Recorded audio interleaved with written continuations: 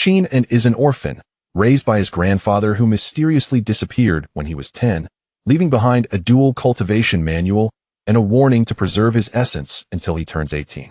For 8 years, Qingming has been a solitary cultivator, struggling to break through to the first level of Qi training. But when he steps out into the world, an unexpected turn of events sets him on an unstoppable path of power and adventure. As he navigates through unexpected encounters, hidden secrets, and the complexities of life, Qingming must confront his past and embrace the future that awaits him. Will he unlock the true potential of the manual or remain a mere spectator in a world of cultivation? Qingming is an orphan who has never seen his parents. He was picked up by Qin Hao when he was just a month old. On the surface, they appear as a grandfather and grandson, but in reality, they share a master-disciple relationship. When Qingming turned 10, his grandfather mysteriously disappeared, leaving him a small courtyard named Ling Tai. His grandfather was a Feng Shui master, hence the courtyard was given a name imbued with a sense of mystique. In the surrounding villages, everyone knew of Qingming's grandfather. After his disappearance, Qingming was not left to starve, as the villagers occasionally brought him rice and some living expenses. There was a couple in the village who had no children and wished to adopt Qingming, but the wife was a sharp-tongued woman whom Qingming had never liked. He preferred to live independently rather than be under someone else's roof. 10 years passed swiftly.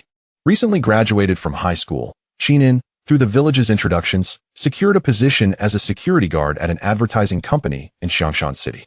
Although the salary was modest, it ensured he had enough to eat and wear.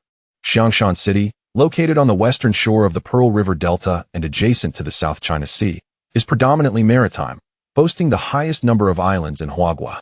A few years ago, a cross-sea bridge connected Xiangshan to Haomen in the south and Xiangjiang in the east, leading to rapid economic and population growth. Qingming's job was arranged by the village leaders, who suggested he start off as a security guard to familiarize himself with the company, with plans to transition to a business role after 6 months. As the Qingming Festival approached, the company was closed for the holiday, but someone still needed to be present. Therefore, Captain Wang of the security team assigned Qingming to duty. Being an orphan, Qingming was indifferent to the holiday. He was pleased to earn double pay during this period. Since it was a holiday, the captain advised him not to arrive too early, suggesting that he simply show up to fulfill his responsibilities. Arriving leisurely around 10:30, Qingming was about to unlock the door when he noticed a U-shaped lock hanging from the door handle of the company's sliding door. The captain had informed him that he was the only one on duty, and no colleagues were expected to come in, which left him puzzled as to who could have locked the door from the inside. Was it a thief? Qingming pried the sliding door open just enough to slip a stick through the gap and dislodge the U-lock, carefully placing it on the ground. He quietly entered the company, hoping to catch any potential intruder off guard, as it was his duty as a security guard to apprehend thieves. As he stepped inside, he was struck by the size of the advertising company. The entire first floor was occupied by their offices. Almost immediately, he heard a woman's voice coming from the boss's office, sounding like that of the boss's wife. It resembled a cry for help, as he distinctly heard her exclaiming, "Ah, no. Please, no." Being an 18-year-old virgin, Qingming felt a rush of blood to his face at the sound. He thought to himself that perhaps the boss's wife had encountered a thief in the office, and in a moment of temptation, the thief had taken advantage of her. Without overthinking, Qingming rushed toward the office, determined to prevent any harm from befalling her. Without hesitation, he kicked open the door to the boss's office. Sure enough, he found the boss's wife sprawled across the desk, while a disheveled man stood behind her, engaging in indecent behavior.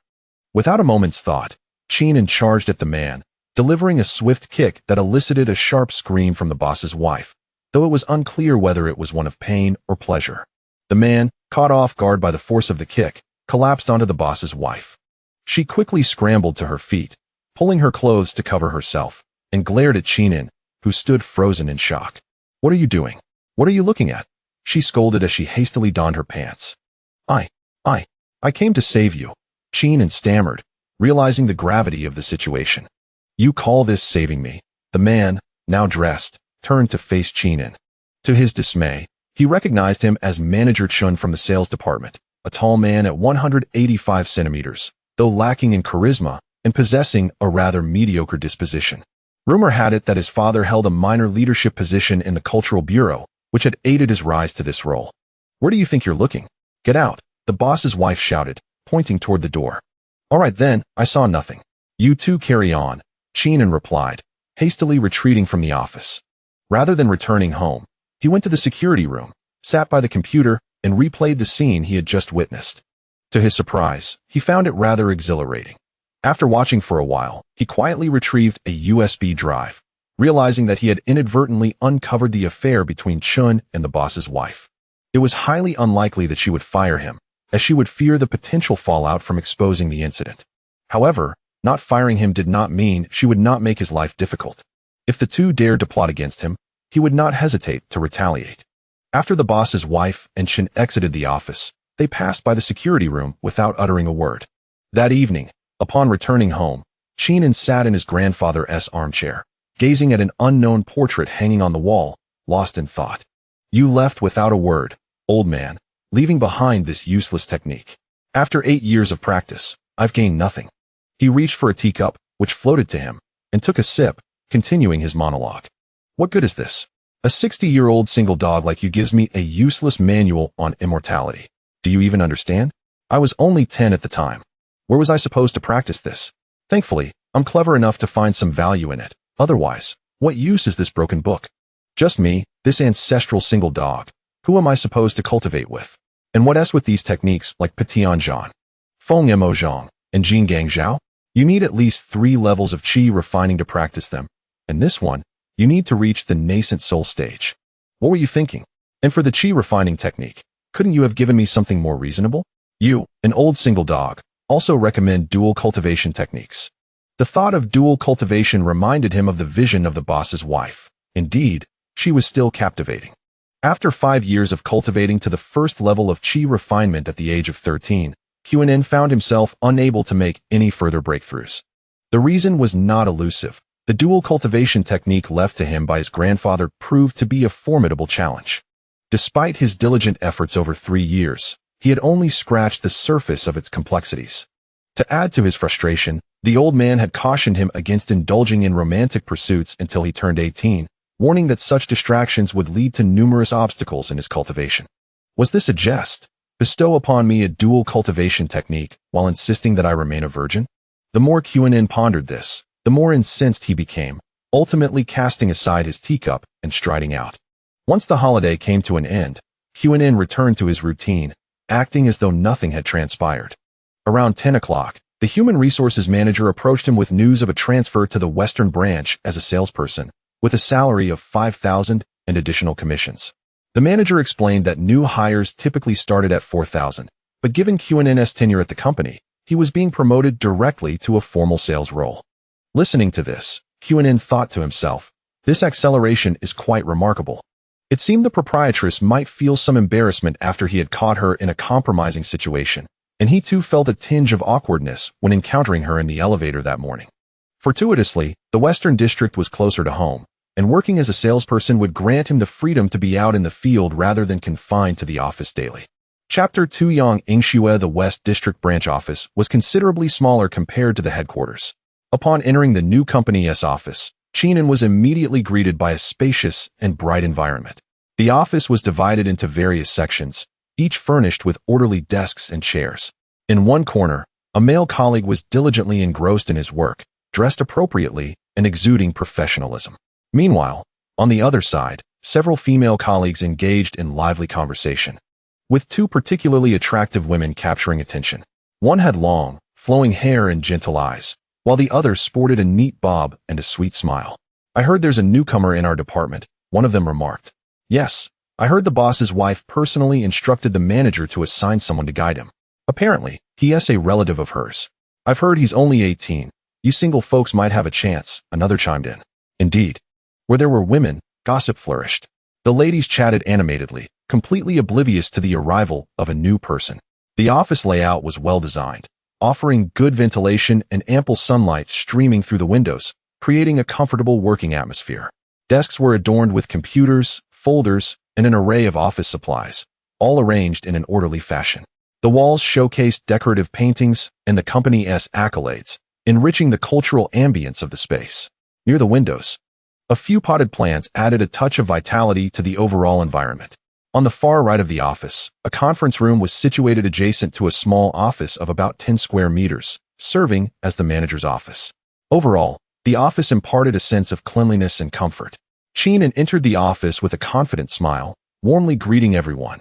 "Hello everyone, my name is Qingming, and I am the new addition. I hope to receive your guidance."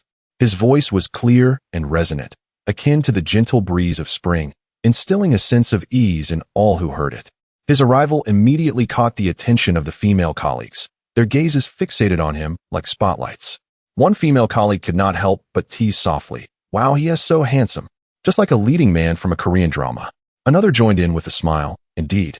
And his eyes are so captivating."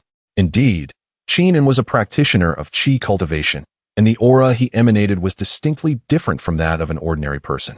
Standing nearly 6 feet tall and practicing the yin-yang harmony technique, he possessed an innate charm that attracted women. A slight blush crept onto Qingming's cheeks as he shyly scratched his head, revealing a radiant smile that conveyed humility and friendliness, prompting an urge to know him better. The female colleagues continued to surround him, bombarding him with a flurry of questions. "Where are you from? What type of music do you enjoy? Do you have a girlfriend? With the surname Qin, are you the boss's brother-in-law?" Qin impatiently answered each inquiry, his tone gentle yet assured, radiating sincerity and openness. During this exchange, he noticed the two strikingly beautiful female colleagues. One had long hair cascading down her shoulders with gentle eyes, her smile as warm as the spring sun. The other had a sharp bob, her gaze reflecting intelligence and determination. They remained at their desks, seemingly lost in thought, not joining in the playful banter. The office was filled with laughter and joy, creating a harmonious atmosphere. Qingming felt the warmth and friendliness of his new colleagues and thought to himself that, regardless of everything else, he had found a promising path for his cultivation among these enthusiastic women. "What a joke, it's just a connection," muttered a man in his late 20s named Meng Yang from the corner, disdain evident in his voice. Having worked in this department for 3 years, his performance was mediocre and his interpersonal relationships were lacking. Though his voice was low, Qingming, being a practitioner, heard him clearly and dismissed it. Individuals like Meng Yang often harbored jealousy and discontent. At that moment, the manager emerged from his office. His name was Du Lacey, a man in his 30s, not particularly tall, standing just shy of 5 feet 7 inches, with a well-proportioned physique. However, his gait was unsteady, and his eyes lacked vitality, revealing a life drained by indulgence. Du Lacey approached Qingming directly, prompting the office to fall silent. "Have you all met? This is Qingming, who will be working in our department from now on. Xiaoshui, come over here." The manager beckoned to the young woman who had not participated in the teasing. "All right," she said, placing her mouse down and walking over. As she approached, Qingming scrutinized her closely. She possessed an astonishing beauty. Her skin was as smooth and glossy as porcelain, exuding a natural radiance. Her facial contours were sharp, her features exquisite, and her large eyes sparkled with life, reminiscent of brilliant stars in the night sky. Her hair flowed like a waterfall over her shoulders, swaying gracefully with her movements, leaving a subtle fragrance in the air. Her smile radiated warmth, brightening the surroundings and captivating all who beheld it. Her figure was slender and proportionate, standing at a petite height of just under 5 feet 3 inches, dressed in a cute yet elegant manner, her knee-length skirt adding a touch of innocence, embodying the image of an adorable young girl. "Xiaoshui, meet Qingming. He has just arrived and is unfamiliar with the business. You will mentor him. If you scare him off, don't expect me to find you another partner," the manager said, introducing them. "This is our department's Yang Yingxue. She may not excel at everything, but her business acumen is indeed commendable. Do your best and don't disappoint your sister's expectations." "What? My sister? No, you've misunderstood," Qingming exclaimed, bewildered, realizing that the boss's wife was indeed his sister. "Understood. Enough said, just do your best," the manager concluded, instructing the secretary to arrange a desk for Qingming right next to Yang Yingxue. In truth, it was not a misunderstanding on the manager's part. The boss's wife had indeed called Du Lacey, requesting that her cousin be placed in their department and asking him to look after him, even mentioning that she would treat him to a meal when time allowed. "This is a disaster. I probably won tea last a month under Tang Yingxue," Qingming thought despairingly. Indeed, in just 6 months, Tang Yingxue has had 3 partners resign. What a pity. "What are you all talking about? Sister Xiaoshui seems quite lovely," Qingming interjected, unable to restrain himself from joining the conversation as his female colleagues chattered away. "Just wait and see," they replied before returning to their tasks. Following his secretary, Qingming arrived at his workstation, which was devoid of anything but a solitary computer. He pulled out a chair and took a seat. "Hey, could you treat me to some milk tea?" Yang Yingxue inquired, turning her chair and crossing her legs, her face beaming with a cheerful smile as she gazed at Qingming. Her delicate visage bore a slight rosy hue, and as she settled down, her long, fair legs came into view. Qingming, a veritable relic of singlehood, was taken aback by such an encounter. His face flushed crimson as he stammered, "Sure, I'll go buy some." With that, he stood up and made his way out. Yang Yingxue grabbed her bag from the table and followed suit, catching up to Qingming at the elevator. "Why are you rushing? I'm not going to eat you. And you don't need to run to buy it. I'm heading out for a business meeting and thought to bring you along," she said, stepping into the elevator with him. Chapter 3. Yang Yingxue's side business. As the two exited the building, they arrived at a nearby milk tea shop. Yang Yingxue ordered 2 cups of milk tea and handed one to Qingming, saying, "Since you just started working today, allow me to treat you. When you receive your salary, you can treat your sister." Qingming gazed at Yang Yingxue's cheerful demeanor, feeling a flutter in his heart. Although she appeared petite like a lowly at that moment, she was captivatingly radiant before him. He almost lost control of his inherited modesty, akin to a scene plucked right out of a Japanese romantic film featuring youthful beauty and ample curves. Qingming took the milk tea, instinctively swallowing hard. "Little lecher, where are you looking?" Yang Yingxue blushed and quickly turned away. Just then, her phone rang. "Yingxue, there's a large order. Are you going to take it?" A middle-aged man's voice echoed from the other end. "Of course, why not seize the opportunity to earn some money? Please send me the client's phone number and address." Without hesitation, Yang Yingxue agreed upon hearing about the order. "All right, I will send you the client's contact and address. Go check it out. If it can be done, then do it, but don't overexert yourself." The man concluded the call. Soon after, Yang Yingxue received a message containing an address and phone number. Address: 21, Banshan Road, Fenglong Mountain. Miss Chen, 1888. "Qingming, I have some business to discuss, so you should head back first," Yang Yingxue said after glancing at her phone. "What business?" "I want to go with you. I want to take a share of your commission. I just want to learn from you." Qingming assumed that Yang Yingxue was trying to send him away to avoid splitting her earnings. "The business I'm referring to isn't related to our advertising company. It's my side venture. I didn't want to frighten you," Yang Yingxue explained, realizing Qingming had misunderstood her intentions. "What business?" "I'm quite courageous. Let me see the world." Qingming's interest piqued further. After all, he was a cultivator himself, and he doubted anything could frighten him. "All right then, come along," Yang Yingxue said, promptly hailing a ride through a mobile app. After approximately an hour, they arrived at their destination on Fenglong Mountain. It was a villa set amidst lush greenery, with trees casting dappled shadows, a gentle breeze wafting in, carrying the fresh scent of nature and the melodious chirping of birds. The courtyard was adorned with an array of vibrant flowers and greenery, presenting an elegant and comfortable ambience. Yang Yingxue rang the doorbell, and shortly after, a middle-aged woman opened the gate and inquired, "May I ask who you are looking for?" "Hello. We were sent by Master Huiheng from Jintai Temple to see Miss Chun," Yang Yingxue replied. "Please wait a moment," the woman said before walking into the villa, presumably to inform the owner. Approximately 2 minutes later, the woman returned, accompanied by a woman in her 30s, dressed provocatively, with smooth skin and a tall, alluring figure exuding maturity. "This is Our Lady." "Madam, these two are the ones Master Huiheng referred to," the middle-aged woman stated. The lady scrutinized Qingming and Yang Yingxue with a hint of disappointment, remarking, "Master Huiheng only sent these 2 young ones." Despite her dissatisfaction, she graciously welcomed them into the villa. Qingming followed closely behind Yang Yingxue, observing the villa as they walked in. Upon entering, they passed a small pond. Although designed to align with Feng Shui principles, the triangular shape of the pond was deemed inauspicious, symbolizing aggression and potentially bringing misfortune. Entering the living room, Qingming's gaze was drawn to a wall clock, about a meter tall, under which lay a 3-foot-long ancient sword. With the malevolent energy of the exterior water facing the door and the ominous clock directly aligned with the entrance, coupled with the presence of a weapon, one had to wonder if anyone had consulted a Feng Shui expert regarding this residence. "Hello, I am Yang Yingxue, and this is my colleague Qingming. Master Huiheng called me this afternoon and asked me to come and see you." Yang Yingxue introduced herself after the lady gestured for them to take a seat. "Since Master Huiheng sent you, I assume you possess some capability. Has he discussed with you what I require specifically?" The lady's expression revealed skepticism towards the youth before her. While he did not elaborate, Miss Chun, I must candidly say that there are significant issues with the feng shui in your home. Yang Yingxue observed the lady's impassive demeanor and felt compelled to demonstrate her expertise, lest she struggle to negotiate later. What issues? Please, elaborate. The lady appeared intrigued by Yang Yingxue's assertion. It seems you have not lived in this villa for long. Otherwise, your family would have faced dire consequences long ago.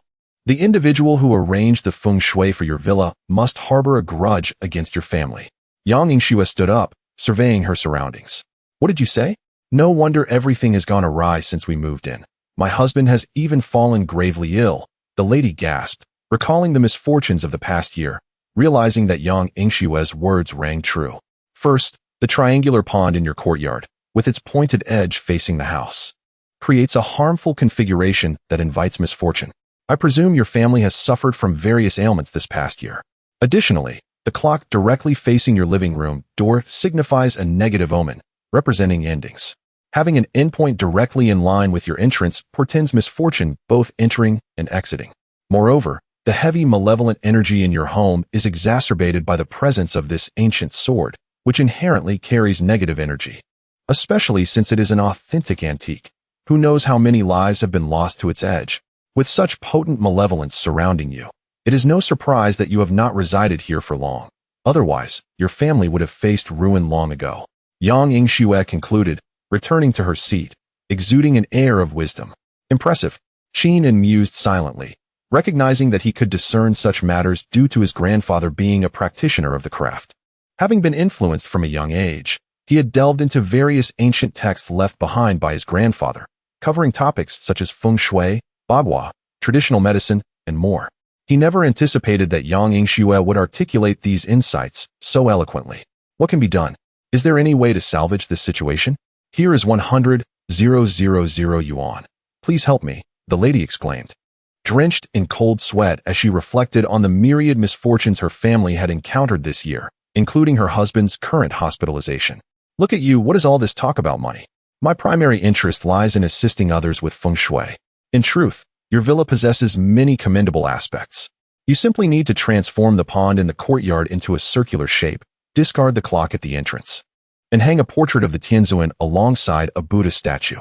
Furthermore, that ancient sword exudes an overwhelming negative energy. It must be stored away. Not only should it be put away, but it also needs to be entrusted to someone with abundant yang energy. Yes, him. Just have him take the sword away.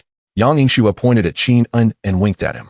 Chapter 4. The Fox's Request. After finishing her words, Yang Yingxue approached the lady of the house and collected the sum of 100,000 yuan. Suddenly, the doorbell rang again. The maid, upon hearing the chime, walked towards the courtyard. Moments later, she returned, panic-stricken, exclaiming, "Madam, it has come again."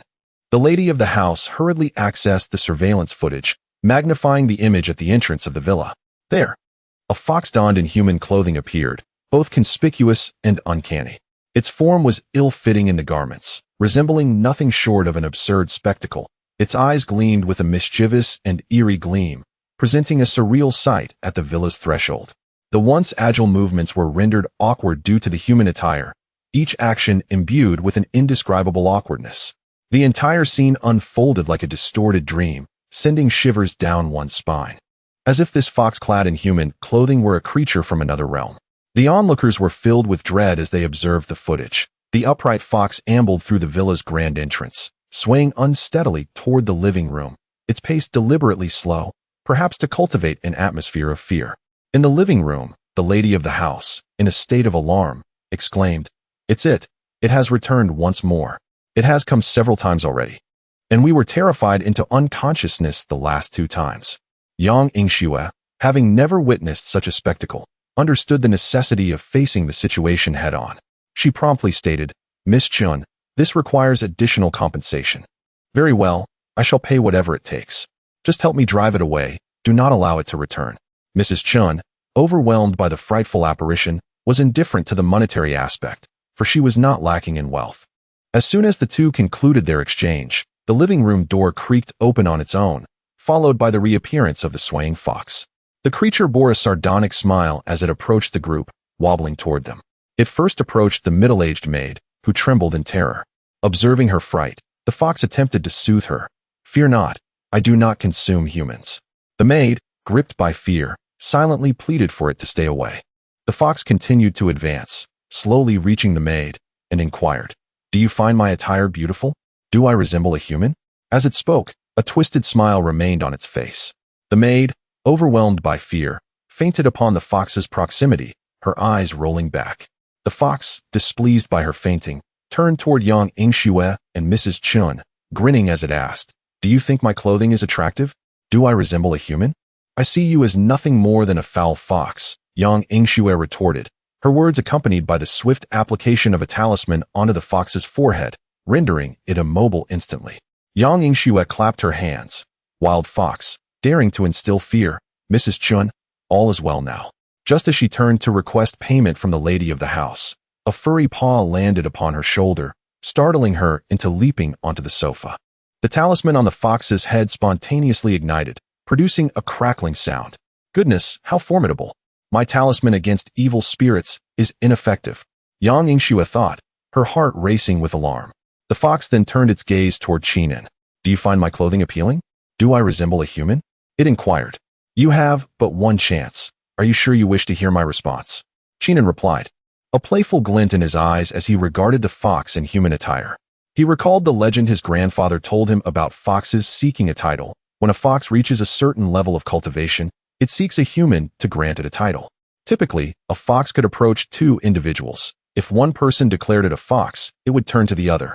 If both labeled it a fox, its cultivation would be ruined. But if one person claimed it resembled a human, it could transform into human form, achieving enlightenment. The fox, considering Qingming's words, perceived him as a potential sage and unsteadily approached him, bowing in reverence. Prior to enlightenment, a fox could not speak, merely repeating those two phrases. Yes, it is beautiful, resembling a human, Qingming remarked, sensing the fox's innate spirit and recognizing it bore no malevolent karma, thus deeming his support a benign act. Just as he concluded his reply, the fox closed its eyes, prostrating itself, enveloped in a faint glow. The radiance intensified, seemingly wrapping it entirely. The fox's form began to alter, its fur gradually faded, revealing smooth skin beneath. Its head transformed, hair sprouting forth, the once sharp ears becoming rounded, while its mouth and nose gradually adopted a human appearance. Subsequently, its body elongated, forelegs morphing into delicate hands, hind legs becoming slender and white, and its once prominent tail vanished entirely. As the luminous aura diminished, the creature that once lay there was no longer a fox, but a stunningly beautiful woman. Her beauty sparkled like the stars in the night sky, captivating all who beheld her. With a delicate visage, her skin, soft as flower petals, radiated an enchanting glow. Her eyes resembled deep lakes, exuding a mysterious allure that ensnared the heart at a mere glance. Her slender eyebrows arched like crescent moons, and the slight upward curve of her lips hinted at an elusive smile, as if she could perceive the thoughts of others. The enchanting figure of the fox spirit moved gracefully, her hair flowing like mist in the breeze. Her beauty embodied both wild temptation and noble grace, rendering her irresistibly captivating, as though under a spell, drawing all into her enchantment. She opened her eyes, shimmering with life, her tattered garments now in tatters, and upon rising, she glanced at Qingming and before kneeling before him in gratitude. Madam Chun, please fetch her a garment to wear. Let us forge a bond of goodwill, Qingming suggested, observing the exposed fox spirit nearly causing him to falter in his composure. Mrs. Chun, overwhelmed by the astonishing scene, was momentarily speechless, failing to register Qingming's request. Yang Yingxue, witnessing Qingming's audacious maneuver, was left astounded. However, being somewhat familiar with these matters, she was not as paralyzed by fear as Mrs. Chun. She promptly nudged Mrs. Chun. Monster! Mrs. Chun finally reacted, shouting in terror. It is all right. Go fetch her a garment, Qingming reiterated. Madam Chun, trembling slightly, made her way into the room and soon retrieved several garments, tossing them to the fox spirit, who hurriedly sought refuge behind Qingming. I see your cultivation has not been easy. Do not descend the mountain to mislead others. I shall guide you to immortality and will bear the responsibility for your karmic consequences. Should you bring harm to others, I shall personally end your life. Do you comprehend? Qingming regarded the fox spirit, now clad in the garments. The fox spirit, upon hearing this, bowed repeatedly on the ground. Though it had attained a semblance of spirituality, it was yet unable to articulate speech. A skill it would have to learn gradually. Madam Chun, the feng shui of your residence is certainly under malicious scrutiny, with intentions to bring ruin upon your household. This fox spirit, residing here, serves a righteous purpose. I propose to have it remain here for 3 years as a means of gratitude. What do you think? Qingming turned and brought Madam Chun to the forefront, directing her gaze towards the fox spirit, which continued to bow on the ground. The fox spirit could not speak, yet it understood human language and hastily bowed several more times towards Madam Chun. Will it? Madam Chun stammered, unable to muster the courage to utter the words bite or harm.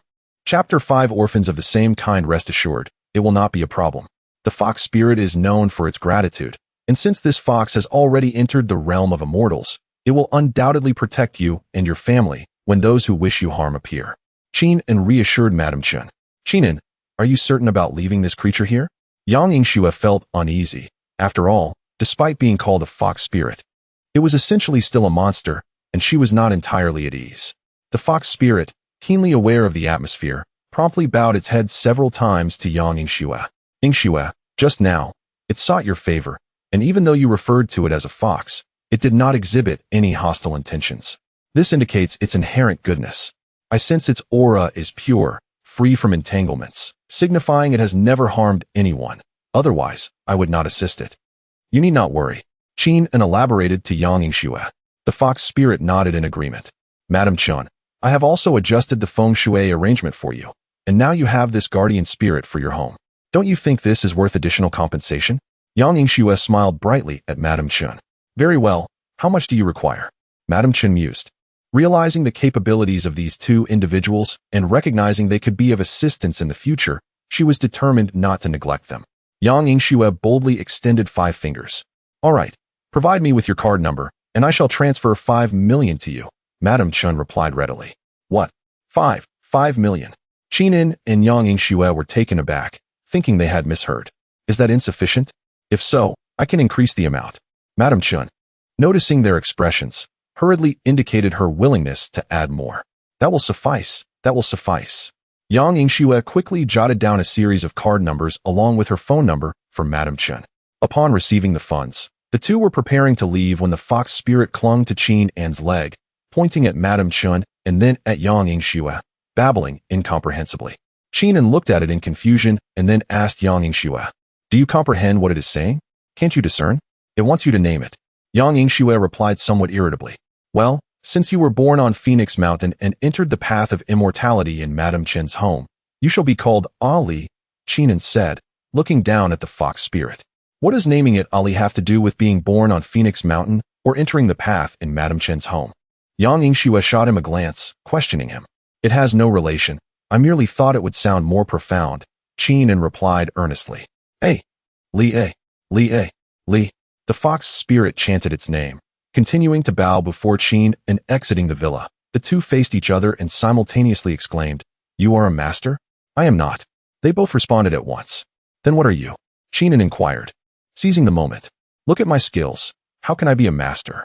I merely learned a bit from an elderly gentleman, and now I'm out here making some extra money, Yang Yingxue said with an awkward smile directed at Qingming. You are quite audacious. Had this fox spirit been malevolent and I were absent, you would have been in danger. Are you that desperate for money? Qingming regarded Yang Yingxue with a puzzled expression. Just a little bit. How about you? You appeared quite composed earlier, not afraid at all, Yang Yingxue asked curiously. You are a novice at this. I am a generational bachelor. I wouldn't fear a fox spirit, let alone a female ghost. Qingming joked merrily. Today, I owe it all to you. Otherwise, I would not only fail to earn money but perhaps. This 100,000 is for my feng shui services. The 5 million should have been entirely yours, but I truly need the money. Can we split it? Yang Yingxue looked at the 500,000 and 10,000 yuan in her phone. Sure, you can have 100,000, and I will take the 5 million. Qingming jested in response to her demeanor. I genuinely need the money. Can you spare me a little? Yang Yingxue, believing Qingming was serious, earnestly pleaded with him. What do you need so much money for at your young age? Qingming inquired. I want to take you to a place. After saying this, Yang Yingxue called for a ride-hailing service. Approximately an hour later, they arrived at a place in the suburbs called Zhupai Village. Yang Yingxue led Qin and into the village and bought him a bottle of water from a small shop.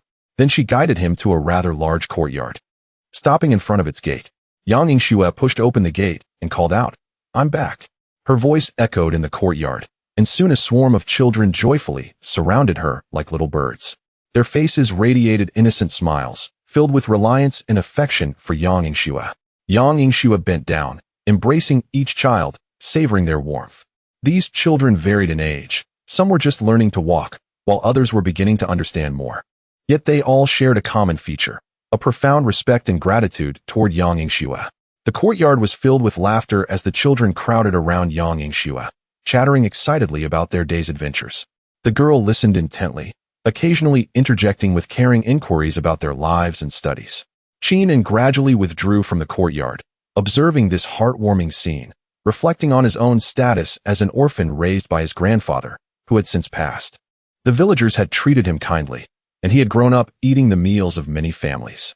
Now, Qin understood the reasons behind Yang Yingxue's part-time work as a novice master. Watching her silhouette, he found her truly beautiful. In just one day of knowing her, he had witnessed several different facets of her character: sunny, lively, astute, diligent, gentle, and kind. After conversing with the aunt in the courtyard, Yang Yingxue exited to join Qin. They moved to a nearby patch of grass and sat down. "I grew up here. There used to be an elderly gentleman in the courtyard, but he is no longer with us. He told me that those who are warmed by the light should remember to use that light to warm others." Yang Yingxue gazed up at the sky. "Is Grandpa up there? Does the sun carry a bit of his warmth? You work tirelessly to earn money for these children?" Qin asked. "Yes, Grandpa said there are many unfortunate children in this world, and those who are capable must ensure those unfortunate children are warmed." Yang Yingxue earnestly looked at Qin. "Can you spare me a little of that money? With it, the children can attend school, and their lives can improve." "All right." Qin took Yang Yingxue's bag, retrieving the 100,000 yuan. "This 100,000 is mine. The 5 million is yours." "Thank you." Yang Yingxue, in a moment of delight, bestowed a gentle kiss upon Qin's cheek. Startled, Qin felt a shiver run through his body. This ancestral virgin had never before experienced such an intimate gesture from a woman. The unexpected kiss left him flustered, prompting him to rise abruptly, his face aflame with embarrassment, as he feigned composure while striding ahead. "Qin, the end of work is approaching. Let us return to the office to clock out." Yang Yingxue, noticing the crimson hue of his cheeks, hurriedly followed in his wake. Chapter 6. The Sanhu gang. The scene that unfolded during the day lingered in Qin's heart like a vivid imprint, rendering him restless throughout the night. Yang Yingxue's beautiful smile radiated warmth and charm akin to the sun in spring. Yet, what took Qin by surprise was her unexpected kiss. That fleeting touch felt like a lightning bolt striking his heart. Upon returning home, Qin lay in bed, his thoughts surging like a tidal wave. The image of Yang Yingxue filled his mind, her every expression, her gentle gaze. He began to realize that he had unwittingly fallen into the whirlpool of love. The entire night, he tossed and turned, unable to find slumber, contemplating this sudden affection, his heart brimming with sweetness and anxiety. He reminisced about every moment spent with Yang Yingxue. Each detail seemed extraordinarily precious. This night transformed into an emotional tempest for Qin, as he found himself eagerly anticipating the following day, longing for the blossoming of this newfound affection. The next day, Qin arrived early at the office, his heart racing at the thought of another day spent with Yang Yingxue. Time swiftly passed, and as the clock struck 9, half an hour had elapsed since the workday began, yet Yang Yingxue was still absent. A wave of unease washed over him. Why had she not arrived yet? With concern mounting, Qin reached for his phone to call her, but the line remained unresponsive. Anxious, he informed Manager Du that he was heading out for business and made his way to Zhupai Village. Zhupai Village. Several excavators stood outside the orphanage where Yang Yingxue worked. The children had been turned out, surrounded by a group of burly men, while a few others guarded the entrance. The older children were bound, and even the caretaker from the previous day had been restrained. A man with a scarred face cornered Yang Yingxue against the wall, causing her to tremble with fear. Outside, the caretaker cried out, "We don't want money anymore. Just letting Yingxue go." A large man wearing sunglasses approached and slapped her, saying, "You should have thought of that sooner. Now that Brother Dao is here, it's no longer about money. Please, leave me alone. If you dare to bully me, I will not let you go." Yang Yingxue threatened, her voice steady despite the peril. Though she knew she couldn't overpower them directly, she had her own cunning to rely on. The scarred man approached her with a sinister grin, grabbing her hand and leering, "Little sister, you're truly captivating." Before he could finish, he was suddenly kicked away, crashing heavily against the wall. The two henchmen nearby were momentarily stunned, rushing to assist their fallen comrade as he struggled to his feet. "Damn it, help me take him down," the scarred man snarled, pointing at Qingming. The henchmen drew their knives and lunged at him. With a swift motion, Qingming struck one of them, sending both attackers sprawling. One, notably weaker, fainted from the impact. "Qingming," Yang Yingxue exclaimed, rushing into his embrace, tears streaming down her face. "Don't be afraid. I'm here." Qingming reassured her, lifting her and moving towards the exit. The scarred man scrambled to follow, signaling his remaining men to surround Qingming and Yang Yingxue. "Aside from this scarred man, you have 1 minute to leave," Qingming stated coolly. "Kill him," the scarred man barked, his eyes filled with malice. The henchmen wasted no time. Brandishing their knives in a direct assault on Qingming and cradling Yang Yingxue, he executed a spinning kick, sending several henchmen flying. As he landed, he followed up with a series of strikes, swiftly incapacitating them all. Held in Qingming's arms, Yang Yingxue gazed into his handsome face and felt a profound sense of security. A blush spread across her cheeks as she realized this moment felt like something out of a film. Leaning her head against Qingming's shoulder, she recognized her feelings for him blossoming in that instant. Qingming turned to the astonished scarred man, his expression cold. "Cut off one of your hands and report yourself to the authorities. I am a member of the Sanhu gang.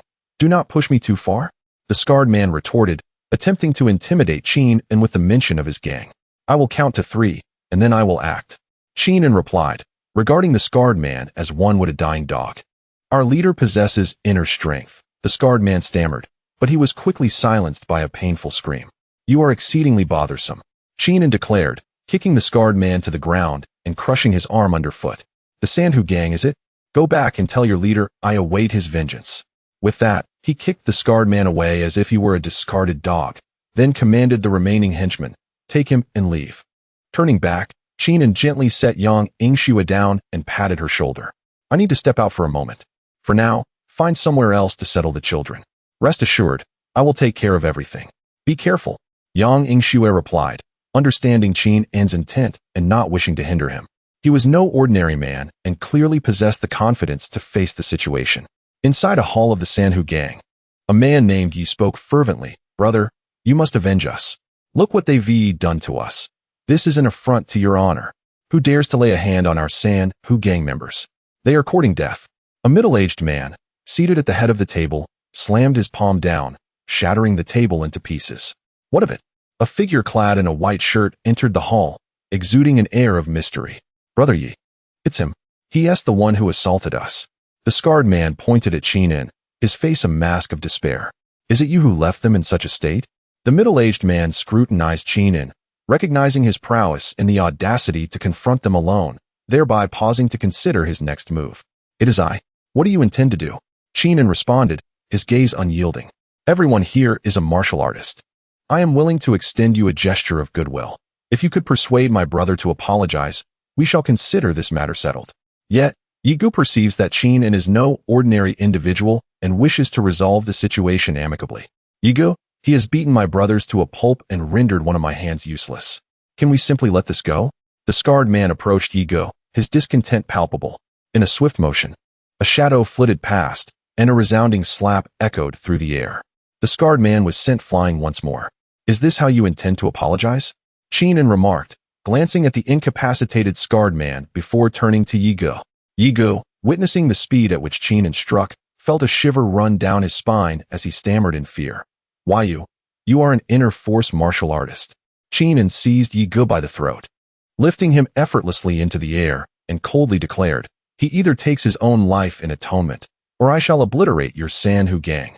With that, Qingming cast Yigu aside. Yigu scrambled to his feet, drawing a knife and plunging it into the abdomen of the scarred man. Chapter 7. If defeated, one must cultivate. Senior, spare us. He has offended you, and he deserves to die. I will certainly ensure that our leader comes to apologize in person. After eliminating the scar-faced man, Yigu quickly crawled to Qingming's side, pleading for mercy. "Are you not the leader of the Sanhu gang?" Qingming inquired, perplexed. No. I am merely a member of a branch of the Sanhu gang. I will call the leader immediately and have them come to apologize to you. Yiga thought to himself that the three leaders were all experts at the late stage of Neijin and would not fear dealing with these young men. There's no need.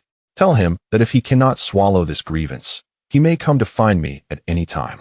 I am Qingming. After speaking, Qingming exited the hall. Not long after Qingming left the hall, he received a call from Yang Yingxue. The two arranged to meet at the cafe downstairs from the company before hanging up. Upon meeting, they found a small room and ordered 2 cups of coffee. Yang Yingxue, seeing that Qingming was uninjured, hurriedly inquired, "Are you all right? Did the Sanhu gang trouble you?" Unexpectedly, there are 3 experts of transformation within the Sanhu gang. I couldn't defeat them and only managed to escape due to my agility, Qingming said, fabricating a story. What should we do? They will surely come looking for you. It's all my fault. Yang Yingxue expressed her guilt and concern. For the time being, there's nothing we can do. However, once I break through to the second layer of Qi refinement, I will not be afraid. Qingming thought to himself, recognizing this as a great opportunity and pondering how to seize it. How will you break through to the second layer of Qi refinement? Yang Yingxue asked curiously. Follow me. Qingming led Yang Yingxue to his home. This is my house. Please come in and make yourself comfortable. He held her hand as they entered. Qingming offered 3 sticks of incense to the ancestral deity in the main room before retreating into the inner chamber. Shortly after, he emerged holding an ancient book. He placed the book in Yang Yingxue's hands and said, "This is the cultivation method my grandfather entrusted to me before he passed. I reached the first layer of Qi refinement when I was 13, yet I have not broken through to the second layer since." "Why not?" Yang Yingxue asked, her face filled with confusion. "You will understand once you take a look," Qingming replied. Yang Yingxue took the cultivation method and turned the pages one by one, her face gradually turning redder until it was a bright crimson. "Qingming, will you marry me?" Yang Yingxue asked shyly, gazing at him. She felt that Qingming had encountered trouble with the Sanhu gang because of her. If he were pursued by them in the future, she would feel immense guilt. If she could help him achieve a breakthrough, she would gladly do so, for she harbored deep feelings for him. "Are you willing?" Qingming asked. "Yes." Yang Yingxue's face flushed. Seeing her blushing countenance made Qingming's own cheeks warm. He stood up, took her hand, and led her into his room. They were of similar ages, with Qingming being 18 and Yang Yingxue 19, both inexperienced in matters of intimacy. They sat at the edge of the bed, clumsily removing their clothing. After a while, they finally managed to undress.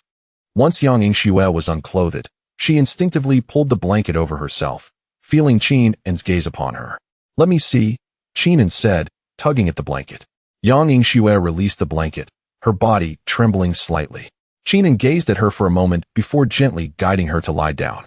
Yang Yingxue shyly closed her eyes. As Qingming's hand caressed her shoulder, he felt her body tremble violently. "Don't be nervous. I will be gentle," he reassured her.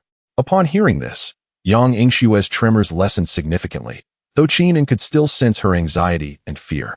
He softly kissed Yang Yingxue's lips. After a delicate kiss, he whispered, "I will protect you for a lifetime." Yang Yingxue's head lifted slightly, and she leaned in to meet him. Sensing her response, Qingming grew bolder, letting his hands roam over her body. 10 seconds later, Qingming displayed an awkward expression, quickly grabbing a few tissues from the bedside to offer to Yang Yingxue. "Don't worry, let us take a break.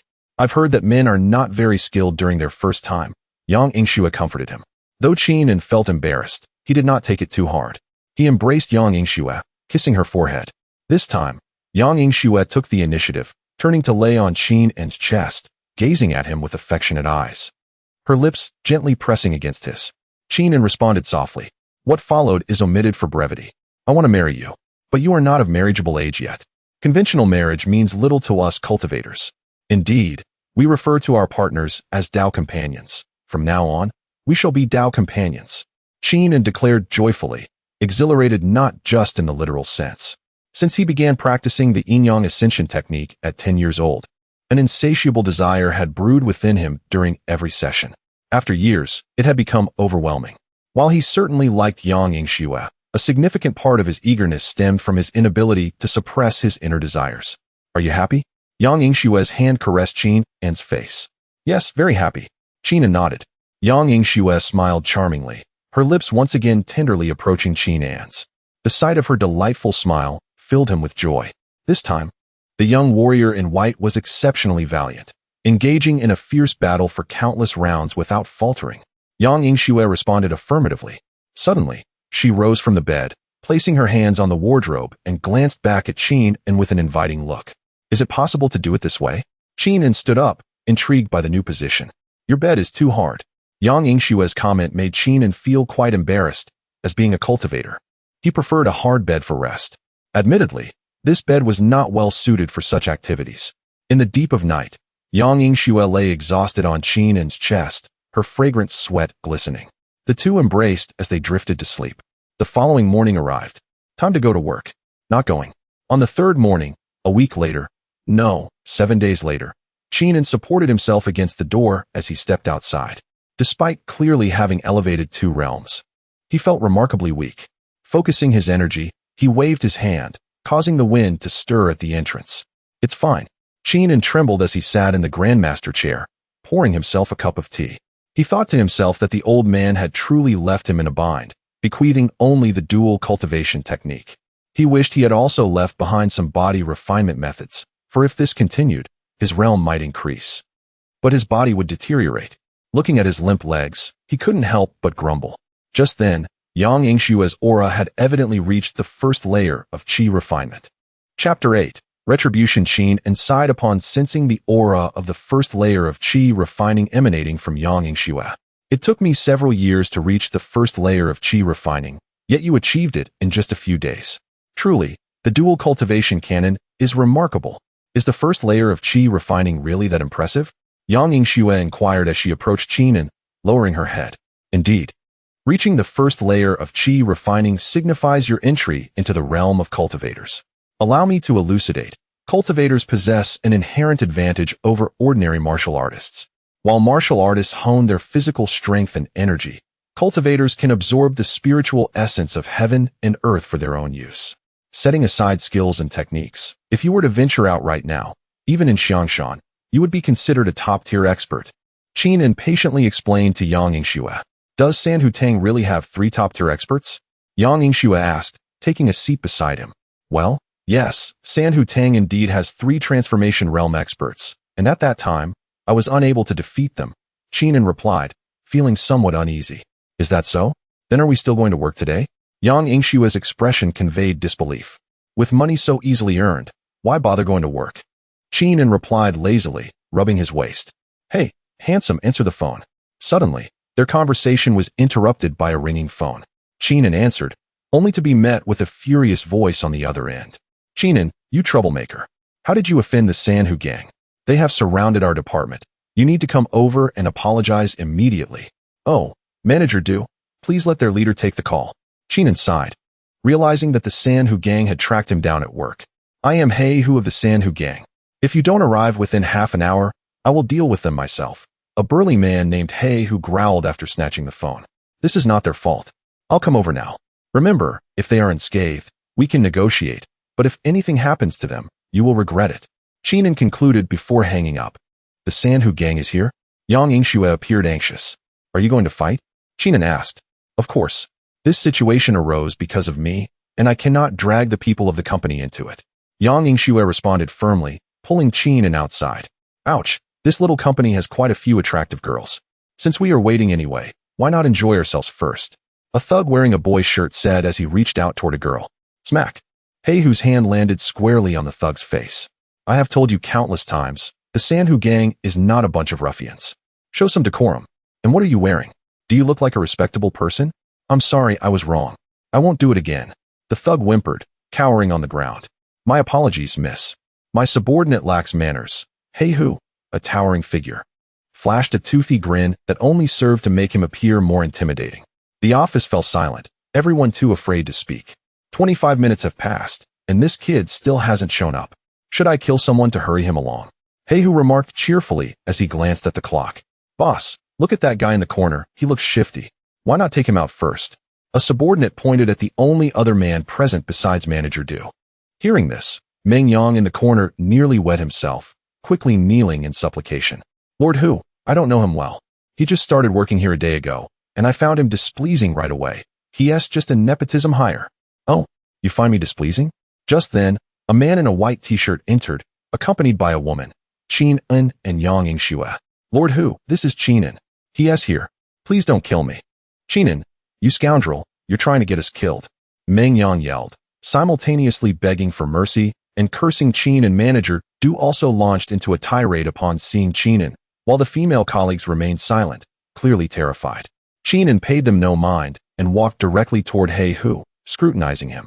So you are the leader of the Sanhu gang? You are Qingming? He Hu assessed Qingming, surprised to find him merely a child. You think you can take down our entire hall?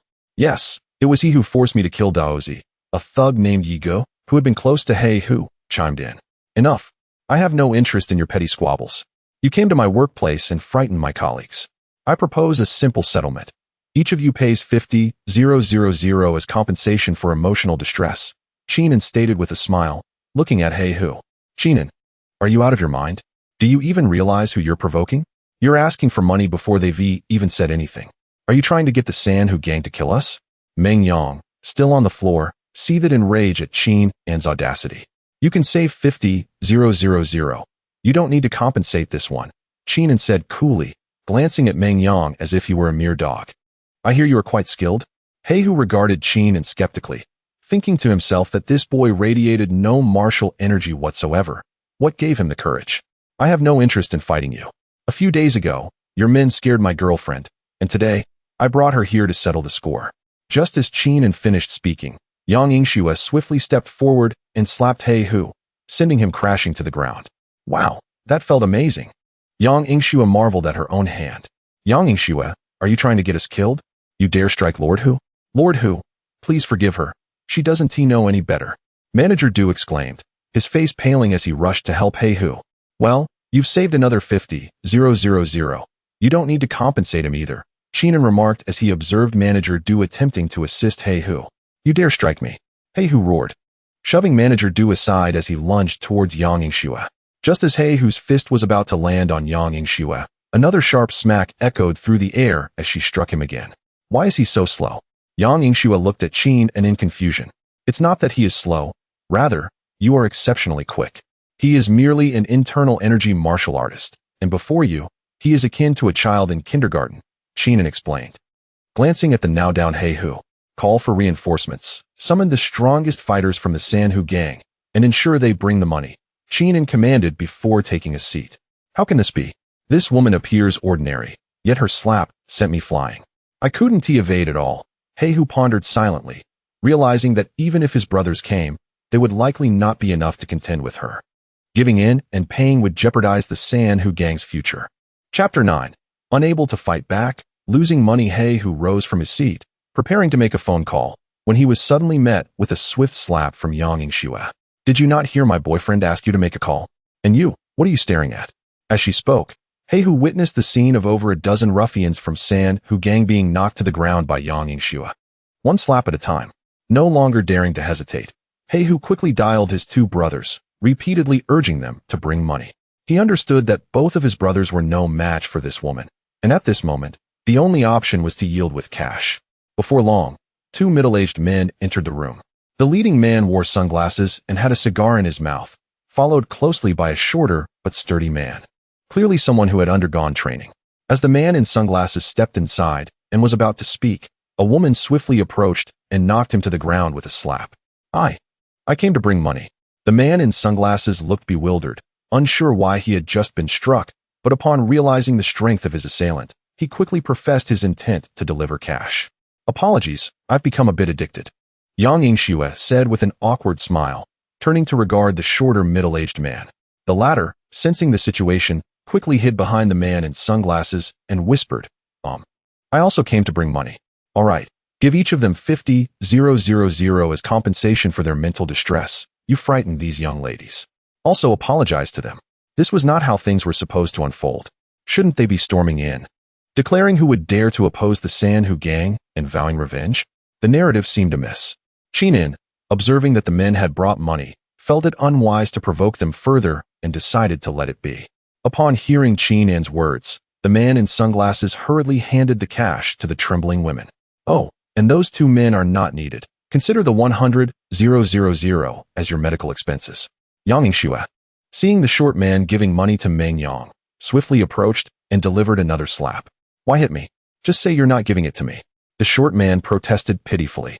I thought about it, and since they all got slapped, it wouldn't be fair for you to be the only one who didn't get hit. I was worried they might hold a grudge against you. Yang Yingxue thought to herself, relishing the thrill of slapping with impunity, and quickly concocted what she deemed a persuasive excuse. Why is that? Wasn't it agreed upon that everyone gets 50,000? Why don't I? Meng Yang exclaimed, visibly indignant. Fool, Du Lacey remarked, observing Meng Yang's audacity to demand money, oblivious to the fact that he had just chosen the wrong side. I wouldn't dare speak up, and yet you still chatter away. Yang Yingxue, catching a hint of defiance, smiled slightly and delivered another slap. What do you find displeasing about my man? I too find you displeasing. Hey Hu, having already received a few slaps from Yang Yingxue, was at a loss for where to vent his frustration and, upon hearing her words, seized Meng Yang for a beating. By the way, where are the 3 masters of the transformation realm from your Sanhu gang? Why didn't they come today? Yang Yingxue, still examining her hand, recalled Qin and mentioning being ambushed by the 3 masters of Sanhu gang and inquired further. Masters of the transformation realm? No. Our Sanhu gang only has 3 internal strength warriors. We have no masters of that caliber. The man in sunglasses quivered, hastening to respond. Last time, I was indeed assaulted by those 3. Yingxue, you are truly formidable, 1 slap for each of them. I couldn't even withstand them when I was at the first layer of Qi refinement. Qin interjected, eager to change the subject. Really? Yang Yingxue scrutinized her palm, her expression one of disbelief. Of course it's true. You all say so, don't you? Qin turned to the 3 leaders of Sanhu gang, raising his eyebrows meaningfully. Yes. Had we known you were this powerful, we would never have dared to strike your boyfriend.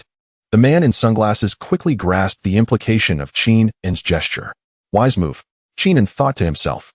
Are you the leader of Sanhu gang? What is your name? Brother Qin, I am Bai Zhantong. This is Bao Yang, and this is He Hu, my 2nd and 3rd brothers. We hope you and your sister-in-law can forgive us for our previous offenses, the man in sunglasses introduced, pointing to the men beside him. Oh, a brotherhood akin to the Peach Garden Oath? Do you have any backing? If so, call them here soon, lest you later trouble me. Qin teased as he surveyed the trio. Brother Qin speaks nonsense. From now on, you and your sister-in-law shall be our support. Brother Qin, here S500,000 as our tribute to you and your sister-in-law. Bai Zhantong said, producing a card to hand to Qin and regarded Bai Zhantong, pondering that this fellow was quite astute, and signaled for him to pass the card to Yang Yingxue. Sister-in-law, please accept this. Observing the situation, Bai Zhantong promptly extended the card to Yang Yingxue. Rest assured, from now on, I will protect you. Not even ghosts will dare to provoke you. Yang Yingxue received Bai Zhantong's bank card, noticing it bore 6 digits, likely the password, and shook her own hand with a smile. This is my number. Take them back. If anything arises, just reach out. Qin scribbled a phone number and handed it to Bai Zhantong. Now at the 3rd layer of Qi refinement, Qin recalled the dual cultivation technique and a plethora of spells and supernatural abilities left to him by his grandfather. Previously unable to practice due to his realm, he was now prepared to delve into those abilities. Although he had studied dual cultivation techniques, the overall process of cultivation remained financially demanding. Given that he had just graduated from high school and considering the future utility of Sanhu gang, along with their willingness to show him respect, it would be inappropriate to annihilate them outright. After the departure of the Sanhu gang, the women in the office transitioned from shock to delight. 50,000. Can we truly earn that much through hard work over half a year? The group gathered around Qin and Yang Yingxue, lavishing praise and gratitude upon them. Yingxue, you are incredible. Your former partners claimed you could capture ghosts and demons, and we didn't believe them, thinking they were delusional. But with such powerful slaps, you could certainly dispatch any ghost.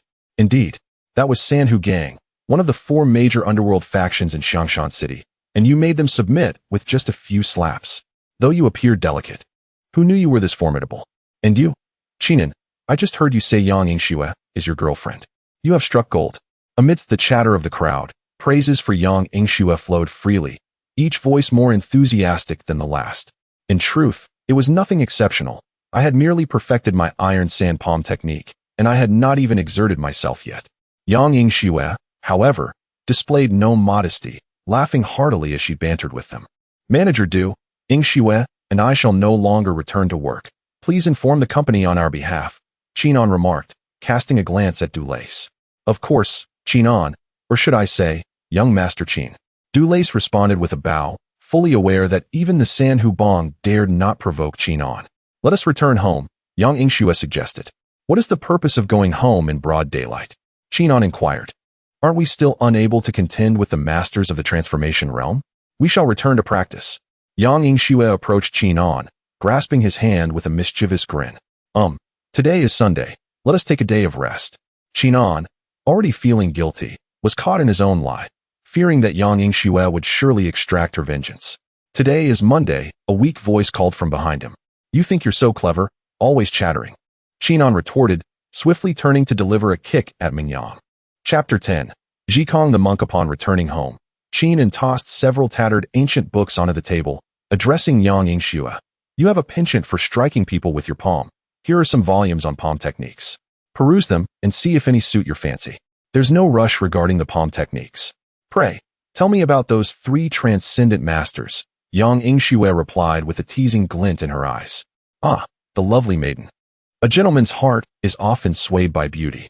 I, a proud heir to the lineage of bachelors, find myself smitten by your charm, Qinan confessed, unabashed and forthright, realizing he had been uncovered. Their romantic entanglement was already a done deal. Moreover, he was certain that Yang Yingxue harbored feelings for him as well, or else she would not engage in dual cultivation with him. You speak of dual cultivation, do you? Come, let us retreat to our chamber. Yang Yingxue said with a mischievous grin, pulling Qinan toward the room. Qinan's legs trembled as he followed her inside. A month later, or rather, 30 days hence, Qinan sat cross-legged on the bed, practicing his breathing techniques. The yin-yang ascension technique was indeed extraordinary. During this month, he had achieved successive breakthroughs, now reaching the pinnacle of qi refinement. His realm had ascended rapidly, yet his body was not holding up well. Qinan thought to himself as he hastily rummaged through the martial arts tomes left by his late grandfather, searching for any techniques that could enhance his physical form. If he continued with the yin-yang ascension technique, he might ascend before he was ready. I'm off to buy groceries and prepare a meal, Yang Yingxue said, acknowledging Qinan as she stepped outside. Although they had been immersed in dual cultivation, they had not neglected their sustenance. Despite her vivacious demeanor, Yang Yingxue was quite diligent, adept at laundry, cooking, and tidying up. Observing the aura emanating from Yang Yingxue, Qinan felt a surge of curiosity. Her constitution was remarkably unique. Prior to their dual cultivation, she had been an ordinary person. During their first session, she had broken through to the first layer of qi refinement, and now, after just a month, she had advanced to the 6th layer. It was worth noting that while Qinan had also started at the first layer, he had built a solid foundation over the years. Yang Yingxue, however, had transitioned directly from an ordinary human to the 6th layer, displaying a stable aura and abundant true essence. Qinan felt no envy, for she was, after all, his beloved. After their midday meal, the couple sat in the courtyard, engrossed in a video game. Just as they were about to conquer a challenge, Yang Yingxue's phone rang. She hung up and exclaimed, "Hurry, finish this level, then I will return the call." Shortly thereafter, once the game had concluded, Yang Yingxue checked her missed calls, revealing an unfamiliar number, and dialed it back. Upon connection, she discovered it was Mrs. Chun from the Banshan Villa, who relayed alarming news. Several monks from Pu Tuo Temple had abducted Ali. After hanging up, Yang Yingxue shared the situation with Qinan, who instructed her to contact Master Huiheng at Pu Tuo Temple for further details. Master Huiheng explained that the day prior, a novice monk had spotted a woman resembling a foxtail while passing a villa on Fengwang Mountain. Today, the temple's officials had dispatched personnel to investigate, but they had yet to return. Qinan pondered, feeling a sense of responsibility for Ali, whom he had once guided. Logically, Ali had never harmed anyone and bore no karmic debt. Thus, the eminent monks of Pu Tuo Temple should not resort to violence against her. The time since their phone call had barely surpassed 10 minutes. They should be able to reach the temple in time to intervene. Once they returned, matters would become complicated, especially since Qinan was unsure of the martial prowess possessed by Pu Tuo Temple's experts.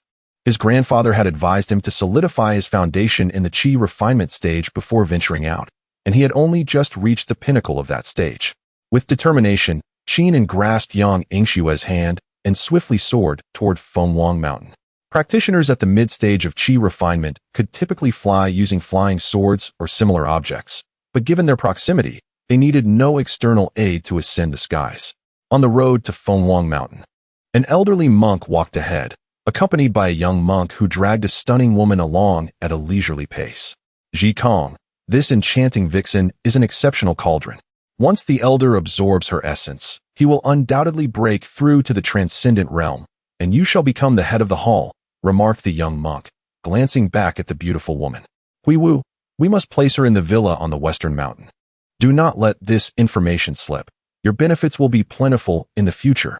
Zhikong the monk advised the young monk. Rest assured, Master Zhikong, I shall guard this secret fiercely. Hui Wu replied respectfully.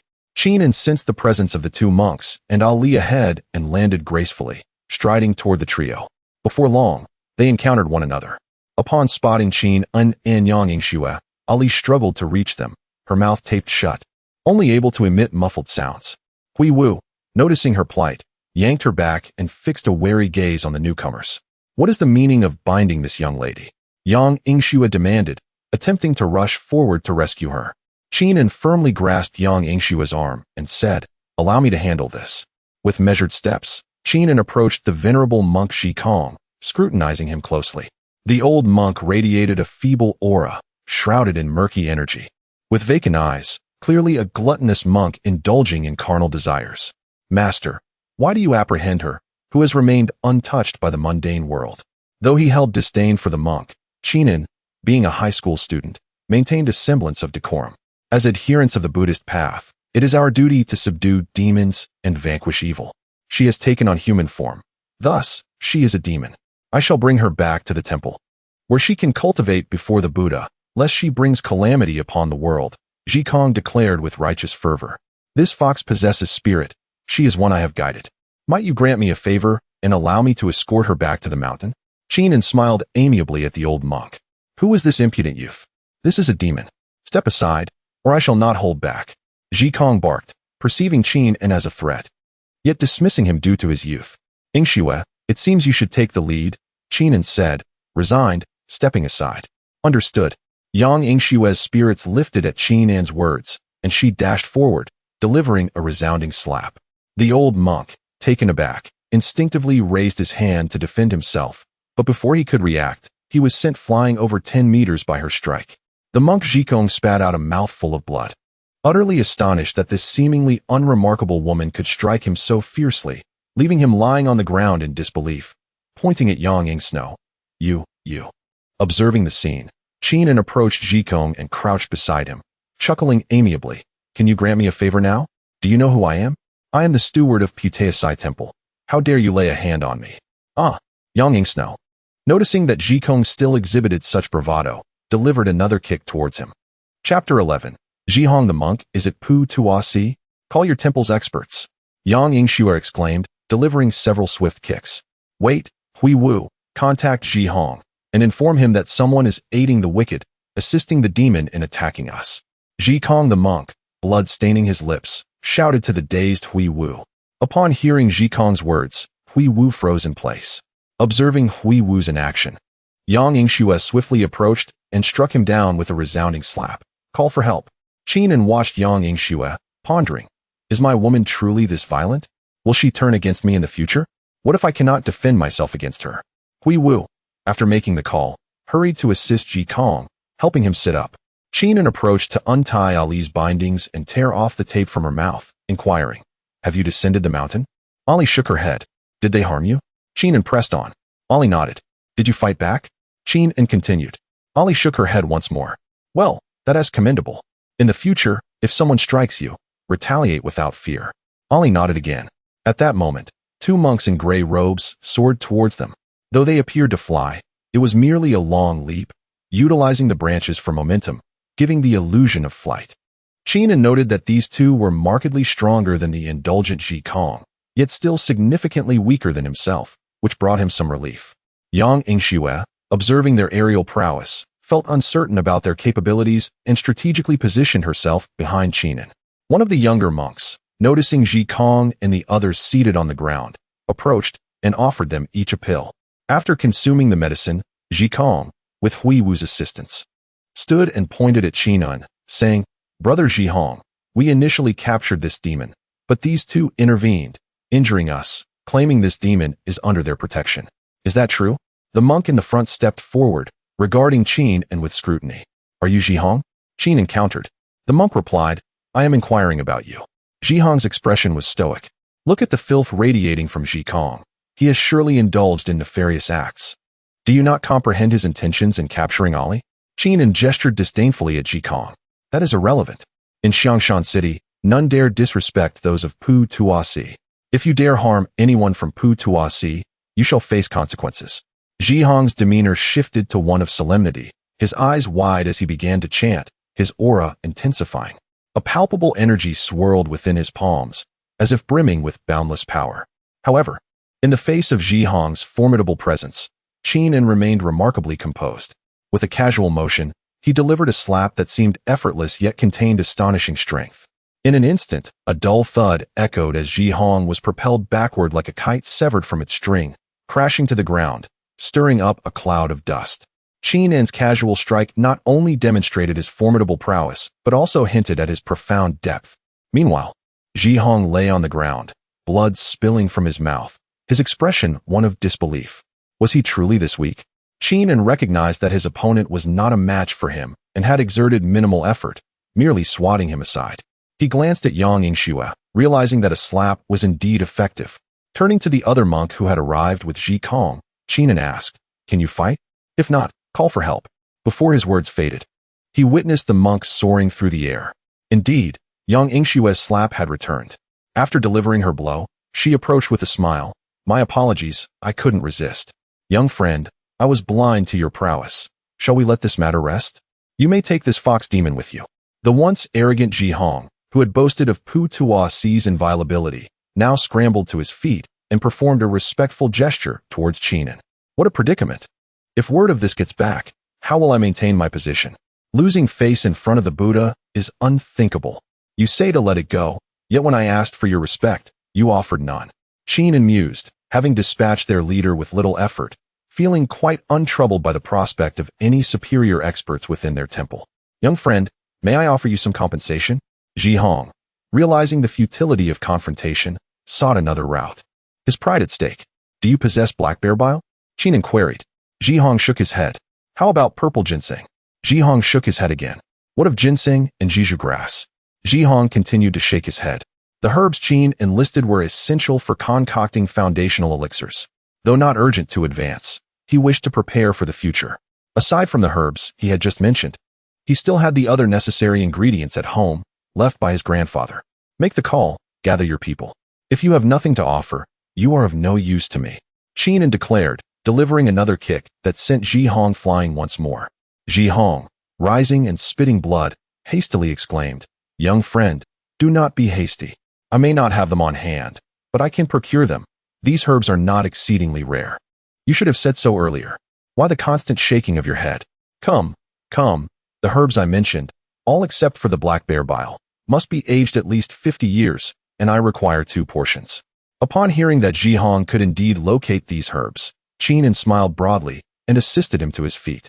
"Fear not, I will certainly procure them for you."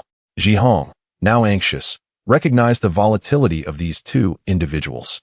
"Once the herbs are gathered, contact me without fail. Do not attempt to deceive me. You may flee, but the temple cannot." Qin handed Ji Hong a small note. "I would not dare to run." Ji Hong replied fervently, "Yingxue, Ali, let us depart." Qin took Yang Yingxue's hand with his left and Ali's with his right, leaping away without a trace. "Finally, we have left." Ji Kong, his tension easing, felt immense relief, fearing another beating. Such agility, capable of carrying 2 individuals. This must be the prowess of a master. "Look at the trouble you have caused me." Ji Hong approached Ji Kong and delivered a resounding slap across his face. Ji Kong, the monk, felt a profound sense of despair. Just as he believed he had narrowly escaped calamity, another formidable blow came crashing down upon him. A master at the Zhongshe realm? How could he achieve such a level at such a tender age? Exclaimed the monk accompanying Ji Hong in astonishment. The Zhongshe realm allows for the externalization of true essence, the manipulation of objects from a distance, and even momentary levitation. Witness how he can lift two individuals into the air. To call him merely a Zongshi is an understatement. Ji Hong, seething with anger at having offended a master of the Zongshi realm, struck Ji Kong once more with a resounding slap. Ji Kong, having endured 2 slaps from his senior brother, felt a mix of indignation and helplessness, unable to voice his grievances. Chapter 12. Spiritual Energy. Qin and returned home with Yang Yingxue and Ali. Ali, from now on, you shall accompany Yingxue. The spiritual energy down the mountain pales in comparison to that above. Yet here, no one will bully you, Qin said with a smile directed at Ali. Thank you. Ali whispered. You can speak now? Yang Yingxue asked with curiosity. Just a little, Ali replied. Later, I will teach you the Thunder Palm. If anyone bullies you, just give them a slap, Yang Yingxue said, shaking her hand. She is not suited for that. Her innate charm designates her path as a mage, akin to Dead Ji in the canyon. Unlike you, a little lowly trying to follow in the footsteps of Zhong Wuyan. Moreover, it's called the Thunder Palm, not the Iron Sand Palm, Qin remarked, half jokingly, half seriously. You are the one resembling Zhong Wuyan. Come on, Ali, let us go buy you some new clothes. Yang Yingxue exclaimed, pulling Ali towards the door. Wait a moment, Qin called after them. What is it? Do you want to carry our bags while we shop? Yang Yingxue responded, turning back. Put that away, Qin indicated toward the fluffy tail behind Ali. Okay. Ali's tail slowly retracted. Let us go. Yang Yingxue urged, dragging Ali outside. After the 2 women had left, Qin recalled passing a small grove earlier. Having practiced for 8 years, he had explored various places imbued with spiritual energy, but today he discovered that the energy in that small grove was particularly abundant. He decided to return for a closer examination. Upon stepping into the grove, Qin felt an extraordinary tranquility envelop him. The spiritual energy wafted through the air, instilling a sense of serenity within him. Here, there was no clamor or glamour of the city, only the melodious chirping of birds and the gentle whispers of the breeze. In this sanctuary, one could relinquish weariness and stress, immersing oneself fully in cultivation. The earth in the grove was rich with spiritual energy, seemingly capable of nurturing both body and soul. Practicing here felt akin to absorbing the essence of nature, elevating one's cultivation to new heights. The abundant spiritual energy made it an ideal spot for meditation, seated practice, or martial arts training, yielding remarkable results. Qin found himself pondering why he had never discovered such a splendid place before. Perhaps it was due to his insufficient cultivation and lack of sensitivity. With this thought in mind, Qin settled into a cross-legged position, beginning to absorb the spiritual energy of heaven and earth. He closed his eyes, regulating his breath and calming his mind. As his breathing grew deeper and steadier, he gradually sensed the flow of spiritual energy around him. The energy gathered around him like silken threads, immersing him in an ocean of spiritual vitality. He guided this energy into his body, allowing it to flow along his meridians, nourishing his internal organs and limbs. Over time, Qin was astonished to discover that, despite having reached the pinnacle of the Qi refinement stage, his Qi continued to expand as it absorbed spiritual energy. The Qi refinement stage comprises 9 levels, each advancement doubling the size of one's Qi. When reaching the 9th level, a cultivator's Qi solidifies and ceases to expand. However, Qin found that his Qi was still enlarging beyond the 9th level. The larger the Qi, the more spiritual power it could store, granting him an advantage over future opponents. This realization filled his heart with joy. Qin focused intently, continuing to guide the spiritual energy into his Qi. He could feel the surge in power from the expansion of his Qi, an exhilarating sensation. In another part of the grove, a young man sat cross-legged, attempting to absorb spiritual energy. However, despite his efforts, he felt utterly unproductive, unable to sense the presence of spiritual energy at all. The youth was a descendant of a prominent family in Shangshan City, endowed with a unique constitution that allowed him to perceive spiritual energy from a young age. His family placed great importance on him, yet they were a martial arts family with limited understanding of the manipulation and perception of spiritual energy. Although the young man could sense it, he had yet to grasp the path of cultivation, only managing to absorb a small amount of spiritual energy without having entered the Qi refinement stage. Noticing another figure meditating in the distance, the young man approached, curious. Upon seeing Qin enveloped in swirling spiritual energy, he was taken aback. Why is all the energy coming to you? How am I supposed to cultivate? He exclaimed, irritation evident on his face. Cultivating? You seem more like a waste of spiritual energy, Qingming remarked, observing that the youth had not even reached the first level of qi refinement. You waste energy. I'm quite fierce, the boy retorted, punching a nearby stone, which cracked upon impact. Is that all you've got? Qingming spat on a much larger stone nearby, causing it to disintegrate into dust instantly. Wow, big brother, your strength is impressive, the young man said, awestruck as he gazed at the pulverized rock. What? Strength? Qingming replied, somewhat speechless. Big brother, how do you cultivate such strength? Can you teach me? The boy appeared as if he had discovered a new world. Once the energy is sufficient, the strength will follow, Qingming explained. I wish to be your disciple. Teach me how to cultivate qi.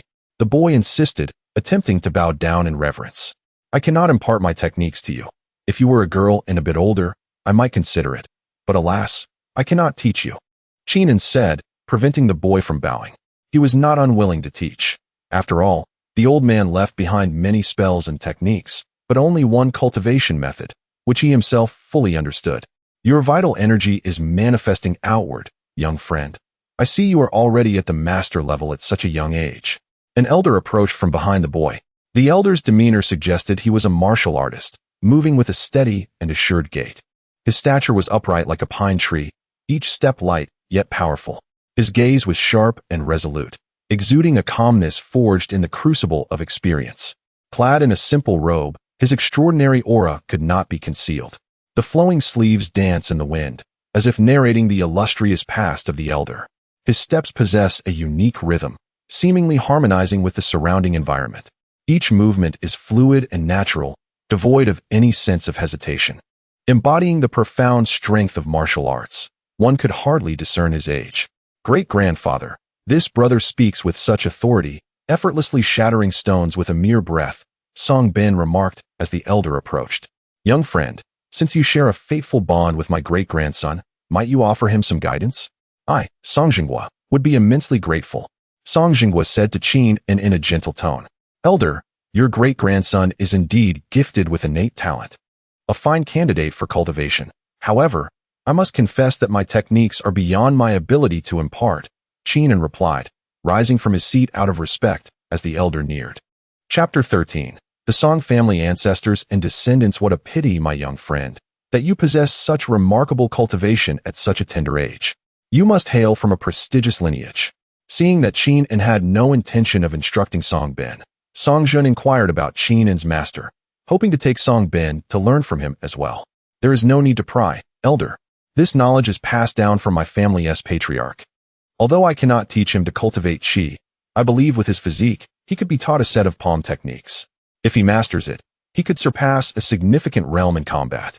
Qingming was not one to seek the role of a teacher, yet he felt compelled to compensate for the spiritual energy he had absorbed, which had hindered others' practice in this place.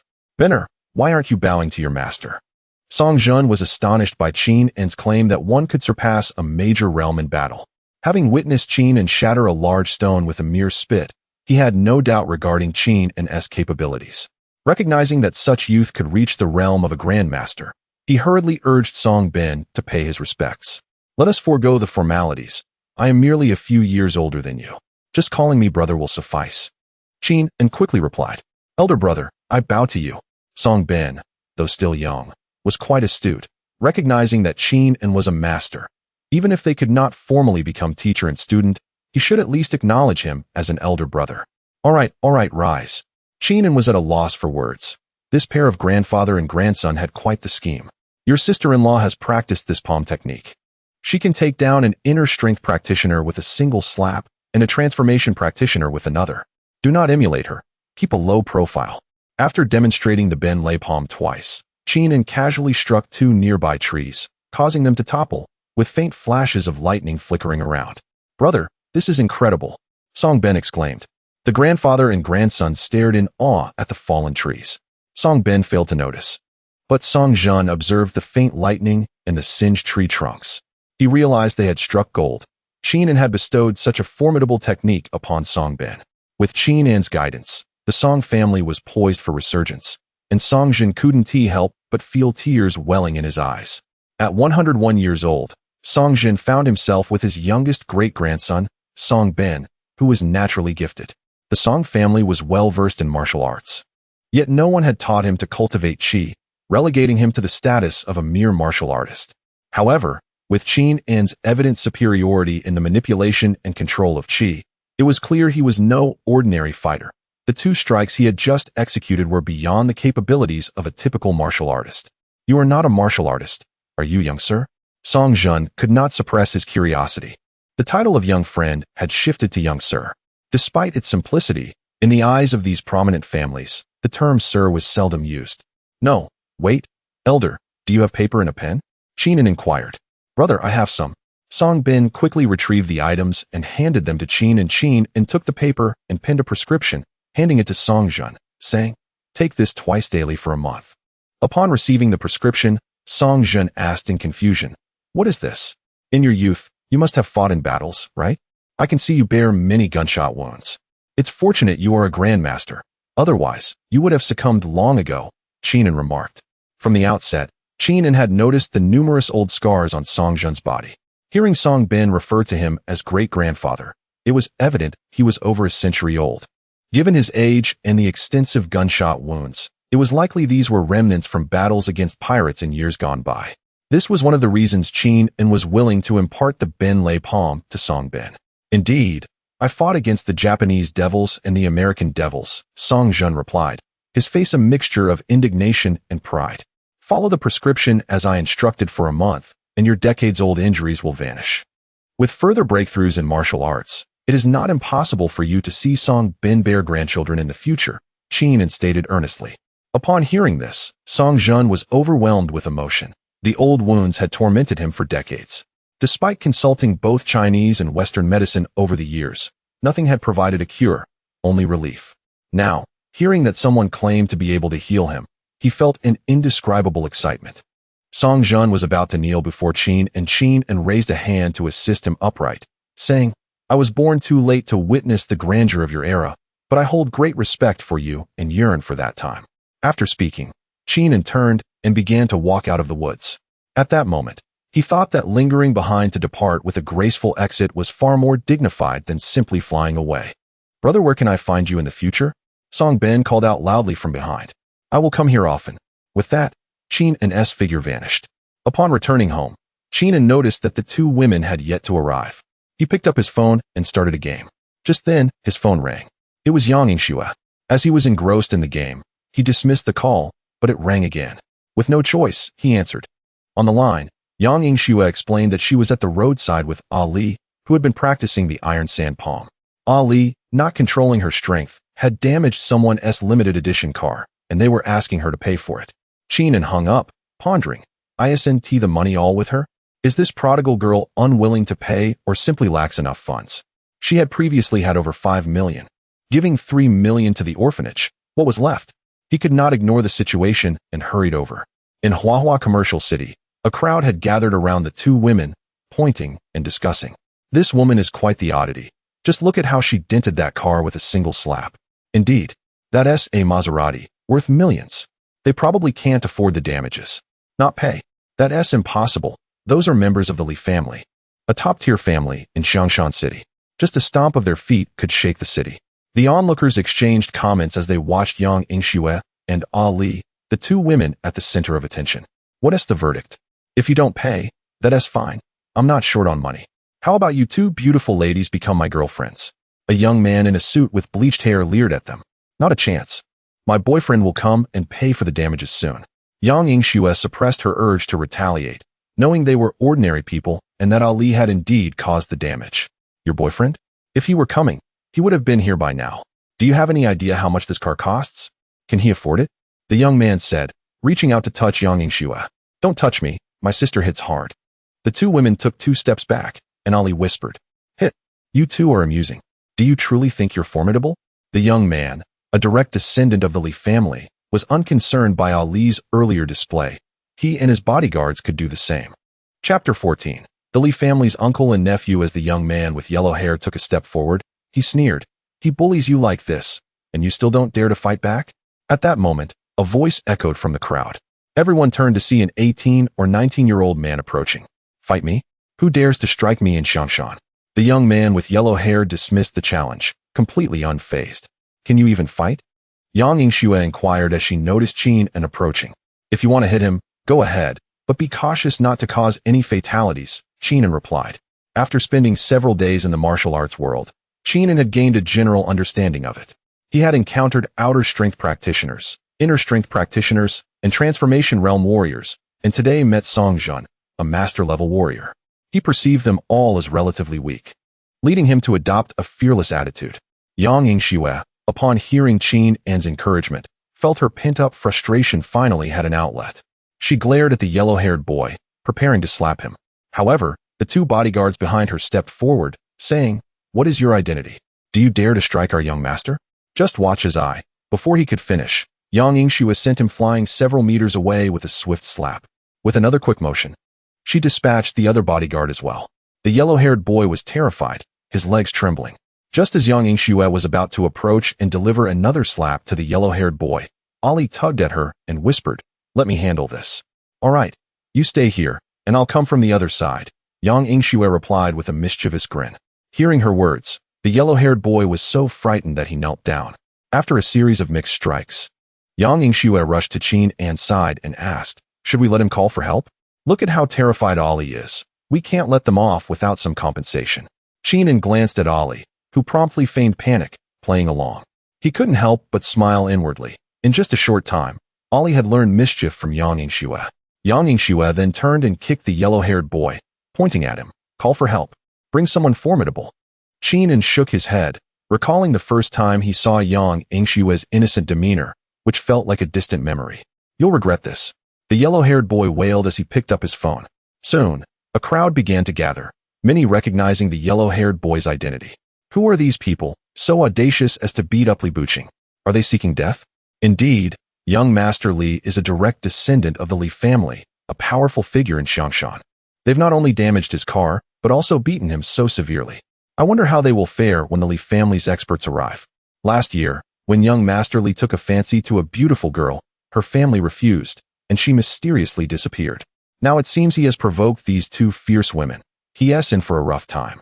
I just hope they can withstand the wrath of the Li family. You see, even young Master Li's bodyguards are formidable. An ordinary person wouldn't stand a chance against a dozen of them. Yet, this woman took them down with a single slap. Perhaps she is also a daughter from a prominent family. In the midst of their discussions, a Maybach, followed by several Hummers, approached. A group of bodyguards in black suits descended from the vehicles, standing in formation. Finally, a middle-aged man in traditional attire exited the Maybach. Upon seeing Li Buqing lying on the ground, his face contorted with rage, his eyes glinting with a fierce intensity. He hurried to Li Buqing's side, examining his injuries while the onlookers held their breath, not daring to make a sound. The middle-aged man's expression darkened as he surveyed the crowd, his piercing gaze instilling fear in all. He was Li Buqing's second uncle, Li Dong, the second in command of the Li family. With a deep, thunderous voice, he bellowed, "Who did this?" His tone was filled with fury and authority. Silence enveloped the scene, no one daring to respond. Yang Yingxue and Ali, feeling the intensity of the middle-aged man's demeanor, quietly positioned themselves behind Qin. "Who? Did you bring money?" Qin approached and patted Li Dong's shoulder. "Uncle, you must deal with this scoundrel. They have beaten me like this and are extorting our Li family." Li Buqing, upon seeing his uncle arrive, felt a surge of relief from his pain and scrambled to Li Dong's side. "Is it you who has done this to my nephew?" Li Dong scrutinized Li Buqing and his bodyguards before turning his gaze to Qin, assessing him and noting the absence of any martial aura. He began to question him. "Your nephew harassed my girlfriend and sister, so I merely taught him a lesson. No need for thanks. A mere 1 or 200,000 will suffice," Qin replied nonchalantly. "Do you know who he is? He is a member of the Li family. You dare lay a hand on him? Are you seeking death?" Li Dong's anger intensified at Qin's dismissive demeanor. A pressure, characteristic of a master, emanated from him. The crowd felt an overwhelming force and instinctively stepped back. Yet, Qin remained unfazed, standing his ground with arms crossed, an unwavering determination in his gaze. "What of the Li family? If you provoke me, I shall retaliate. Have you heard of youthful arrogance? That is precisely who I am." Li Dong, fury boiling over, threw a powerful punch at Qin, the force of which sliced through the air with incredible speed, aimed directly at Qingming's face. With a deft movement, Qingming sidestepped the blow effortlessly. Seeing this, Li Dong intensified his assault, each punch accompanied by a gust of wind, attempting to force Qingming into a corner. However, Qingming navigated through the flurry of punches with ease, a light laugh escaping his lips. "Is that all you've got?" As he spoke, he unleashed a seemingly casual slap, yet it contained immense power. Li Dong, attempting to evade, found himself ensnared by an invisible force, rendering him immobile. The slap struck him with the swiftness of a gale, and with a resounding crack, he was sent flying several meters away, crashing into a Hummer, leaving a dent in its door. Li Dong was struck with both astonishment and fury. He had never anticipated that Qingming possessed such formidable power. His eyes widened as he fixed an intense gaze upon Qingming, filled with anger and resentment. Several bodyguards from the Li family hastily assisted Li Dong to his feet. Spitting out a mouthful of blood, he exclaimed, "A late-stage grandmaster? He is indeed a master of the late stage." Meanwhile, Qingming remained unfazed, as if the recent events were mere trifles to him. He regarded Li Dong coldly and remarked, "You discipline the young, and now the old come forward. Are all members of the Li family so deserving of correction?" Enraged, Li Dong coughed up another mouthful of blood. He rose, steadied his mind, and took out a check, approaching Qingming with utmost respect. "It is my Li family's failure to teach properly that has caused an offense to you, sir. I ask that you do not hold it against him." Chapter 15. Apologies, my hands itch. Qingming took the check, glancing at it, and remarked, 1 million? "Indeed, sir, this is the amount you mentioned earlier. If you find it insufficient, I can certainly add more," Li Dong hastily replied, noticing the dissatisfaction in Qingming's eyes. "Did you think that a mere million could compensate for the trouble my girlfriend and sister faced? You, an elderly man, come to provoke me. And you believe 1 million can settle this matter?" Qingming retorted, delivering a swift kick that sent Li Dong sprawling. Li Dong rose from the ground and respectfully presented another check to Qingming. Although he was seething with anger, he felt powerless. The Li family possessed formidable masters, yet they were led by an aged patriarch. Qingming, despite his youth, was an expert of the Zhongshe realm, clearly a prodigy from a prominent family. The Li family could not afford to provoke him. Resolving the matter with some monetary compensation seemed the most prudent course of action. "Yingxue, take this to buy groceries," Qingming said, handing the check to Yang Yingxue. "All right," Yang Yingxue exclaimed, accepting the check and thinking, "Oh dear, where can one earn money so easily?"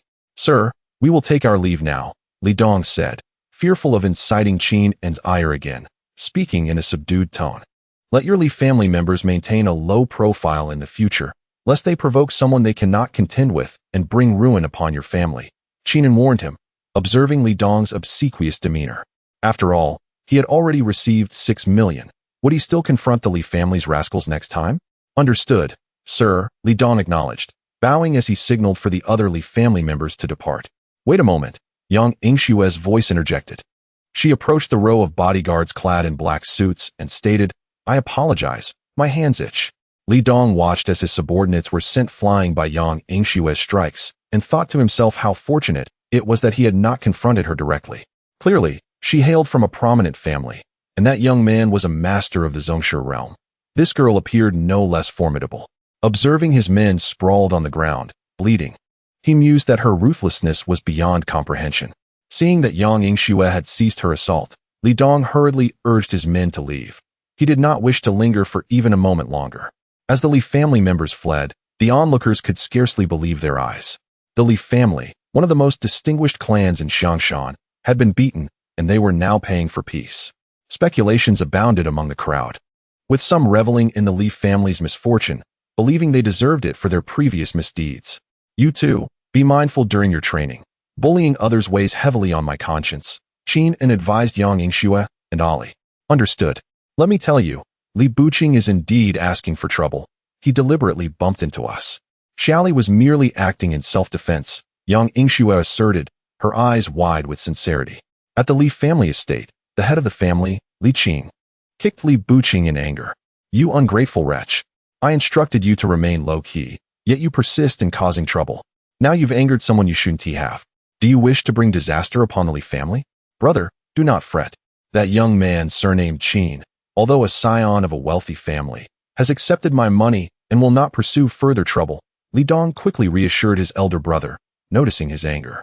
Money is trivial. What concerns me is whether other families in Xiangshan will come after us. Investigate him, ascertain his background. Regardless of his identity, prepare a generous gift for him. Even if we cannot befriend him, we must avoid enmity, Li Qing commanded, settling into his seat, still troubled. The Li family had stood firm for over a century in Xiangshan, relying on caution and strategy. They could not allow Li Buqing's folly to jeopardize the family. Brother, there is no need for such concern. Should someone target our family, we need not fear. Song is highly regarded among the sects on the mountain. Once he returns, no family would dare to provoke us. Li Dong recalled that his elder brother's eldest son had been chosen by a sect and had been training on the mountain for 5 years, rumored to have become a prized disciple of a senior elder. You have a point. Those in the secular world are but ants compared to the sects on the mountain. Nonetheless, we must act prudently. We cannot allow anything to hinder Song. He is the key to our family's resurgence, Li Qing replied, pride swelling in his heart at the thought of his eldest son, while simultaneously feeling exasperated by his younger son's reckless behavior. In the Lingtai courtyard, Yang Yingxue asked Qinin, with such a substantial sum, should we consider moving to a new house? Let us not change residences. Do you not see that this is a prime location? Qinin replied leisurely. The location is indeed commendable, but the house is aging. Perhaps we should renovate? Yang Yingxue suggested, surveying the old furniture. Do not meddle. This entire house is filled with antiques. Instead, let us purchase a car. Flying around the city is rather ostentatious, Qinin interjected, dissuading her from the idea of renovations. The house was a legacy from his grandfather, and although he had little knowledge of his lineage, the treasures left behind suggested that his grandfather was no ordinary man. Buying a car sounds good. Can you drive? Yang Yingxue inquired. I cannot. Qinin shook his head. Then what car will you buy? Yang Yingxue rolled her eyes. I assumed you could. If not, let us get that Wanjiam one. Doesn't it drive itself? Qinin remarked, having just seen a short video showcasing the vehicle's intelligent driving system. That requires a driver's license. Yang Yingxue looked at Qin incredulously. Let us buy it first. You can get a license later. If we get caught, we will deal with it then, Qinin said nonchalantly, confident in his abilities to evade any consequences. Come on, Xiaoli, I'll take you to see the cars. Are you coming? Qinin. Yang Yingxue tugged at Ollie and headed toward the door. I want to go. Just don't stir up trouble. Qinin cautioned. After they left, about an hour later, there was a knock at the door. The door is unlocked. Please come in. Qinin called out from within the courtyard. Qinin, are you home? A young man entered, standing at an impressive height of over 1.80 meters, with thick brows and large, expressive eyes. Exuding vitality. Mengge, what brings you here? Qinin remarked, noticing Lu Meng, while continuing to scroll through videos. Lu Meng, also from Baishui village, was a few years older than Qinin and had always been quite caring towards him.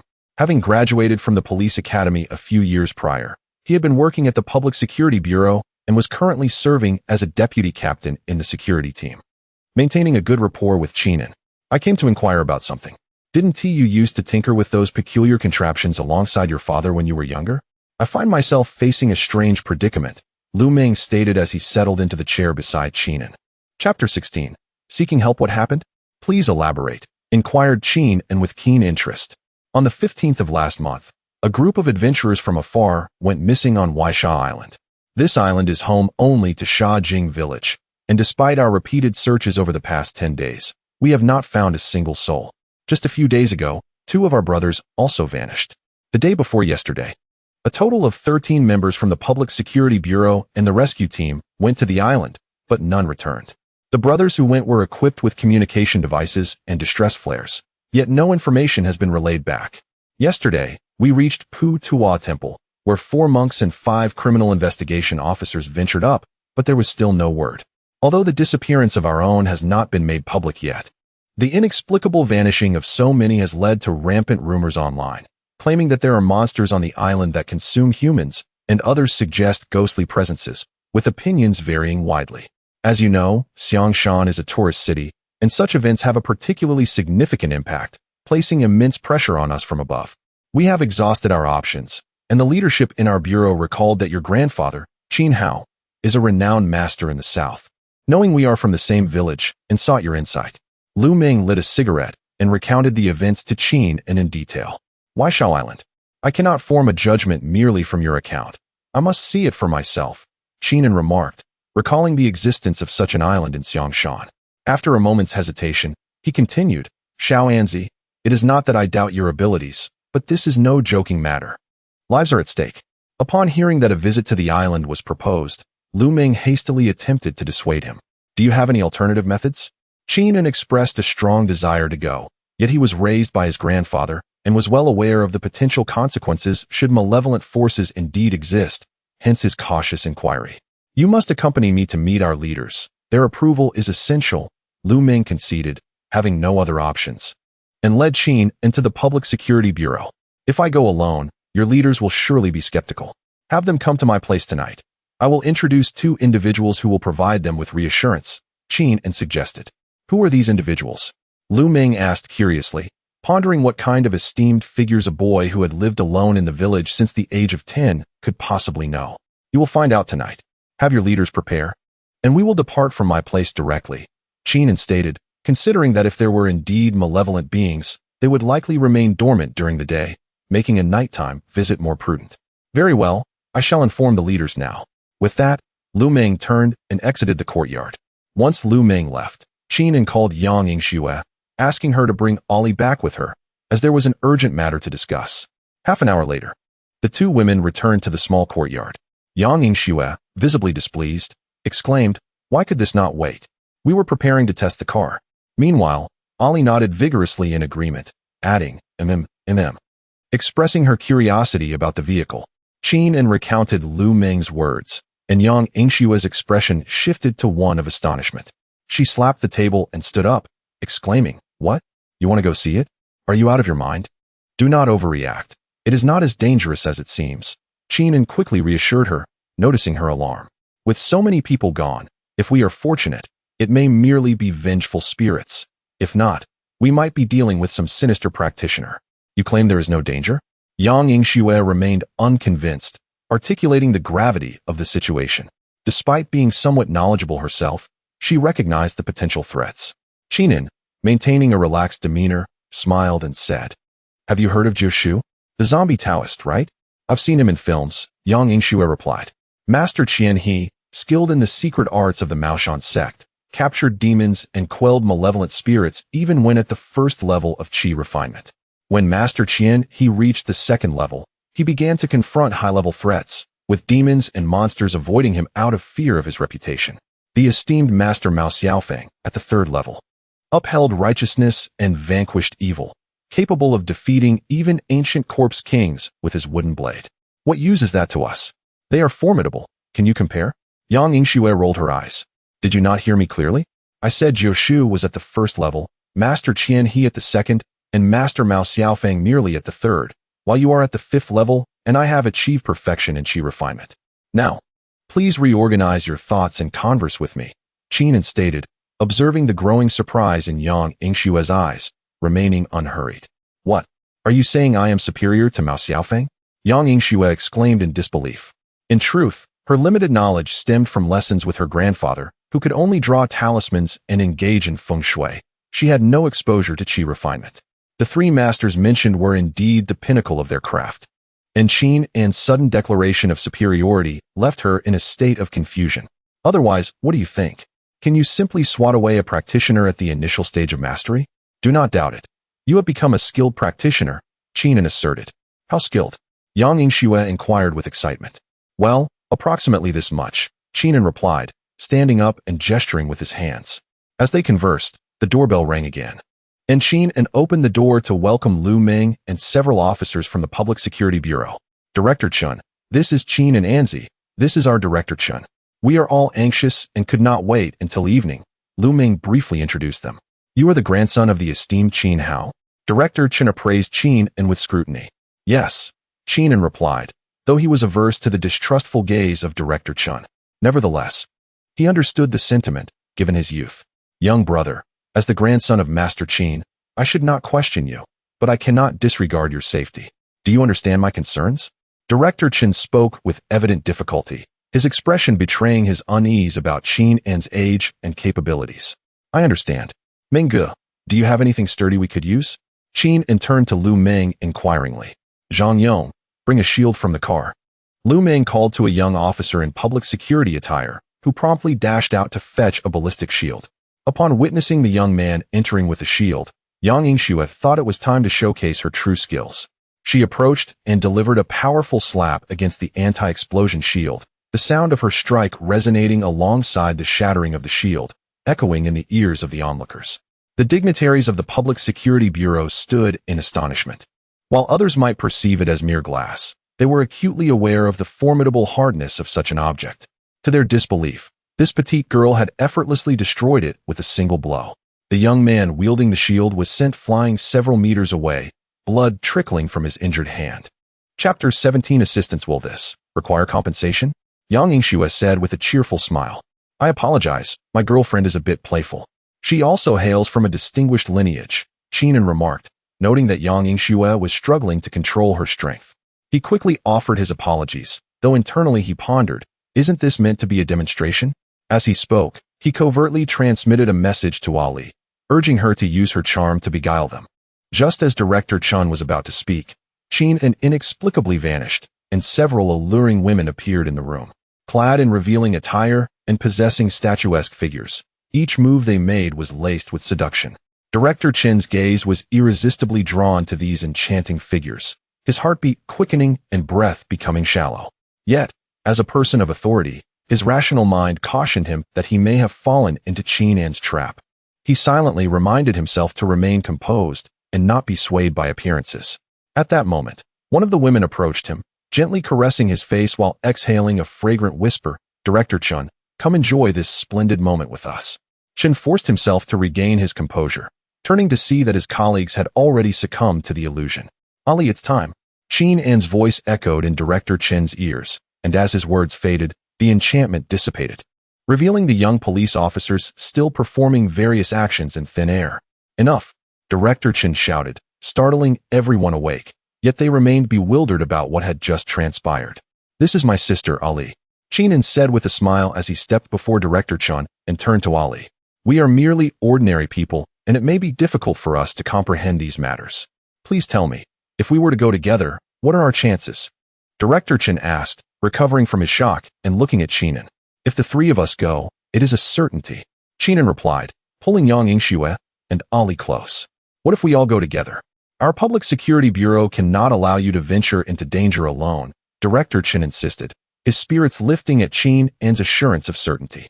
That too is certain, but I cannot guarantee your safety, Qingming conceded, acknowledging that it was their responsibility, and he did not believe there to be any extraordinary dangers on the island.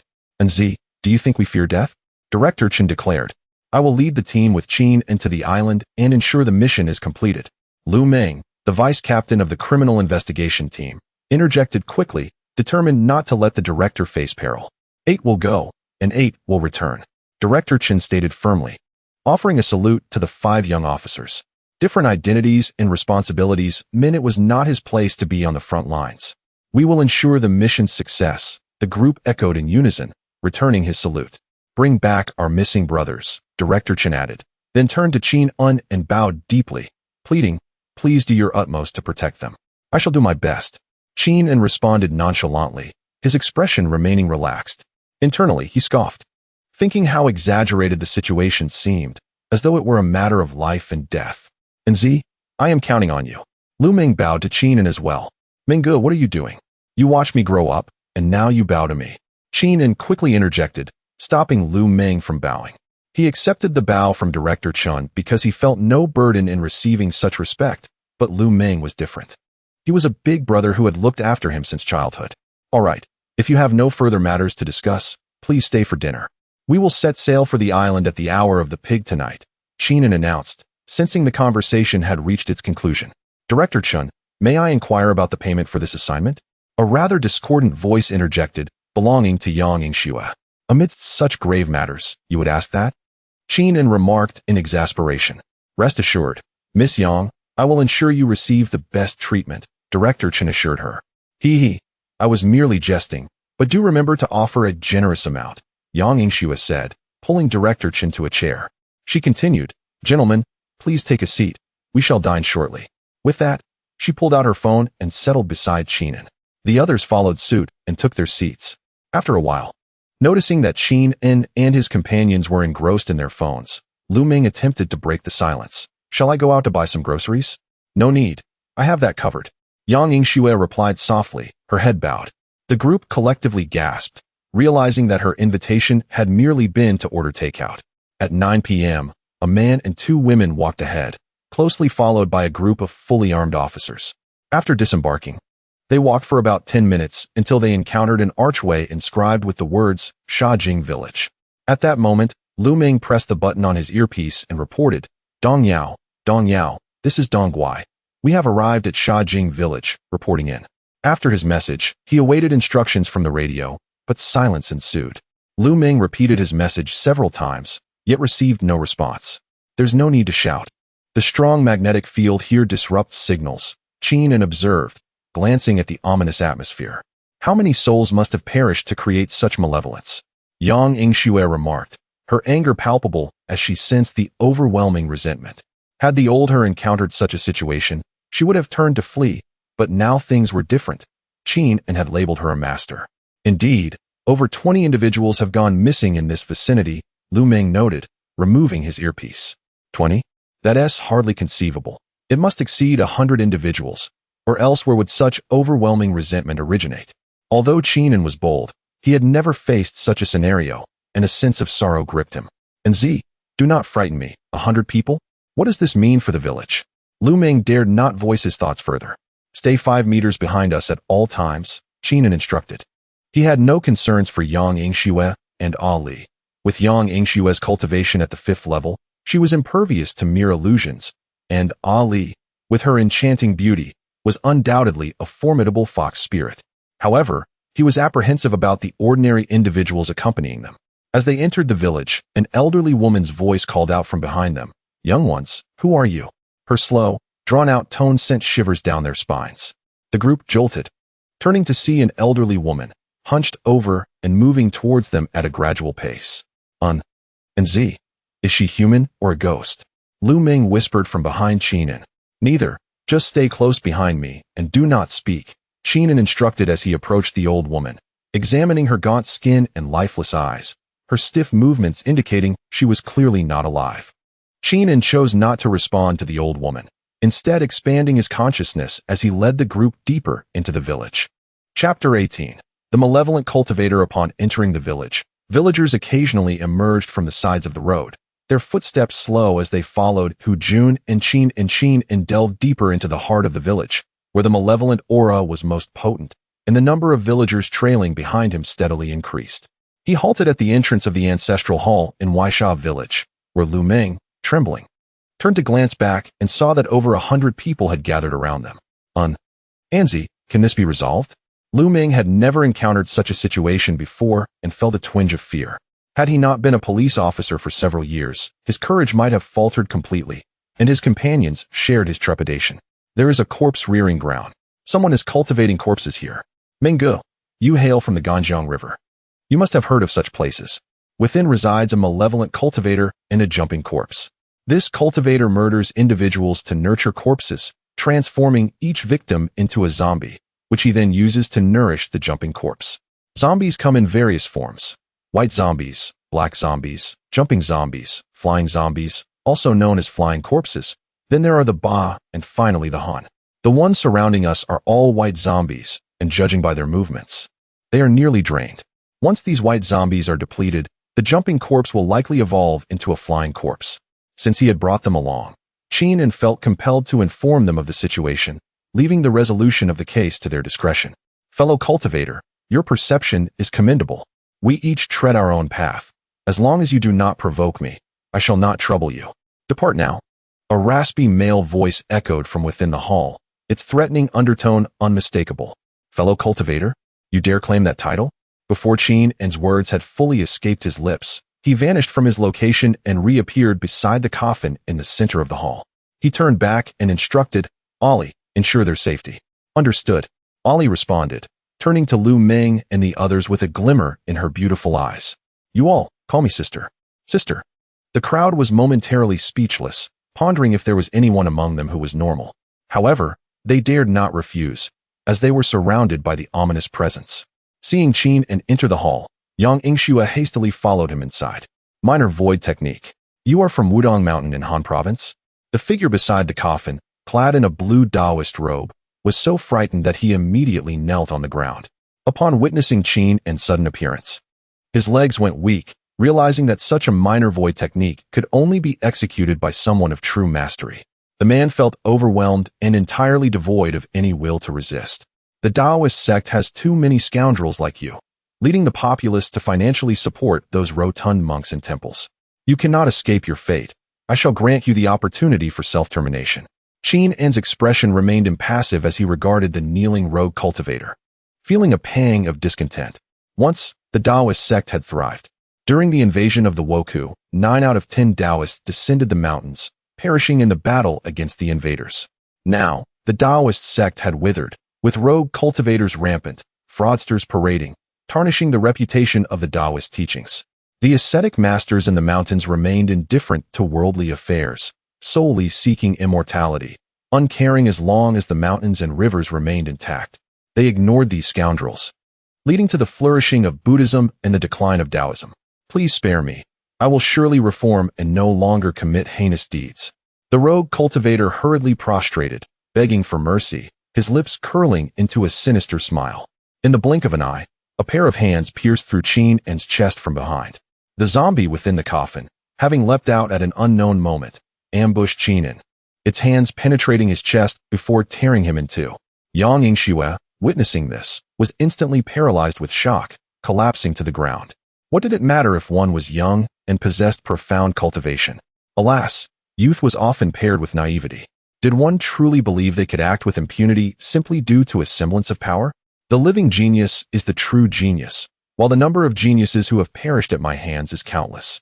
Seeing Qin torn asunder, the rogue cultivator dusted himself off and rose, a wicked grin spreading across his face. Yang Yingxue regained her senses, wiping her tears as she stood, gazing at the bisected Qin. Her right hand slowly lifted, faint arcs of lightning flickering in her palm. With a mighty roar, she unleashed a radiant burst of lightning toward the zombie, uttering, "You killed him, you killed him." As her words fell, she struck with a palm imbued with thunder. The zombie, however, did not evade and lunged directly at Yang Yingxue. Just as the zombie approached her hand, a resounding boom echoed, and the once fearsome creature was reduced to ashes. Ah! The transformation of true energy. Good heavens, what kind of monster is this? The rogue cultivator was struck with terror as he witnessed the zombie disintegrate. As he attempted to flee, Yang Yingxue was already before him. Without uttering a single word, she delivered a palm strike, reducing him to nothing but dust. Yang Yingxue stood there in a daze, tears streaming uncontrollably. In the darkness, a pair of eyes observed Yang Yingxue as she effortlessly dispatched both the zombie and the rogue cultivator, realizing that her constitution was extraordinary. Witnessing her sorrowful and dazed expression, they decided against lingering any longer and swiftly emerged, pointing at the external manifestation of their being, which transformed into a small paper figure and ignited instantly.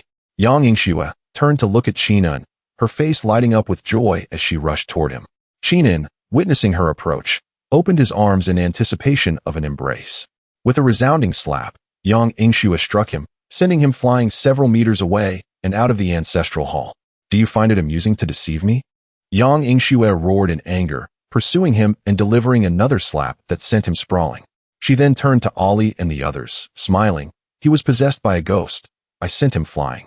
The crowd stood in stunned silence, their expressions filled with disbelief, contemplating that this woman was not to be trifled with. Qin scrambled to his feet, touching his face, which felt charred. He utilized his spiritual energy to heal himself, not daring to meet Yang Yingxue's gaze as he approached Lu Ming and stated, "It is resolved." Lu Ming surveyed the over 100 individuals surrounding them and inquired, "What about these people?" With one hand shielding his face, Qin waved the other toward the heavens, and the crowd of over 100 collapsed to the ground. Rubbing his recovering face, Qin instructed, "Tomorrow, summon the monks from Pu Tuo Temple to handle this. They are skilled in such matters. Do not forget to remind your superiors to provide compensation." Yang Yingxue, having successfully emerged from her earlier sorrow and anger, admonished Lu Ming. Lu Ming glanced at Yang Yingxue, thinking that he dared not owe her anything. After all, The two individuals inside were reduced to mere ashes, requiring no visit to a crematorium. He thumped his chest and assured, "Rest assured, I will have them delivered to you within 3 days." Chapter 19. Foundation Establishment Director Chun has been unreachable for an hour. It seems the situation is dire. In the yacht's command room, a communications officer is reporting the situation to Director Chun. "We must have faith in them. It is likely that some interference on this island is obstructing the signal." Although Chun spoke these words, his heart was heavy with concern, not only for the safety of those who had ventured out, but also for the immense pressure this situation placed upon him. "Director, someone is approaching. It is them," an excited investigator reported from the side. Upon returning to the city, Qingming briefed Lu Meng and Director Chen briefly before taking the two women home. In the Ling Tai courtyard, Qingming's room. "I did not intend to deceive you. I have already assured you that there was no danger. I merely wished to ascertain if that sorcerer had any remaining tricks up his sleeve. Who could have known you would be reduced to ashes?" At this moment, Qingming's injuries had healed, and he was pacifying the irate Yang Yingxue. "Tonight, I will sleep with Xiao Yuli," she declared, turning to storm out, the door slamming with a resounding bang. At 2 in the morning, Yang Yingxue returned, kicking Qingming, who lay sprawled on the bed, and said, "Move over. Were you not supposed to sleep with Xiao Yuli?" Qingming grumbled, awakened from his slumber. "She's too big to hold. It's uncomfortable," Yang Yingxue replied, diving into the covers. "I am going to sleep. I refuse. I must cultivate. Today has been exhausting." "No way." The two spent the night wide awake, finally succumbing to fatigue in the early morning. The next day, Li Family Manor. "Big brother, we have investigated thoroughly. That Qingming is a local from Xiangshan, raised by a geomancer who disappeared 10 years ago. He grew up alone, likely learning his abilities from that geomancer. He has been diligent in his studies, recently graduating from high school and working a few months at an advertising company, remaining inconspicuous until he recently dealt with the Sanhu gang, which is now under his command." Li Dong was reporting the results of their investigation into Qingming and to his elder brother. "Are you saying he has no background and is merely an orphan?" Li Qing inquired. "Rest assured, we have asked many villagers, and Qingming is indeed an orphan. His modest skills stem from learning with that geomancer," Li Dong continued after taking a sip of tea. "Humph, what an ignorant brat. Does he think my Li family is as insignificant as the Sanhu gang?" Li Qing slammed his palm down on the table in frustration. "Tomorrow is Rongrong's birthday. Invite him over and arrange for someone to test his depth.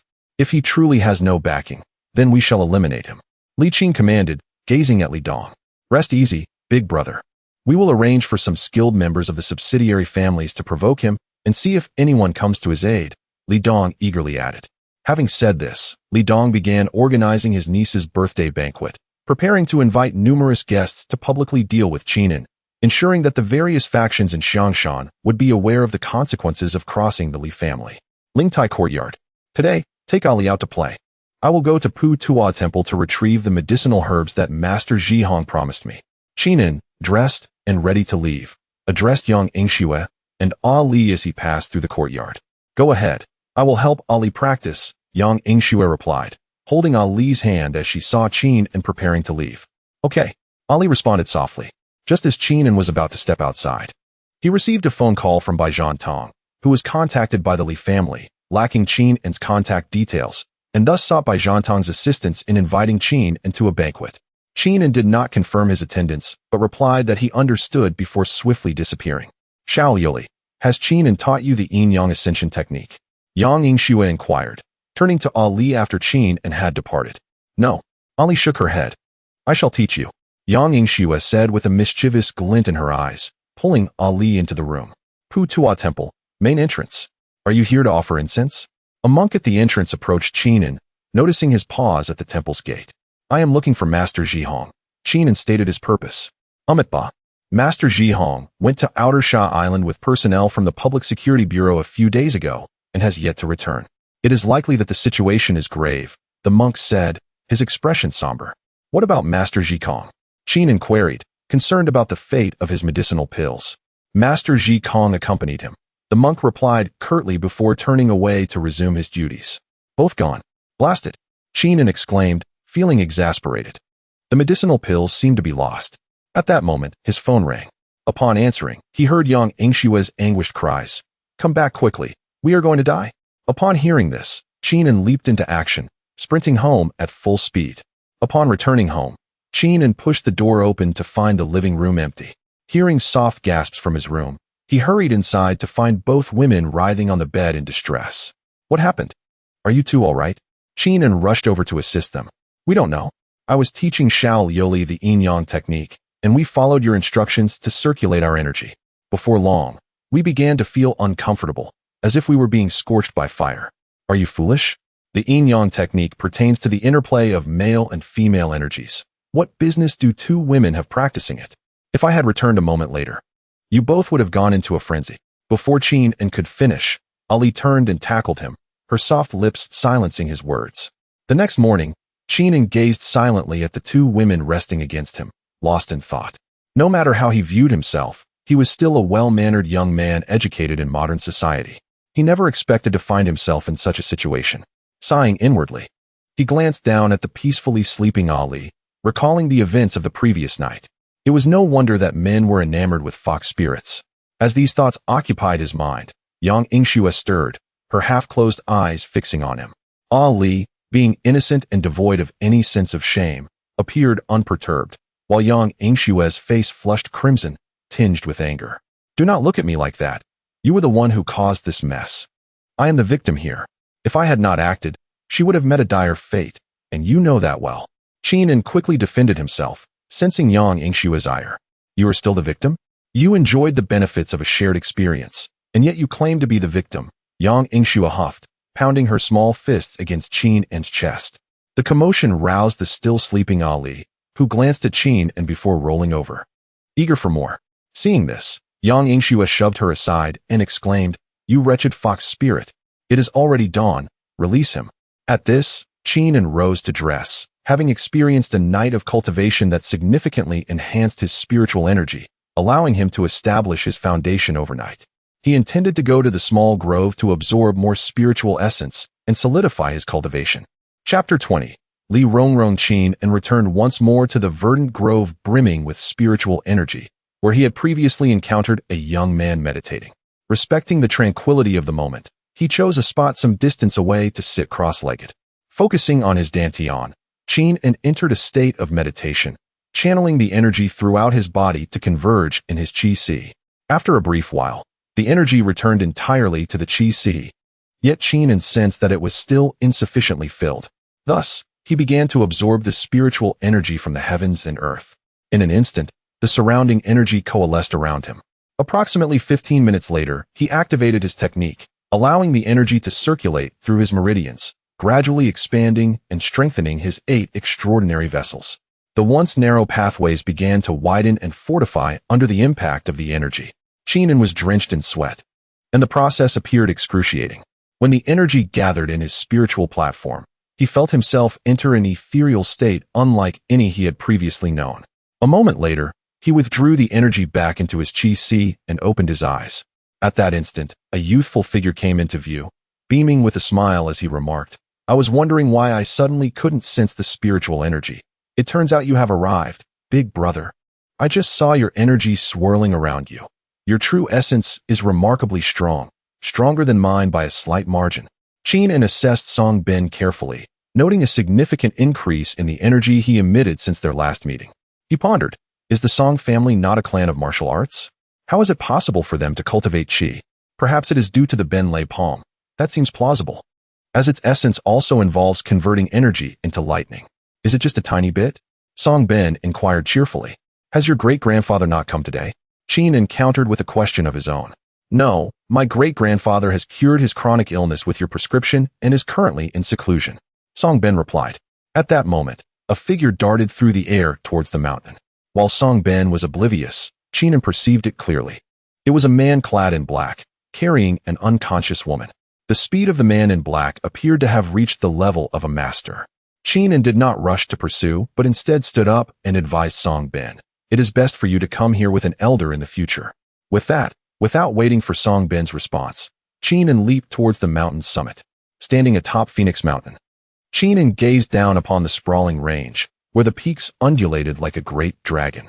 Mist swirled among the mountains, imparting an air of mystery to the landscape. The lush green trees cloaked the hills, draping the earth in a resplendent emerald robe. In the distance, a crystal-clear stream meandered among the rocky terrain, and as his gaze swept past the water, a cave shrouded in black mist caught Qingming's attention. He leaped down and approached the cave entrance, stepping inside. The cave was shrouded in darkness, deep and foreboding, with faint sounds of bats echoing within, accompanied by a chill wind that rustled his clothing, sending shivers down his spine. Despite having established his foundation, at merely 18 years of age, he felt goosebumps rise on his skin.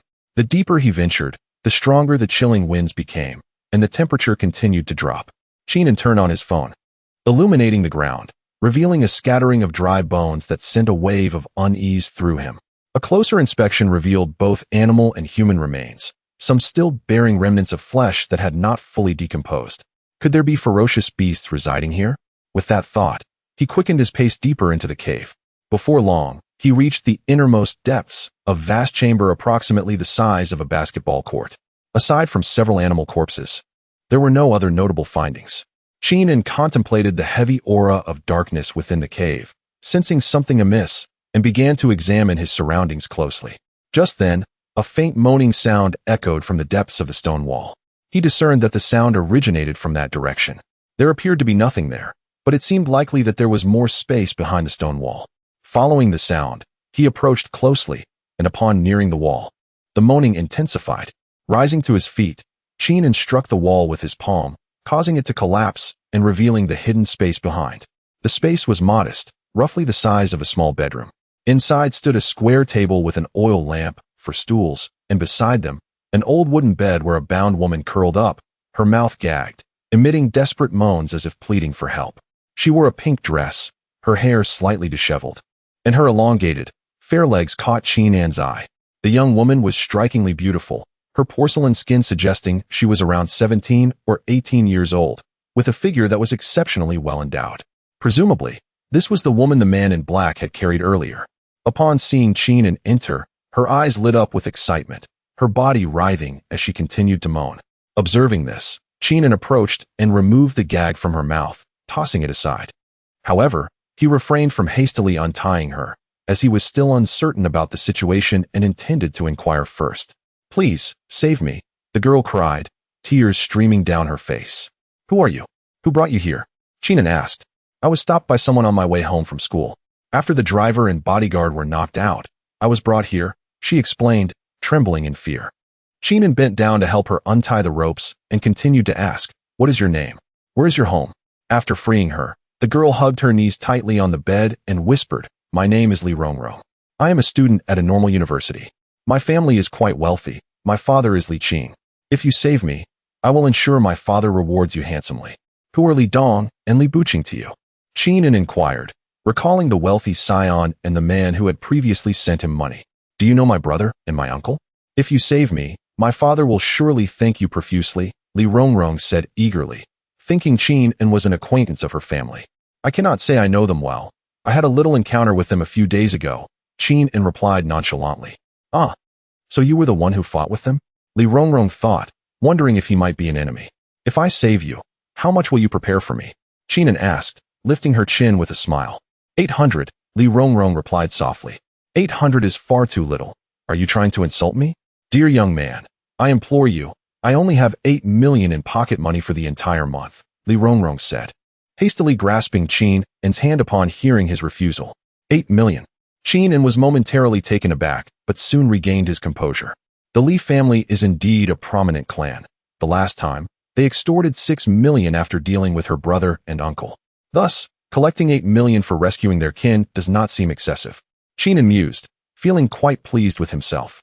Chapter 21. The Hongmen banquet within the inner hall of the Li family at Xiangshan. Li Qing paced anxiously, his face etched with worry. He turned to the person who had just returned and inquired, "Have you found her?" Standing to the side was a young man clad in black, who responded with concern, "Master, we have searched every conceivable location, yet we are still unable to locate the young lady." Li Dong approached, reminding him, "Elder brother, the guests have all arrived. Today is Rongrong's birthday." Upon hearing this, Li Qing's brows furrowed tightly, and with a surge of anger, he declared, "Continue searching. Even if we have to scour all of Xiangshan, we must find her. Now that the guests have gathered, let us first greet them. We cannot allow anyone to perceive us as flustered." With that, Li Qing led Li Dong towards the family banquet hall. Qin then, accompanied by Li Rongrong, soared down the mountain. Upon sensing that Song Bin was still meditating in a small grove, they paused. Elder brother, you're back. Oh, Li Rongrong, how did you end up with my elder brother? Song Bin exclaimed, rising swiftly upon seeing the woman with Qin in. I saw a man in black abduct her and followed. When I caught up, he had vanished, but I found her in a cave. Intending to take her back to her father for some money, Qin explained. Li Rongrong interjected, Isn't today your birthday, Rongrong? I hadn't planned on attending, but now I shall accompany my elder brother to your home, lest your father tries to renege. Hearing that they were going to the Li residence for money piqued Song Bin's interest immediately. It is mealtime, let us hurry. If we delay, my father will be frantic, Li Rongrong urged. Eager to return home, Qin said nothing further and, with both individuals in tow, they ascended into the air, swiftly arriving at the Li family estate, guided by Li Rongrong's directions. As they landed by the roadside, Li Rongrong took the lead, with Qin and Song Bin following closely behind, heading toward the entrance of the Li family. Upon their arrival, several Li family servants recognized them and expressed their surprise. One servant dashed into the estate to relay the news, while the others approached to greet them. Miss, you have returned. The master has sent people searching everywhere for you. Who are these two? An elderly servant, around 60, asked joyfully. This is young Master Song from the Song family, and this young gentleman is my savior. I must have my father express his deepest gratitude. Li Rongrong introduced Qin and Song Bin. My elder brother's surname is Qin, and his name is Qin. What young gentleman nonsense is that? Song Bin rolled his eyes in protest. Mr. Qin, young Master Song, please come inside, the elderly servant said, baffled by the address of Qin as elder brother and thus inviting them in accordance with age hierarchy. Inside the banquet hall, the guests were unaware of Li Rongrong's disappearance, so they mingled and entertained themselves as usual. The trio encountered Li Qing and Li Dong just as they entered the hall. Noticing Li Rongrong's arrival, many young guests gathered around her. Rongrong, what transpired? Li Qing asked, eyeing Song Bin and Qin and who accompanied her. Li Rongrong recounted her abduction and subsequent rescue by Qin, leaving several onlookers astonished. Just as she finished, a young man in his 20s interjected, what a coincidence. Miss Rongrong is abducted and conveniently runs into you? Surely. You did not orchestrate the abduction yourself and then masquerade as a hero to swindle money from the Li family? The speaker, by Feng, belonged to a second-tier family seeking to align with the Li family. Seizing the opportunity to ingratiate himself, he questioned Qin and Song Bin, incensed, approached, and slapped by Feng across the face. Though he refrained from employing the thunderclap palm, his recent training had yielded significant progress, and the impact sent by Feng reeling several paces back. What are you to question my elder brother? Song Bin retorted with disdain. Elder brother, your son has caused a stir at my Li family. Surely this is inappropriate? Li Dong chided, turning to a middle-aged man in a Zhongshan suit. Song Jifeng, head of the Song family, was tall and imposing, his long black hair flowing in the breeze. His eyes were deep and penetrating, exuding a blend of gentleness and unassailable authority. Though handsome, his sun-kissed skin bore the marks of time. The formidable aura he emanated inspired both respect and reverence. Understanding the situation, Song Jifeng recognized Qin as the one who had healed his father's old injury and taught his son the thunderclap palm. Noticing Li Qing's expression of reproach, Song Jifeng's countenance darkened as he spoke. Masterly, I cannot agree with your sentiments. This young man saved your precious daughter, yet the scion of the Bai family dares to question him. If my son intervened to teach him a lesson, how can you still hold us accountable? Humph. This Qin attacked my nephew and extorted 6 million from the Li family days ago. Today, he arrives with my daughter, demanding 8 million. Does he truly believe my family is easy to bully? Li Dong interjected, pointing accusingly at Qin and elder uncle. That is not true. It was an old man in black who captured me. Qin rescued me. You must pay him. Li Rongrong protested, sensing the growing tension despite her lack of understanding of the intricacies involved. Li Zhong, take the young lady back to her room to rest, Li Qin commanded. Miss, this is a matter for the adults. Let us return, Li Zhong said, preparing to escort Li Rongrong away. Dad, Li Rongrong was reluctant. Yet the look in Li Qing's eyes silenced her, and she followed Li Zhong back to her chamber. Qin, observing the unfolding drama, stepped forward and surveyed the crowd, his gaze landing on Li Qing as he spoke. Does your family intend to renege on the debt? Li Qing's face flushed with anger as he retorted. Does my Li family care for a mere 8 million? Once I ascertain the truth, I will certainly repay you. Very well. I shall grant you one day, Qingming replied, turning to depart the Li estate. You cannot leave. You must remain here until this matter is clarified, Li Qing commanded, a wave of pressure emanating from him, characteristic of a late-stage martial arts master, directed towards Qingming. Having previously extorted 6 million from the Li family, and having struck a significant blow to their pride, the Li family had no intention of allowing him to depart so easily. Qingming sensed the martial aura emanating from behind him, a smile gracing his lips as he turned to face the source. Oh, it appears you have long since devised your plans, he remarked. A man clad in a black suit approached hastily, intervening as he addressed Li Qing. Li Patriarch, given your esteemed status, why would you condescend to engage with such a mere fledgling? Allow me, Bai Hua, to teach him a lesson. This man was Bai Feng's father, Bai Hua, the head of the Bai family, possessing strength at the mid-stage of the martial arts master realm. Bai Hua had been displeased ever since witnessing his son being struck by Song Ben. While he dared not provoke the Song family, he certainly did not regard Qingming, a nameless individual, with any respect. Chapter 22. A fearsome display of power. What manner of fool is this? Daring to offend the Li family and audaciously attempting to extort their patriarch. Truly, he seems blissfully ignorant of his impending doom. Indeed, one wonders from whence this wild youngling has emerged. He must be seeking death, for even a mere flick of the Li patriarch's hand could extinguish his life. No need for the Li patriarch to intervene. Even the head of the Bai family could dispatch him with ease. As Bai Hua stepped forward, a wave of murmurs spread among the sycophants of the Li family, all pointing fingers at Qingming. This is a troublesome matter for the head of the Bai family, Li Qing remarked, clasping his hands behind his back. Bai Hua approached the space between Li Qing and Qingming, scrutinizing the latter. He thought to himself, this young man possesses not a trace of martial aura. What audacity drives him to provoke the Li family? Young man, Bai Hua began, but before he could finish, Qingming had swiftly closed the distance, and in a heartbeat, Bai Hua found himself struck and flung several meters away, crashing violently against a pillar.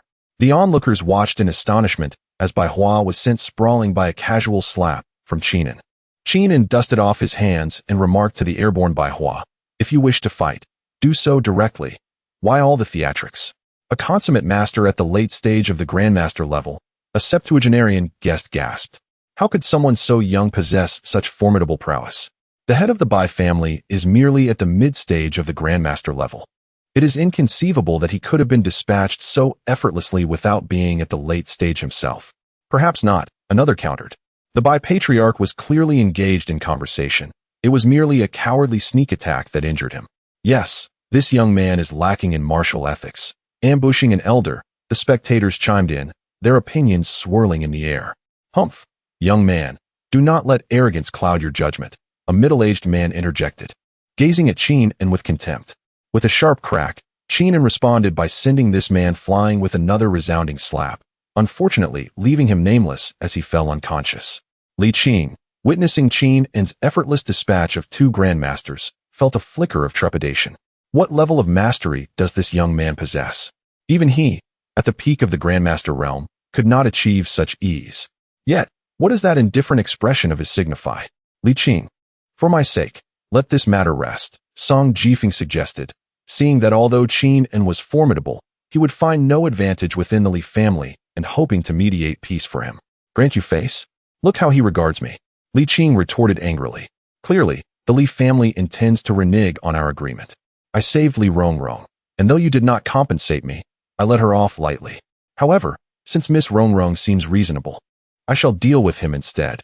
He has previously offended my woman, Qingming declared, vanishing from sight and appearing before Li Buqing, seizing him by the throat and lifting him aloft.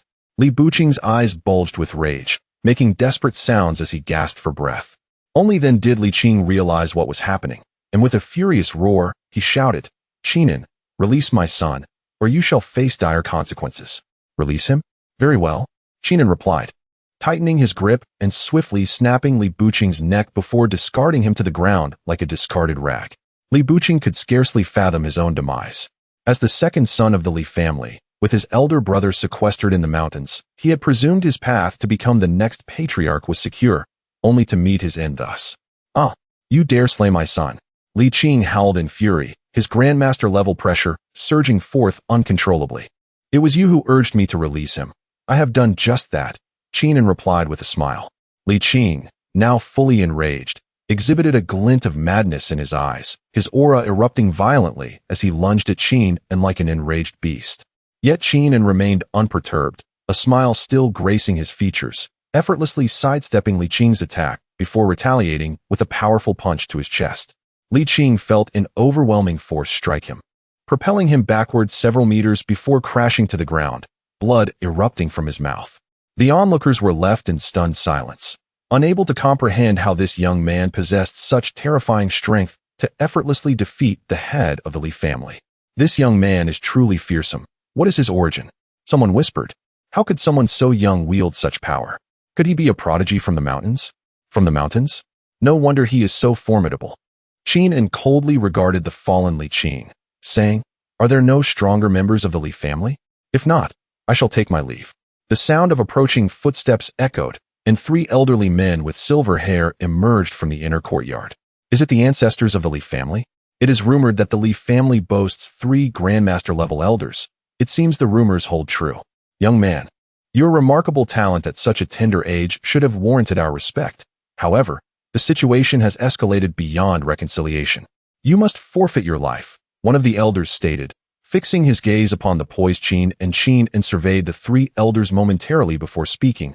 "I saved a member of your family, yet you repay kindness with malice. Is it unreasonable for me to eliminate a young scion? Should I kill this youth? I foresee no issues with his father seeking retribution. If you 3 dare to employ your might against me, I shall eradicate the entire Li lineage. Elders, our Li family has stood proud for a century. We have never suffered such humiliation and cannot allow this to stand. He has already crossed a line, and should we let this tiger return to the mountains, we shall surely face calamity." Li Qing, bloodied and furious, interjected from the ground. The 3 elders of the Li family stood resolute, their expressions grim, their eyes radiating an unmistakable intent to kill. They surged forward simultaneously, their figures darting toward Qingming like arrows released from a bowstring. The air was thick with the palpable energy of martial arts, each breath foreshadowing an impending tempest. Qingming remained composed, observing the movements of his adversaries. His inner energy flowed like a beast poised to pounce, ready to unleash its full might. In the instant their attacks were about to connect, Qingming deftly maneuvered, evading their simultaneous assaults with ease. His movements were not only swift but also exuded an elegant grace, reminiscent of a beautiful dance. The moment for retaliation had arrived. Without a hint of hesitation, Qingming prepared to strike back. His left palm struck first, unleashing a force akin to a blizzard that swept towards the first elder. Before the power reached him, the wind pressure had already arrived, causing the elder's garments to cling tightly to his body, revealing a look of sheer terror. Following this, Qingming moved with a series of swift steps, his figure gliding like a specter as he relentlessly attacked the other 2 individuals. Each strike was imbued with both strength and precise control, his palm technique resembling rolling thunder, rapid and immensely powerful. The 2nd and 3rd elders attempted to resist, yet they found it nearly impossible to match Qingming's speed and might. Their counterattacks were effortlessly neutralized, failing to even graze the hem of Qingming's attire. Within a mere exchange of blows, the onlookers, seasoned martial arts experts, were left astounded. They had anticipated that the 3 grandmasters would easily overwhelm Qingming. To their disbelief, Qingming navigated the 3 grandmasters with remarkable ease, instead imposing his will upon them. The spectators could hardly believe their eyes. How could a young man, scarcely 20, dominate 3 seasoned grandmasters, each a century-old practitioner? What kind of prodigy was this?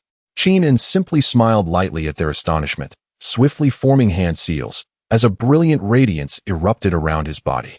In that moment, his true energy surged like a dragon awakening, exuding an imposing aura. The 3 grandmasters charged at Qingming, each strike laden with the force to shatter mountains and split rocks, their palm winds ripping through the air with a thunderous roar. Yet, with a gentle wave of his sleeve, Qingming seemed to brush away the dust with effortless grace. His spiritual energy transformed into a colossal shadow of a palm, its immense power faintly crackling with lightning.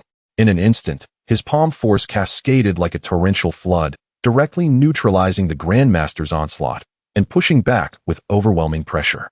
The expressions of the three grandmasters changed dramatically. They attempted to withstand this formidable force, but felt as fragile as a candle flickering in the wind, unable to endure.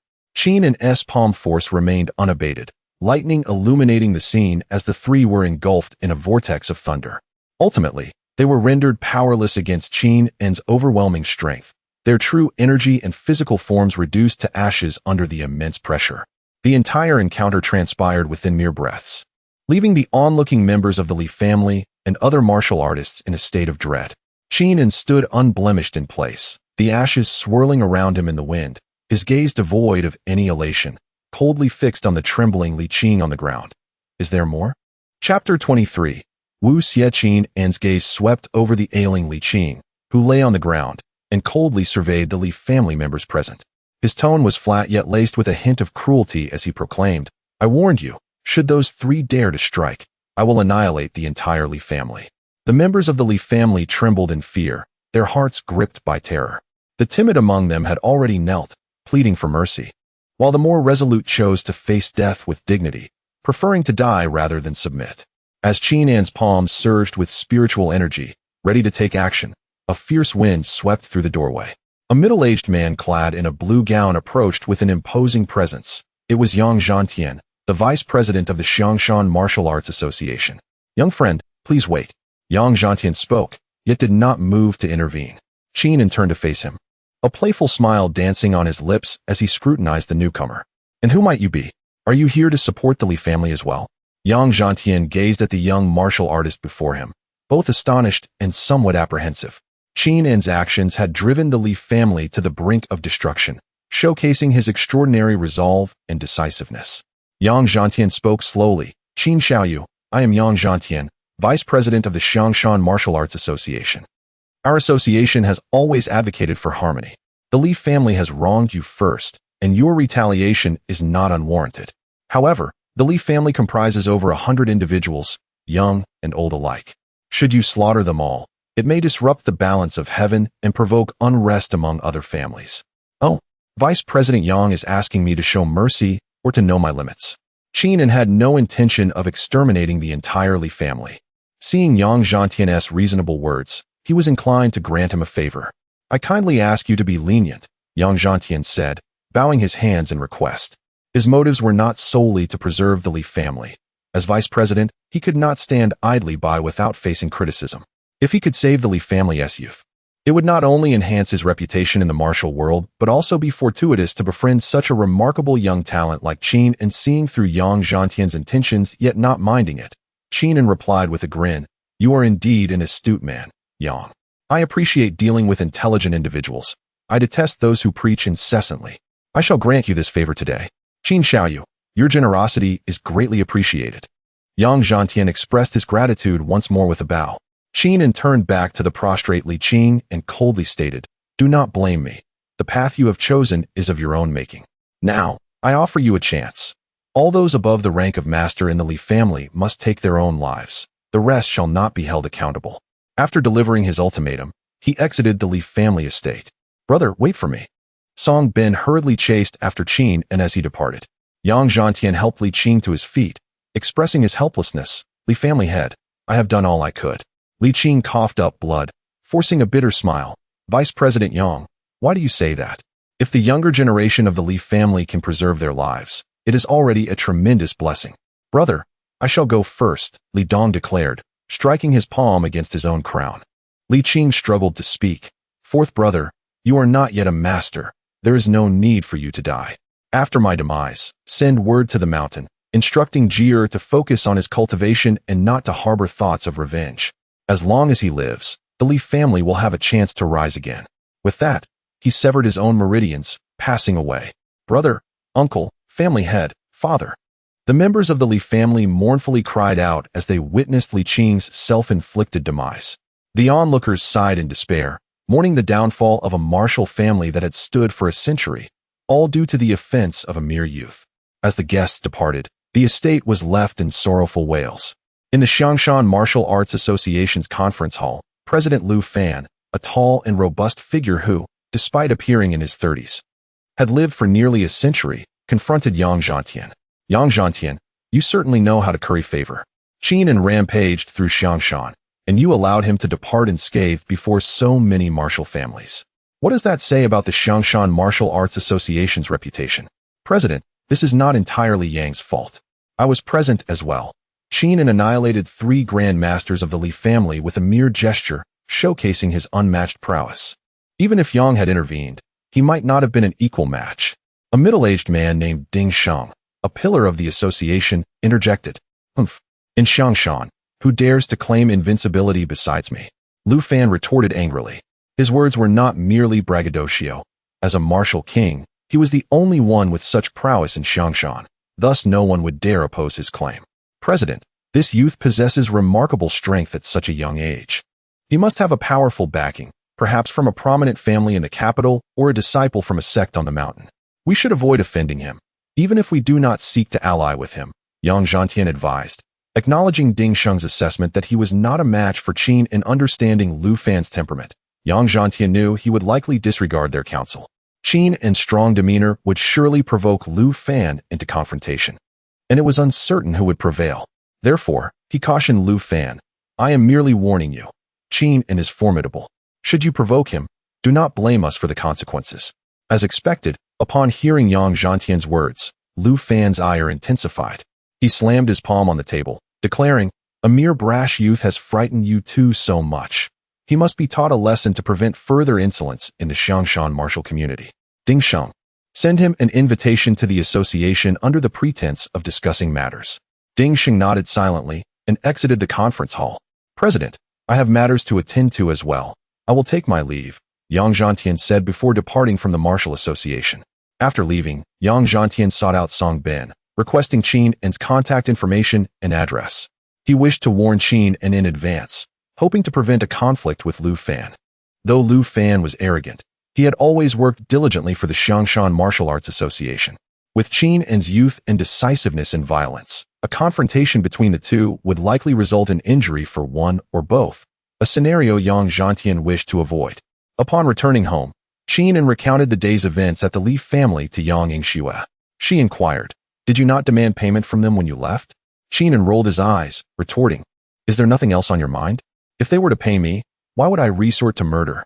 Yang Yingxue, with a bright smile, called over Ali, took her hand, and twirled her around, exclaiming, a vixen should dress like this. What do you think? Isn't it stunning? This ensemble costs over 30,000. Qin, an orphan who had never worn clothes worth more than 300, could hardly contain his astonishment at the mention of such an extravagant sum. Hee, mine is over 50,000. Yang Yingxue joyfully declared, twirling in her own skirt. Goodness, you two spendthrifts. Is this how money is squandered? Qin remarked, though he acknowledged that his wealth came easily. The thought of spending tens of thousands on a single outfit was beyond his comprehension. And this, I bought it for you. Yang Yingxue said as she picked up a t-shirt from the table and handed it to Qin. How much is this one? His heart ached at the thought. Oh, this one was a bargain, just 35 from a street vendor, Yang Yingxue replied with a grin. Oh dear. Qin felt his heart ache even more. He slowly rose and made his way to the room, lamenting, this world is not worth it. Chapter 24. Wu Xie Qin observed the peculiar scene of a person and a fox, one frivolously preening in new garments while the other, blissfully naive, emulated human gestures. A surging wave of inexplicable frustration surged within him, rendering him unable to express his feelings. With a resigned sigh, he rubbed his temples, too weary for a retort, and turned towards the training room in the backyard. The wooden door creaked softly behind him, closing with an air of irritation. Yang Yingxue was engaged in comparing a lace-trimmed undergarment against a Li when she noticed Qin's departure. Her lively eyes blinked, and she promptly discarded the fabric, flitting after him like a delicate butterfly. She grasped Qin's sleeve at the threshold of the training room, her voice laced with a hint of playful coaxing. Don't be upset.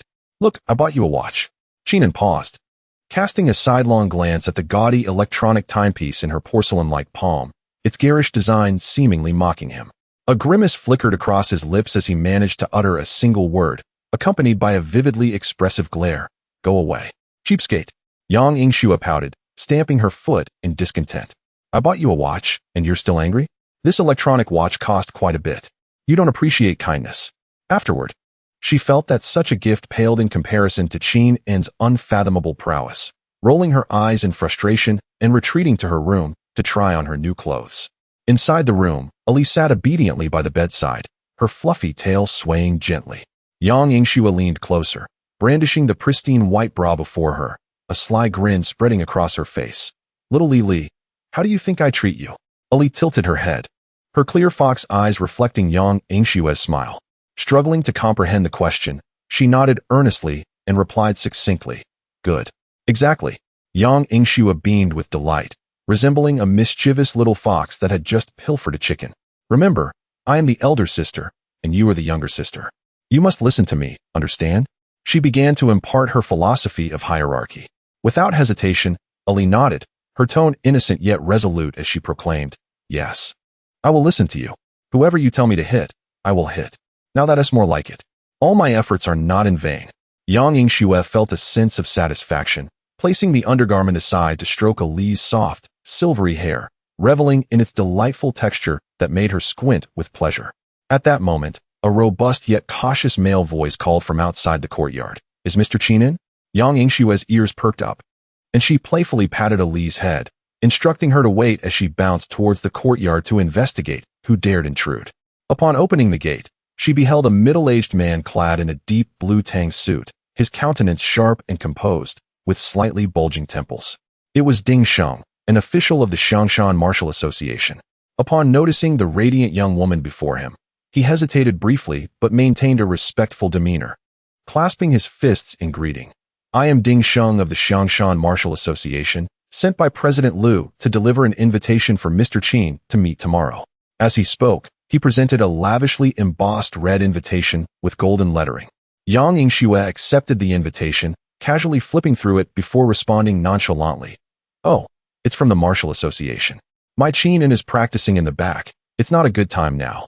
Just give me the invitation, and I'll pass it on to him later." She was eager to dismiss him and return to her fashion show.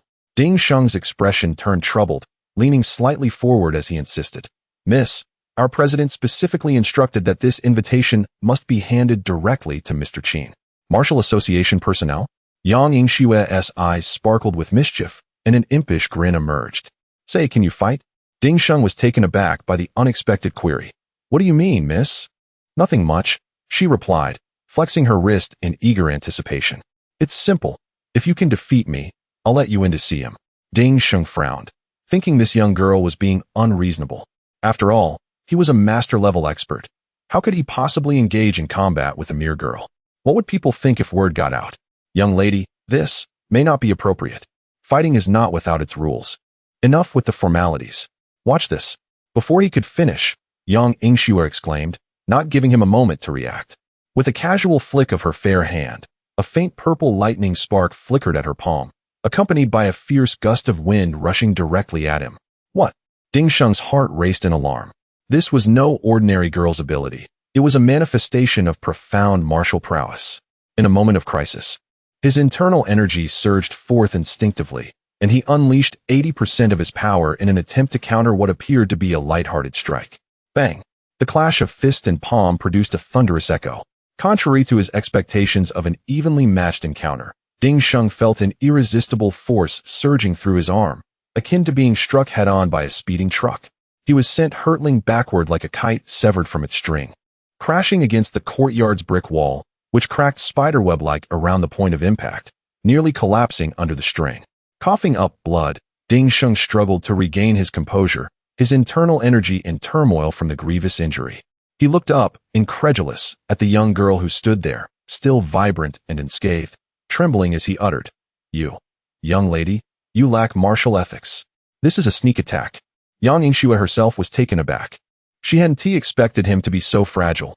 She had only utilized a fraction of her spiritual power, merely augmenting her hand with a hint of lightning energy. Was this all it took? She rushed over, slightly flustered, to help Ding Sheng to his feet, her expression apologetic. Sorry, uncle, I didn't control my strength well. Don't worry, I will definitely give your invitation to Qingming. Perhaps you could visit a hospital first?" At that moment, Ding Sheng's shock was immeasurable. He could distinctly perceive that her earlier strike had been delivered with casual ease, devoid of any indication of the force she would unleash.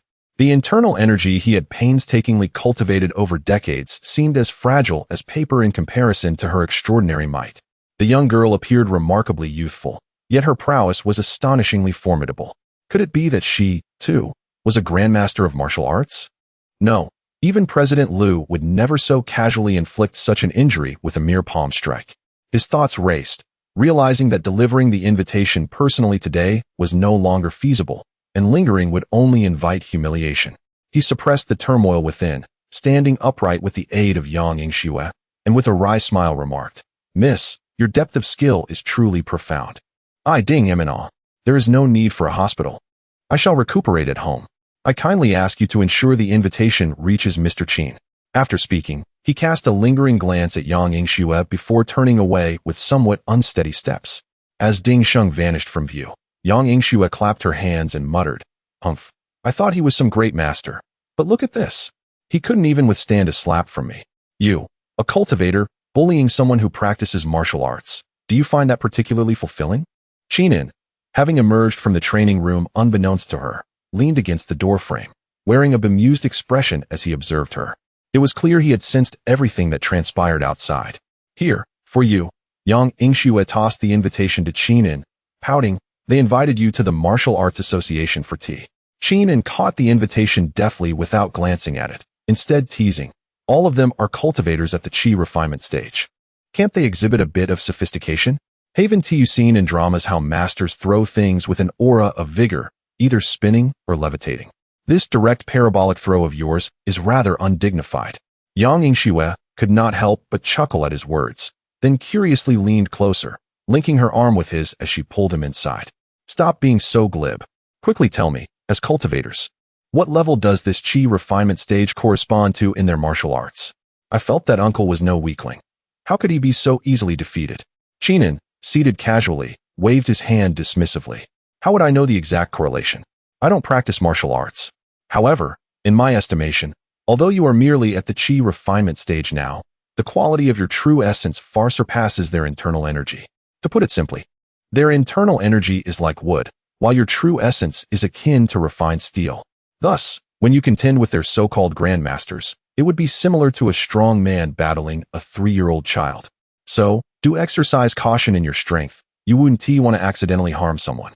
I know, Yang Yingxue replied, feigning indifference while her attention returned to the invitation. "So what does the Martial Arts Association want from you? Are they here to interrogate you?" "Close enough," Qinin replied nonchalantly while toying with the invitation. "There was quite a commotion at the Li family today. As the local enforcers of martial order, they need to make their stance known. I suspect they intend to gauge my capabilities or perhaps admonish me." "Admonish you?" Yang Yingxue's eyes sparkled with excitement as she grasped Qinin's arm. "Then can they really intimidate you?" Qinin glanced at her, a confident smile curving his lips as he replied lightly, "I could knock all their teeth out." "Haha, that is splendid." Yang Yingxue clapped her hands in delight. "Then you must take me along tomorrow. I want to witness the spectacle." "All right," Qinin replied readily. At that moment, a middle-aged man's voice resonated from outside the courtyard, sounding even more composed and courteous. "Is Qin Xiaoyu present?" Qin turned to see Yang Zhantian, the vice president of the Xiangshan Martial Arts Association, standing at the entrance with a warm smile. Qinin rose and greeted him amiably. "President Yang, what brings you here? The members of your association just left. Did you forget something?" He subtly gestured towards the direction Ding Sheng had departed.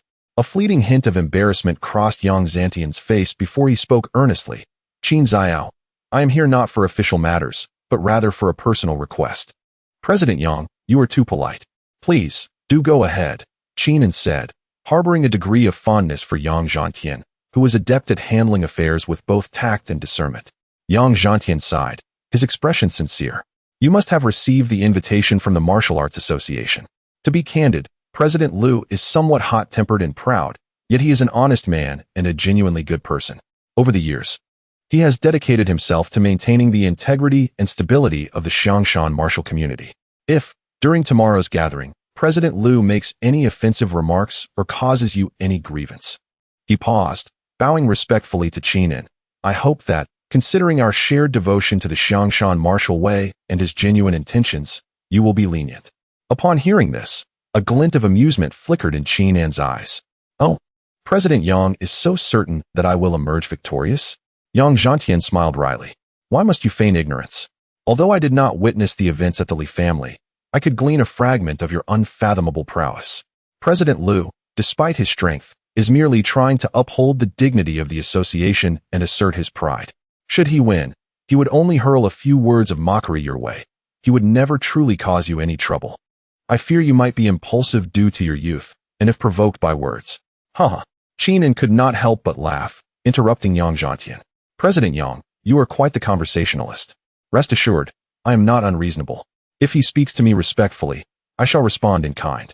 His words were delivered with an air of tranquility, yet the underlying implication was unmistakable to Yang Yingxue.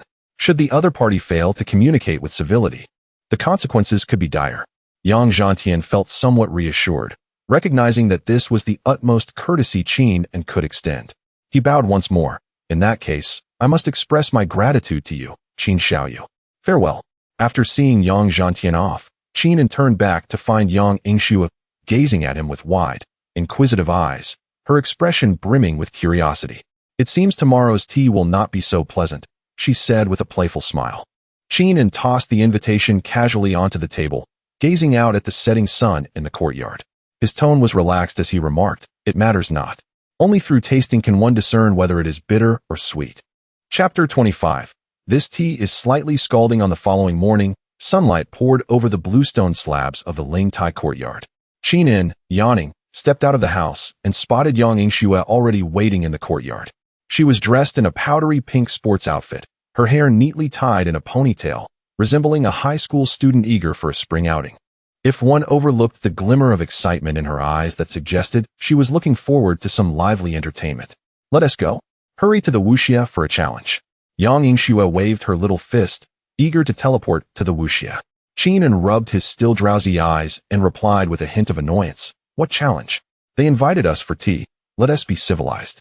With a playful roll of her eyes, Yang Yingxue retorted, "Just yesterday, you said you could knock out all their teeth. Don't act like a big shot now." Ali silently followed them out of the house, dressed in the beige dress Yang Yingxue had gifted her, accentuating her fair skin and graceful figure, though her eyes still held a playful, naive glint. She gently tugged at Qingming's sleeve and whispered, "I want to go too." Seeing her dependent demeanor, Qingming's heart softened, and he nodded. "All right. We'll all go. But remember, Yingxue, tone it down when we get there. Don't go slamming people into the walls. Ali, stick close to Yingxue and don't wander off." "Got it, stop nagging," Yang Yingxue replied while her eyes darted around, plotting something. The headquarters of Shangshan Wuxia was housed in an imposing ancient-style building in the city center. With flying eaves and painted red doors, flanked by 2 stone lions, it exuded a certain gravitas. However, this sense of authority shifted the moment Qingming and the others stepped through the entrance. They were greeted by a young disciple clad in practice attire, whose eyebrows raised in surprise upon seeing Qingming, so young yet accompanied by 2 striking women. His astonishment quickly morphed into professional courtesy as he led them to the reception room. As they walked, many members of the wuxia cast curious, scrutinizing, and even hostile glances at them. The news of Qingming's violent confrontation with the Li family had spread like wildfire through the Shangshan martial arts community overnight. Many were eager to witness how this audacious young man would fare before President Liu. The reception room was spacious and adorned in a classical style. Seated in the main position was a robust man in his 40s, with a resolute expression and piercing eyes that radiated authority. Dressed in a simple black practice outfit, his presence was as imposing as a mountain. This was Liu Fan, the president of Shangshan Wuxia, at the pinnacle of martial arts mastery. Beside him sat Vice President Yang Yingxue. Upon seeing Qingming and his companions enter, Yang Yingxue immediately stood up, a warm smile gracing his face. "Young friend Qing, Miss Yang, Miss Ali, you've arrived. Please, take a seat."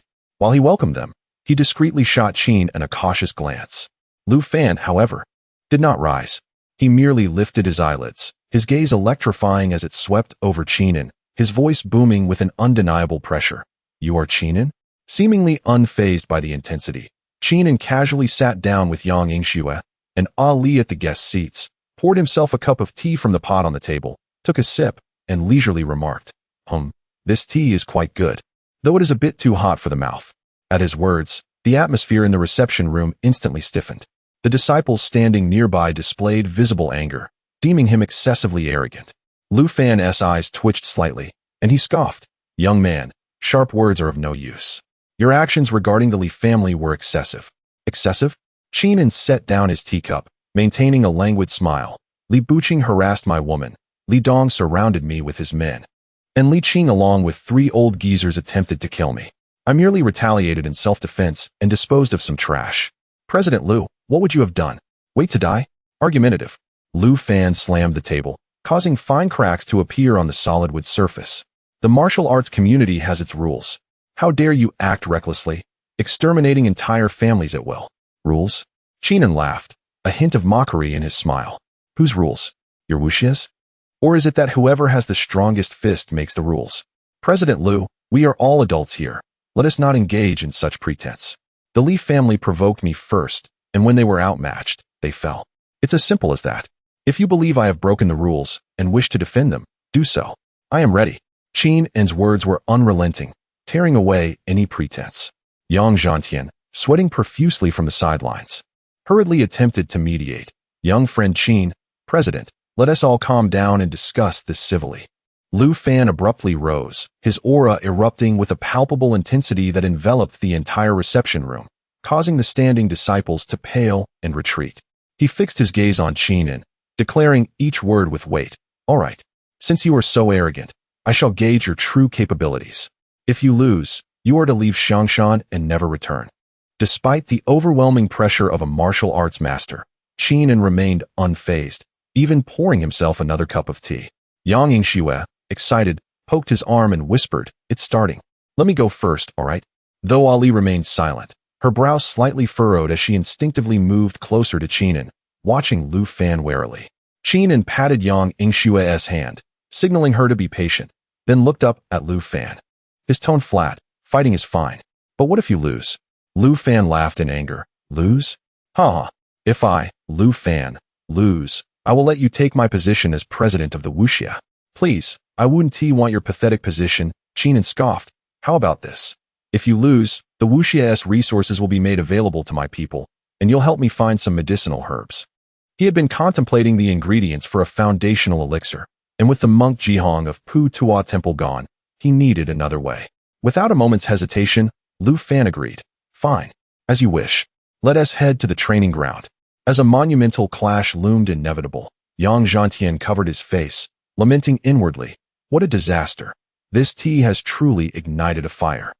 Chapter 26. This fight is impossible. The Martial Arts Association's training ground is exceedingly spacious, its surface adorned with solid bluestone slabs, surrounded by weapon racks and various training apparatuses. When the members heard that the president was to duel a young man, many rushed to the arena, murmuring amongst themselves, "Is this the lad? He seems rather ordinary. Can he truly defeat the 3 venerable ancestors of the Li family? Who knows? Perhaps he has resorted to some underhanded trickery. The president is a martial king. Surely, he can handle this with ease." The 2 female companions beside him are indeed beautiful, especially the one in the dress, resembling a star. Yang Yingxue, overhearing the surrounding chatter, felt not anger but exhilaration. She leaned closer to Qingming and said, "Did you hear? They are praising both me and Xiao Lily for our beauty. When it's my turn to perform, should I strike a more graceful pose?" Qingming replied, somewhat exasperated, "Are you here to fight or to participate in a beauty pageant? Why not both? Fighting while looking beautiful." Yang Yingxue responded confidently. Ali, feeling somewhat anxious, tugged at Qingming's sleeve and whispered, "Is he very strong?" Qingming chuckled, ruffling her hair. "He's decent, but nowhere near your sister Yingxue's level." Though his voice was low, the presence of martial practitioners in the vicinity ensured that his words were heard loud and clear, darkening Lu Fan's expression. As they positioned themselves in the arena, Lu Fan adopted a stance of utmost focus, his aura palpable, with true energy surging within him like a volcano poised to erupt. He resolved to utilize absolute strength to crush this presumptuous lad and restore the association's honor. "Show your weapon, kid," Lu Fan commanded sternly. Qingming shrugged. "Weapon? I have neither learned to wield one nor possess one." "Arrogance," Lu Fan thought, choosing not to engage further. With a fierce shout, he propelled himself like lightning, crossing several meters in an instant, delivering a punch directly aimed at Qingming's face. This strike appeared unadorned, yet it was infused with his pure martial king energy, the force slicing through the air with a resounding boom. The spectators gasped, envisioning the moment Qin and would be sent flying. However, he merely shifted slightly to the side, nonchalantly redirecting Lu Fan's violent punch, which instead crashed into the ground, creating a shallow crater. Lu Fan's pupils narrowed, alarm bells ringing in his mind. A true expert reveals their prowess with a single move. This seemingly simple maneuver required exquisite control over force. No longer daring to underestimate his opponent, Lu Fan launched a relentless barrage of punches and kicks toward Qin, each strike heavy with intent, stirring the dust beneath them, as if a small tempest had arisen in the training ground. Yet, at the eye of this storm, Qin moved with an ethereal grace, his steps fluid and agile. He did not meet Lu Fan's attacks head-on, but deftly evaded or skillfully redirected the force.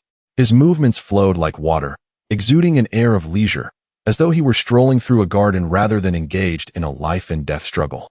After exchanging over a dozen blows, Lu Fan had yet to touch even the hem of Qin's clothing. While he himself began to feel the strain of his exertion, his face flushed. The onlookers of the Martial Arts Association were left dumbfounded, witnessing someone navigate the president's fierce assault with such ease. This fellow, his movements are too enigmatic. It seems the president cannot land a hit. Yang Yingxue, watching from the sidelines, stamped her foot in frustration. Come on, Qin, strike back. What are you circling around for? Just one slap will suffice. As Lu Fan grew increasingly astonished and frustrated, he let out a roar, unleashing his ultimate technique, the mountain-splitting aura. His palms radiated a yellowish light, and a weighty, destructive force surged forth, barreling towards Qin. And seeing this, Qin finally ceased his evasions. He sighed. All right, let us wrap this up quickly. He raised his right hand, aligning his index and middle fingers, and gently sliced through the oncoming mountain-splitting aura. There were no earth-shattering sounds, nor dazzling effects. The spectators beheld a slender yet highly concentrated golden aura that, like a hot knife through butter, silently cleaved through the formidable attack. The force continued unabated, grazing Lu Fan's ear and striking a stone lock behind him, slicing it cleanly in half with a soft thud. The cut was as smooth as a mirror. The entire training ground fell into a profound silence. Everyone stared in astonishment at the bisected stone lock, then shifted their gaze to the poised Qin and finally to Lu Fan, who stood frozen in place, beads of cold sweat forming on his forehead. That energy, just now, was it sword energy? But he did not wield a sword. Lu Fan felt the lingering sharpness beside his ear. His heart racing. He understood well that had that strike been aimed just slightly higher, his head would have been severed from his body. This young man is neither a master nor a grandmaster. His strength likely surpasses that of a martial king. Who on earth is he? Just as Lu Fan was struck with disbelief, unsure of how to proceed, a clear and somewhat impatient female voice shattered the silence. Are you done yet? Stop dawdling. It's my turn now. Before the words had fully left her mouth, the crowd barely registered a blur. The adorable girl in a pink and white tracksuit had somehow appeared right in front of Lu Fan. Yang Yingxue placed her hands on her hips, gazing up at Lu Fan, who towered over her in a daze, and cheerfully declared, President Lu, how about I give you a slap? Just one slap. I promise I won't kill you. Lu Fan. The crowd. What on earth is happening?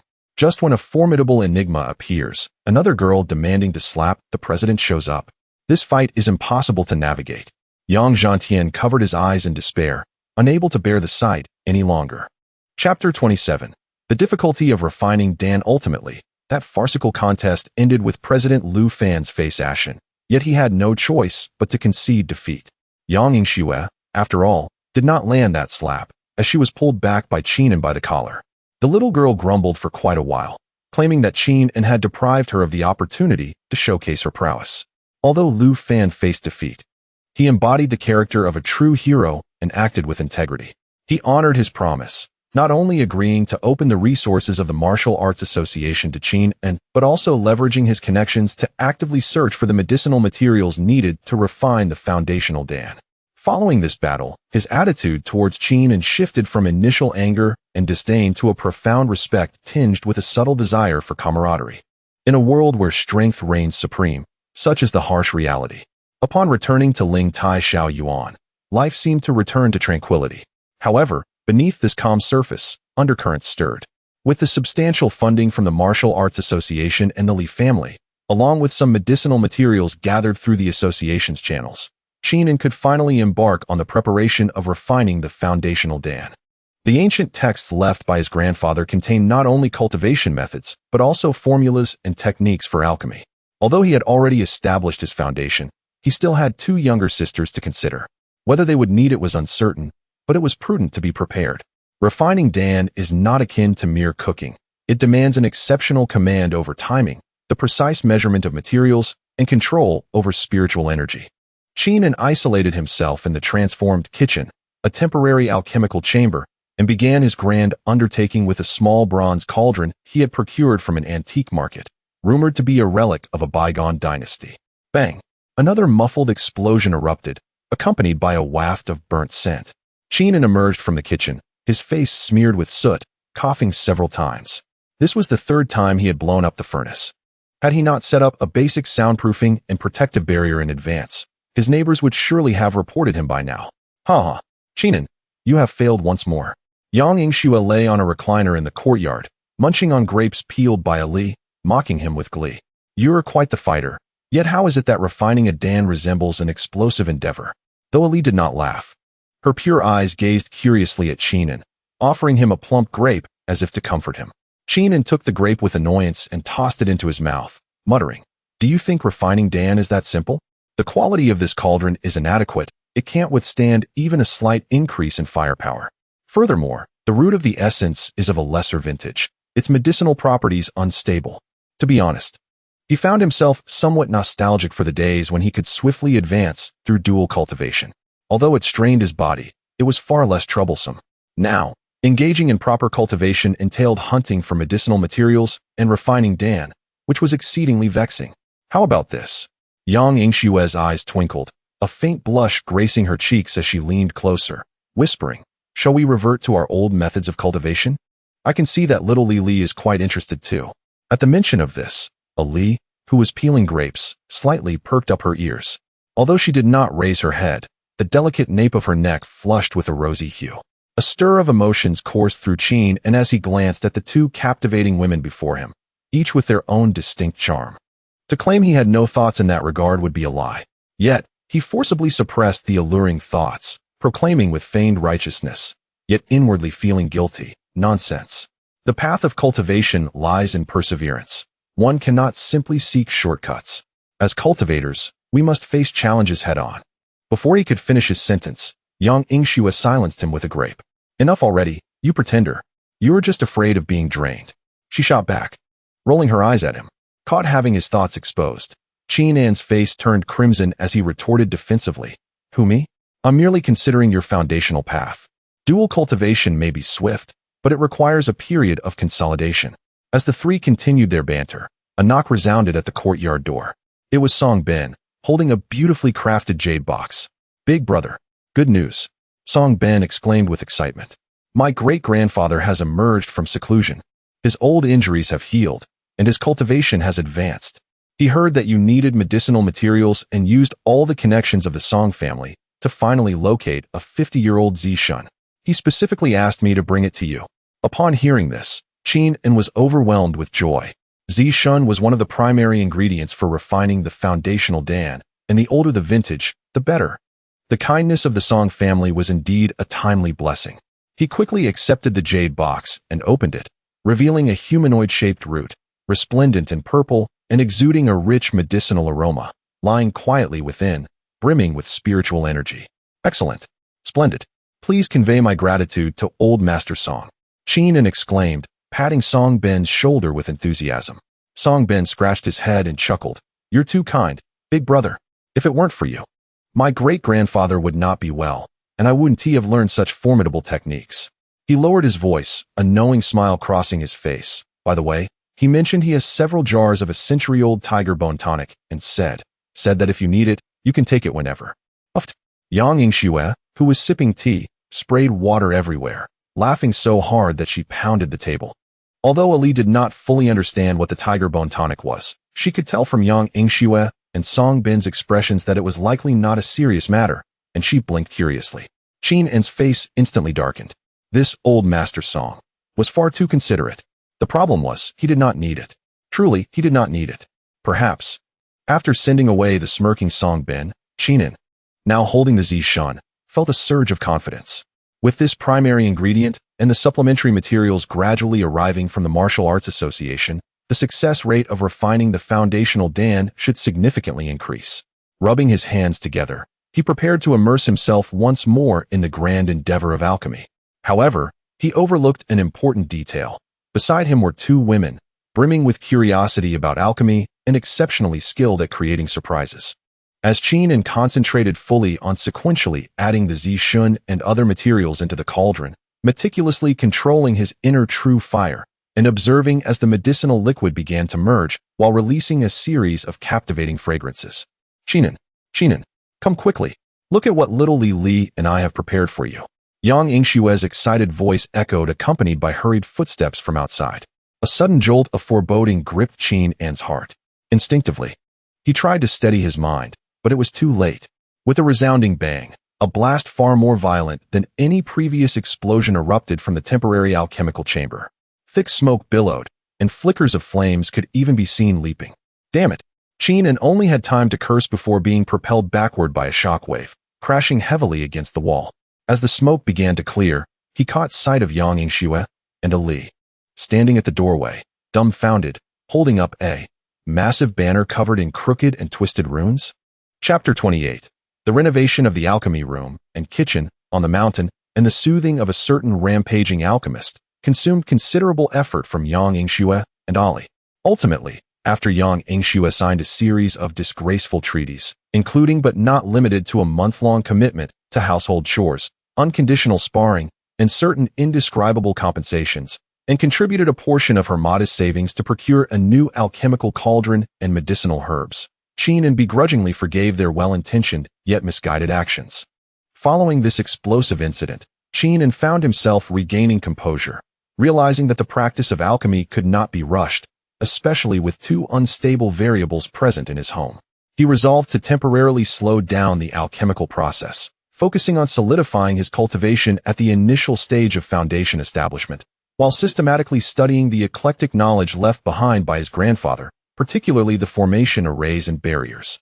At the very least, he needed to set up a powerful barrier capable of preventing explosions and disturbances before the next alchemical endeavor. As Qingming busied himself with post-disaster reconstruction and knowledge acquisition, the seemingly tranquil waters of Xiangshan City began to ripple due to the demise of the Li family and Qingming's sudden emergence. In a clandestine private club somewhere in Xiangshan City, a young man clad in a white suit, strikingly handsome yet possessing an air of delicate charm, lounged on a leather sofa, swirling a glass of red wine in his hand. He listened to his subordinate's report regarding Qingming, a playful smile tugging at the corners of his lips. 18 years of age, cultivation above that of a martial king, suspected mastery of advanced techniques and spells, accompanied by a remarkably gifted little girl with a violent disposition and a woman suspected to be a fox demon?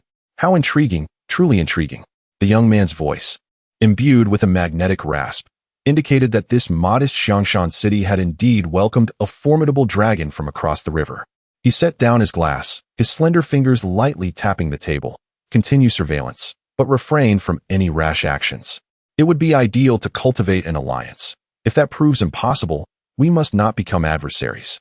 I am quite eager to see how this Qingming stirs the waters of Xiangshan.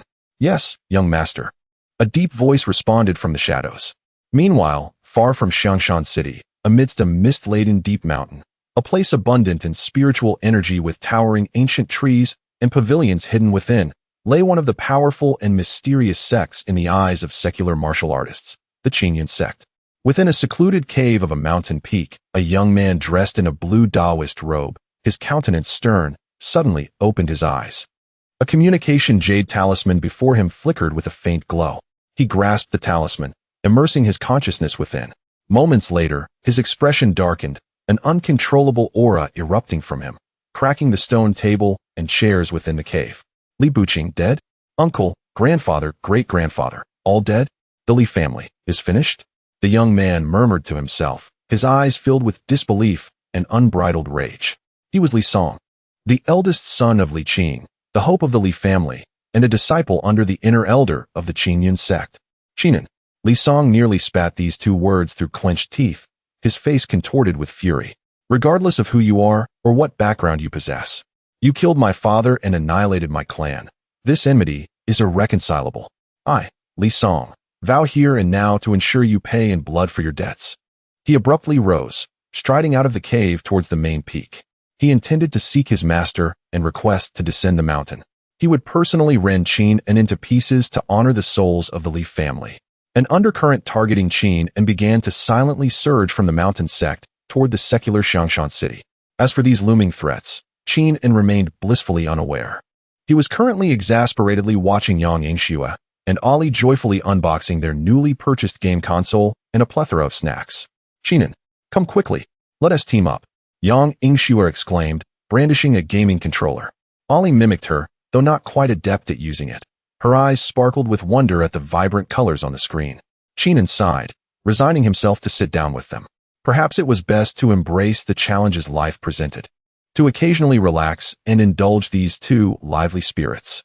He picked up the controller, all the while contemplating.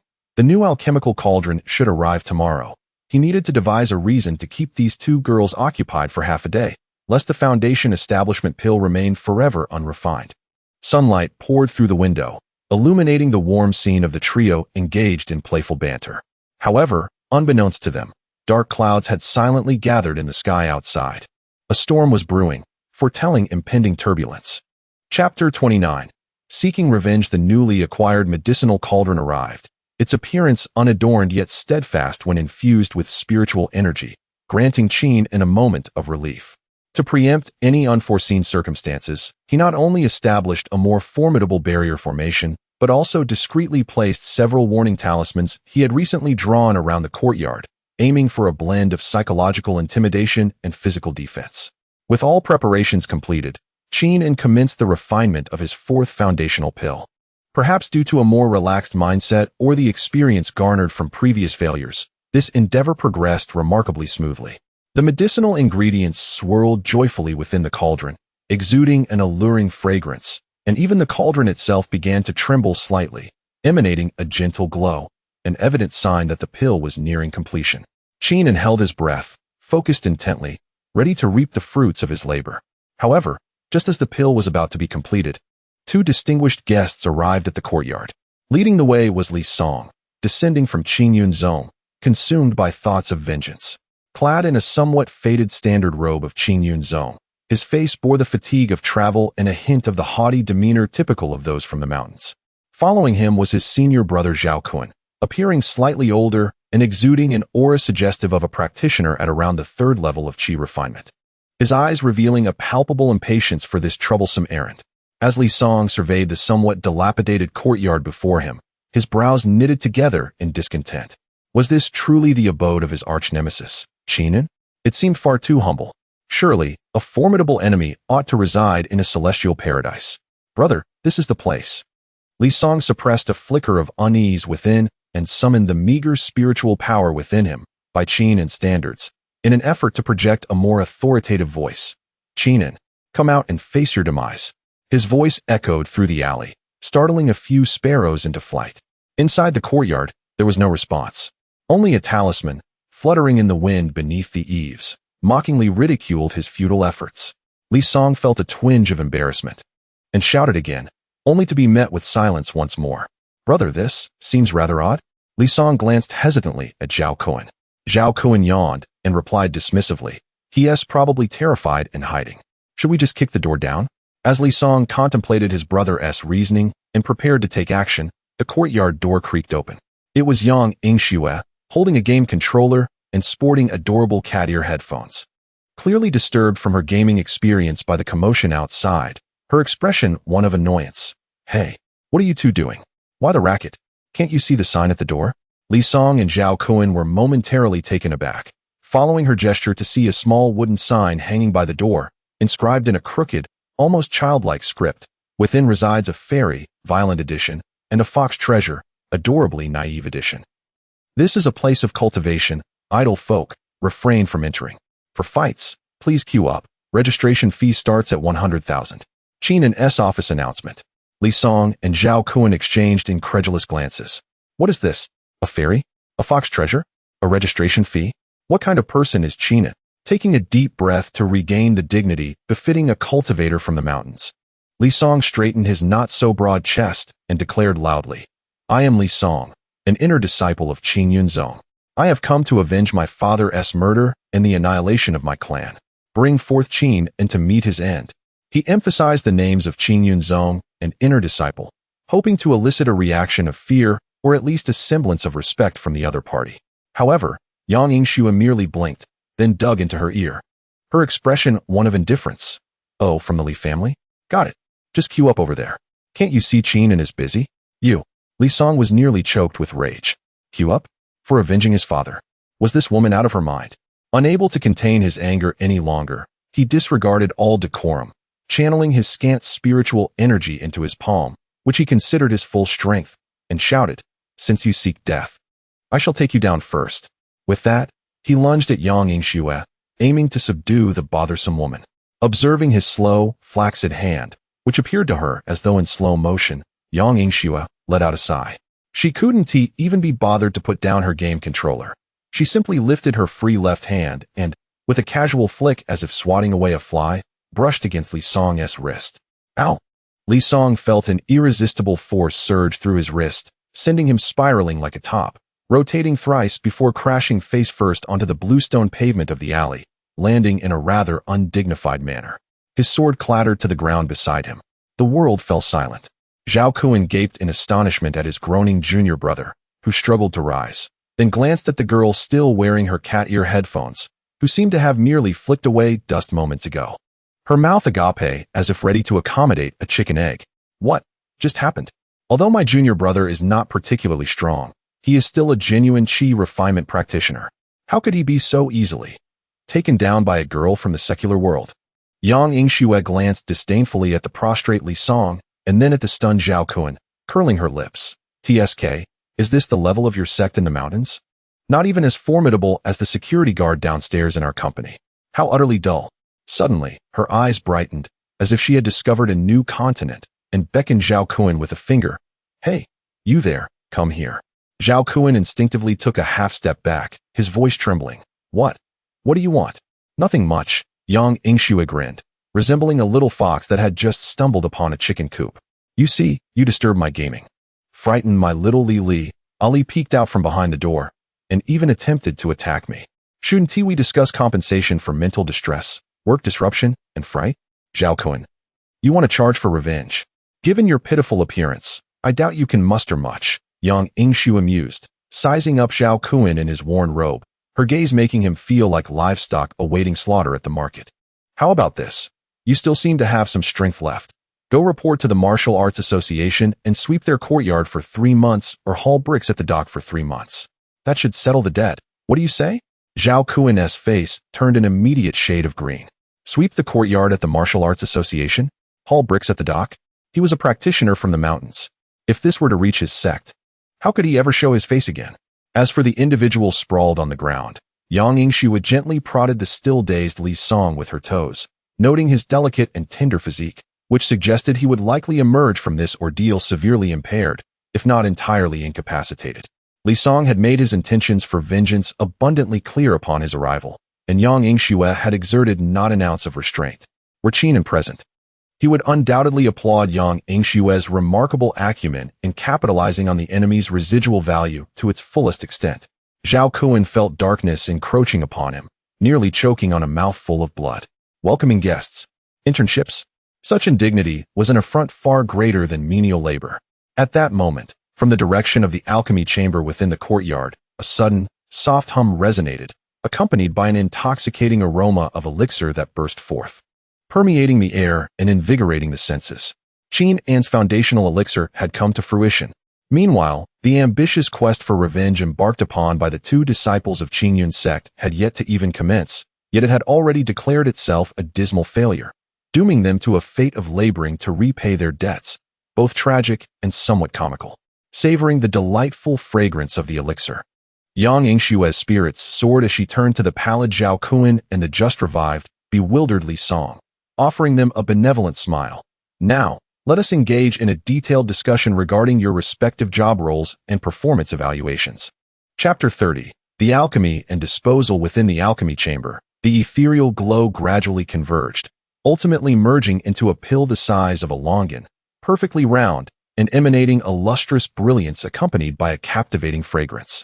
Subtle ripples of Taoist essence flowed across the surface of the pill, signifying its extraordinary quality. Qingming exhaled deeply, a relieved smile gracing his face.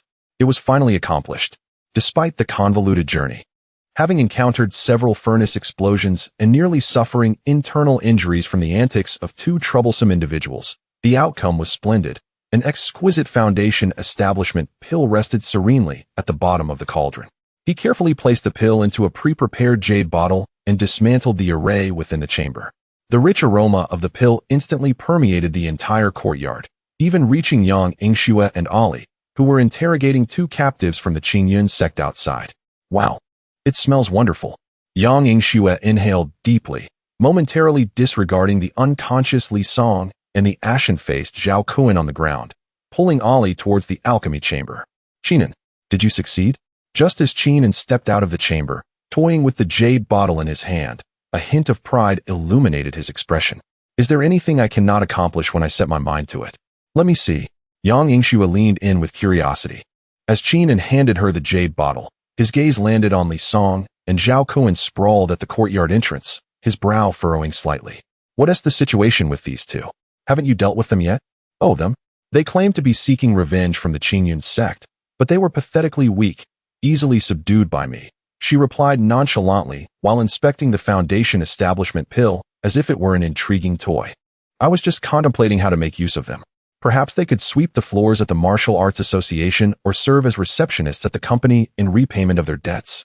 Upon hearing this, Li Song, lying on the ground, felt a surge of humiliation and anger, struggling to rise but wincing in pain from his injuries. Zhao Kun, on the other hand, wore a mask of terror as he regarded Qingming, fearing that the main figure would annihilate them on the spot. Qingming approached the courtyard entrance, gazing down at Li Song with indifference. From the Li family? From the Qingming sect on the mountain? With great effort, Li Song lifted his head, his eyes filled with resentment. Qingming, you killed my father and destroyed my family. I, Li Song, will never rest until I see you dead. If you have the guts, go ahead and kill me. The Qingming sect will not spare you. Ha! Qingming chuckled lightly, the sound devoid of emotion, sending chills down the spines of Li Song and Zhao Kun. As if not killing you would earn me the friendship of the Qingming sect. He crouched down, scrutinizing Li Song's twisted face, and spoke slowly. Revenge requires strength. With your meager cultivation at the first level of Qi refinement, and your senior brother at the third level behind you. Who gave you the audacity to confront me? Yang Yingxue. Though Li Song and Zhao Kun were unfamiliar with who Yang Yingxue was, they clearly understood the disdain in his words. Trembling with fury, Li Song found himself at a loss for a retort. I am not fond of trouble, nor do I enjoy bloodshed in my home. Qingming maintained his calm demeanor. However, I will not make the foolish mistake of releasing a tiger back into the mountains. Before he finished speaking, Qingming's hand moved like lightning, his index finger lightly touching Li Song's dantian. Ack! Li Song let out a heart-wrenching scream, his body collapsing as if his bones were drawn out, his complexion turning as pale as paper. He distinctly felt his hard-earned, meager spiritual energy dissipate like a released flood, vanishing in an instant. The excruciating pain radiated from his dantian, leaving it hollow, devoid of any trace of spiritual power. His cultivation had been utterly destroyed. You have ruined my cultivation? Li Song's voice trembled, filled with despair and disbelief. For a cultivator, the loss of their cultivation was more agonizing than death itself. Zhao Kun, observing the scene, felt his scalp prickle and his legs weaken, nearly collapsing as well. The look he cast at Qingming was laden with boundless fear. This young man wielded a ruthless hand. Moreover, he had effortlessly dismantled a Qi refinement practitioner's cultivation. How terrifying was his strength? And what was that he held? It was the legendary foundation establishment pill, a rarity within the sect, with an exceedingly low success rate. Qingming stood up, as if merely having accomplished an insignificant task, and turned his gaze to the trembling Zhao Kun. Take this worthless individual and roll back to the Qingming sect. Inform your superiors that the matter concerning the Li family ends here. If the Qingming sect wishes to continue this game, I, Qingming, will accompany you to the end. But next time, the visitors will not be worthless individuals. they will be corpses. Do you understand? Why, yes. Thank you for sparing my life, esteemed elder. Thank you. Zhao Kuan, as if granted a reprieve, nodded fervently like a chick pecking at grain, devoid of any remnants of the pride typical of a mountain cultivator. At that moment, he yearned to escape this dreadful place, distancing himself from this demon as much as possible. He hurriedly assisted the mentally shattered Li Song, who stared vacantly ahead, and they scurried away from the alley, even forgetting to retrieve the sword that had fallen to the ground. How dull, Yang Yingxue remarked, watching the two flee in disarray, pursing her lips. I was hoping to send them to work off their debts. Now, I've lost my laborers. Qinin, exasperated, flicked her forehead. You only think of such nefarious schemes. What could 2 refinement level nobodies possibly do? They are hardly worth the trouble. I was merely trying to think of ways to economize. Yang Yingxue protested, feeling wronged as she rubbed her forehead. Ollie quietly chimed in, it's better this way. It's peaceful. Qinin chuckled and embraced the shoulders of both women. All right, the flies have been driven away. Now, it is time to attend to serious matters. He shook the jade bottle in his hand, his eyes ablaze with fervor. With the Foundation establishment pill successfully concocted, he was ready to enter seclusion and break through to the Foundation establishment stage. Yet unbeknownst to him, his so-called serious matters were soon to be proven a detour. He was also unaware that a woman, poised to disrupt their tranquil lives and bring forth new opportunities, was quietly drawing near. Chapter 31. The Flawed Foundation and the Arrival of Shun Nanachin, and was preparing to enter seclusion to consume the Foundation establishment pill. He reinforced the barrier outside his room, instructing Yang Yingxue and Ali to refrain from disturbing him under any circumstances. Although he had already established his foundation, the ancient text left by his great-grandfather, Qin Hao, indicated that the Foundation establishment pill could be employed to solidify one's foundation. Sitting cross-legged on his bed, Qinin adjusted his state of mind and gazed at the Foundation establishment pill in his hand, which had required considerable effort to refine. Taking a deep breath, he swallowed it. The pill melted upon entering his mouth, transforming into a vast and gentle medicinal power that surged through his limbs and bones, ultimately converging in his dantian. According to the records of his cultivation method, he needed to guide this medicinal energy to break through the bottleneck of Foundation establishment, compressing the gaseous true essence, refining it into a higher quality of liquid true essence, while simultaneously broadening and reinforcing his meridians. The process seemed to proceed smoothly.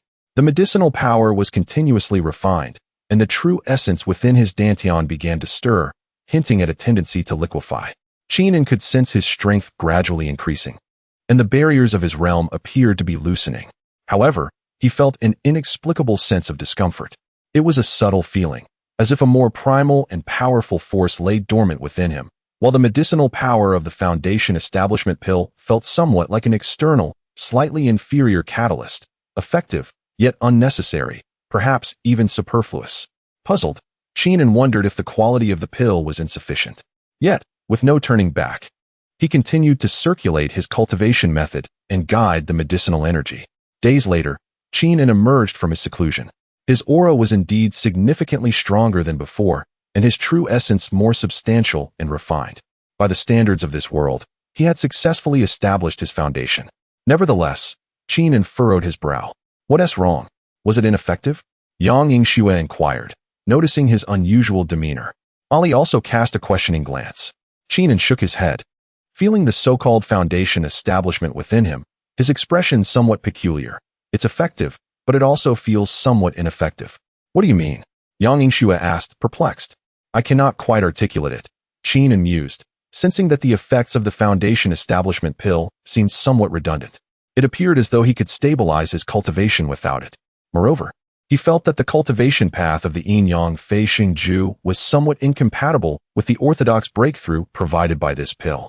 Recalling the seamless and unobstructed progression of his cultivation during his dual cultivation with Yang Yingxue and Ali, he found the disconcerting feeling intensified in comparison to the experience of consuming the Foundation establishment pill. Could it be that the dual cultivation method left by the old man concealed a deeper secret? Perhaps there was no need for such external aids at all. Just as Qinin was lost in thought, a knock echoed at the courtyard gate. This time, the visitor was neither a pursuer nor someone from the Martial Alliance. A young woman stood outside, clad in a professional suit, tall and slender, wearing black-rimmed glasses that lent her an air of competence and efficiency. She held a folder in her hand, her face adorned with a professional smile that seemed somewhat out of place in the quaint courtyard. "Excuse me, is Mr. Qingming residing here?" Her voice was crisp, carrying a distinct urban white-collar sharpness. Yang Yingxue opened the door with a wary expression, sizing the woman up. "Who are you? What do you want with him?" She mused internally, wondering if this was yet another admirer drawn to Qingming's ancestral aura of perpetual bachelorhood. The woman appeared unfazed by Yang Yingxue's demeanor. She retrieved a business card from her bag and offered it with both hands. "Hello, my name is Shun Nana, a reporter for the magazine Qingming Festival. Our publication primarily focuses on supernatural events and unsolved mysteries. I am here to interview Mr. Qingming regarding the recent incident on Yusha Island and some unusual phenomena in Xiangshan." "Qingming Festival? A reporter?" Yang Yingxue took the card, glancing at it before casting a skeptical look at Shun Nana. The woman exhibited no signs of spiritual energy or martial prowess. She appeared to be an ordinary person. However, her eyes, hidden behind the lenses, were exceptionally bright and sharp, as if capable of seeing into one's heart. "The Yusha Island incident has been closed, hasn't it? The authorities have issued a report." Yang Yingxue did not immediately allow her entry. Shun Nana adjusted her glasses, maintaining her smile while lowering her voice. "The official report is merely the official narrative. However, I have learned through various channels that several individuals of special status were involved in that incident and played a crucial role, including Mr. Qingming. Furthermore, while investigating the fox spirit rumors around Feng Mountain, I stumbled upon hints that seemed to connect to Mr. Qingming and those close to him." As she spoke, her gaze casually swept across the courtyard, inadvertently catching sight of Ollie peeking curiously. The stunning beauty and an ethereal quality of Ollie elicited a flicker of barely perceptible surprise in Shun Nana's eyes. Yang Yingxue's heart raced. This reporter seemed to possess some insight. She had even uncovered connections to Feng Mountain and Ollie. Although Ollie could now completely conceal her demonic aura, appearing indistinguishable from an ordinary person, there was no guarantee that she would not attract the attention of discerning individuals. "What do you wish to interview about?" "We have nothing to say." Yang Yingxue intended to refuse outright. At that moment, Qingming's voice came from behind. "Let her in." Qingming approached, scrutinizing Shun Nana as well. An ordinary reporter, yet she managed to uncover information that the Martial Alliance and relevant authorities had deliberately downplayed. Either her background was extraordinary, or her instincts were remarkably sharp. Moreover, he sensed a faint, almost imperceptible energy surrounding Shun Nana, not from cultivation, but rather as though she had long been in contact with something unclean. Upon seeing Qingming, Shun Nana's eyes brightened slightly, and she stepped forward, extending her hand confidently. "You must be Mr. Qingming. Your presence is indeed remarkable. I apologize for the intrusion. I hope you can forgive me." Qingming shook her hand lightly, the sensation of that faint energy becoming more pronounced. A thought crossed his mind. Perhaps he could glean some intriguing insights into the hidden aspects of Xiangshan from this reporter. "Ms. Shun, please come in." Qingming gestured for Shun Nana to enter the courtyard. As Yang Yingxue watched Shun Nana's retreating figure, she leaned towards Qingming, a tinge of jealousy evident in her voice. "Hey, why did you let her in? Look at her eyes. She resembles a vixen. She certainly has ill intentions." Qingming smiled wryly and murmured, "Rest assured, I am well aware. There is something peculiar about her. Perhaps she will bring us unexpected gains." Thus, the reporter Shun Nana, an apparently ordinary urban woman, stepped into the Lingtai courtyard with her investigative intentions and an air of enigmatic foreboding. She introduced new variables and endeavors into the already vibrant lives of Qingming and his companions. Chapter 32. The Journalist's Commission and the Abandoned Hospital. Beside the stone table in the small courtyard, Shun Nana accepted the cup of tea silently offered by Ali, expressing her gratitude. Yet, her gaze continually flitted between Qingming, Yang Yingxue, and Ali, imbued with a professional curiosity and a hint of undeniable intrigue. "Mr. Qingming, Miss Yang, and you, Miss Ali," Shun Nana commenced, opening her folder filled with clippings, printed materials, and photographs. "I shall not beat around the bush. The official narrative regarding the Yusha Island incident characterizes it as a crime orchestrated by a syndicate exploiting the terrain and drugs, but I know it is far more complex. I discovered that a special advisor from the Public Security Bureau intervened on that day, and it seems that several of you are core members of this advisory team." Qingming took a sip of tea, neither confirming nor denying her assertion. Reporter Shin, your information is quite astute. However, knowing too much about certain matters may not be in your best interest. Shin Nana smiled lightly, undeterred. As a journalist, it is my duty to seek the truth. Moreover, my visit is not solely for news gathering. I am here to seek assistance. Assistance? Yang Yingxue raised an eyebrow.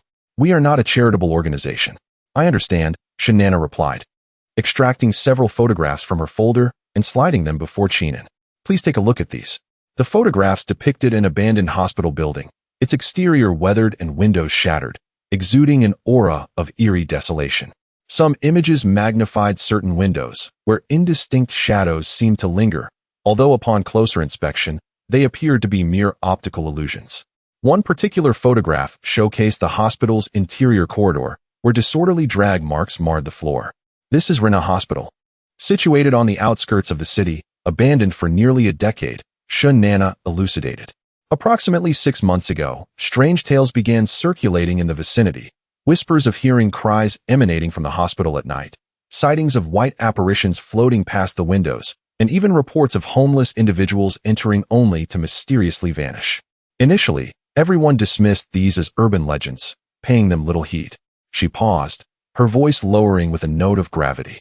However, last month, 2 young individuals claiming to be paranormal enthusiasts stealthily infiltrated the hospital for an adventure, and they never emerged.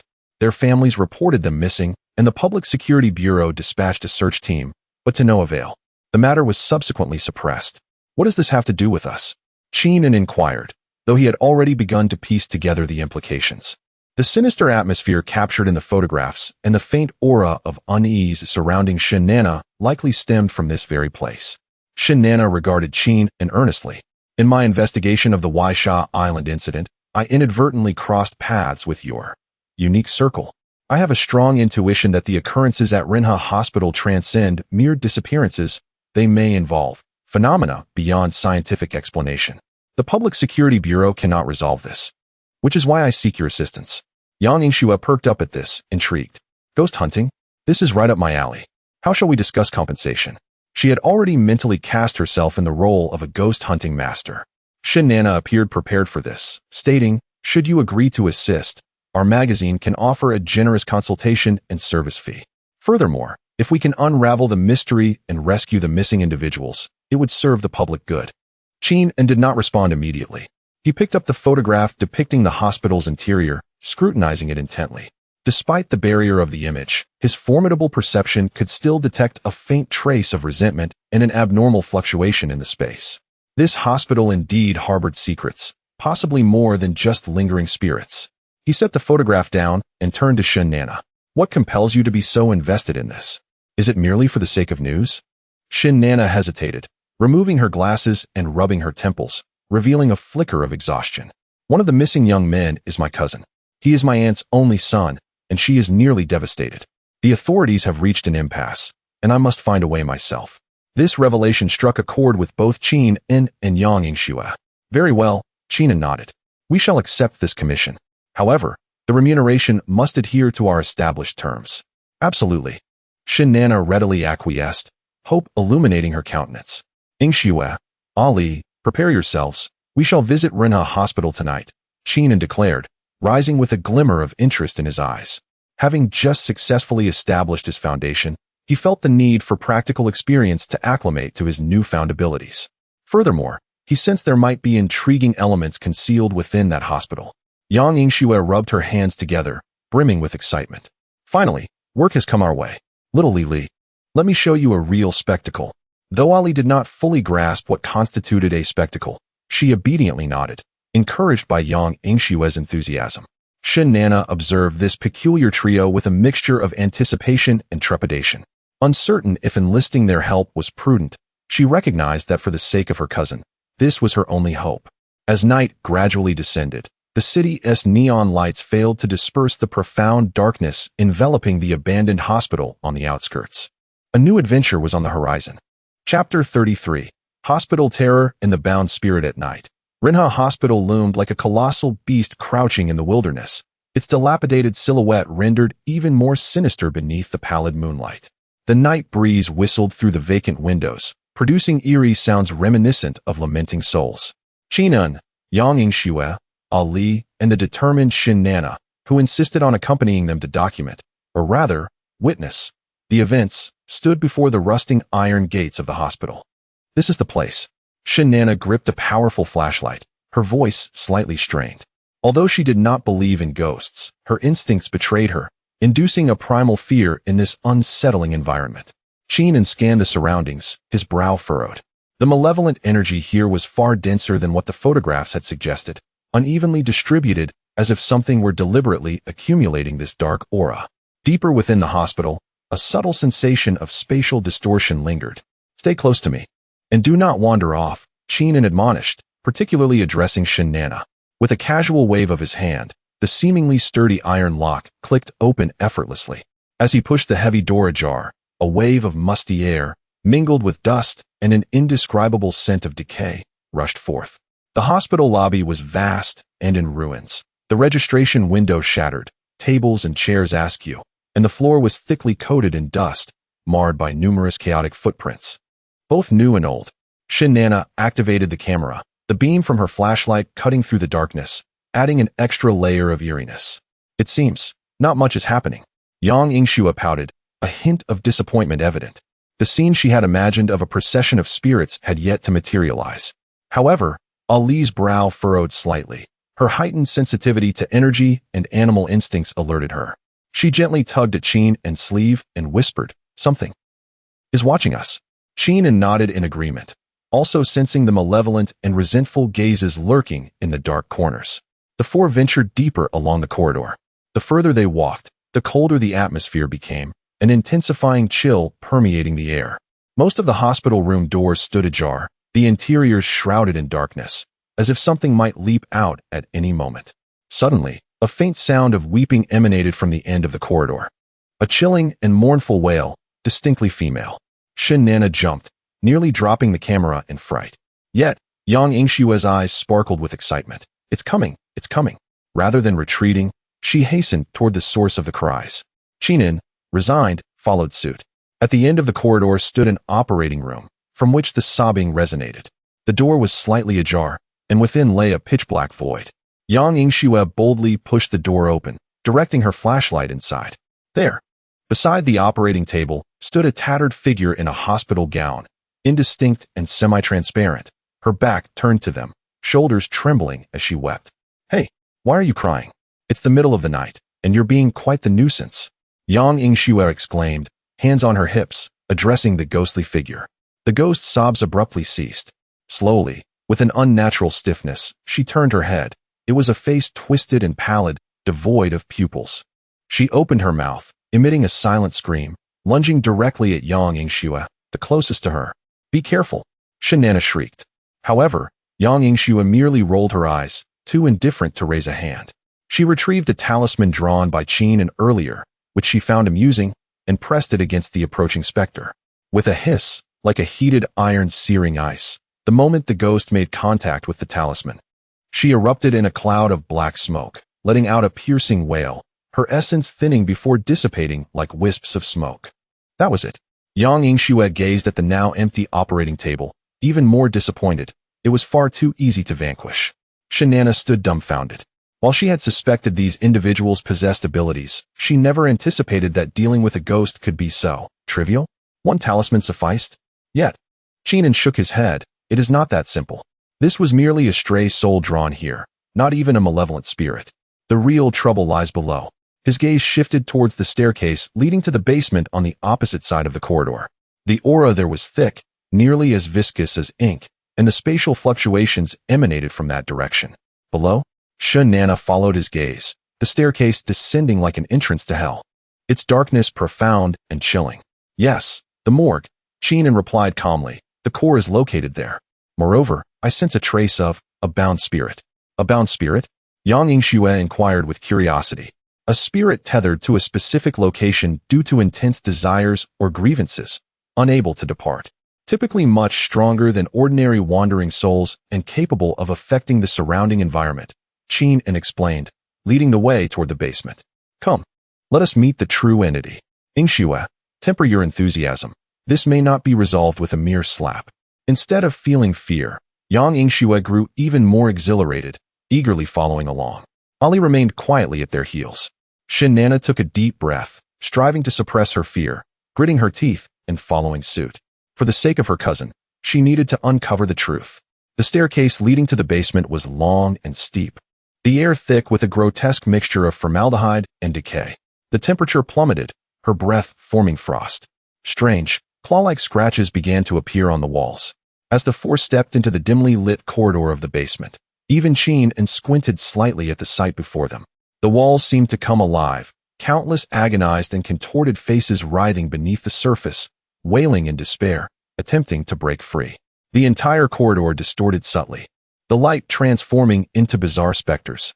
At the corridor's end, the door to the morgue stood wide open, exuding a palpable aura of dark resentment. A low, haunting voice filled with endless suffering and hatred resonated directly within their minds. Why? Why won't you let me go? Stay. All of you stay with me. Chapter 34. The truth and purification. The echoes of resentment reverberated in their minds, akin to cold, venomous serpents entwining the nerves of each individual.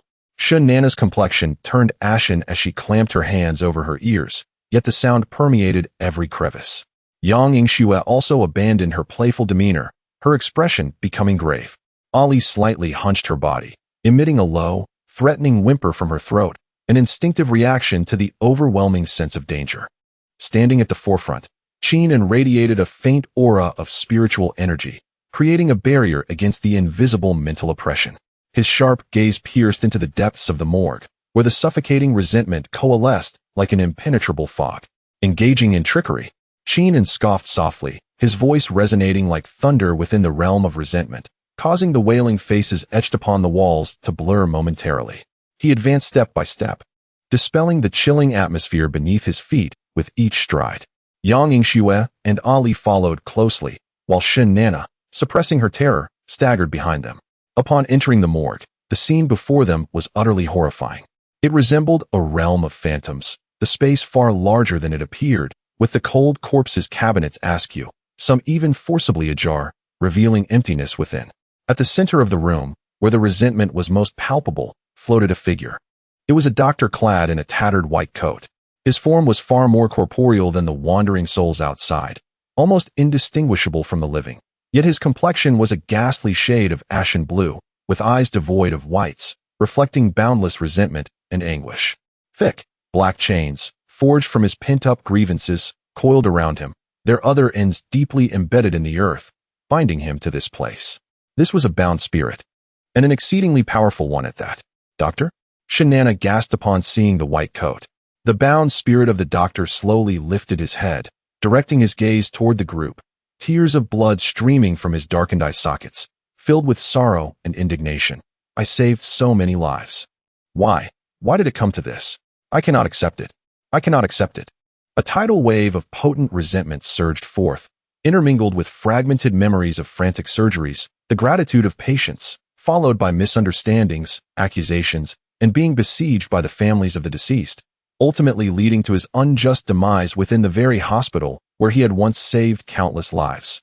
A tragic end by his own hand. The immense weight of negative emotions and shattered memories assaulted their consciousness. Nana felt her head pounding. On the verge of fainting, Yang Yingxue frowned deeply, discomfort washing over her.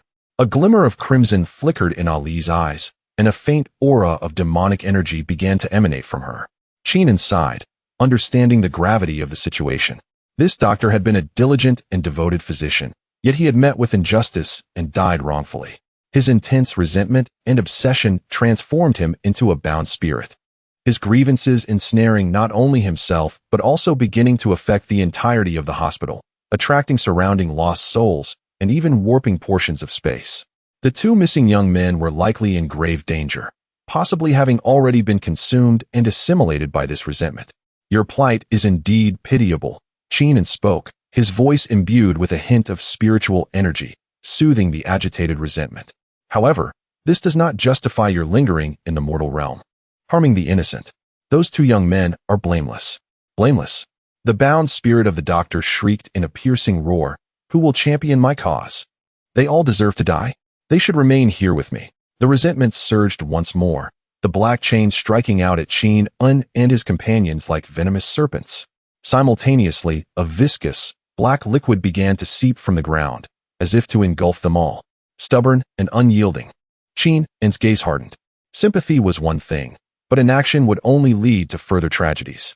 He refrained from using lethal spells, instead forming intricate hand seals rapidly, reciting incantations. Soft yet resilient golden runes emanated from his fingertips, weaving a vast net that enveloped the bound spirit of the doctor. The cleansing earth deity spell. Yang Yingxue recognized the incantation, a high-level purification method documented in Qingming's grandfather's ancient texts, astonished that he had already mastered it. The golden runes made contact with the resentment, not causing a violent clash, but rather beginning to gently purify the black chains of resentment in the viscous liquid, akin to sunlight melting snow. The bound spirit of the doctor emitted anguished cries, struggling desperately, yet under the support of Qingming's foundational spiritual energy, the purification process, though slow, was irreversible. Let go of your obsessions to find liberation. Qingming's voice resonated like a tolling bell, striking the heart of the bound spirit, if it still possessed one. Your grievances shall find resolution through law and justice.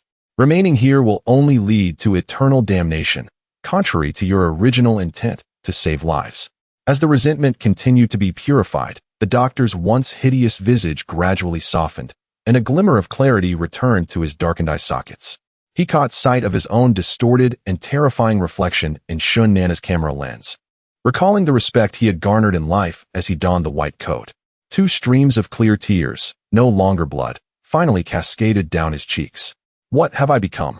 He murmured, as the chains of resentment binding him began to shatter, dissipating into the air. Ultimately, as the last vestiges of resentment were purified, the doctor's soul became pure and transparent. He bowed deeply to Qingming, relief and liberation evident upon his face, before transforming into specks of luminous light, vanishing into the ether. With the spirit's release, the chilling atmosphere of the morgue and the entire hospital abruptly dissipated, the distorted sensations of space returning to normal. It felt as though sunlight, despite the night, finally penetrated this corner shrouded in resentment for a decade. Is it over? Shun Nana collapsed onto the ground, gasping for breath, her entire body drenched in cold sweat. She gazed at the now tranquil morgue, as if awakening from a nightmare. Qingming nodded, moving toward a corner where two curled bodies lay, lifeless and devoid of breath, belonging to the two missing young men. Their souls had long been consumed by the resentment, beyond salvation. Let us take them out and give them a proper burial, Qingming instructed Shun Nana. As she looked at her cousin's cold body, tears finally streamed down her cheeks. Yet she recognized that this was the best outcome. At least, the truth had been unveiled, and the source of the affliction had been eradicated. The journey home was enveloped in silence. Although the incident has been resolved, no one can find joy in the face of life's inevitable decline and the weighty past. It turns out that not all spirits are malevolent. Yang Yingxue couldn't help but express a rare sentiment. Ollie nodded in a manner that suggested a vague understanding. Qingming gazed out at the swiftly receding night scenery, his confusion regarding the yin-yang fei shengju and his own path of cultivation deepening. This foundational elixir seemed, in truth, superfluous. Perhaps there exists a more expedient route to enhance one's strength?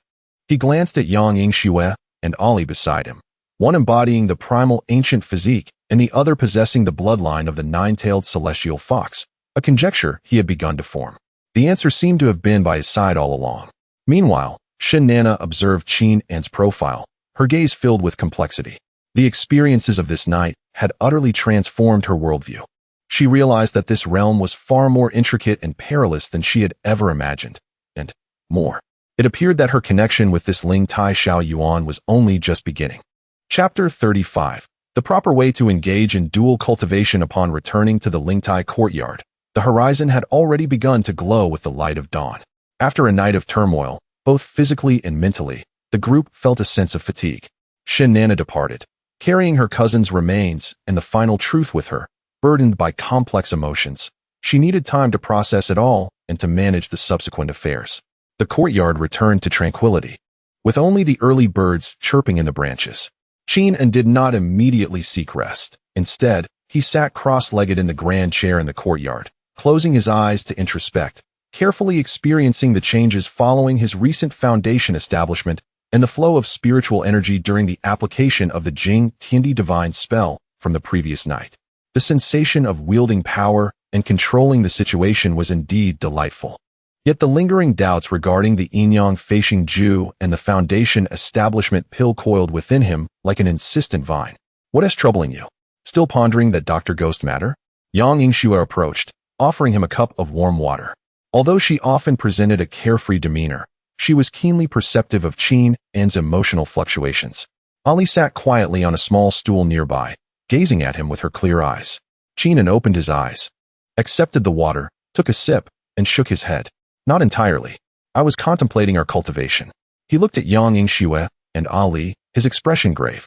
Have you noticed that during our earlier, dual cultivation sessions, our cultivation improved remarkably fast, without any hindrance, as if it flowed naturally? Yang Yingxue blushed, shooting him a reproachful glance. You lecher. Why bring that up so early in the morning? Yet, upon reflecting, she realized there was indeed merit to his words. Transitioning from an ordinary person to the 6th level of Qi refinement in such a short time was astonishing, enough to terrify many so-called geniuses. Moreover, after each dual cultivation session, not only did her cultivation grow, but her mastery over power and understanding of spells seemed to deepen as well. Although Ali did not fully grasp the intricate implications of dual cultivation, she sensed that every time she grew closer to Qin An, her demonic energy became purer and more vibrant, smoothing out any residual unstable energies after her transformation. And this time, after taking the foundation establishment pill, Qin An continued, his brow furrowed. The process was relatively smooth, but it felt as if there was a barrier. It was as though an external force forcibly opened a door, rather than us comprehending it from within and naturally stepping through. I feel that while my true essence has thickened, the sense of affinity with the Yingyang Feishing Ju's essence seems diminished compared to before. As he spoke, his thoughts became clearer. The old man left this technique and specifically instructed him not to engage with women before the age of 18. Could it be that he was not merely concerned about premature loss of essence and unstable foundations, but rather waiting for a certain opportunity? Or perhaps this technique was not intended for arduous cultivation. Are you suggesting? Yang Yingxue began to discern the implication, her eyes gradually brightening. We don't need to endure the grueling meditations and pill consumption as described in those texts. The true shortcut to this technique is that? Very likely, Qin An nodded, a peculiar smile spreading across his face. I suspect that the Yingyang Feishing Ju given by the old man is not a traditional technique meant for step-by-step cultivation. It might be an exceedingly domineering secret manual for dual cultivation, directly pointing to the path of transcendence. The so-called realms of Qi refinement, foundation establishment, and core formation may merely be the natural outcomes for us, rather than deliberate hurdles to overcome. This notion was audacious, yet upon reflecting on his cultivation journey, it resonated profoundly. Why did he begin cultivating at 10 years old, but only managed to barely enter the first level of Qi refinement by 13? Because he was unaware of dual cultivation. Why did his cultivation soar like a rocket after meeting Yang Yingxue? Why did it further explode after his interactions with Ali? Everything had an explanation. Wow. Yang Yingxue couldn't help but exclaim, her face a mix of excitement and embarrassment. So you've taken so many detours? You went through the trouble of refining foundation establishment pills, blowing up a few furnaces, and almost setting the house ablaze. If we had known this sooner, she trailed off, her face flushed red, unable to finish her thought. Although Ali understood only partially, she discerned from Qin An and Yang Yingxue's expressions that they seemed to have discovered a superior cultivation method. Tilting her head, she timidly asked, so, more dual cultivation in the future? The impact of such a question from the innocent Ali was immense. Qin An's face turned crimson, and he coughed awkwardly. Yang Yingxue directly covered Ali's mouth, exclaiming, little Li. Such questions shouldn't be asked casually. Ali blinked innocently. Suppressing the fluttering emotions within, Qin An spoke earnestly. If my conjecture is correct, we need to replan our cultivation strategy. Pills and meditation can serve as supplements. But the core may truly lie in the harmony of yin and yang, the balance of water and fire. He paused, looking at the two women, his gaze intensifying. Moreover, I suspect the efficacy of this technique may be closely tied to the constitution of one's partners. Yingxue, you possess the rare ancient overlord body, and Ali, you have the bloodline of the nine-tailed celestial fox, of which I am nearly certain. Your origins are extraordinarily potent. Cultivating together with you not only benefits me immensely, but may also significantly advance the awakening of your bloodlines and constitutions. This was the most astonishing aspect of the Yin-Yang Feishingju. It was not merely a technique, but a bridge that could connect and awaken the potential of diverse special constitutions and bloodlines, facilitating mutual evolution. Yang Yingxue was momentarily stunned, instinctively touching her abdomen. The ancient overlord body. Me? She had always regarded herself as merely strong and slightly forceful, never realizing she bore such a formidable title. Ali also looked down at her hands, contemplating that the nine-tailed celestial fox bloodline seemed quite impressive. This is merely my hypothesis and requires validation. Qingming stood up, stretching his limbs, his face displaying a look of eager anticipation. However, the method of validation. His gaze swept across Yang Yingxue and Ali, the implication unspoken. Yang Yingxue felt uncomfortable under his gaze, retorting, "Validation? I'm exhausted after a whole night of work. I need to catch up on sleep." With that, she attempted to escape into the house. Qingming would not allow her to flee, swiftly blocking her path with a grin. Sleeping is such a waste of time. Scientific research indicates that moderate exercise helps alleviate fatigue and promotes physical and mental well-being. Go away. Yang Yingxue, feeling a mix of embarrassment and anger, struck his chest with a fist, only to be gently restrained by Qingming. And Ali observed the playful exchange between the two. Though she did not fully comprehend their words, the cheerful atmosphere prompted a soft smile to grace her lips. Silently, she rose to secure the courtyard gate, fortifying the rudimentary soundproof barrier that Qingming had previously set up, a lesson learned from Sister Yingxue, embodying thoughtfulness. Thus, on this radiant morning, the inhabitants of Lingtai Xiayuan resolved to explore a significant hypothesis regarding the path of cultivation in the most primal, intimate, and efficient manner. For the ensuing days, the courtyard's entrance remained firmly shut. Occasionally, passers-by would notice the couple's affection, remarking on the remarkable soundproofing during broad daylight. The results of their experimentation left Qingming in a state of ecstatic delight. There was no need for deliberate cultivation.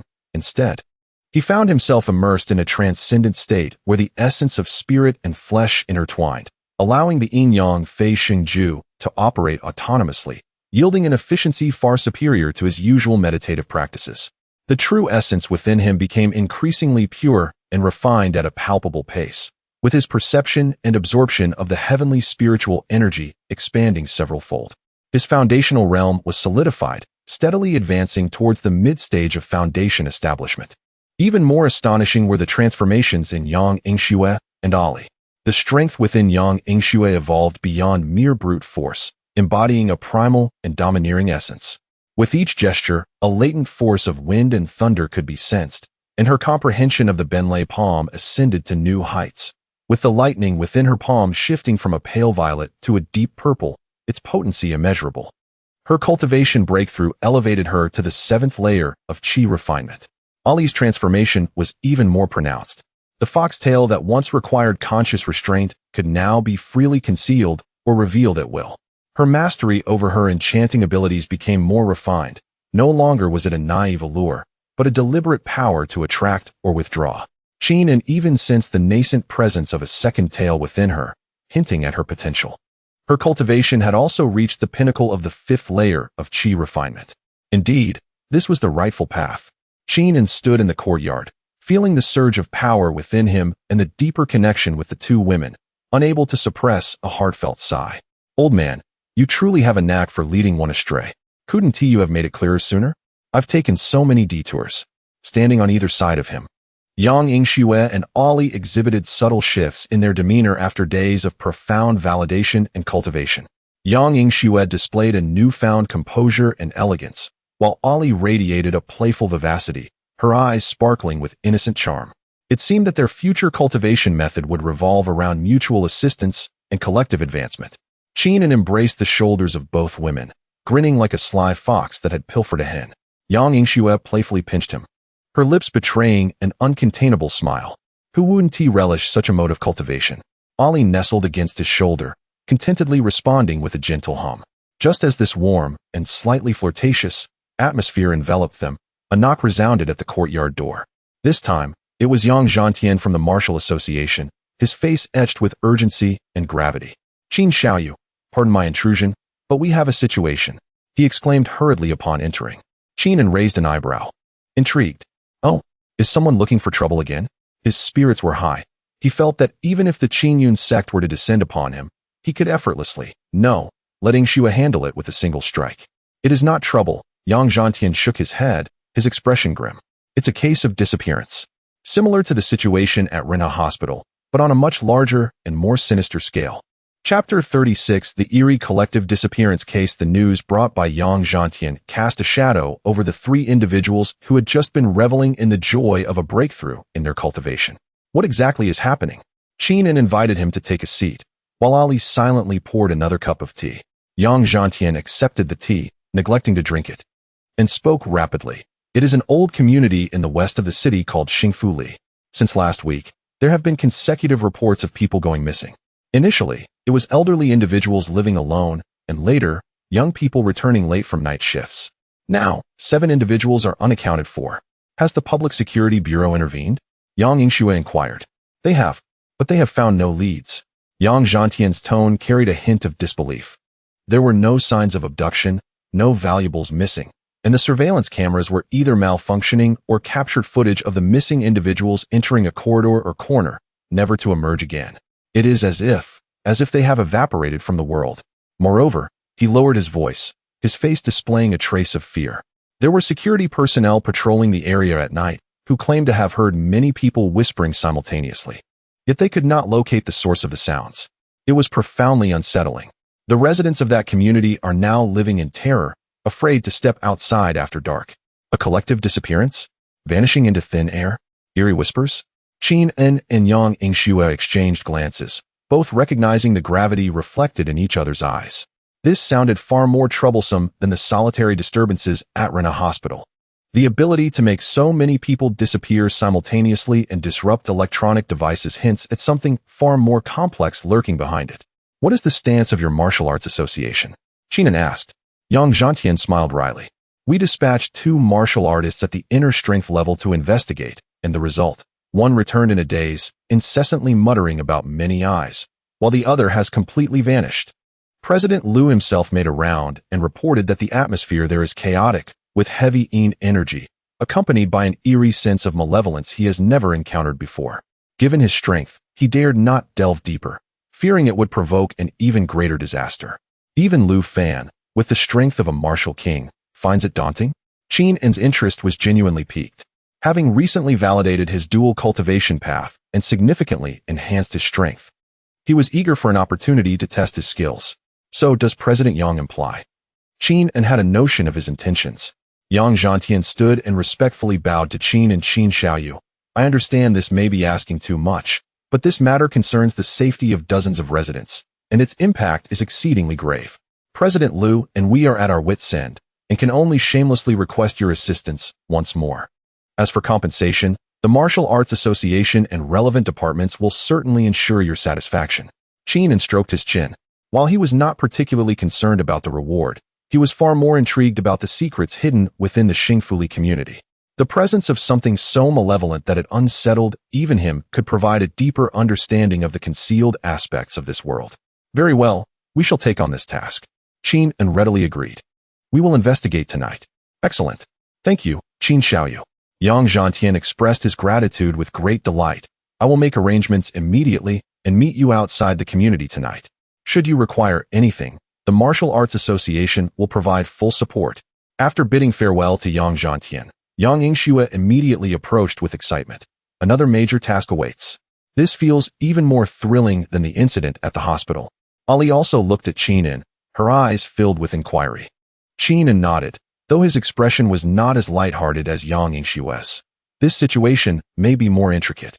If even Liu Fan perceives it as malevolent and refrains from probing further, it indicates that whatever resides there likely transcends the realm of ordinary spirits. "Remain vigilant during our operation tonight, and do not stray too far from me." He pondered for a moment, then returned to his room, searching through the collection of ancient texts left behind by his grandfather. Soon, he found several books detailing formations, barriers, and some esoteric techniques. Previously, he had deemed this knowledge of little use, but now it seemed prudent to be well prepared in the face of the unknown. He spent half a day hastily reinforcing several practical protective and investigative spells, and crafted a few talismans with various effects to distribute to Yang Yingxue and Ali. This is a Qingxing talisman. Keep it close to you, as it can ward off a certain degree of mental interference. This is a Jingguang talisman. It will automatically activate in the face of danger, capable of deflecting several attacks. This is a Xuanzhong talisman. If we become separated, infusing it with spiritual energy will allow us to sense each other's locations. Yang Yingxue and Ali accepted the talisman seriously, recognizing that this mission might differ from their previous experiences. As night fell once more, Qinin, Yang Yingxue, and Ali arrived at the Xingfuli community located in the west of the city.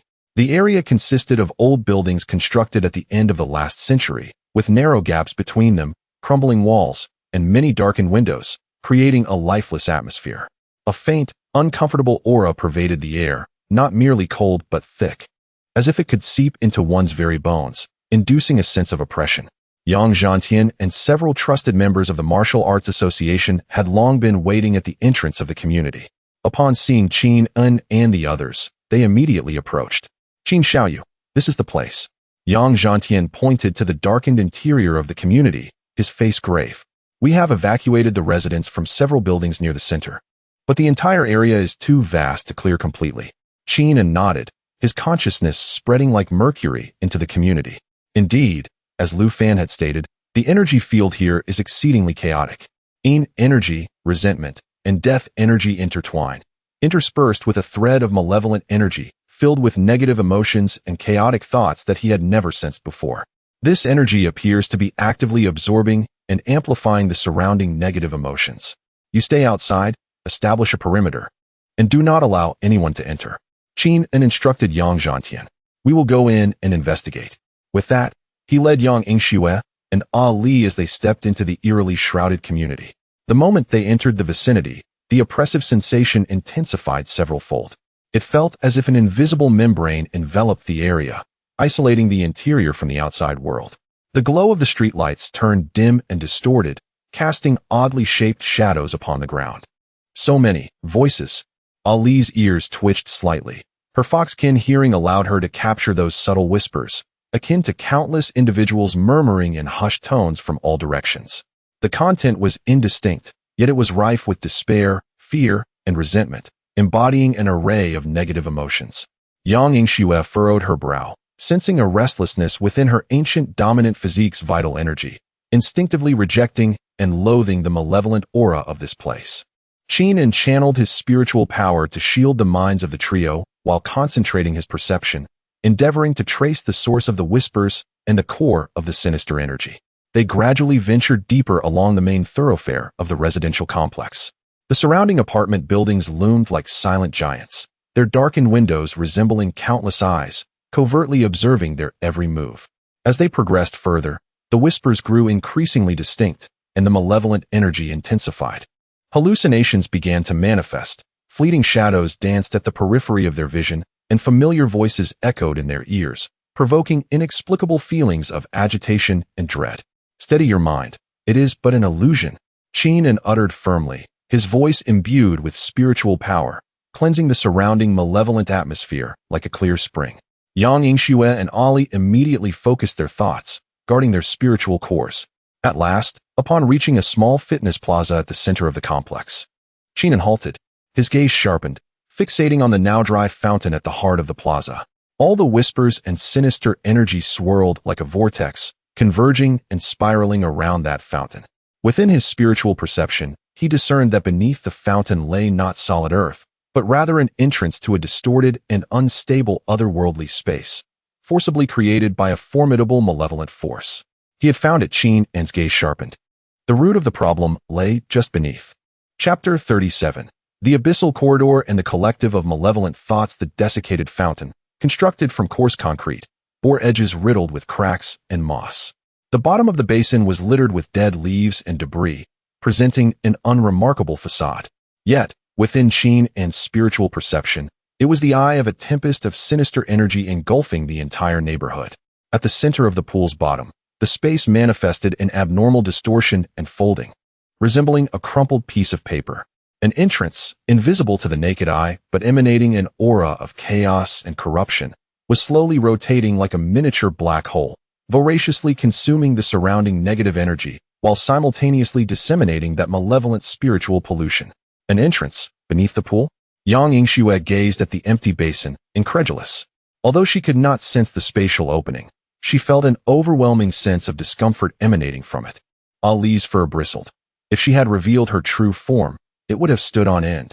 Her animal instincts filled her with acute vigilance and dread towards that aperture. Indeed, an unstable entrance to another dimension. Qin nodded gravely.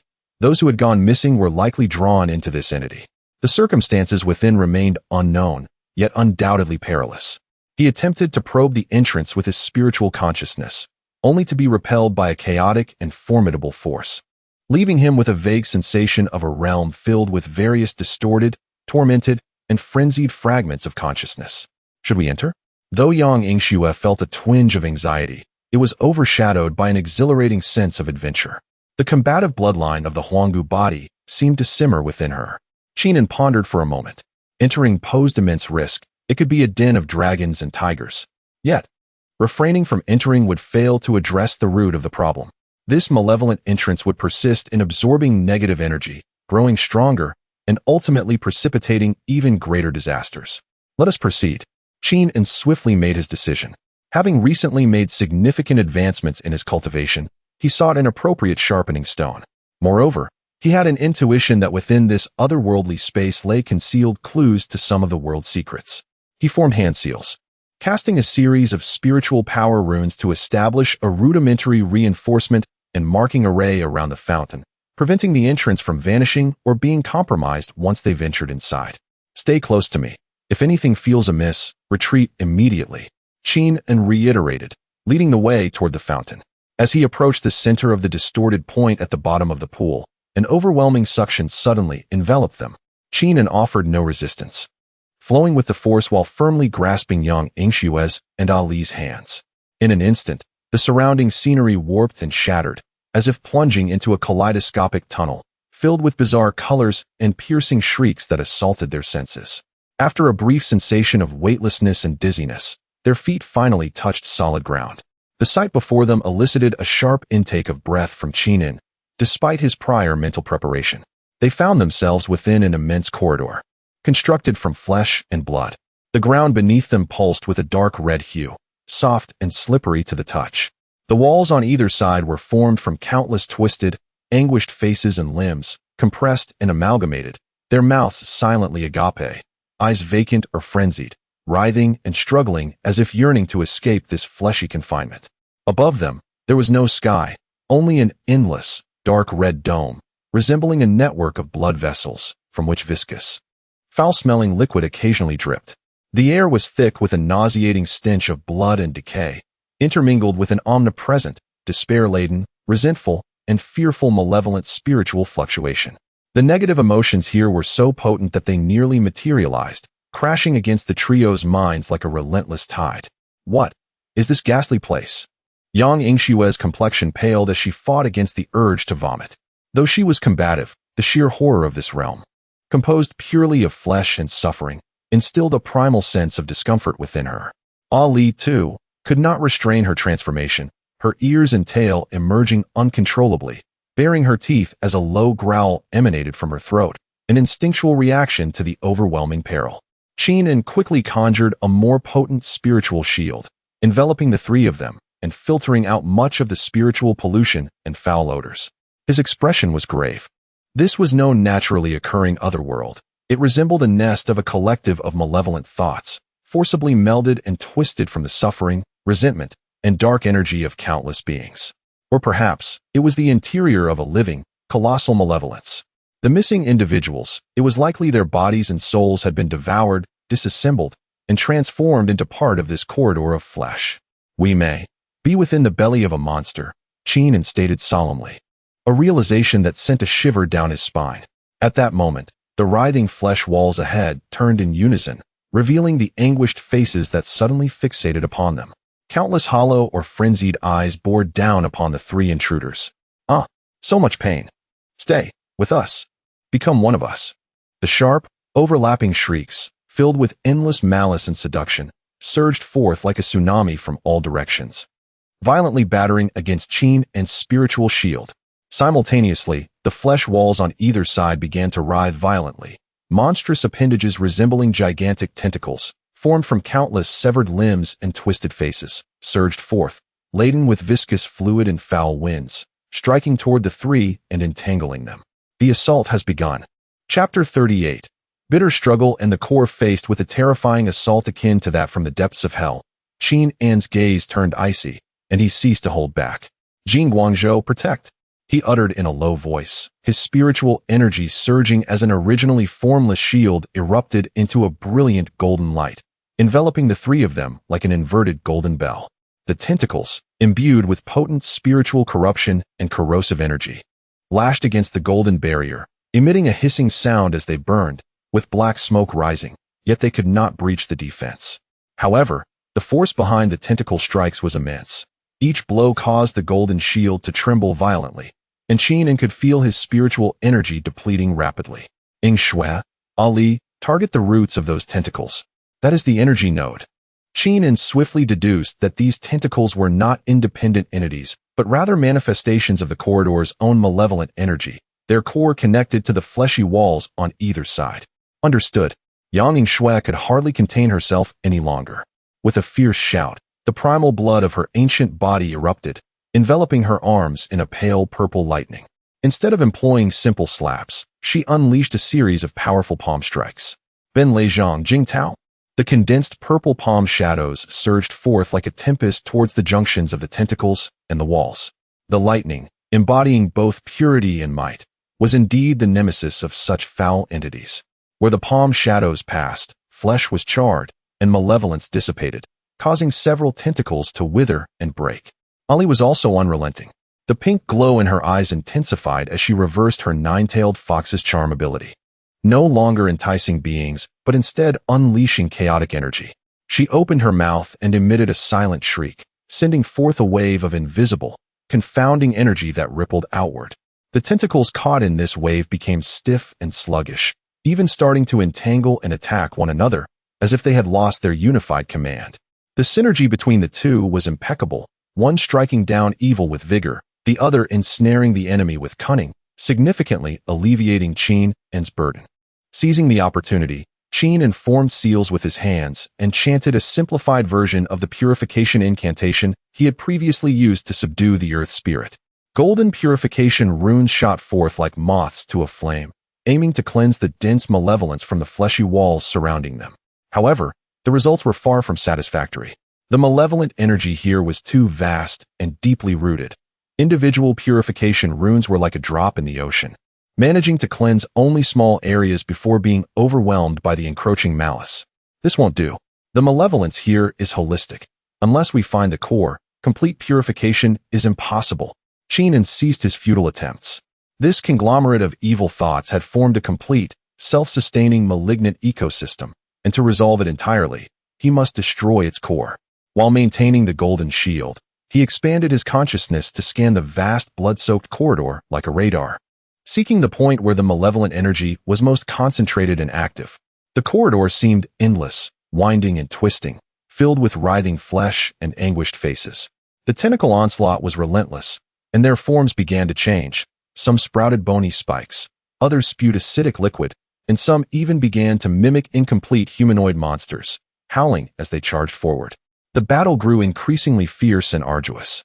Although Yang Yingxue's lightning palms were powerful, their consumption was significant, and her breath became labored. Ali's charm and confusion effects weakened against the increasingly potent malevolence, leaving her complexion pale. Qin had to maintain the shield while also diverting his focus to locate the core, his spiritual energy pouring forth like a flood unleashed from a dam. Continuing in this manner was not sustainable. Qin furrowed his brow. The tenacity of this malevolent entity exceeded his expectations. It possessed no fixed form. Its energy seemed nearly infinite, at least within this space, and its spiritual pollution was exceedingly strong. Remaining here for too long posed a risk of erosion even for him. A swift resolution was imperative. With a resolute bite of his teeth, he made a decision. Yingxue, Ali, protect me. I will forcefully deduce the core's location. Without waiting for a response from the two, he sat cross-legged, forming a complex and arcane seal with his hands before closing his eyes. He intended to perform an exceedingly taxing divination secret technique in this perilous environment. Qingming, Yang Yingxue exclaimed in alarm, but upon seeing his determined expression, she understood this was the only way. With a firm resolve, she felt her primal blood burning within her, and the lightning surged once more, shattering the approaching humanoid monsters into fragments. Little Li, guard him. Ali realized the urgency of the situation as well. She held nothing back. A second illusory foxtail faintly emerged behind her, her charm powers unleashed fully, creating vast areas of illusion to disrupt the tentacles and monsters' attacks. Buying time for Qingming's consciousness plunged entirely into the divination. His awareness seemed to detach from the blood-soaked corridor, observing the energy flow of this conglomerate of evil thoughts from a divine perspective. Countless black threads representing the malevolent energy weaved through the corridor, converging ultimately towards a common point, hidden deep within, surrounded by layers of flesh and resentment. A pulsating heart. The heart was the size of a millstone, pitch black all over, its surface riddled with twisted veins and ever-opening eyes. With every pulse, it stirred the malevolence throughout the space. That's it. Qingming suddenly opened his eyes, brilliance radiating from them. I found it. Over there. He pointed towards a region that appeared the most dense and distorted within the corridor. However, at the instant he indicated, the entire blood-soaked corridor seemed to be incensed, erupting in a deafening roar filled with boundless resentment. All the tentacles, all the humanoid monsters, even the anguished faces on the walls, surged towards the trio in a frenzy. The malevolent energy erupted like a tsunami, attempting to completely engulf and devour them. The final showdown had arrived. Chapter 39. The core of destruction and harvest faced with the frenzied counterattack of the collective of malevolent thoughts. Qingming understood that he could no longer hold back. The core lay just ahead. With a fierce roar, he surged forward, his body enveloped in radiant golden light, resembling a golden drill that forcefully pressed through the onslaught of countless tendrils and monsters, advancing toward the location of the core. Yang Yingxue and Ali followed closely behind. One unleashed a torrent of lightning, the gusts of wind annihilating the approaching evils into dust, while the other conjured illusions to distract and alleviate pressure from Qingming. The corridor writhed violently, contracting in an attempt to hinder their progress. The fleshy ground beneath their feet became as viscous as a swamp, while numerous pale arms extended from the walls, reaching for them. The sinister mental assault struck like a tangible hammer, relentlessly battering their protective mental shields. Each step was immensely arduous, accompanied by fierce battles and the rapid depletion of their spiritual energy. Blood trickled from the corner of Yang Yingxue's mouth, the backlash from forcibly activating her formidable vitality. Ali's second foxtail projection had dimmed considerably, indicating immense exhaustion. Qingming's golden shield flickered precariously, as though it might shatter at any moment. Yet, none of them faltered. The remarkable bond and tacit understanding forged through their mutual cultivation played a crucial role at this moment. Their spiritual energies resonated subtly, supporting one another and forming a delicate cycle that sustained them in this dire predicament. At last, they broke through layer upon layer of obstruction and arrived at the deepest part of the corridor.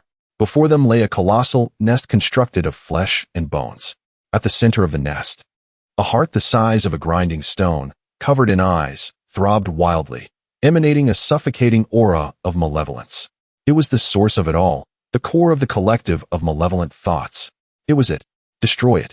A fierce glint flashed in Qingming's eyes as he rapidly formed seals with his hands, pouring the majority of his remaining spiritual energy into a single, most powerful strike. The malevolent heart seemed to sense the imminent threat, all its eyes snapping open to fixate intently on Qingming. A wave of mental assault, stronger than any previous attempt, surged toward him, a torrent of despair, hatred, and fear, akin to a flood breaking through its dam, aimed solely at him. It sought to shatter the will of this threat at the last moment. Qingming, Yang Yingxue, and Ali cried out simultaneously, eager to assist. Yet they found themselves ensnared by the onslaught of other approaching tendrils and monsters, unable to lend a hand. Qingming felt as though his head had been struck by a heavy hammer, countless negative emotions and chaotic thoughts flooding in, attempting to taint his soul and dismantle his resistance. his consciousness blurred, as if he were on the verge of sinking into an endless abyss of darkness and pain. In that critical moment, the spiritual energy cultivated through the yin-yang ascension technique, intertwined with the essence of Yang Yingxue and Ali, seemed to be stimulated, automatically operating at an accelerated pace. A gentle yet resilient force, like the nurturing spring rain, rose from his dantian, safeguarding his core of consciousness and firmly repelling the malevolent mental assault. It was the protective power born from their dual cultivation. Qin and spirit surged, his gaze instantly regaining clarity. He hesitated no longer, condensing all his strength and will at his fingertips. With divine authority, he invoked spiritual energy to vanquish evil. He pointed his finger, akin to a sword, at the wildly pulsating malevolent heart, striking decisively. A beam of chaos-infused light, refined to perfection and seemingly imbued with the essence of creation, shot forth from his fingertip. This radiant beam was not merely spiritual energy. It appeared to incorporate a hint of Yang Yingxue's domineering blood lightning, a trace of Ali's celestial fox essence, and Qin En's profound understanding of the yin-yang ascension technique. Wherever the light traversed, the very fabric of space appeared to be purified and smoothed. The surging malevolence and contorted flesh rapidly melted away, akin to ice succumbing to the sun. No, a piercing wail, filled with boundless resentment and unwillingness, erupted from the malevolent heart, as if a multitude of voices coalesced into one. In the next instant, the chaos-infused light effortlessly penetrated the layers of defenses surrounding the malevolent heart, striking true at its dark core.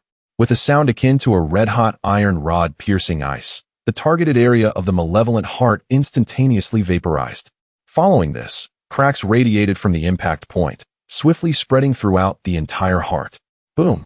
A violent explosion ensued.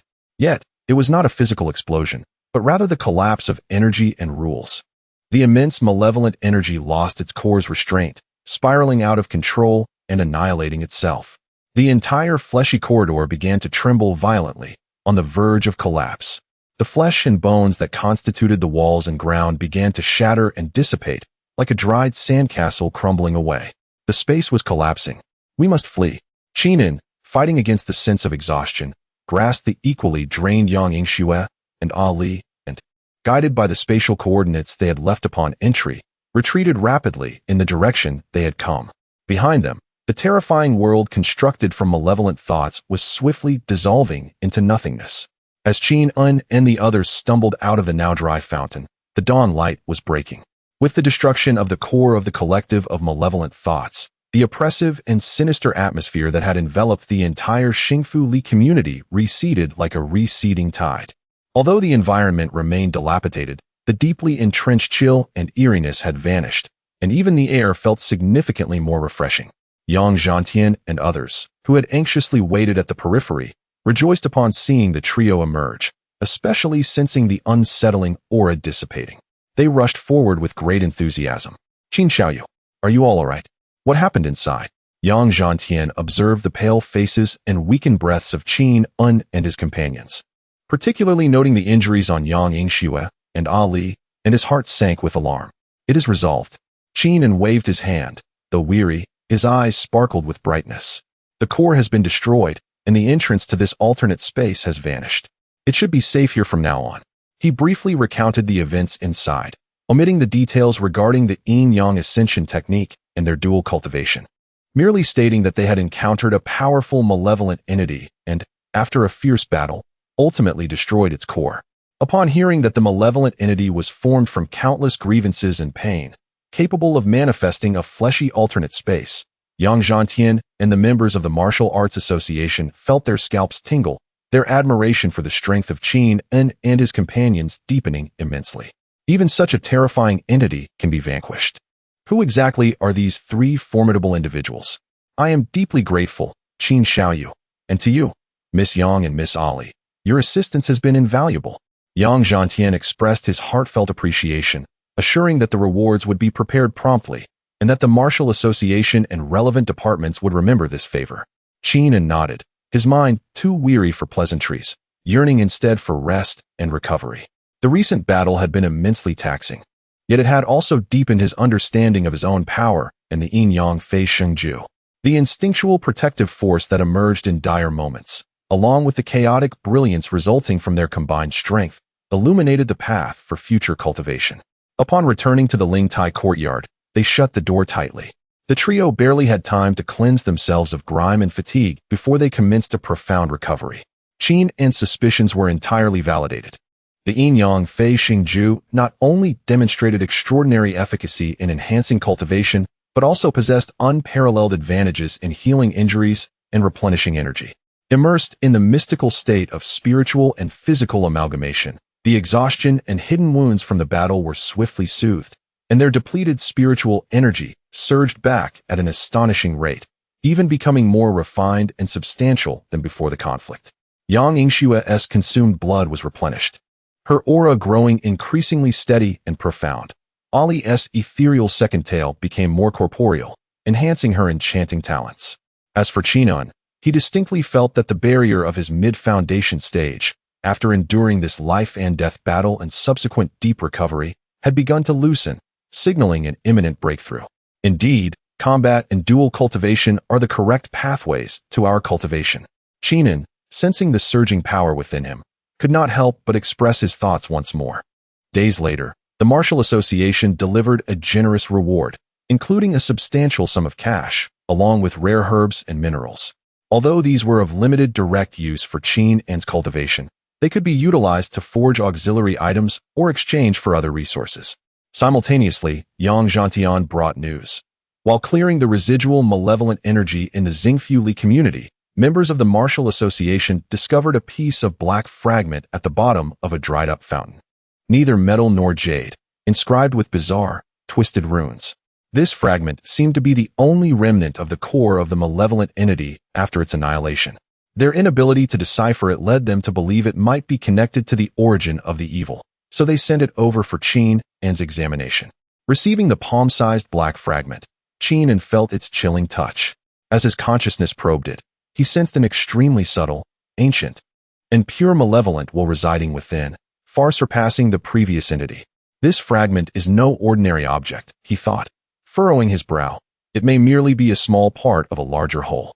That malevolent entity may have been attracted and catalyzed into existence by this fragment. He stored the piece away, recognizing the significant risks and secrets it harbored, necessitating thorough research. Life seemed to have returned to a semblance of normalcy. Yet, Qin An was aware that after the incidents at Rena Hospital and the Xingfu Li community, they had inevitably become entangled in the undercurrents hidden beneath the calm surface of this world. However, he did not feel anxious. With the Yin Yang Fei Xingju as his celestial path, and with Yang Yingxue and Ali as his immensely promising companions, he was confident that whatever challenges lay ahead, they would strive together to shatter them.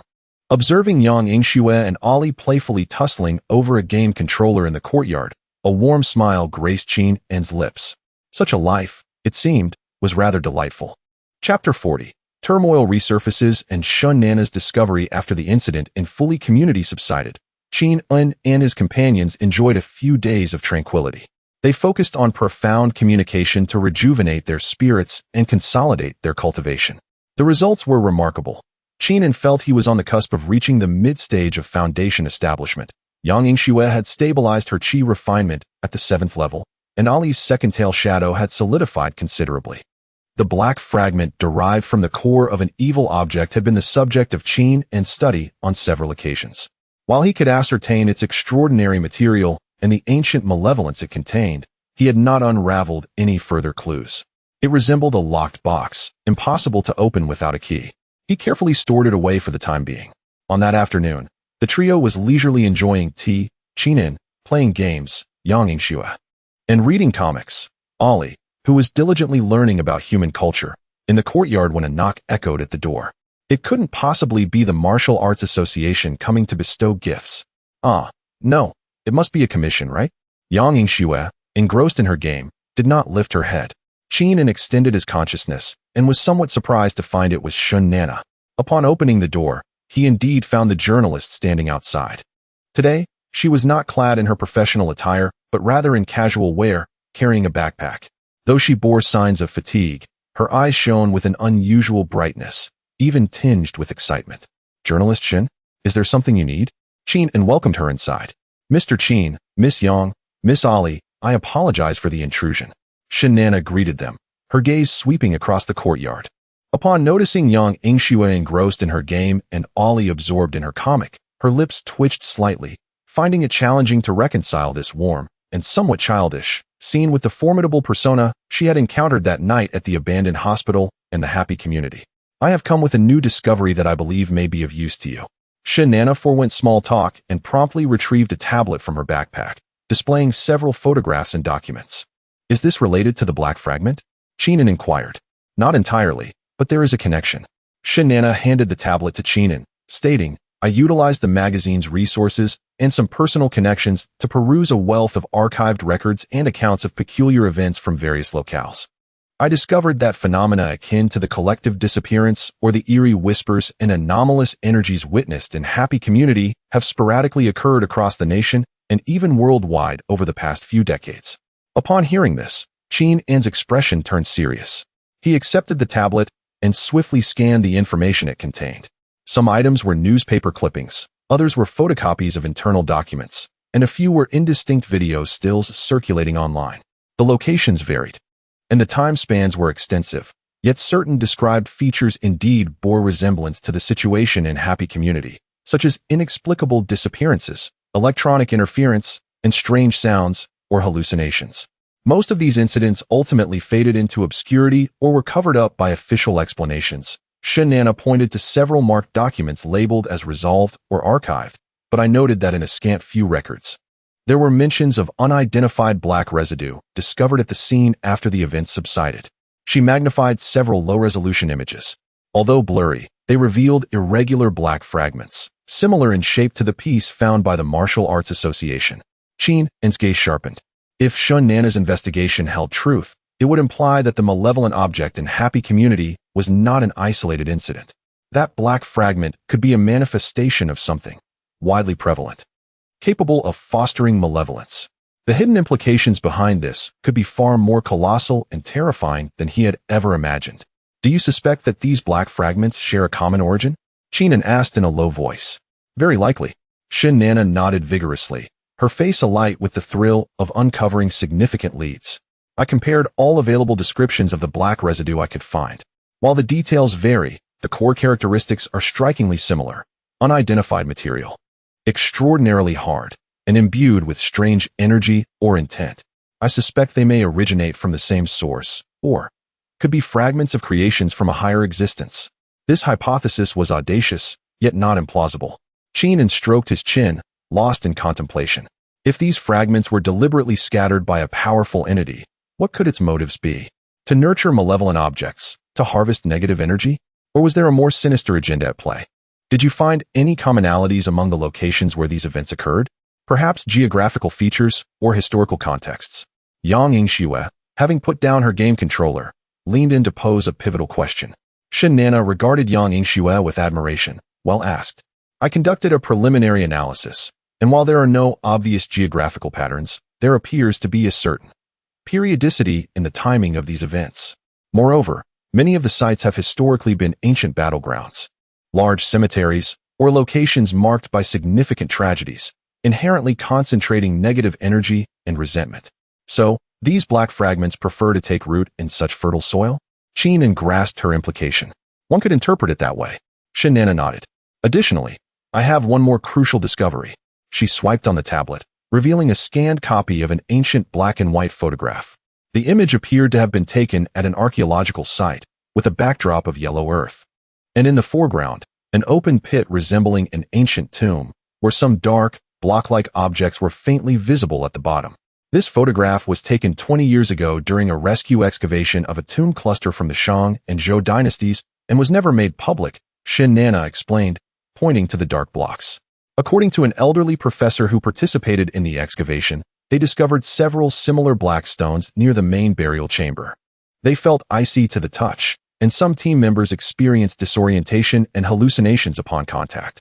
Later, those stones were taken away by a mysterious department, and the records were sealed. Shang and Zhou tombs. From such an ancient era, Qingming's heart raced. If these black fragments had existed thousands of years ago, their origins could surpass imagination. Were they remnants left by some ancient evil? Or did they come from beyond the heavens? The information you provided is invaluable. Qingming looked at Shun Nana, his eyes reflecting a hint of admiration. This journalist's investigative prowess and acuity were indeed remarkable. Thank you for taking the time to share this with us. Shun Nana smiled, yet her gaze radiated a hint of determination. No need for thanks. Unraveling the truth is my vocation, and I believe there may be secrets entwined with these matters that pertain to the lives and deaths of many. I am aware of my limitations, but perhaps I can assist you in uncovering further clues. She paused, looking earnestly at Qingming and Mr. Qingming. I understand that you are not ordinary individuals. Should similar investigations arise in the future, or if you require my assistance in gathering information from the mundane world, I am willing to help. Qingming regarded Shun Nana, admiring her courage to confront such pressure and her willingness to share crucial information. This rare blend of audacity and sense of justice was commendable. Having a knowledgeable ally in the open, skilled in information gathering, could indeed alleviate considerable burdens. Very well, Qingming nodded. If relevant information arises, or if we need your assistance, I will reach out to you. Please ensure your safety. Investigating these matters may entail danger. I understand, Shun Nana replied, her face brightening with a smile. I shall not intrude further, and I will contact you should I uncover new findings. As Shun Nana departed, a palpable silence enveloped the courtyard. Yang Yingxue picked up the black fragment, weighing it in her hand, and grimaced. It appears this object is quite the hot potato, entangled in something much larger. Ali approached, sniffing the fragment and wrinkling her small nose, clearly disapproving of its aura. Qingming retrieved the fragment, his gaze deepening. It is indeed a nuisance. Yet it may also present an opportunity. Unraveling the origins and intentions of this fragment could grant us a profound understanding of the essence of this world. Moreover, a subtle smile graced his lips. If these fragments are indeed a form of nourishment, then vanquishing the malevolent entities they spawn would serve as the finest training and merit for us. Not only would we enhance our strength and earn rewards from the martial association and officials, but we could also accumulate virtue, if such a thing exists, while exploring the world's mysteries. This venture seems exceedingly advantageous. Exactly. Yang Yingxue's eyes sparkled, instantly reinvigorated. Next time such an opportunity arises, remember to call upon me. My hands are itching with eagerness. Though Ali remained silent, she vigorously nodded in agreement, signaling her support. Qingming observed the spirited enthusiasm of the two women and smiled. The path ahead might be fraught with uncertainty and peril, yet with their presence by his side, he felt undaunted. However, unbeknownst to them, as Shun Nana delved into the investigation of these black fragments, a hidden force lurking in the shadows seemed to have taken notice. A pair of cold eyes had pierced through layers of fog, faintly observing Xiangshan City and this courtyard that had repeatedly thwarted the sowing plans. Ling Tai Xiao Yuan. The tumult had not subsided. Rather, it was brewing into a greater storm. Chapter 41. A new task approaches. Chapter 41. The visit from Xiangshan Branch. The atmosphere in Ling Tai Xiaoyuan over the past few days can be succinctly summarized with 4 words: shameless and unrestrained. To be more precise, it is immersed in the diligent cultivation of the profound mysteries of the Yin-Yang Ascension technique. As the morning light gently filtered through the window, casting warm spots of light within the room, Qingming awoke with a refreshed spirit, savoring the solidified foundational true essence within him, and he could not help but smirk in satisfaction. It must be said that the technique left behind by the old master, while somewhat unconventional, truly yielded remarkable results.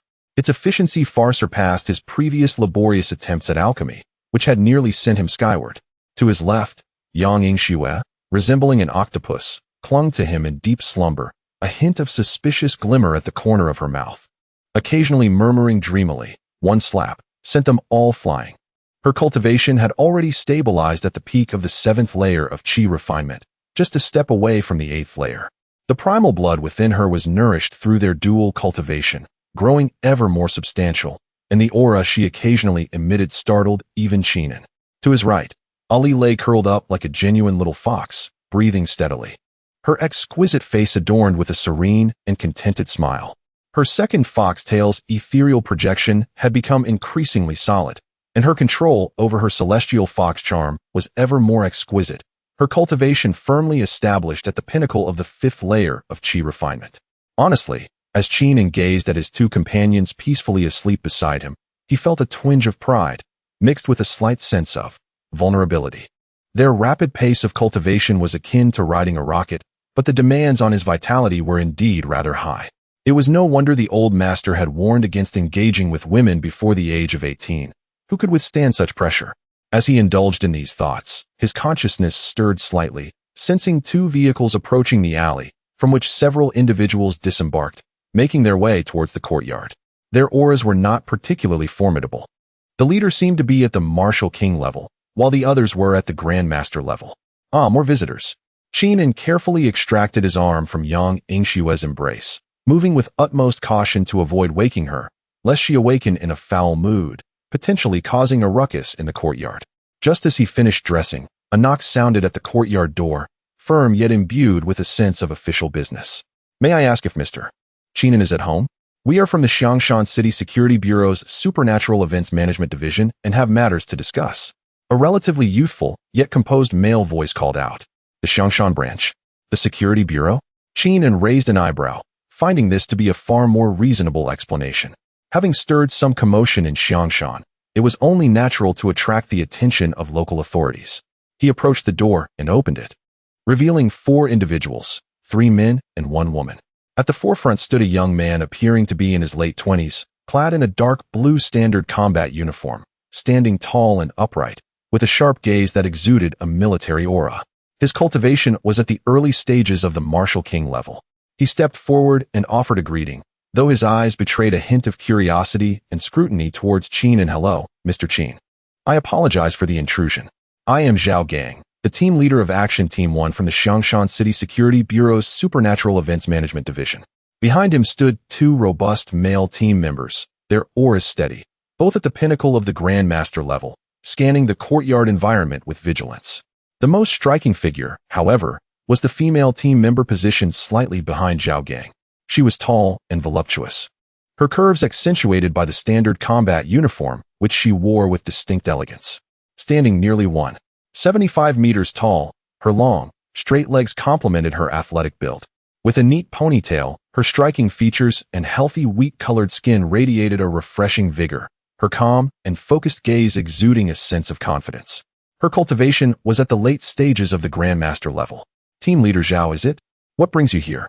Qingming leaned casually against the doorframe, his posture relaxed, yet his mind raced with calculations. The Security Bureau's visit likely pertained to the recent downfall of the Li family or the previous incident involving the sinister object. Zhao Gang seemed somewhat taken aback by Qingming's nonchalant demeanor. Clearing his throat, he spoke earnestly.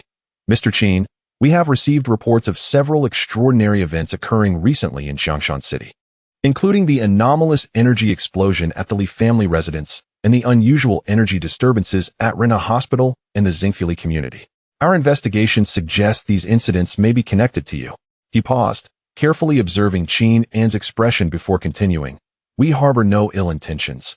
This is merely a routine investigation, and we hope to establish a communication channel with someone of your unique talents, especially concerning the potential existence of a certain special item related to the Xingfuli community incident. Indeed, they were here for the Black Fragment. Qingming's mind was as clear as a mirror. A special item? Qingming feigned ignorance. What do you mean, Team Leader Zhao? We are merely concerned citizens helping to clean up the environment. We didn't find anything of note. One of the burly team members behind Zhao frowned, seemingly about to speak, but was silenced by a look from Zhao Gang. Zhao Gang regarded Qingming with a more sincere tone. Mr. Qingming, let us speak plainly. That item may be linked to the machinations of hostile foreign forces and poses significant danger. It is extremely unsafe to keep it in private possession. We wish to recover it for professional handling. In exchange, we can provide you with information that may pique your interest. Hostile foreign forces? Qingming exhibited a hint of curiosity.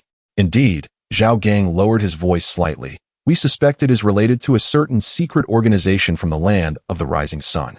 They appear to be executing an operation known as the Sowing Plan, utilizing a special black fragment to create chaos within our country and erode the Earth's veins. The land of the rising sun. The Sowing Plan. The information aligned perfectly with what Shin Nana had uncovered and his own speculations. Qingming's previously flippant expression became more serious. On matters of national integrity, he remained resolute. Such insidious dealings by the Japanese were absolutely intolerable. He stroked his chin, contemplating. The other party's demeanor was courteous, and their reasoning was sound. He had studied that fragment, and, for the time being, could not comprehend its nature. Retaining it felt like holding a ticking time bomb. Thus, it would be wiser to relinquish it to the professionals. Moreover, it might yield some official intelligence in return, making the exchange worthwhile. Very well, Qingming seemed to have made a decision. You appear earnest. I shall hand over the item. He called into the room. Yingxue, stop pretending to sleep and bring out that black lump we found in Xingfuli. Within the confines of the room, the discontented murmurs of Yang Yingxue could be heard. Yet she eventually rose with a rustle. After a brief moment, she sleepily approached the door and handed the black shard, simply wrapped in talisman paper, to Qingming. She curiously glanced at Zhao Gang and his companions outside, pausing for 2 seconds on Shen Sinyu's striking figure before pouting and retreating back inside. Qingming passed the shard to Zhao Gang, who received it solemnly. From a metallic case he carried, he retrieved a lead box inscribed with runes, delicately placing the shard within before sealing it securely. Thank you very much for your cooperation, Mr. Qingming. Zhao Gang exhaled with evident relief, a sincere smile gracing his face. He had not anticipated the task to proceed so smoothly. He then produced a document pouch from his briefcase, offering it to Qingming. This contains foundational information regarding the dark energy shards and organizations related to the Wugwa. It is classified, but you have the right to be informed. Furthermore, here is my contact information. Should you encounter any troubles or have relevant leads, do not hesitate to reach out. Qingming accepted the document pouch and business card, nodding in acknowledgement. Zhao Gang hesitated momentarily before continuing. Mr. Qingming, we have come to understand the capabilities of you and your companions. Given the current complexities, talents such as yours are greatly needed by the nation. Should you be interested in serving the country, our Xiangshan branch, and even higher echelons, would always welcome you.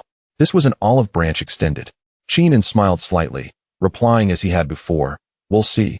We are accustomed to freedom. Zhao Gang was not taken aback and saluted respectfully.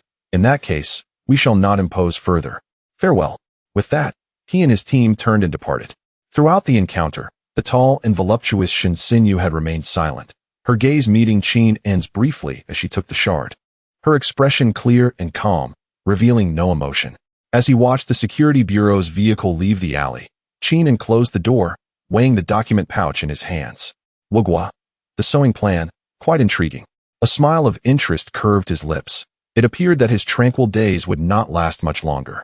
He turned to return to his room, preparing to thoroughly examine this official material. Inside, Yang Yingxue had already reclined once more. Mumbling indistinctly, gone? Those little devils are truly despicable. Next time I see them, just watch me drive them out. Ollie had also awakened, rubbing her eyes and softly asking, Qingming, are you hungry? Qingming could not help but chuckle at the scene. Regardless of whatever Wugwa conspiracy or sewing plan there may be, anyone daring to disrupt the peaceful life he had painstakingly attained would find him unyielding. Storm clouds may gather, but Qingming was no longer the naive youth he once was. He possessed strength, a partner, and above all, a heart fearless in the face of adversity. Chapter 42. The new roommate and unexpected discoveries. Once the personnel from the Anshuanju had departed, the small courtyard returned to its tranquil state, albeit with an added layer of intrigue. Qingming sat upon the stone bench, sifting through the contents of the file bag. Yang Yingxue leaned in closely, her curiosity piqued as she observed the documents. Goodness, these little devils are quite devious, scattering these fragmented remnants like seeds. No wonder they refer to it as the sewing plan. Ollie, too, peered over from the other side of the stone table, her discomfort palpable despite her inability to comprehend the text. The distorted black fragments and images of sinister artifacts provoked a slight furrowing of her brow. The information within the documents was not overly detailed, but confirmed several critical points. The malevolent fragments were indeed linked to the Shinto of the Wa Kingdom and the so-called ancient deity worship. These fragments had the capacity to absorb and amplify negative energy, catalyzing the emergence of various malevolent entities and disrupting local geomancy. The Daxiao Anshuan Ju classified this as one of the highest levels of threat, with branches across the country tasked with monitoring and remediation. The organization executing this plan in the Wa Kingdom was termed Yamada no Orochi, comprised primarily of ninjas and priests. The name seemed quite fitting, akin to a venomous serpent lurking in the shadows, ready to strike. Qingming closed the file and rubbed his temples. To be scrutinized by such a national-level clandestine organization was undeniably stressful. like being ensnared by a cold serpent, unsure of when it might strike. What is there to fear? Yang Yingxue exclaimed, slamming her palms on the stone table, causing it to tremble. One strike for each that approaches, two for a pair. Just right for my Benlay palm, to gain some momentum. Her brash demeanor, exuding confidence as if she were the eldest and Qin and the youngest, dissipated Qin and's lingering anxiety, prompting a smile. Indeed, Yang the hero is formidable. However, we must not rely solely on bravado. We ought to gather more intelligence. He contemplated the business card left by Zhao Gang, considering that maintaining a relationship of ambiguity with the authorities might be advantageous, at the very least expanding their channels of information. At that moment, a knock echoed at the courtyard door. Qin An's consciousness swept over, revealing two figures outside. Zhao Gang, returning, accompanied by a girl he had never seen before. Mr. Qin, I apologize for the intrusion. Zhao Gang's voice carried a hint of regret and perhaps resignation. As Qin An opened the door, he beheld a petite girl standing beside Zhao Gang. She appeared to be around 1.6 meters tall, slender in frame, clad in a slightly oversized blue hoodie and jeans, her back burdened by a backpack nearly as large as she was, looking quite heavy. She possessed an exquisitely delicate doll-like face, her large eyes strikingly clear, with long eyelashes, currently lowered in a somewhat timid manner. Her hands nervously twisting the hem of her clothing, reminiscent of a schoolgirl caught in a misdeed. Captain Zhao, who is this? Qin An inquired, perplexed, turning his gaze toward Zhao Gang. A hint of embarrassment crossed Zhao Gang's face. Mr. Qin, I truly apologize. This is Sun Xiaoxiao, our bureau's, a specially appointed technical consultant. Her situation is somewhat unique. Special consultant? Yang Yingxue interjected, intrigued as she approached, scrutinizing Sun Xiaoxiao. She looks rather underage. Does your agency employ child labor? I'm an adult. I'm 20. Sun Xiaoxiao suddenly raised her head, summoning courage to retort, her voice clear yet soft, lacking the authority to convince. Zhao Gang offered a wry smile as he explained. Xiaoxiao previously worked at a research institute under headquarters, but due to some experimental mishaps, she is temporarily unfit to remain there. The higher-ups directed her to adapt to an external environment here at our Shangshan Bureau. Given her unique abilities and the relatively relaxed environment you provide, they have specifically requested if she might stay with you for a time, to learn from you. Qin An, Yang Yingxue. Ollie also leaned in, her large eyes blinking curiously at this newcomer, who appeared somewhat easy to intimidate. Goodness! Qin An silently exclaimed. The Anshuanju's tactics were indeed multifaceted, sending what seemed to be a harmless yet potentially troublesome spatial ability user under the guise of learning and residing. This was no mere lodging. It was clearly a surveillance tool disguised as an intern, with provisions included. Feeling Qin An's silence, Sun Xiaoxiao grew more anxious, softly adding, I can pay rent. I can repair things, analyze data, cook. A little. As she spoke, she instinctively patted her enormous backpack, which clinked with the sounds of metal and plastic components colliding. Observing her anxious demeanor, Qin An found his initial irritation dissipating. This girl did not seem to harbor ill intentions. Rather, she appeared somewhat endearingly clueless. Yang Yingxue leaned closer to Qin An, whispering, Hey, she doesn't seem to be putting on an act. Plus, spatial abilities. That sounds impressive. Keeping her around as a helper. A little companion could be beneficial. Qin An shot her a sideways glance. I can hear your scheming from within. Nonetheless, he was indeed intrigued by Sun Xiaoxiao's spatial abilities. Moreover, having additional contacts from official channels did not seem detrimental. Very well, Qin An sighed, adopting an expression akin to one who had just incurred a significant loss. You may stay, but we shall establish 3 rules. First, do not bring back any peculiar items for research without permission. Second, do not disturb us during our training. Third, your rent will be offset by assisting with intelligence analysis and miscellaneous tasks. Upon hearing this, Sun Xiaoxiao's eyes sparkled with delight, akin to 2 twinkling stars, as she eagerly nodded. Yes. Thank you, Mr. Qin. I will certainly adhere to the rules. I'm easy to take care of. Her exuberance resembled that of someone who had just struck gold. Zhao Gang visibly relaxed, offering a few last words before hastily leaving with Sun Xiaoxiao and her oversized backpack. He felt that placing Sun Xiaoxiao with Qin An might be less worrisome than leaving her at the bureau. Perhaps. Thus, the Lingtai courtyard welcomed its 4th permanent resident, the tech-savvy and spatially gifted Sun Xiaoxiao. After settling Sun Xiaoxiao, primarily by stashing her enormous backpack in a corner of the guest room, Qingming and the others returned to their seats at the stone table. Sun Xiaoxiao quickly shed her initial shyness, particularly expressing great curiosity and warmth toward Ollie. Sister Ollie, you are truly beautiful. Like a character stepping out of a painting, Sun Xiaoxiao gazed at Ali with sparkling eyes, her hands cradling her face. Ali appeared to harbor a fondness for the newcomer, the petite girl devoid of malice, tilting his head slightly and revealing a faint yet stunning smile. Thank you, you are quite adorable as well. Yang Yingxue, observing the scene with a tinge of jealousy, interjected, Hey, little one, am I not attractive? Sun Xiaoxiao immediately turned to Yang Yingxue and earnestly replied, Sister Yingxue, you are also very beautiful, both handsome and lovely, like a Barbie doll that can fight. By the way, I'm a few months older than you. Yang Yingxue remarked, Why does that compliment sound so awkward? Qingming, stifling a laugh, redirected the conversation.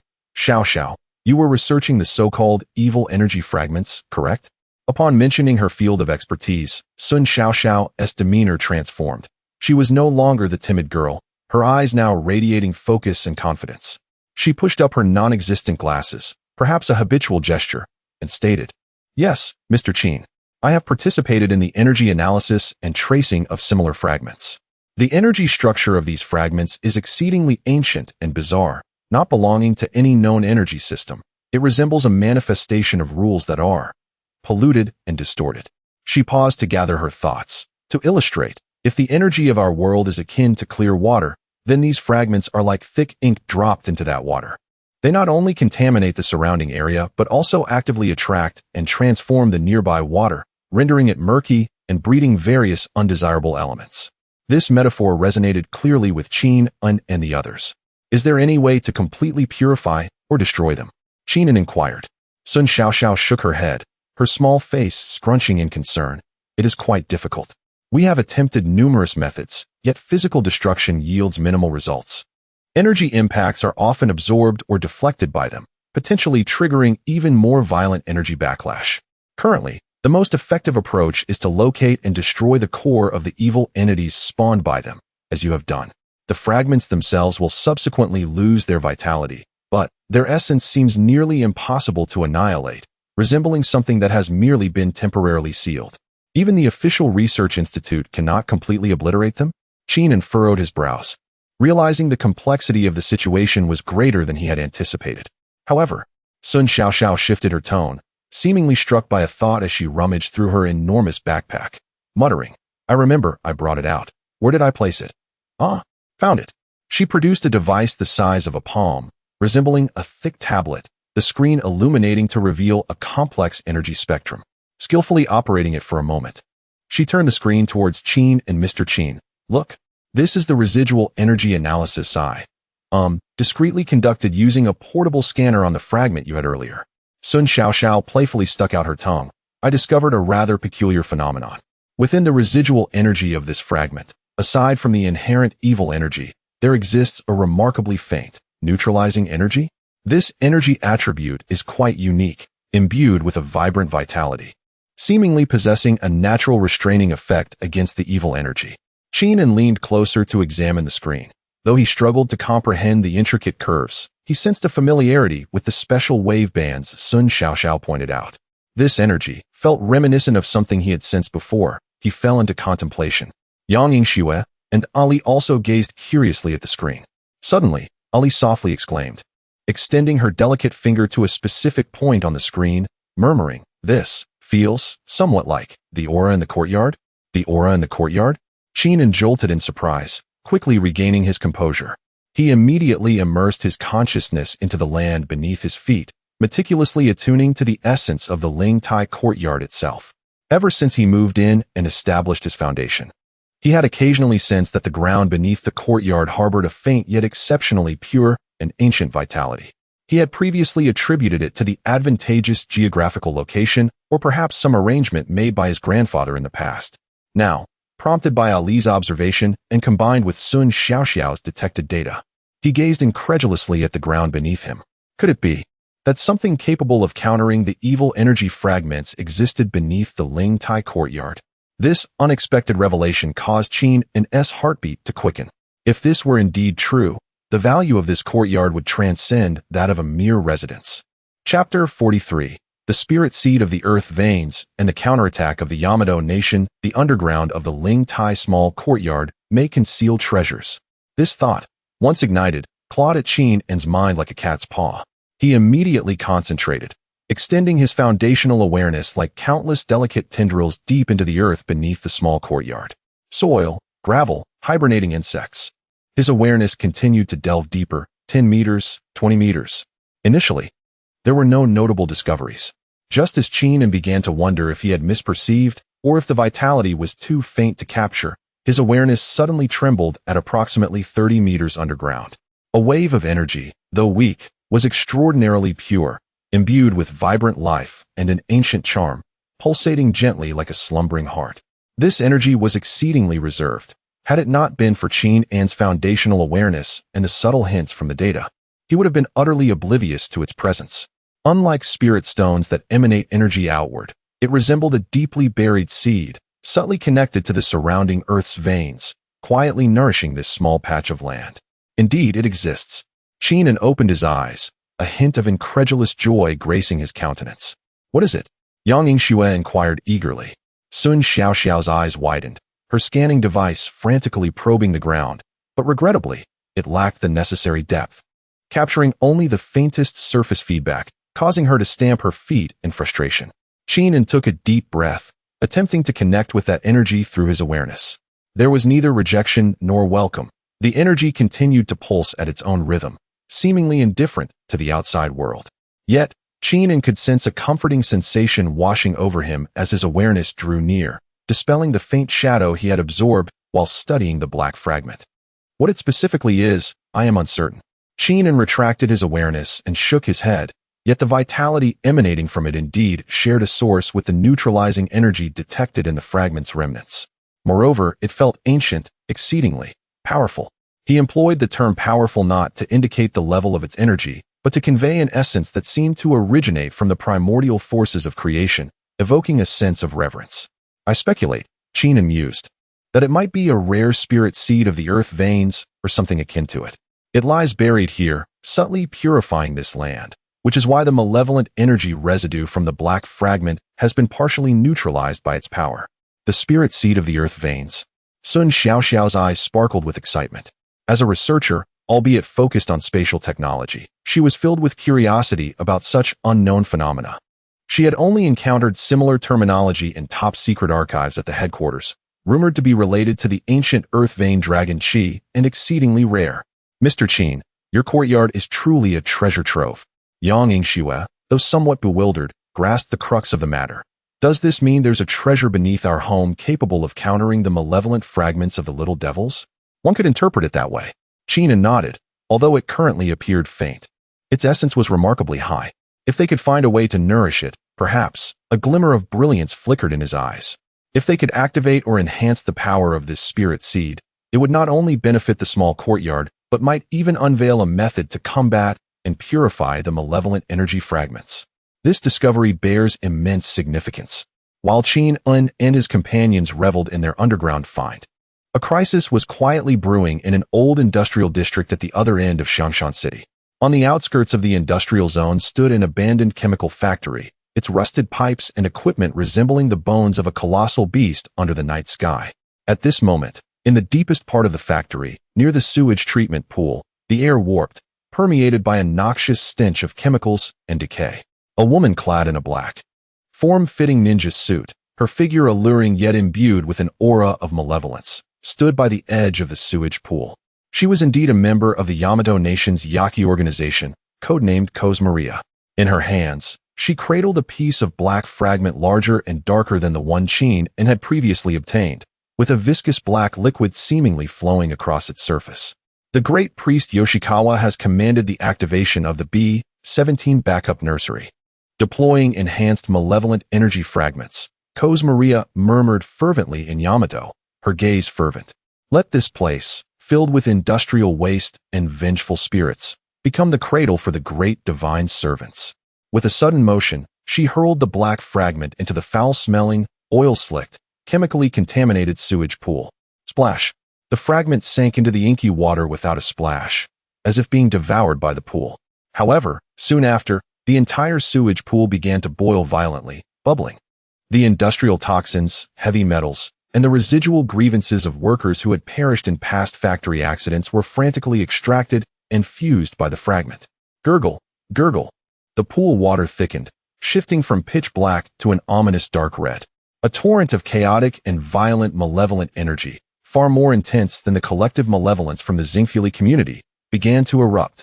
The walls surrounding the factory rapidly oozed a black, viscous liquid akin to oil, writhing and coalescing into twisted monstrosities formed from chemical waste and resentment. They bore no fixed shape.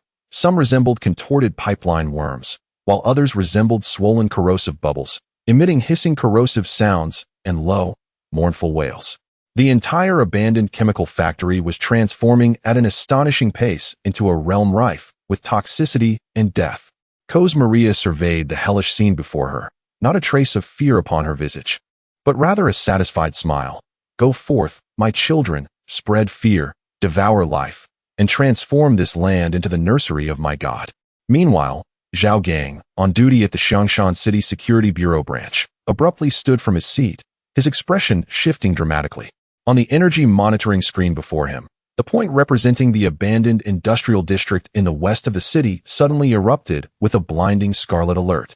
The energy readings skyrocketed, surpassing the peak levels recorded during the Xingfuli incident. This is bad. The energy response. It is the enhanced malevolent energy fragments from the industrial district. Zhao Gang immediately seized the communicator, his voice urgent. Emergency assembly. All members of Teams 1 and 2 mobilize. Target. The site of the old third chemical factory in the west. Repeat. Target the old site of the Sanhua chemical plant in the western district. Energy level. A threat of the Wuhuan class. A Wuhuan class threat, equivalent to a mid-stage evil entity of qi refining. This is beyond the capabilities of the Xiangshan branch to handle independently. Zhao Gang rapidly issued commands while decisively dialing Qin N's number. Though it was somewhat difficult to voice, faced with such a grave crisis, he had no choice but to seek assistance from this unfathomable young man. Within the Lingtai courtyard, Qin N had just hung up Zhao Gang's urgent call, his expression grave. What's wrong? Yang Yingxue inquired, noticing his troubled demeanor. Trouble has arisen, Qin N replied solemnly. The unruly individuals from the Wokaku have unleashed a more potent fragment at the abandoned chemical plant in the western district, giving rise to a formidable creature. The Security Bureau has detected that the energy level has reached the Wuhuan class, and they are unable to manage it. Wuhuan class? Yang Yingxue's eyes brightened, not displaying fear, but rather a readiness for action. Perfect. Just as I discovered treasures underground in our home, I was feeling quite pleased, so let us test our skills against this brazen creature. Ali also rose, her silence underscoring her resolute determination. Meanwhile, Sun Xiaoxiao appeared somewhat anxious but quickly retrieved several oddly shaped devices from her magical backpack. I can provide battlefield environment scanning and energy interference support. Seeing the trio, along with a tech expert, swiftly enter a state of readiness, Qin N felt his earlier tension dissipate into fervor. All right, let us stretch our limbs. He grinned, a glint of cold light flashing in his eyes. Perfect, we'll settle both old scores and new ones. Let the little devils know that wreaking havoc on our territory comes at a price. Let us go. The four figures flickered and swiftly vanished from the Lingtai courtyard, racing towards the direction of the ominous energy rising in the western district. A new round of battle was about to commence, and this time, their adversary was more formidable and the environment more treacherous, yet Qin N and his companions felt more confident than ever. Chapter 44. The Toxic Domain and the Demonic Embryo in the western part of the city, at the abandoned third chemical plant, an overwhelming stench assaulted the senses long before one could draw near. It was a pungent residue of chemicals typical of a factory, mingled with the foul odor of stagnant sewage, and now tainted by a sinister aroma reminiscent of burning sulfur and rotting flesh. The dark red malevolence enveloped the entire plant like an inverted bowl. Even the moonlight seemed to be shrouded in a foreboding crimson hue. Good heavens, this smell is more intense than an explosion in our school's chemistry lab. Yang Yingxue complained, pinching her nose, yet her eyes sparkled with excitement.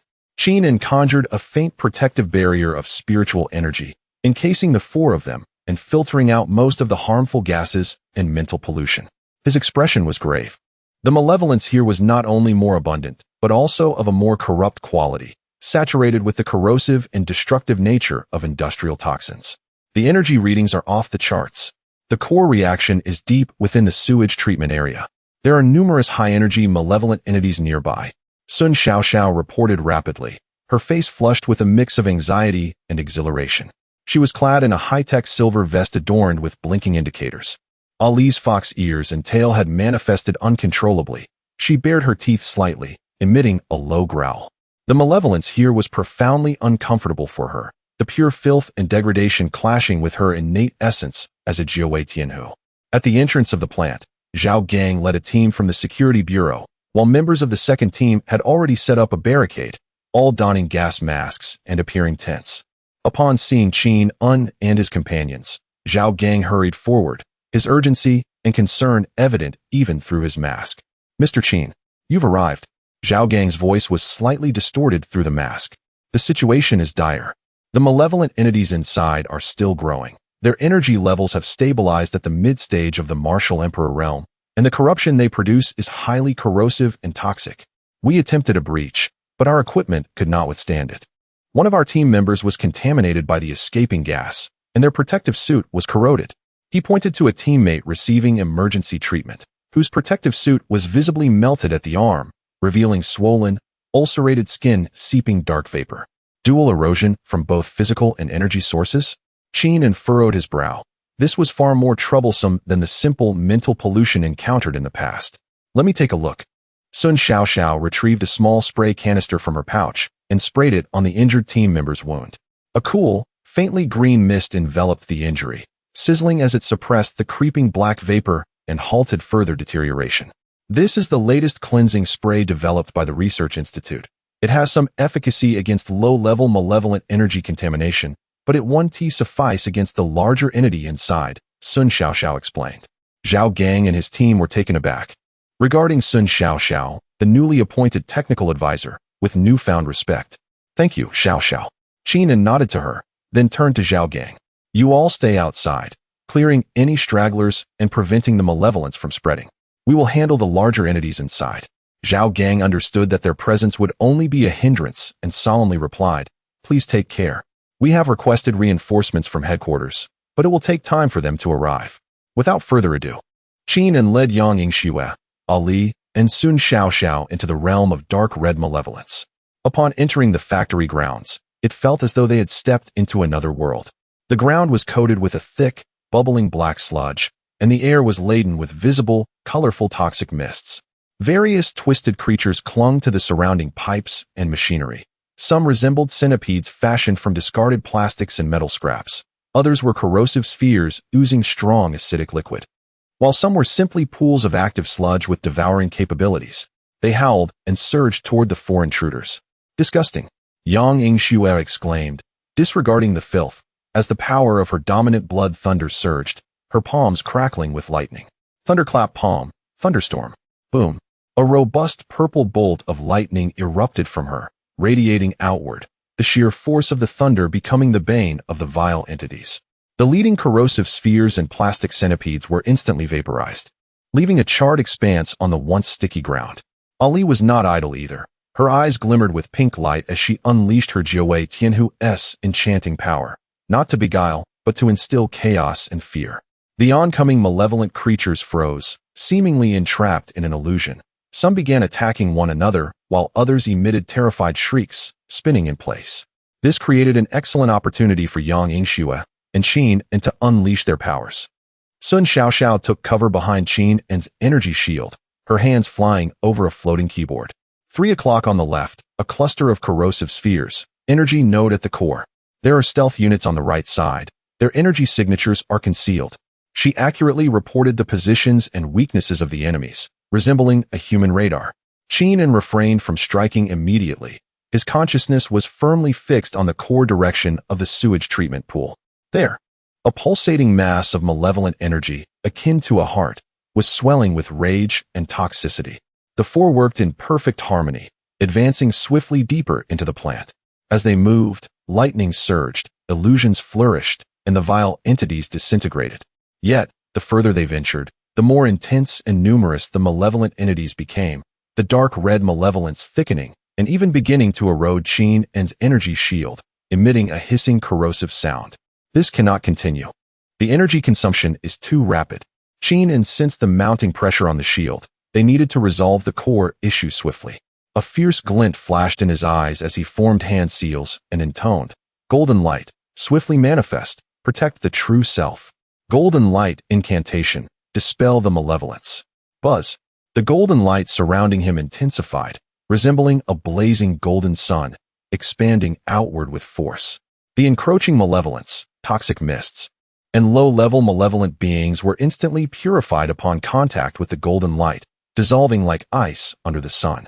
In the midst of the filthy domain, a fleeting path of golden light was carved out. "Go!" Qingming charged ahead, racing along the path straight towards the sewage treatment pool.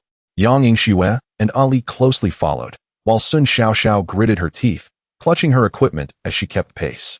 Upon their arrival at the sewage treatment pool area, even Qingming, who had braced himself for the sight, could not suppress a gasp of horror.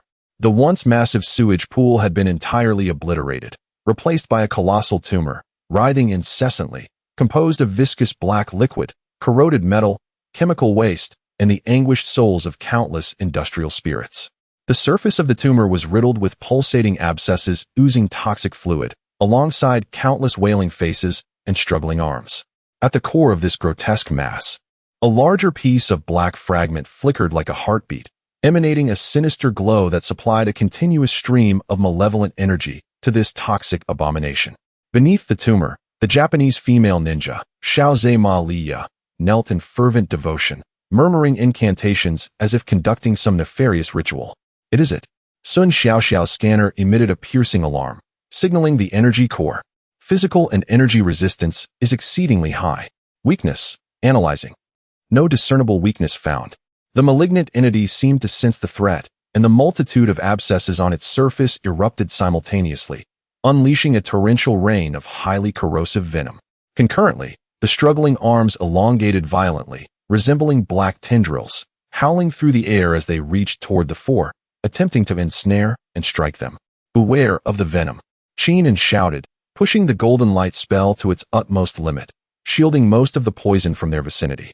Though the golden barrier quivered violently, its hue dimming considerably, Yang Yingxue let out a fierce roar, her vitality burning without restraint, enveloped in a pale purple lightning aura. She unleashed a series of thunderous palm strikes, shattering the encroaching tendrils with explosive force. Ali, with all her might, conjured illusions, creating layers of deceptive barriers around the group to disrupt the creature's attacks and perception. Sun Xiaoxiao's face turned pale. Yet she swiftly operated her device. "This won't do. Conventional energy attacks are ineffective. Its structure is too chaotic. Physical blows and energy impacts will be absorbed and dispersed, unless we can annihilate its core in one blow, or discover a force that counters its vile essence." A force that counters its vile essence. Qingming's mind stirred as he recalled the spiritual seed deep beneath the courtyard. That vibrant, pure energy was the natural nemesis of this foul, malevolent energy. Yet, he could not summon the power of the underground spirit seed at this moment. Must we rely on brute strength? Just as Qingming pondered a strategy, the kneeling Xiaozhe Ma Liya suddenly rose, turning to face them with a cruel and enchanting smile, speaking in halting Chinese. "Foolish Xina people, you dare disturb the gestation of the poison god fetus. Become the nourishment for its growth." She formed hand seals, channeling a chilling chakra into the malignant entity. A deafening roar erupted from the creature, the black fragment at its core glowing ominously, causing the entire tumor to violently contract before expanding with ferocity. A colossal wave of malevolent energy, infused with countless negative emotions and industrial toxins, surged toward Qingming and his companions like a devastating tsunami. This assault far surpassed the previous one. Even Qingming's golden barrier emitted a mournful cry under the strain, with fine cracks appearing across its surface. Chapter 45. The vitality against evil and the desperate escape confronted with a wave of malevolent energy potent enough to obliterate the martial emperor. Qingming's pupils dilated in shock. It was clear that a direct confrontation would be futile. The golden light spell was on the verge of shattering. If struck by this toxic and corrosive dark energy, the repercussions would be unimaginable.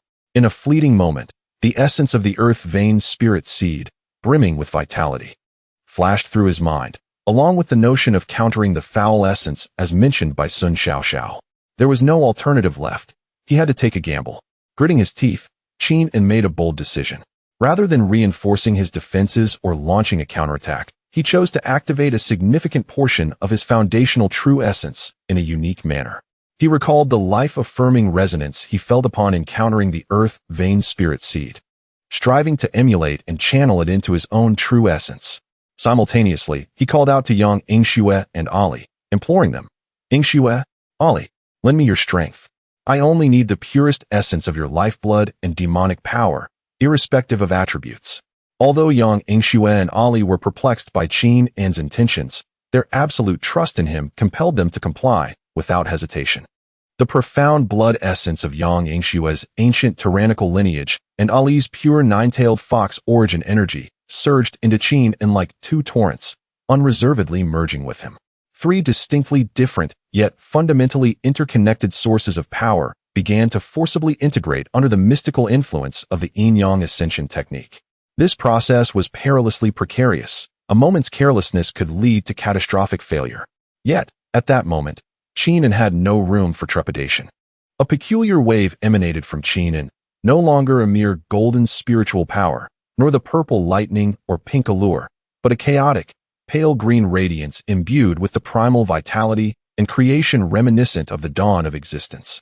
This glow, while not dazzling, exuded a profound life force that seemed capable of reviving withered wood and purifying the world's impurities. What was this?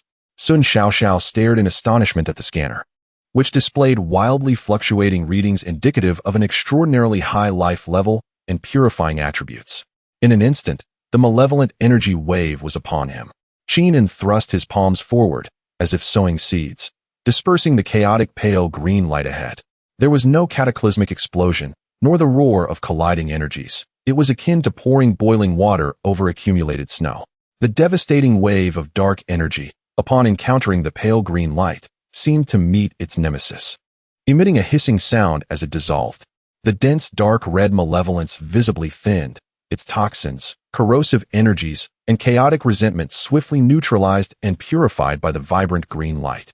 Wherever the pale green glow passed, impurities receded and malevolence dissipated. Even the sticky ground regained some of its original hue. This scene left both Yang Yingxue and Ali dumbfounded, while even Kun Mirror, who had been poised to relish the spectacle of her prey's demise, found her malicious grin frozen in sheer astonishment and disbelief. "Baka, this is impossible. What power is this? How can it counter the might of the great ancient gods?" Kun Mirror shrieked in despair. Qingming, equally astonished and elated, had not anticipated that his desperate measure of emulating the earth vein spirit seed's vitality would yield such remarkable results. Though this nearly drained him and the two women of their strength, it was worth it. The toxic domain's demonic fetus seemed gravely injured, emitting a wretched howl, its immense fleshly tumor convulsing violently, with pus-filled sores bursting and oozing foul liquid, its presence significantly weakened. A prime opportunity. Yang Yingxue reacted swiftly. Despite the immense energy expenditure, her combat spirit soared. Seizing the moment of weakness, she resolved to deliver a fatal blow. Drawing in a breath of true energy, she concentrated the remaining tyrannical blood lightning essence into her right palm, transforming herself into a streak of purple lightning aimed directly at the flickering black shard at the core of the demonic fetus. Lightning cut. This time, there was no sensation of being dispersed and absorbed as before. The demonic fetus, weakened by the pale green life force, had significantly reduced defenses. Yang Yingxue's palm penetrated the tumor like a hot knife through butter, grasping the larger black shard with determination. A howl of desperation erupted from the demonic fetus, its fleshly mass beginning to collapse uncontrollably, dissolving into a putrid mess. Seeing this, Kun Mirror's expression shifted drastically. She realized her mission had utterly failed. Even the enhanced shards could be lost. Damn it! Retreat. Without hesitation, she formed quick hand seals. Shadow escape technique. Her body transformed into a cloud of black smoke, melding into the shadows of the ground, rapidly fleeing toward the outskirts of the factory. Her speed was astonishing, clearly a last resort for survival. Attempting to escape, Qingming's gaze turned cold. Despite his considerable fatigue, he could not allow this Japanese ninja to flee easily. Pointing his fingers like a sword, a condensed foundational sword energy surged forth, piercing through the air, swiftly catching up to the shadow. A cry of pain escaped Kun Mirror amidst the shadows, a trickle of blood falling from the darkness. Yet her speed remained unabated, disappearing in an instant within the intricate shadows of the factory. Qingming furrowed his brows. The opponent's escape technique was indeed bizarre, and in the midst of her desperate flight, his hasty strike had not managed to detain her, merely inflicting an injury. At that moment, Yang Yingxue emerged from the collapsing demonic fetus, clutching the still quivering, resistant black shard. Though her complexion was slightly pale, her eyes shone brightly. It's done. This one is far more potent than the last. With the core shard extracted, the toxic domain's demonic fetus lost all support, collapsing rapidly like a melting wax figure, transforming into a pool of foul oil and remnants. The dark red malevolence enveloping the factory began to dissipate slowly. We succeeded. Sun Xiaoxiao cheered, rushing to assist Yang Yingxue in containing the restless shard, sealing it within a specially crafted container. Ali also breathed a sigh of relief, retracting her demonic power, her expression weary. Feeling the emptiness in his dantian and the fatigue in his consciousness, Qingming chuckled bitterly. This battle had not been easily won, yet it had validated the formidable counteracting effect of the Earth Vein Spirit Seed's vitality, as well as the astonishing potential unleashed by their combined efforts. It seemed he would need to thoroughly investigate how to harness or awaken the treasures beneath in the future. Qingming gazed at the ravaged chemical factory, his thoughts swirling. Zhao Gang, accompanied by the members of the Security Bureau, cautiously entered the factory area. Observing the devastation left behind after the purification and the sealed enhancement fragments, his admiration for Qingming and his companions deepened immeasurably.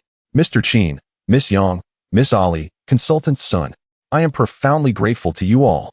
If it weren't for your efforts, the consequences would have been unimaginable.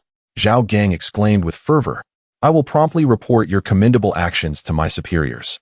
Qingming waved his hand dismissively, as his sole desire at that moment was to return home for a well-deserved rest, while also contemplating the study of the more potent fragment and how to engage with the spiritual essence residing beneath his abode.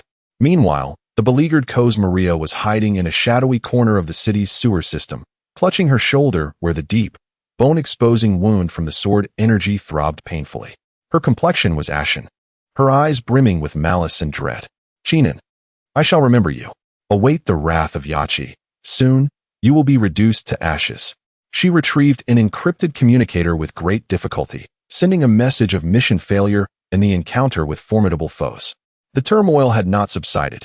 Rather, it escalated due to the emergence of this enhancement fragment and the restrained power exhibited by Qingming, intensifying the conflict between both parties. Chapter 46. Attention from the headquarters in the meeting room of the Xiangshan Security Bureau branch. The lights shone brightly, casting a glow over an atmosphere tinged with the relief of survival and an uncontrollable excitement.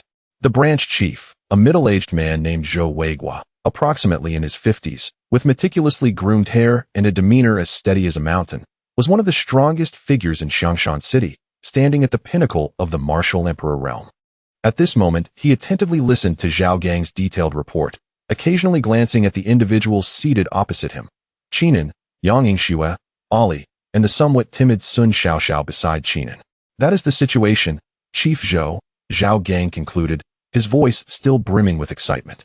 Had it not been for Mr. Qingming and his companion's timely arrival, utilizing a peculiar life force to severely damage that poisonous demonic embryo, we would have been unable to address this crisis, which could have resulted in significant casualties and immeasurable environmental pollution.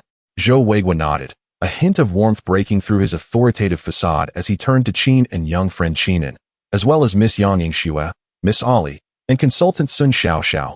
I extend my heartfelt gratitude on behalf of the Xiangshan branch and the nation. You have not only saved numerous lives, but also thwarted a serious destructive operation by hostile forces from Japan.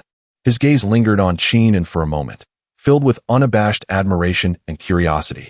To possess the strength to effortlessly neutralize a martial emperor-level threat at such a young age, and to wield a mysterious power that counteracts malevolent energy, surpassed even the understanding of this branch chief. "You are too kind, Chief Zhou. It was merely a fortunate coincidence," Qingming replied with a smile, maintaining a respectful yet composed demeanor.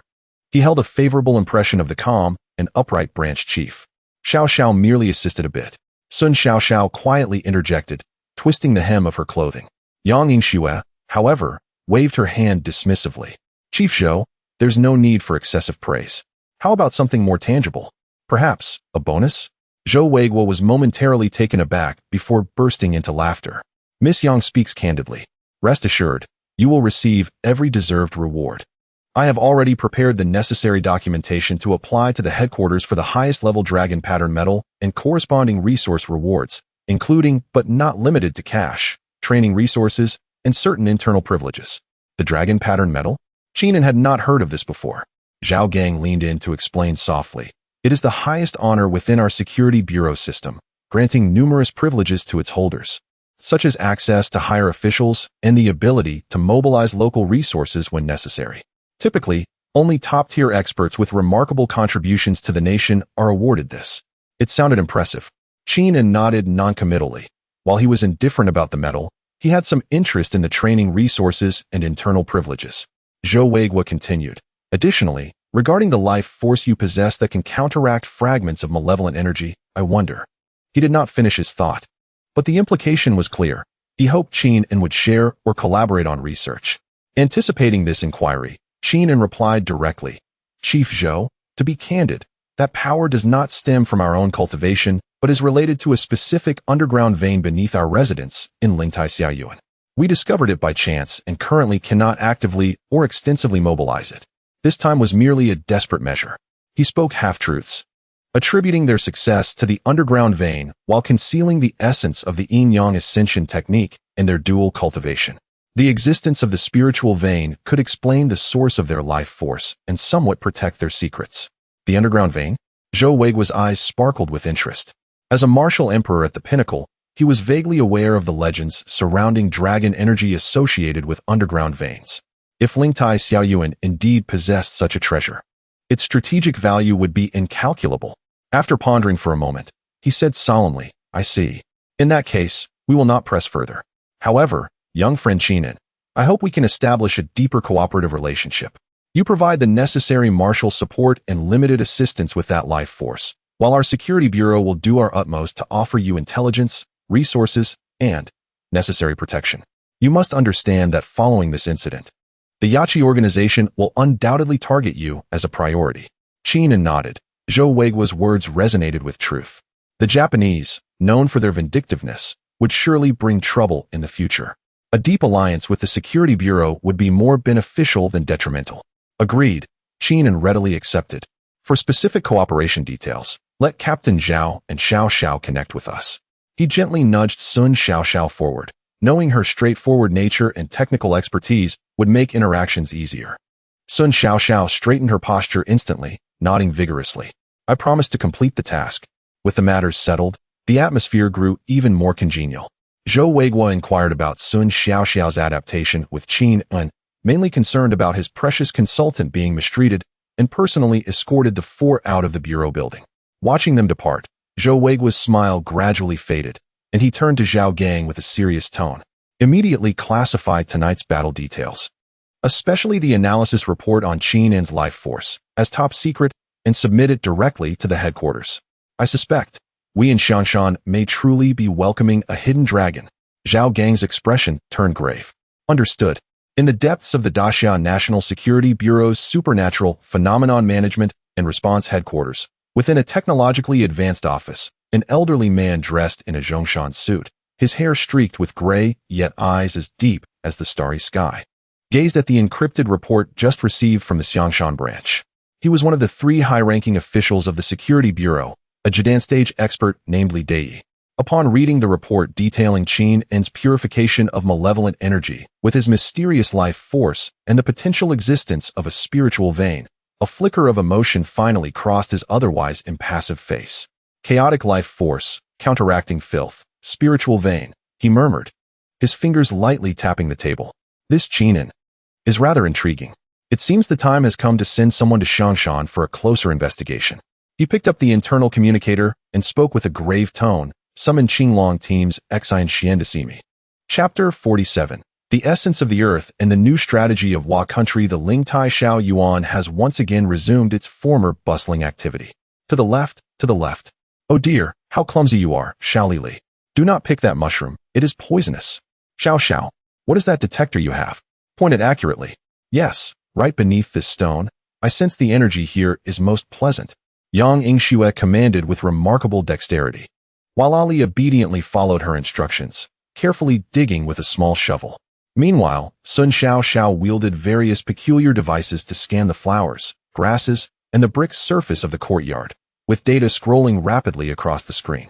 Qingnan sat on a stone bench, observing this fervent scene with a mix of amusement and exasperation. Ever since returning from the chemical plant battle and confirming the potential existence of the Earth's essence beneath the courtyard, Yang Yingxue and Sun Xiao had developed an immense enthusiasm for treasure hunting and research. Even Ali had been recruited into their ranks. In Qingnan's view, the essence of the earth was deeply buried, intertwined with the veins of the land. Forceful excavation might yield contrary results, even jeopardizing the essence itself. The optimal approach would be to nurture it gradually, attempting to communicate and subtly guide its power. However, it was evident that Yang Yingxue and Sun Xiao preferred a more proactive strategy. Qingnan, come quickly, we made a discovery. Sun Xiao suddenly exclaimed with excitement. Qingnan approached and saw that the screen of her detector displayed an energy map beneath a small bamboo grove in the southeastern corner of the courtyard. Compared to other areas, the vitality energy response there was indeed richer and more vibrant, as if something were breathing. Based on the energy flow model analysis, this could be a faint spiritual eye or an energy leak point. Sun Xiao adjusted her non-existent glasses, her face flushed with exhilaration. If we could set up a gathering formation here, perhaps we could more effectively converge and guide the vitality energy emanating from the Earth's essence, or even attempt to establish initial contact with it. A gathering formation? Qingnan's heart stirred. This indeed was a feasible idea.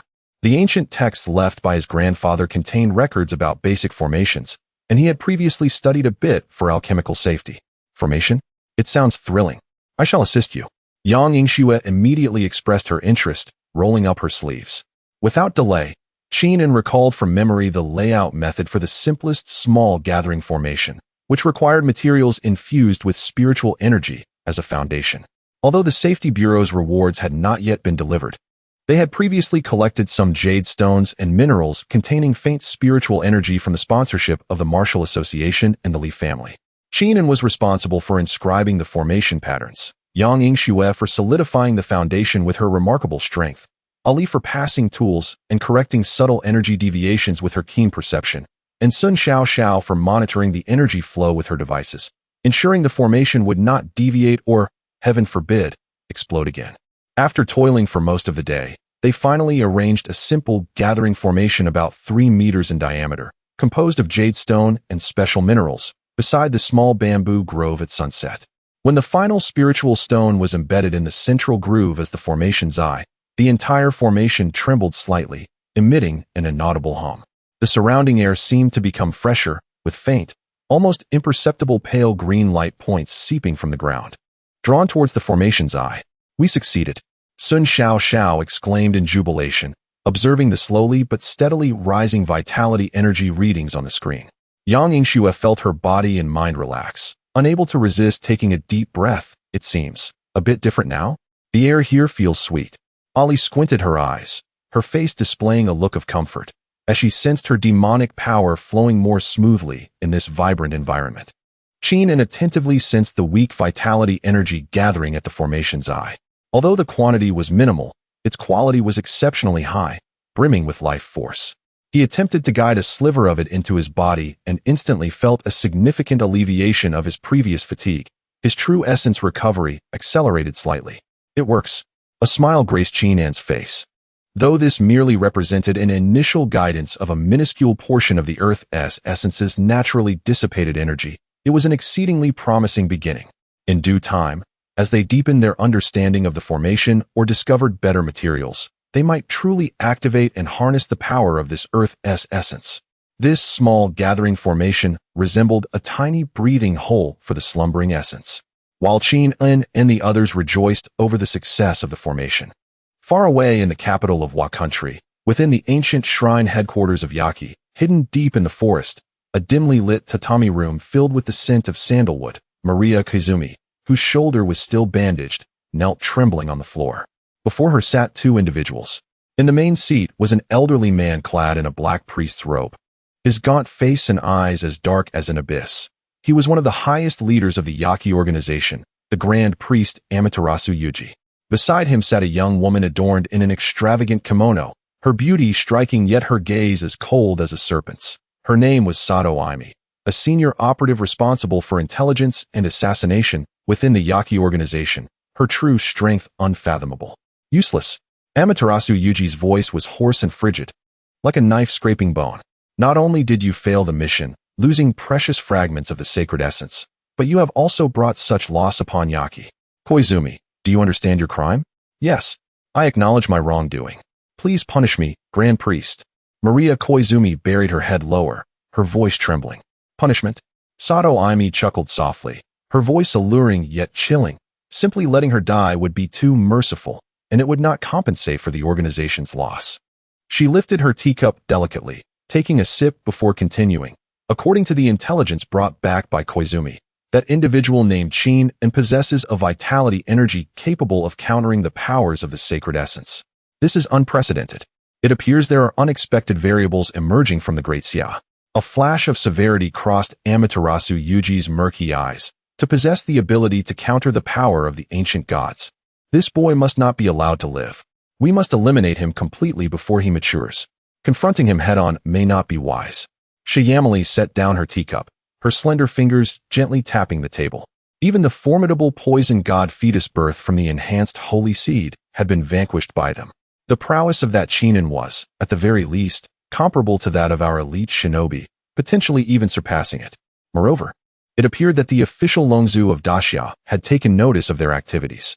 A direct assault would come at too great a cost, risking alarming the adversary. What do you imply? A beguiling smile graced Shiyamali's face. If a direct attack is unfeasible, then we shall employ cunning. We can alter our method of sowing the seeds. Oh, according to intelligence reports, besides the violent little girl and the suspected fox demon accompanying Qinin, there had recently appeared a young girl from the Daxia authorities, seemingly endowed with spatial abilities. A calculating glimmer sparkled in Shiyamali's eyes. Young individuals, particularly those imbued with power, are often prone to arrogance, vanity, and susceptible to external temptations. We can select suitable seeds, disguise our identities, and approach them, infiltrating their ranks. Alternatively, we could set traps in the locations they frequent, shifting our objective from creating widespread chaos to capturing or eliminating these specific individuals. For instance, as Shiyamali's smile deepened, she mused, I know that the youth of Daxiao are quite fond of something known as online gaming. Perhaps we can prepare a surprise for them there? Tianzhao Yuren pondered for a moment before nodding slowly. Agreed. You shall take full responsibility for this matter. Remember, success is the only option. Failure is not tolerated. If necessary, you may employ that. Rest assured, I shall not disappoint the esteemed divine official. Shiyamali replied, bowing in acknowledgement, a perilous smile of determination flickering across her enchanting visage. Thus, a more insidious and covert conspiracy targeting Qinin and those around him began to silently unfold. Chapter 48. Qinglong, Xian Xian, and the virtual trap. The tranquil days in the Lingtai courtyard were short-lived, as new turmoil soon followed. On that afternoon, Qinin was attempting to guide the meager life energy gathered by the small gathering array to nourish his meridians, consolidating his cultivation at the mid-foundation stage. Yang Yingxue and Ah Li were inside the house, engrossed in a popular online game of the Xinxiao genre, their exuberant shouts occasionally echoing out. Sun Xiaoxiao was in her makeshift studio, analyzing remnants of sinister artifacts brought back from a chemical factory alongside a sealed enhancement fragment. A knock at the courtyard gate interrupted their activities. This visitor was not Zhao Gang, but a woman whom Qin had never seen before. Dressed in a fitted azure outfit that accentuated her graceful yet powerful form, she stood at a height comparable to Shen Xinyu, yet her aura was entirely distinct. While Shen Xinyu emanated a chilling coldness, this woman resembled a blade unsheathed, radiating a sharp and formidable brilliance. Her beauty was striking, with a countenance that bore an undeniable air of heroism and pride. Her eyes sparkled with intensity, as if capable of piercing through to the depths of one's soul. Most notably, several vibrant streaks of flame-like red were woven into her flowing black hair.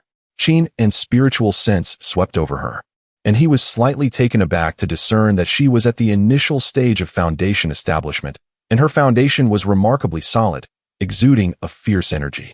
This was the first genuine cultivator he had encountered aside from himself. It appeared this was the depth of the National Security Bureau's headquarters.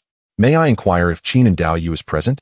The woman's voice rang clear, imbued with a natural confidence, her gaze landing squarely on Qin, clearly recognizing him at a glance. "That would be me. And you are?" Qin rose, a sense of caution stirring within him. This woman was formidable, and her intentions were unclear.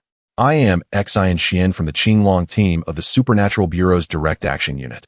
She introduced herself succinctly, extending an ancient-looking metal token that pulsated with a stronger energy, engraved with the vivid depiction of a Qinglong.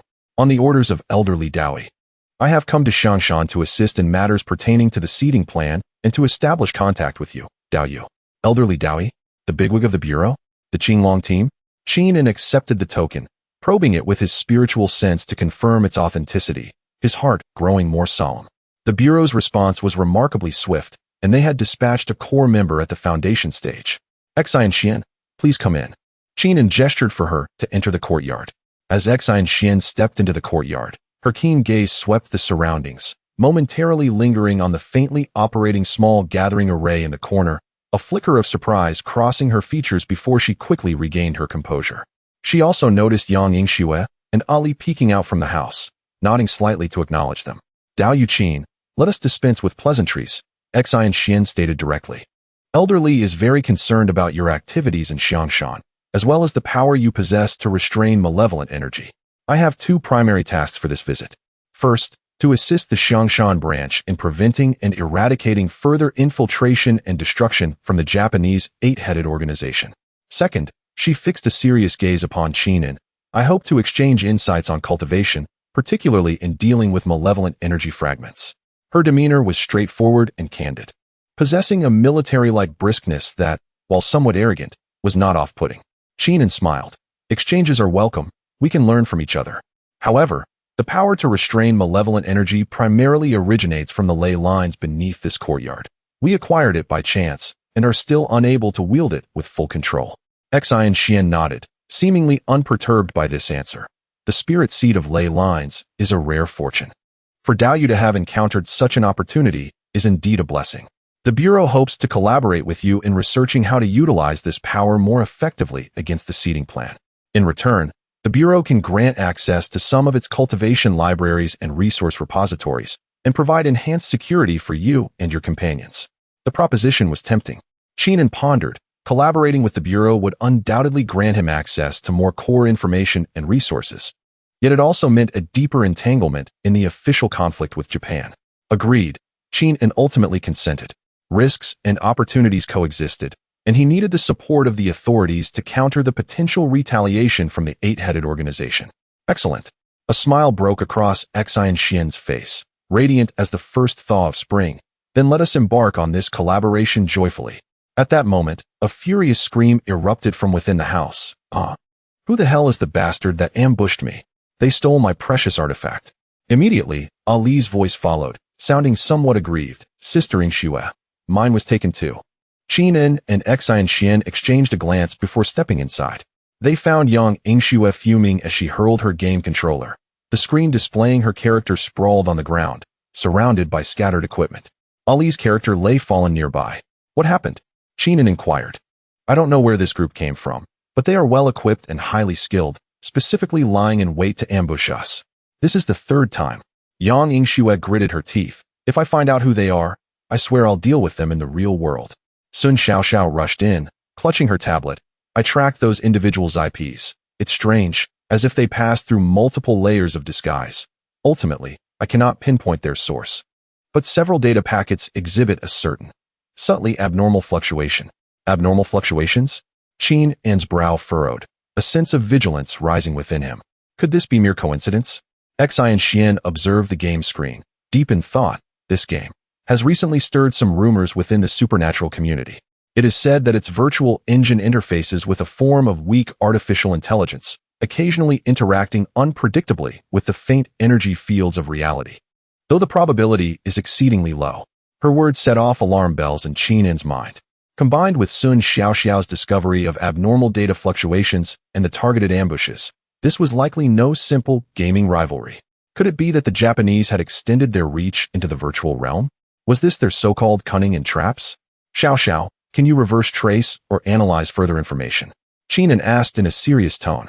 Sun Xiao nodded vigorously. I'll give it a try. Just need a bit of time. Xianxian's expression grew grave.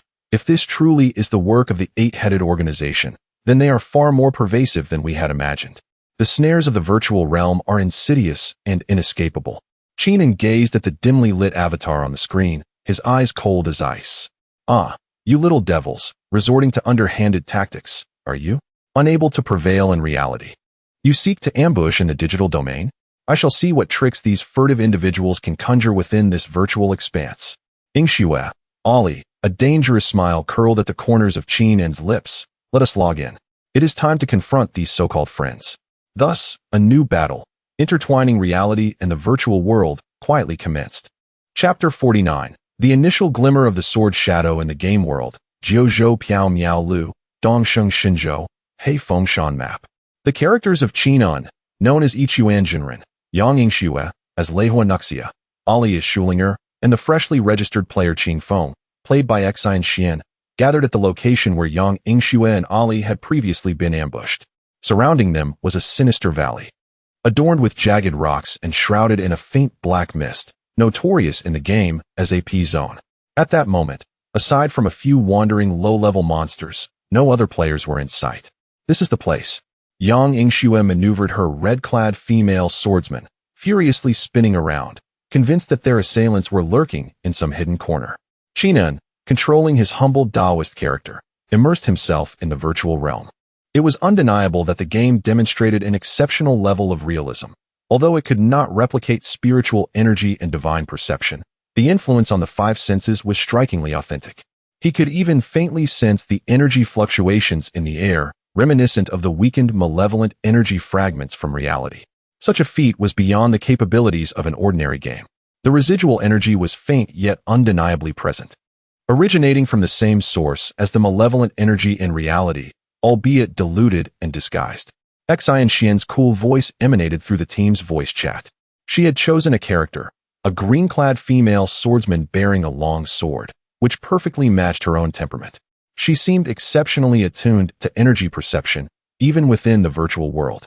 Ollie, the Fox Clan mage, stood quietly to the side, her curiosity about this bizarre world evident as she occasionally reached out to touch the drifting lights. Xiao, do we have any external monitoring results? Qingming inquired into the microphone. In reality, Sun Xiao was using her equipment to monitor the game server's data flow and their brainwave connections. The data flow is still quite chaotic. Their IPs are as slippery as loaches. However, I have detected that they have logged in. They are nearby. The energy fluctuations are more pronounced than before. Sun Xiao's voice was laced with tension and excitement. No sooner had she spoken than 5 figures emerged, dimly visible around the bend of the valley. Leading them was a rogue named Yingxue, clad in jet-black leather armor, casually toying with 2 daggers that glimmered with a green light. Following him was a burly shield warrior known as Gangtai Billy, a voluptuous female warrior named Yao Run Hongya wielding dual blades, a sorcerer cloaked in darkness called Zhou Yuan, and an archer known as Yingxue Shui. These 5 individuals were well-equipped, emanating a chilling aura that starkly contrasted with their surroundings. Despite the game's system's attempts at disguise, both Qingming and Xianxian were nearly certain that these were members of the Japanese faction Yawaguchi. It's them. Upon seeing her adversaries, Yang Yingxue's temper flared, and she maneuvered her character to charge forward. Wait. Qingming and Xianxian spoke simultaneously to halt her. Qingming cautioned, don't act recklessly. If they dare to show themselves, they must have some form of support. The terrain of this valley is advantageous for them. Xianxian added, observe their positioning. It implies a combined attack formation, not typical players. Indeed, Yingxue taunted them with a series of mocking text bubbles. Oh, reinforcements have arrived? A new face among the girls. Perfect, We'll send you all back to the respawn point and gladly accept your equipment. The voluptuous Yao Renhongya followed suit with a flirtatious expression. Hey there, sweetie, hand over your valuables, and I can make your demise a tad more painless. Her tone was frivolous, brimming with a distinctly Japanese flair. You wish. Yang Yingxue, with her fiery temper, could no longer contain herself and commanded her Lehua Nuxia to execute a charging skill, the blade crackling with lightning, reminiscent of her real-world thunder palm in a simplified form. Engage. And Yingxue coldly chuckled, his figure flickering as he melded into the shadows, evidently utilizing the rogue's stealth skill. The battle erupted instantaneously. The shield warrior Gangtai Billy stepped forward, his massive tower shield radiating a heavy light, effectively blocking Yang Yingxue's thunderous charge. Simultaneously, the sorcerer Zhou Yuan waved his staff, causing countless black tendrils to erupt from the ground, ensnaring Qin Un and his companions.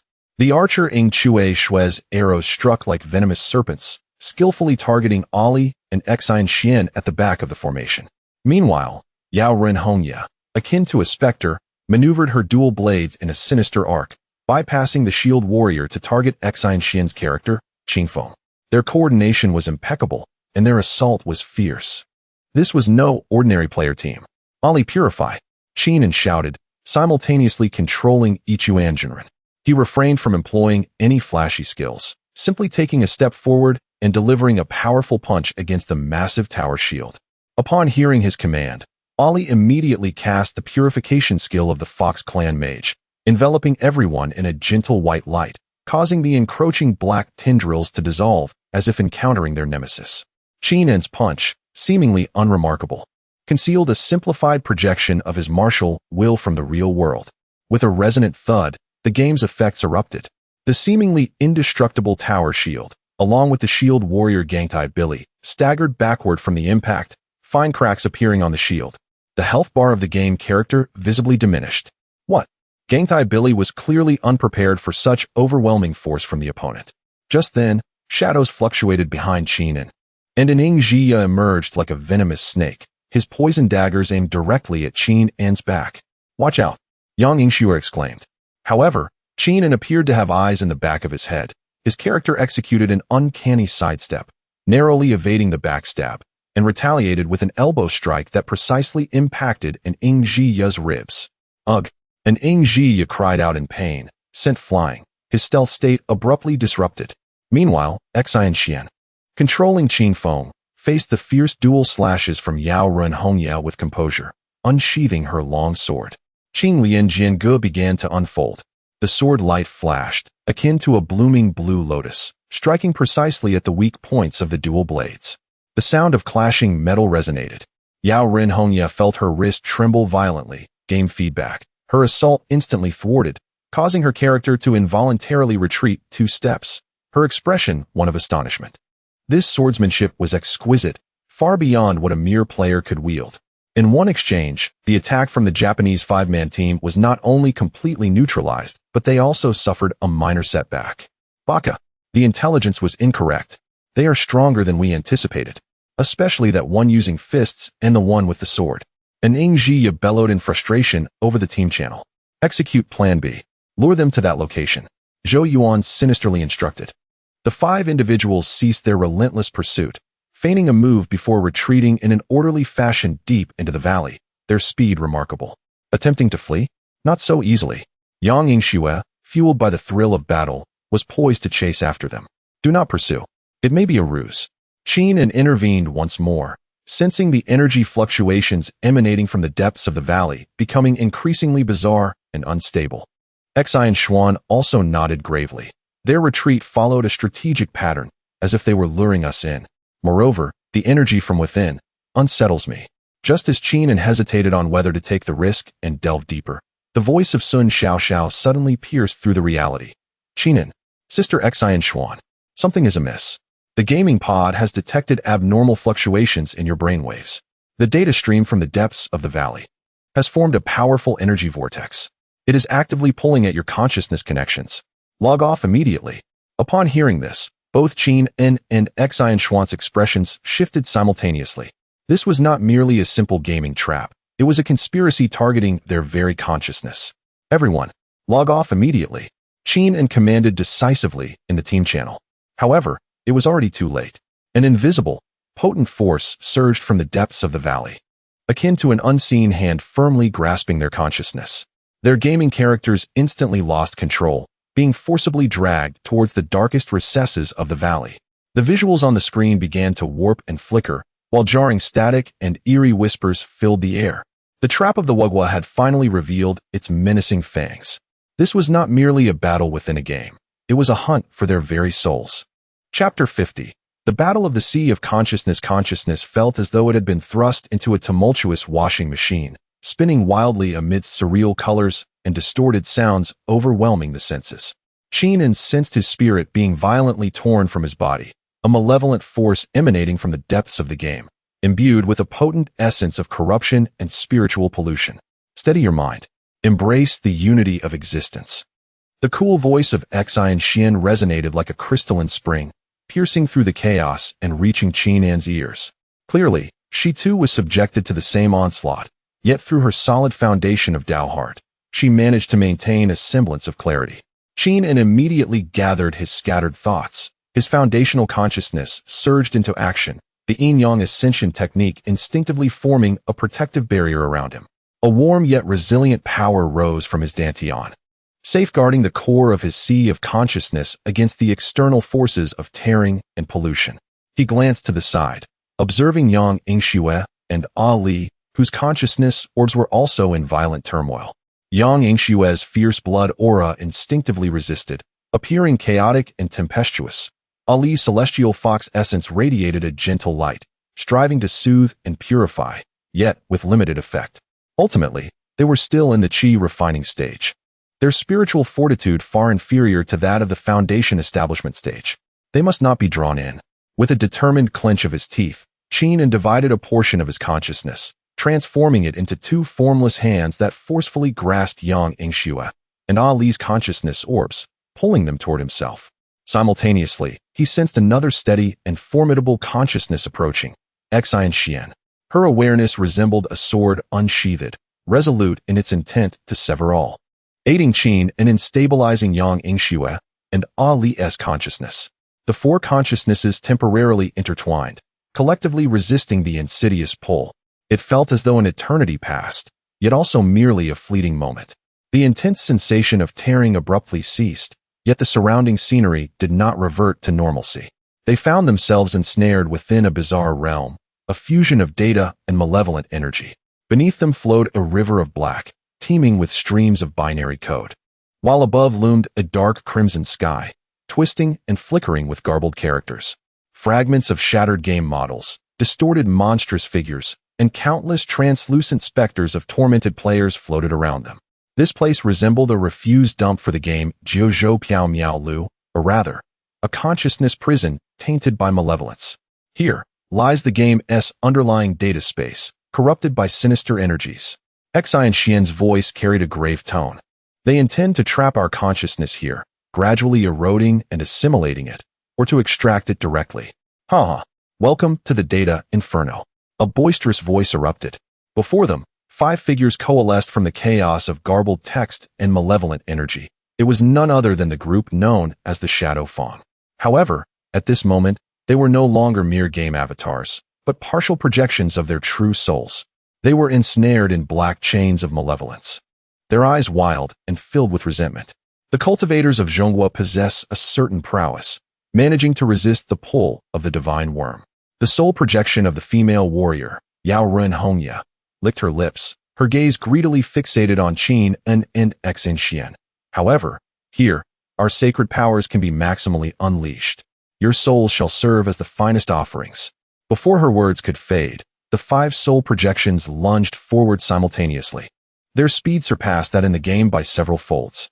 They unleashed attacks utilizing their soul power and malevolent energies. Black energy arrows, twisted incantations, ghostly blades of light, crushing shield strikes, and unforeseen backstabs surged from all directions. These assaults not only targeted their consciousness, but bore an intense essence of spiritual corruption. Be cautious. Their attacks can taint the soul. Yingxue cried out sharply, her soul projection materializing, wielding a long sword infused with azure light. The the sword intent soaring skyward. Azure Dragon Sword Technique, shattering the void. With a single stroke, the Azure Sword Light, akin to a dragon's tail, rent the space, shredding the incoming energy arrows and incantations into oblivion. The sword intent was pure and grand, exhibiting a clear restraint against the malevolent energies. Qingming, too, dared not slacken in his efforts. He concentrated his consciousness, emulating the combat style of the real world. Lacking a weapon, his fists became his finest armament. Break. With a simple yet forceful punch, the power of his consciousness was highly condensed, forming an invisible force field that repelled the soul projections of the dual-wielding woman and the shield warrior approaching from the side. His punch carried a hint of the vitality characteristic of the earth vein spirit seed, destabilizing their souls momentarily. Yang Yingxue and Ali also regained their composure, striving to resist. Yang Yingxue simulated the furious might of her bloodline, delivering punches and kicks as bolts of lightning flashed. Though her techniques were crude, her power was ferocious. Ali unleashed her celestial fox illusions, disrupting the enemy's perceptions while emitting a faint purifying light to dispel the malevolent energies. However, in this realm dominated by sinister forces, the adversaries seemed to possess boundless strength, their attacks laden with potent corruption. The stability of Yang Yingxue and Ali's consciousness began to falter, their lights flickering, evidently struggling to sustain themselves. This cannot continue. If we linger here, we shall inevitably be drained. We must locate the nexus or exit of this space. As Qingming fended off the unpredictable strikes of the Shadow Feng, he communicated with Xinxian. Xinxian repelled an onslaught of curses with a swift strike, her gaze scanning the surroundings with acute focus. The nexus should be in that direction. She pointed toward the heart of this space, where the malevolent energy was densest, as if a vortex was slowly swirling. I will lead you through. Qingming bellowed, unleashing the full extent of his mid-foundation establishment consciousness. The Yin-Yang Ascension technique operated at its zenith. The chaotic consciousness infused with life force surged outward like a tidal wave, forcefully dispersing the incoming malevolent attacks. Onward. He grasped Yang Yingxue with one hand, and Ali with the other, with Xinxian closely following. Together, the four transformed into a streak of light, hurtling toward the vortex of malevolence. Block them. The Shadow Feng shouted in exasperation. The 5 soul projections pursued frantically, unleashing a torrent of sinister energy attacks like rain. Qingming allocated the majority of his consciousness to defense, enduring the onslaught while maintaining his speed. Xinxian's sword light danced, continuously cleaving through the obstacles ahead. Just as they were on the verge of reaching the vortex of malevolence, suddenly, a gigantic eye, wholly composed of malevolence and garbled text, snapped open at the vortex's center. Cold, chaotic, and brimming with boundless malice. A terrifying pressure, far exceeding anything previously experienced, descended upon them, as though they were under the scrutiny of a higher dimensional being. Insects, dare to trespass upon the domain of the divine. A grand and distorted voice reverberated deep within the souls of the four. The so-called ancient god of Wugwa had indeed cast a fragment of its will through this data space. Chapter 51. The dragon's roar breaks the barrier under the gaze of the immense evil eye. Qingming and his 3 companions felt as though their very souls were on the verge of freezing, tearing apart.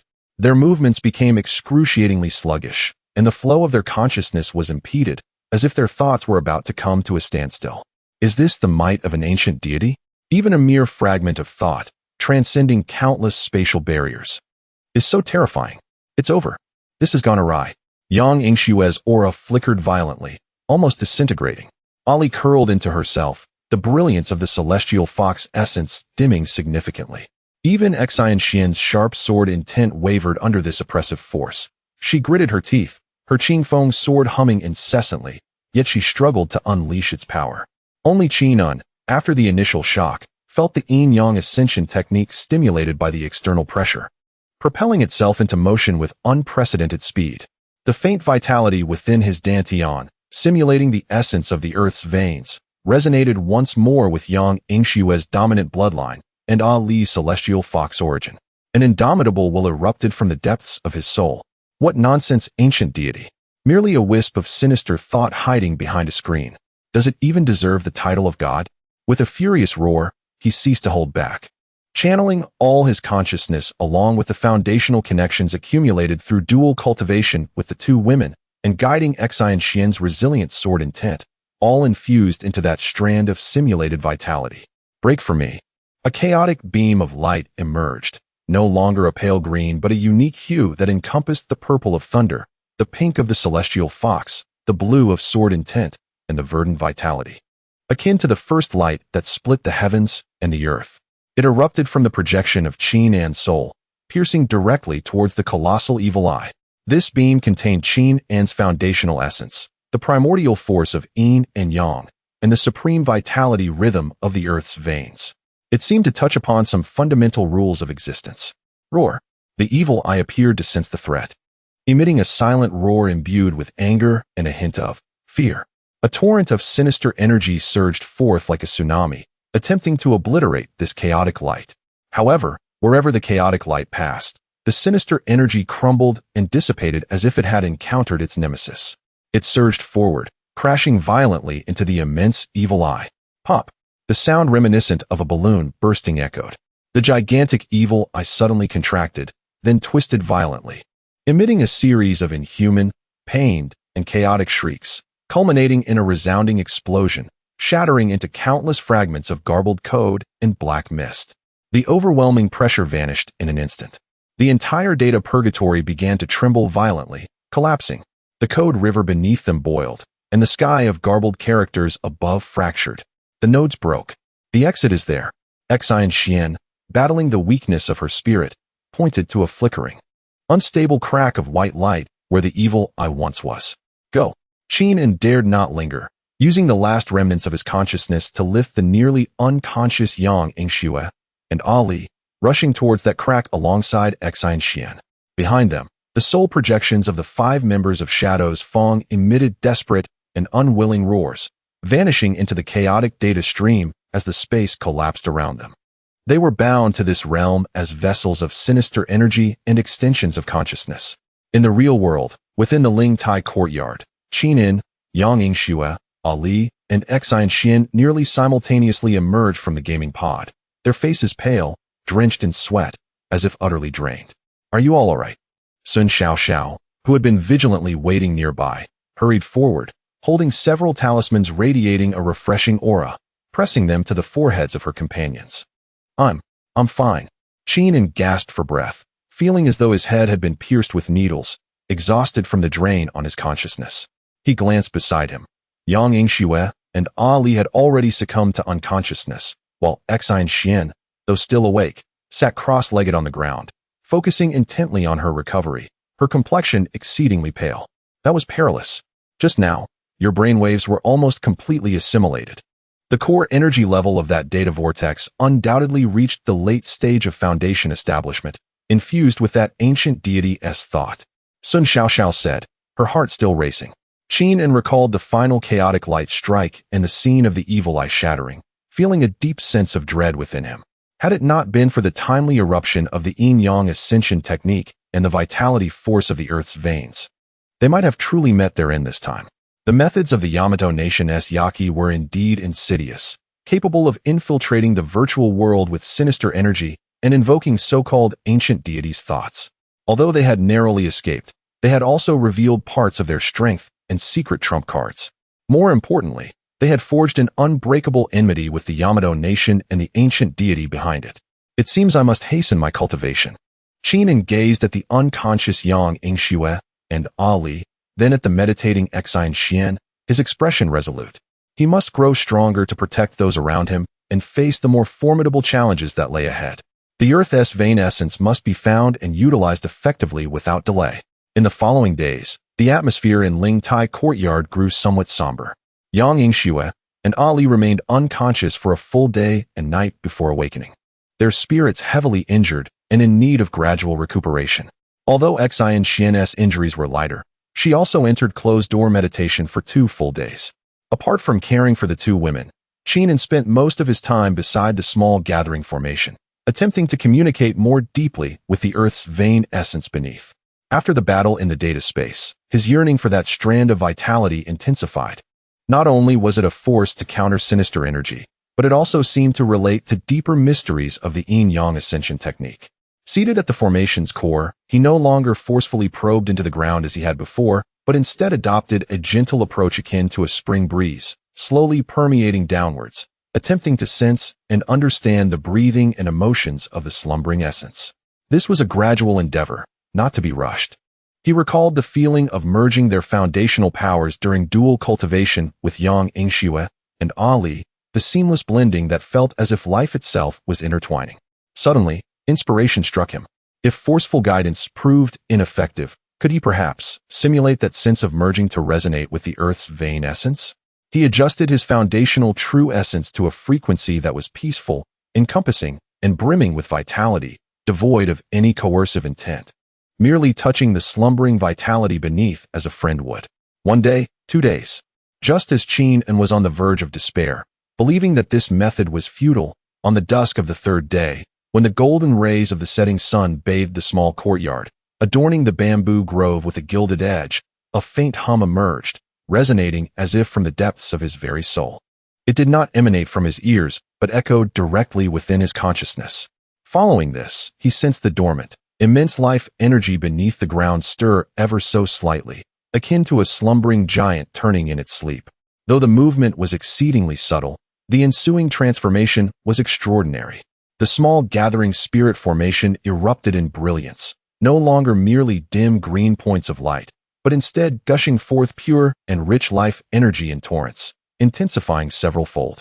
The air within the entire courtyard felt as though it had been cleansed, imbued with an invigorating essence of life. The ordinary flowers and grasses in the yard visibly transformed, becoming lush and vibrant, even faintly shimmering with spiritual light. The clusters of bamboo emitted gentle crackling sounds as they surged upwards. Had he succeeded? Qingming's eyes flew open, a mix of shock and joy flooding his senses. He had indeed succeeded. Through the harmonious essence of simulating the yin-yang ascension technique, he had genuinely elicited the initial resonance of the Earth's spiritual seed. Although mastery was still far out of reach, it signified that he had discovered a correct path to communicate with the spiritual seed. This surge of exuberant life energy flooded into his body, swiftly nourishing his damaged soul and meridians, the aftereffects of the previous battle in the data space rapidly recovering at an astonishing pace. Even the bottleneck in his cultivation showed subtle signs of loosening. Simultaneously, within the house, Yang Yingxue, Ali, and Xian, who were recuperating, sensed this sudden, overwhelming yet gentle vitality. Their fatigued souls, akin to parched earth welcoming a long-awaited rain, greedily absorbed this pure energy, and their healing accelerated dramatically. Yang Yingxue's pale complexion rapidly blossomed with color. Ali groggily opened her eyes, her gaze regaining clarity. Even Xian, who was in seclusion, was astonished to open her beautiful eyes, feeling the active sword intent within her body and the comfort of her soul. Was the Earth's spiritual seed activated? Xian stepped out of the room, gazing at the swirling light of the small gathering spirit formation in the courtyard, and at Qingming, whose aura had evidently strengthened at the formation's core, her face exhibiting disbelief. Sun Xiao was even more exhilarated, scanning the surroundings with her equipment, energy readings soaring, life vitality indicators crossing critical thresholds. My goodness, Qingming, what have you done? Qingming rose to his feet, feeling the surging power within him and a deeper connection to the earth beneath his feet, a satisfied smile gracing his face. Oh, nothing much, just exchanged a friendly greeting with my neighbor underground. He realized that from this moment forth, the Ling Tai Xiao Yuan would truly commence revealing its potential as a treasured land. Moreover, his confidence in confronting the Hua Kingdom's Yao Ji and that so-called ancient deity had grown substantially. Chapter 52. The wind rises at Qingming. The initial resonance of the earth vein spirit seed brought about transformative changes in the Ling Tai Xiao Yuan. Not only did the spiritual wounds and injuries of Qingming and his 3 companions heal rapidly, but the entire courtyard seemed to spring to life. The lush vegetation thrived, brimming with spiritual energy, making cultivation here exponentially more effective. Sun Xiao even attempted to transplant several strains of spirit herbs that required special environments to thrive, and astonishingly, they all survived. The vitality energy gathered from the small gathering spirit formation, while still not directly applicable for offensive purposes, proved exceptionally beneficial for healing, nourishing the body and soul, and even assisting in cultivation. Qin named it the Vitality Spiritual Spring. After experiencing the benefits of the Vitality Spiritual Spring, Yingxue displayed a notably heightened regard and curiosity towards Qin. She began to spend increasing amounts of time in the small courtyard under the pretext of jointly researching methods to counteract the malevolent energies. But in truth, she sought to cultivate here and exchange insights on swordsmanship and cultivation with Qin. She discovered that although Qin's cultivation methods were rather unconventional, his understanding of the essence of power was often quite profound. Following their recovery, Yang Yingxue and Ali made significant advancements in their cultivation. Yang Yingxue solidified her position at the 8th level of Qi refinement, with her Bashui Lei becoming increasingly refined. Ali broke through to the 6th level of Qi refinement, her second foxtail's ethereal form nearly materializing, greatly enhancing her mastery over illusions and purification. About half a month passed in this tranquil and fulfilling manner.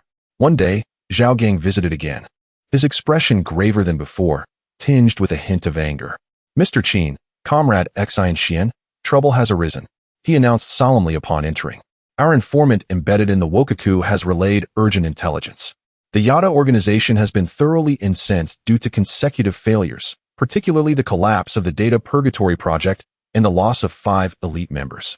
They are now led by their high priest, Amaterasu Yurin, who is allied with several prominent ninja factions and Shinto forces in Wakaku, preparing to launch a large-scale infiltration and sabotage operation named the Hayaki Yagyo.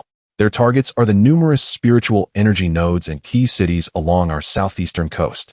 Xiangshan has been designated as a primary target due to the presence of the Earth Vein Spirit Seed and your repeated interventions." Hayaki Yagyo? Qin furrowed his brow, instantly recognizing the ominous implications of the name. Indeed, Zhao Gang produced a classified document. According to the intelligence, they will dispatch a substantial number of low to mid-tier yokai, shikigami, and ninjas, infiltrating our territory through ordinary smuggling routes or utilizing temporary spatial passages opened by fragments of malevolent energy. Although these beings may not possess significant individual strength, their overwhelming numbers excel in concealment and chaos, aiming to distract our forces while seeking opportunities to disrupt the Earth Vein nodes or exact retribution upon you. Moreover, Zhao Gang's tone grew even more somber. The Yada has also hired several renowned supernatural mercenary organizations, which may even include vampires and werewolves. Vampires? Werewolves?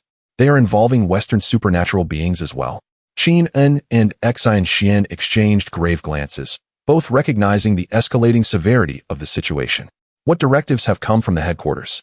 Yingxue inquired. "The headquarters has ordered all southeastern branches to enter a state of first-level combat readiness and has dispatched elite teams from Qinglong and Baihu to provide support.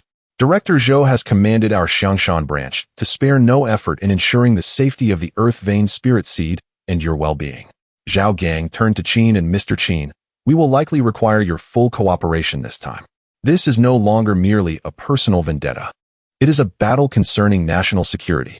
Taking a deep breath, Qin surveyed the vibrant scene within the courtyard and the trusted companions by his side. The Wokaku's relentless pursuit of his downfall had intensified. Since evasion was no longer an option, it was time to fight. He nodded, his gaze sharp as a blade. "Rest assured, if they dare to come, I shall not hesitate to bury them. Just as well. My fists and Yingxue's palms have long awaited action." The wind rises from the last flicker of Qingming. A transcendent storm, poised to engulf Xiangshan and the entire southeastern coast, is on the horizon. The Ling Tai Xiao Yuan is destined to be at the very epicenter of this tempest. Chapter 53, Chaos, all personnel missing. This portends grave misfortune. Qin's expression darkened. The formal action team of the Security Bureau is composed of elite members, at least grandmasters and masters, equipped with specialized gear, yet they have suffered total annihilation? Following an analysis of the residual energy on the wreckage by the technical department, Zhao Gang pointed to the twisted metal components, confirming that the assailants employed the unique dark energy of the Yamado country's Yaki organization, along with an unknown energy imbued with a strong aura of darkness and bloodshed, which bears a striking resemblance to the energy characteristics of vampires recorded in our archives. Vampires. They truly have emerged. Moreover, Zhao Gang took a deep breath and continued to drop a bombshell. Our highest level informant embedded in Yamato has risked their life to relay top-secret intelligence. The high priest of the Yaqi organization, Tian Zhao Yuran, has suffered a loss of prestige due to the failure of the Data Purgatory plan and the loss of 5 elite members. In a bid to salvage the situation and exact revenge, he has allied with major ninja factions such as IGA and Koga, as well as Shinto forces like Izumo and Yasukuni, to initiate a large-scale infiltration and sabotage plan named the Night Parade of 100 Demons.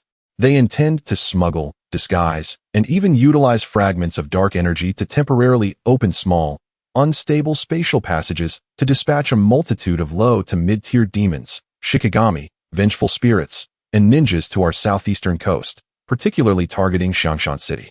These entities may individually possess strengths ranging from master to grandmaster level, but their numbers are expected to be vast, excelling in stealth, assassination, and sowing panic and chaos. Their objectives are threefold. First, to engage and deplete our security bureau and civilian extraordinary forces. Second, to locate and destroy the spiritual nodes along the southeastern coast, thereby weakening our nation's geomantic energy. And third, and most critically, Zhao Gang's gaze locked onto Qingming. They are determined to seize the spiritual essence of Xiangshan City. Furthermore, they have identified your Lingtai courtyard as a primary target for elimination.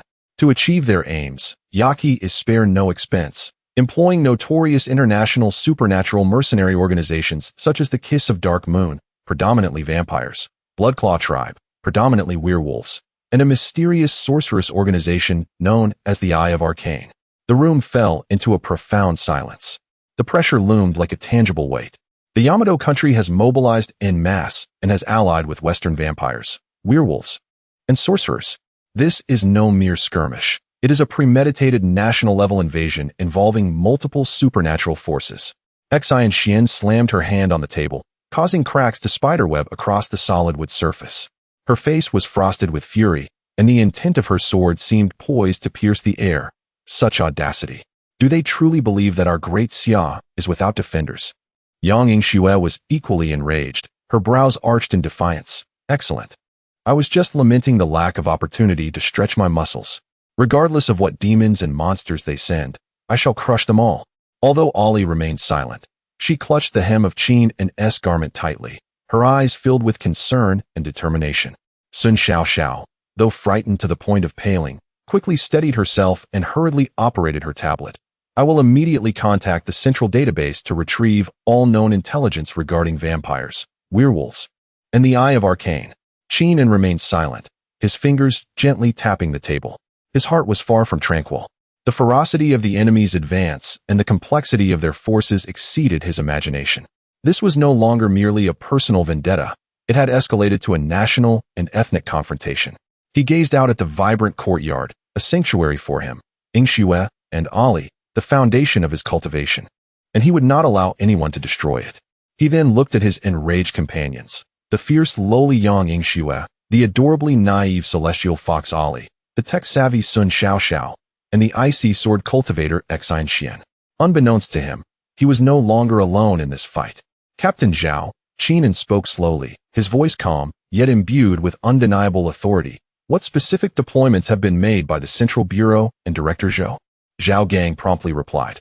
The Central Bureau has issued orders for all southeastern branches to enter a state of heightened alert. All field personnel have had their leave canceled and have been summoned to stand by. Simultaneously, the elite teams Qinglong and Baihu have mobilized over 1/3 of their forces, led personally by 2 elders at the Jedon stage, who will be stationed in the south. Director Zhou has ordered our Xiangshan branch to spare no effort in cooperating with you, Mr. Qin, to ensure the safety of the spiritual essence in Xiangshan City. We have already begun to establish an energy monitoring network throughout the city and have mobilized all available civilian martial arts experts and rogue cultivators. The elders at the Jedon stage are personally leading the charge. The Central Bureau is truly investing heavily this time. Qingming nodded, his gaze sweeping over everyone before finally resting on the box containing the remains of his fallen comrades brought by Zhao Gang, his expression turning cold and sharp. If they wish to play, we shall indulge them to the very end. Inform Director Zhou that the Lingtai courtyard shall be their first graveyard. It is just as well. The flora and fauna in my courtyard could use some special fertilizer. The winds rise from the edges of the green, and waves form amidst the slightest ripples. A monumental storm, sweeping across the southeast and affecting the supernatural realms of both east and west, is now inevitable. In the Lingtai courtyard, this small realm is destined to become the most resilient reef and the sharpest blade in the eye of the storm. Chapter 54. Undercurrents and pre-war preparations. The Baigui Yixing plan looms like a vast shadow over Xiangshan City and the entire southeastern coast. An oppressive atmosphere hangs in the air, reminiscent of a storm brewing in the mountains. The Lingtai Xiaoyuan has effectively become one of the frontline command posts. The director of the Xiangshan branch of the Security Bureau, Zhou Weiguo, personally visited to engage in a lengthy discussion with Qin Un and Xine Xian, finalizing a preliminary joint defense strategy. Surrounding the courtyard, an operational team led by Zhao Gang has been covertly deployed around the clock, setting up various energy detection and defense devices. The technical support provided by Sun Xiaoxiao has played a pivotal role. She enhanced the sensitivity and anti-interference capabilities of the detectors, enabling the earlier detection of concealed malevolent energy fluctuations and spatial anomalies. Qin was equally industrious, utilizing the preliminary resonance of the Earth's spiritual essence. Combined with the formation knowledge recorded in his grandfather's ancient texts, he began to establish a more powerful composite formation around the Lingtai Xiaoyuan. Centering on a minor gathering formation, he expanded outward, inscribing the Panshur formation for physical defense and foundation reinforcement. He arranged the Qingxin Jingyu formation to guard against spiritual pollution and illusionary attacks. Most critically, he attempted to integrate a trace of the Earth's spiritual essence into the formation's foundation, thus creating a rudimentary life purification field. Although its range only encompassed the courtyard and several dozen meters around it, it exhibited a formidable repulsion and purifying effect against malevolent energy. Any entity bearing a sinister aura that ventured into this area would feel as though they had stepped into boiling oil, their strength significantly diminished. The formation layout was tremendously taxing. Even with Qin An's foundational cultivation level, he found himself utterly exhausted. Nevertheless, the results were evident. As the entire Lingtai Xiaoyuan seemed enveloped in an invisible yet resilient domain, greatly enhancing their sense of security. Yang Yingxue and Ali entered a fervent training state. No longer content with merely striking ironwood stakes in the courtyard, Yang Yingxue enlisted Xine Xian as her sparring partner. The two distinctly styled female cultivators engaged in fierce combat daily in a specially cleared training area, sending sand and stone flying as sword energies clashed with thunderous brilliance. Xine Xian's Qinglong sword technique was unmatched in its sharpness, placing immense pressure on Yang Yingxue and refining her mastery over her own powers. Meanwhile, Ali focused on enhancing her illusion and purification abilities. Her illusions evolved from mere fabrications to influences capable of disrupting the enemy's mental state and creating psychological vulnerabilities. Her purifying light, nourished by the life spring, became even more potent, capable of temporarily dispelling dense malevolence. In addition to providing technical support, Sun Xiaoxiao began to leverage the resources of the Security Bureau to craft some defensive and auxiliary equipment for herself. Her massive backpack now contained an assortment of curious gadgets, including a flash talisman, a technological version that could instantly emit blinding light and noise, a spatial disruptor capable of briefly warping the surrounding space, and a portable energy absorption device still in the experimental phase, rumored to extract a small amount of malevolent energy and convert it into personal energy. As Qin Un and his companions prepared for battle with fervor, the vanguard of Baigui Yixing had already infiltrated Xiangshan City like tainted water seeping into sand. In the dead of night, the northern dock area of the city was shrouded in a damp sea breeze, carrying the distant hum of ocean freighters' horns, alongside a barely perceptible chill. A figure clad in tattered sailor garb, with a pallid and swollen visage, emerged awkwardly from the hull of a derelict fishing vessel. It radiated a potent aura of death and resentment, for it was a water ghost transformed by malevolent energy. Tilting its head as if receiving some directive, it staggered toward the brightly lit urban district. Simultaneously, at the exit of a dark sewer, pairs of eyes gleaming with green light flickered to life, accompanied by low, raspy breaths and the sound of claws scraping against the cement floor. 3 robust, filthy werewolves emerged, drooling from their mouths. They sniffed the air, their eyes reflecting a cruel hunger, and with a low growl, they melted into the shadows of the city. In the back alley of a late-night bar, a man dressed in a sharp suit, strikingly handsome, yet excessively pale, elegantly wiped a trace of crimson from the corner of his mouth with a handkerchief. Beneath him lay a drunken vagrant, lifeless, with 2 small puncture wounds on his neck. The man, a vampire, licked his lips in satisfaction, a flash of bloodlust igniting in his eyes, as he vanished into thin air like a specter. These occurrences are merely the tip of the iceberg.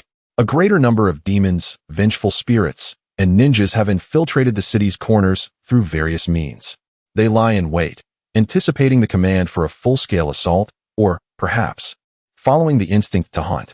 At the Xiangshan Security Bureau Branch's command center, a massive electronic screen displayed red dots representing energy anomalies and supernatural incidents, steadily increasing in number.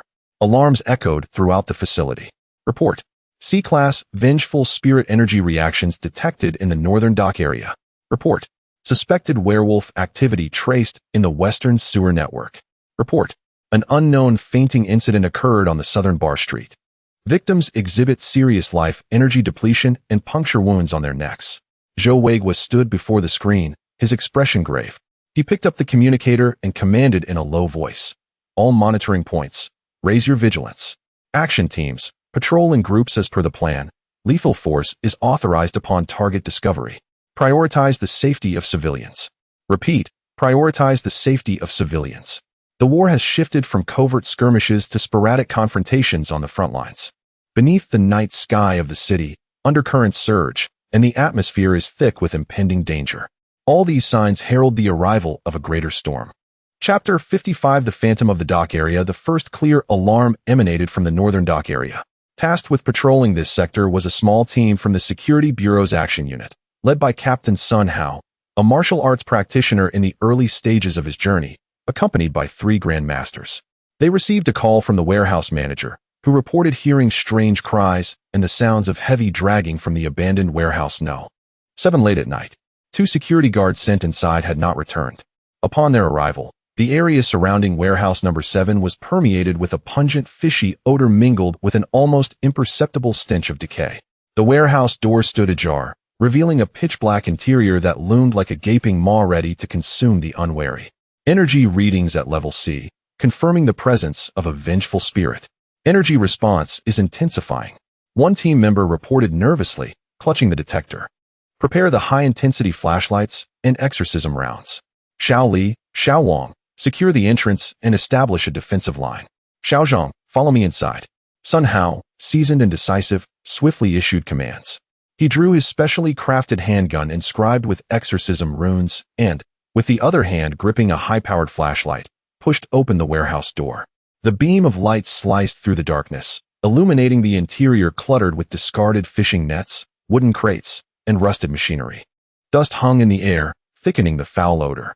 Wails echoed eerily from the depths of the warehouse, shifting back and forth, sending chills down their spines. There, Sun Hao's gaze sharpened, and the flashlight beam locked onto a figure lurking behind the engine of an abandoned fishing boat. It was the water ghost from the shipwreck. The water ghost appeared to be agitated by the bright light, emitting a piercing scream and lunging forward with astonishing speed, conjuring a chilling gust of wind. Open fire. Sun Hao and Xiao Zhang simultaneously squeezed the triggers. The specially crafted exorcism rounds, aglow with a faint white light, hurtled towards the water ghost. However, the ghost contorted its form in an uncanny manner, evading most of the bullets at impossible angles, as if devoid of bones. Only 2 shots grazed its arm, leaving behind charred holes that emitted wisps of black mist, yet failed to halt its advance. Watch out! Sun Hao bellowed, sidestepping the ghost's fetid claws, and retaliated with a palm strike infused with true energy aimed at its neck. With a dull thud, it felt like striking a piece of waterlogged wood. The water ghost merely swayed, its murky eyes fixated on Sun Hao, while another claw, reeking of decay, lunged for his face. Xiao Zhang, pressed by the ghost's agile maneuvers, found it difficult to aim his pistol at such close range. Captain, this creature is impervious to bullets. Physical attacks have limited effect. Xiao Zhang exclaimed anxiously. I know. Use the high-voltage electric baton. Aim for its core. Sun Hao rolled to evade another claw strike and swiftly retrieved the non-lethal electric baton from his belt. This weapon had been modified to generate a voltage far exceeding that of standard models, capable of disrupting energy entities to some extent. At that moment, the eerie cries from the depths of the warehouse escalated into a sharp, frantic chorus, as if countless souls were wailing in unison. In the darkness, 3 or 4 more figures, clad in tattered sailor garb with pale, bloated faces, staggered into view. These were either drawn in by the malevolent energy or summoned by the core water ghost, other souls lost to maritime calamities. This is bad. There's more than one. Sun Hao's heart sank. They could barely contend with a single sea-level vengeful spirit. The appearance of 4 or 5, potentially stronger entities, spelled doom for his team. Requesting backup. Multiple vengeful spirits detected in warehouse number 7. Energy levels from C to C. We are surrounded. Sun Hao shouted into his earpiece while thrusting the electric baton towards the nearest water ghost. With a crackle, blue-white arcs of electricity erupted, and the water ghost emitted a pained shriek, its body convulsing violently, slowing its movements but retaining its capacity to fight. The other water ghosts disregarded Sun Hao and Xiao Zhang entirely, howling as they charged toward Xiao Li and Xiao Wang, who stood guard at the entrance. Hold them off. Xiao Li and Xiao Wang, faces pale, gritted their teeth and raised their enchanted staffs and shields, bracing against the warehouse door. In that moment, the warehouse was enveloped in a howling wind, ghostly figures swirling amidst the cacophony of wails, clashing weapons, and the crackling of electricity, as the situation grew increasingly dire. Just as Sun Hao's team found themselves in a desperate struggle, a clear, melodious sound rang out, reminiscent of a soul-cleansing sword's chime, slicing through the night sky of the dock area like a phoenix's cry. A streak of azure sword light, akin to a lightning bolt tearing through darkness, shot through a hole in the warehouse roof. The sword light was impeccably precise, effortlessly bypassing the water ghosts lunging toward the entrance. There was no earth-shattering explosion. Instead, the water ghosts emitted chilling screams as if plunged into searing flames, their bodies igniting with pure azure light, rapidly vaporizing into nothingness, leaving not a trace of black mist behind. The might of a single sword was terrifying. Sun Hao and Xiao Zhang stood dumbfounded, nearly forgetting to breathe as they beheld this spectacle.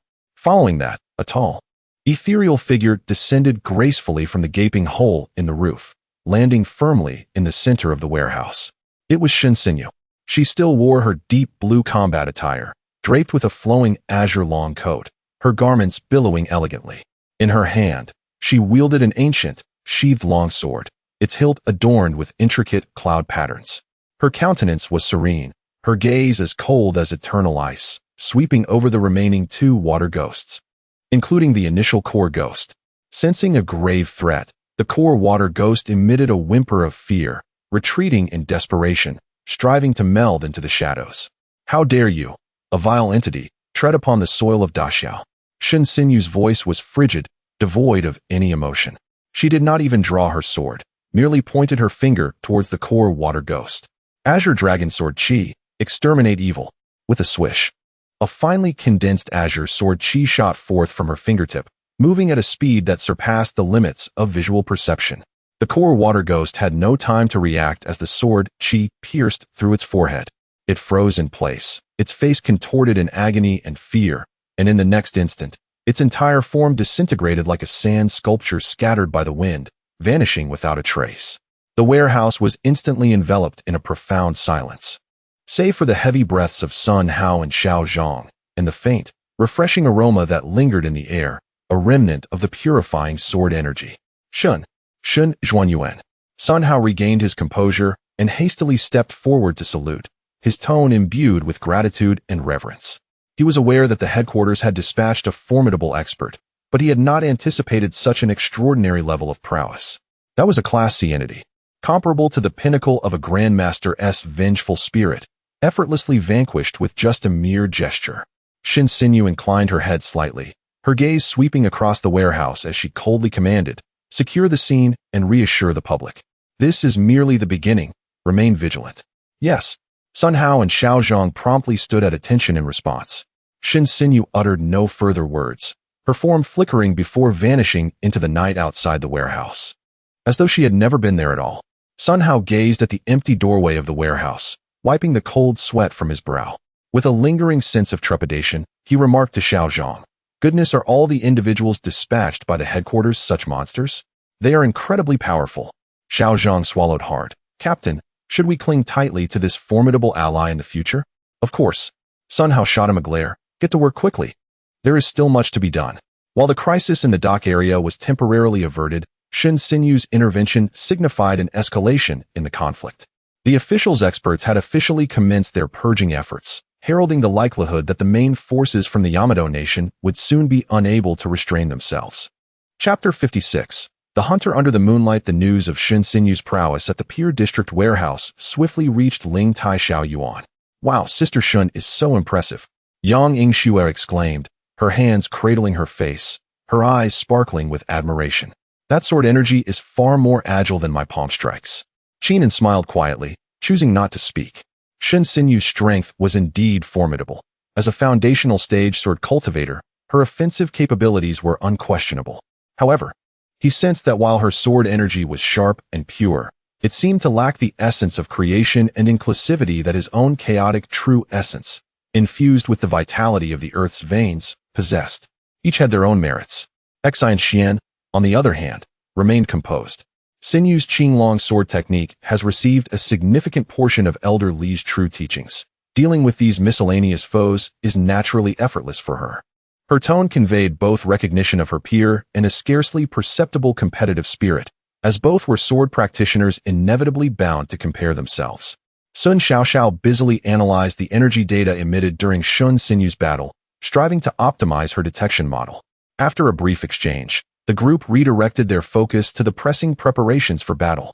The incident at the Pier District served as a harbinger, indicating that the vanguard of the 100 Ghosts Night Walk had infiltrated and commenced their activities. That night, the moon shone brightly in a sparse sky above the old residential area in the western district of Xiangshan City, an area awaiting demolition. Most residents had already vacated, leaving behind crumbling walls and empty buildings that loomed like specters in the moonlight. 3 shadowy figures stealthily traversed the ruins. They were the 3 werewolves that had previously infiltrated. Their eyes glimmered with a ravenous and cruel green light, their heavy breaths resonating sharply in the stillness of the night. They were in pursuit of prey, any solitary creature brimming with life energy. Before long, they caught a whiff of fresh vitality. In a half-collapsed 2-story building, faint signs of life seemed to pulsate. The largest werewolf led the charge, letting out a low growl, while the other 2 swiftly scattered, encircling the building from different directions. Their movements were agile and graceful, their claws barely making a sound against the rubble. Yet, unbeknownst to them, they had already been targeted. Across from the small building, atop a taller abandoned water tower, a figure stood silently in the shadows, seemingly melding with the night. It was Xi Xian. Following Zhou Weiguo's orders, she was tasked with eliminating the extraordinary threats emerging in the western district. The werewolf's potent scent of blood and dark energy shone like a beacon in her keen perception. Observing the 3 werewolves adopting a tactical formation as they neared the small building, Xi Xian's gaze turned icy. These beasts were, indeed, well-trained, not merely instinct-driven killers. Just as the lead werewolf was about to crash through the window, a faint hum resonated in the air. With a mere gesture, Xi Xian did not leap down from the water tower, but instead pointed her fingers like a sword, slicing through the void below. A condensed, crescent-shaped azure sword energy manifested out of thin air, tearing through the atmosphere with a sharp whistle, crossing dozens of meters in an instant to strike the lead werewolf. The werewolf reacted swiftly. At the moment the sword energy approached, its fur bristled, and it emitted a warning howl, attempting to roll away to evade the attack. However, the speed of the sword energy was unparalleled. With a sickening thud, blood erupted. A robust, fur-covered wolf arm was severed at the shoulder, soaring through the air.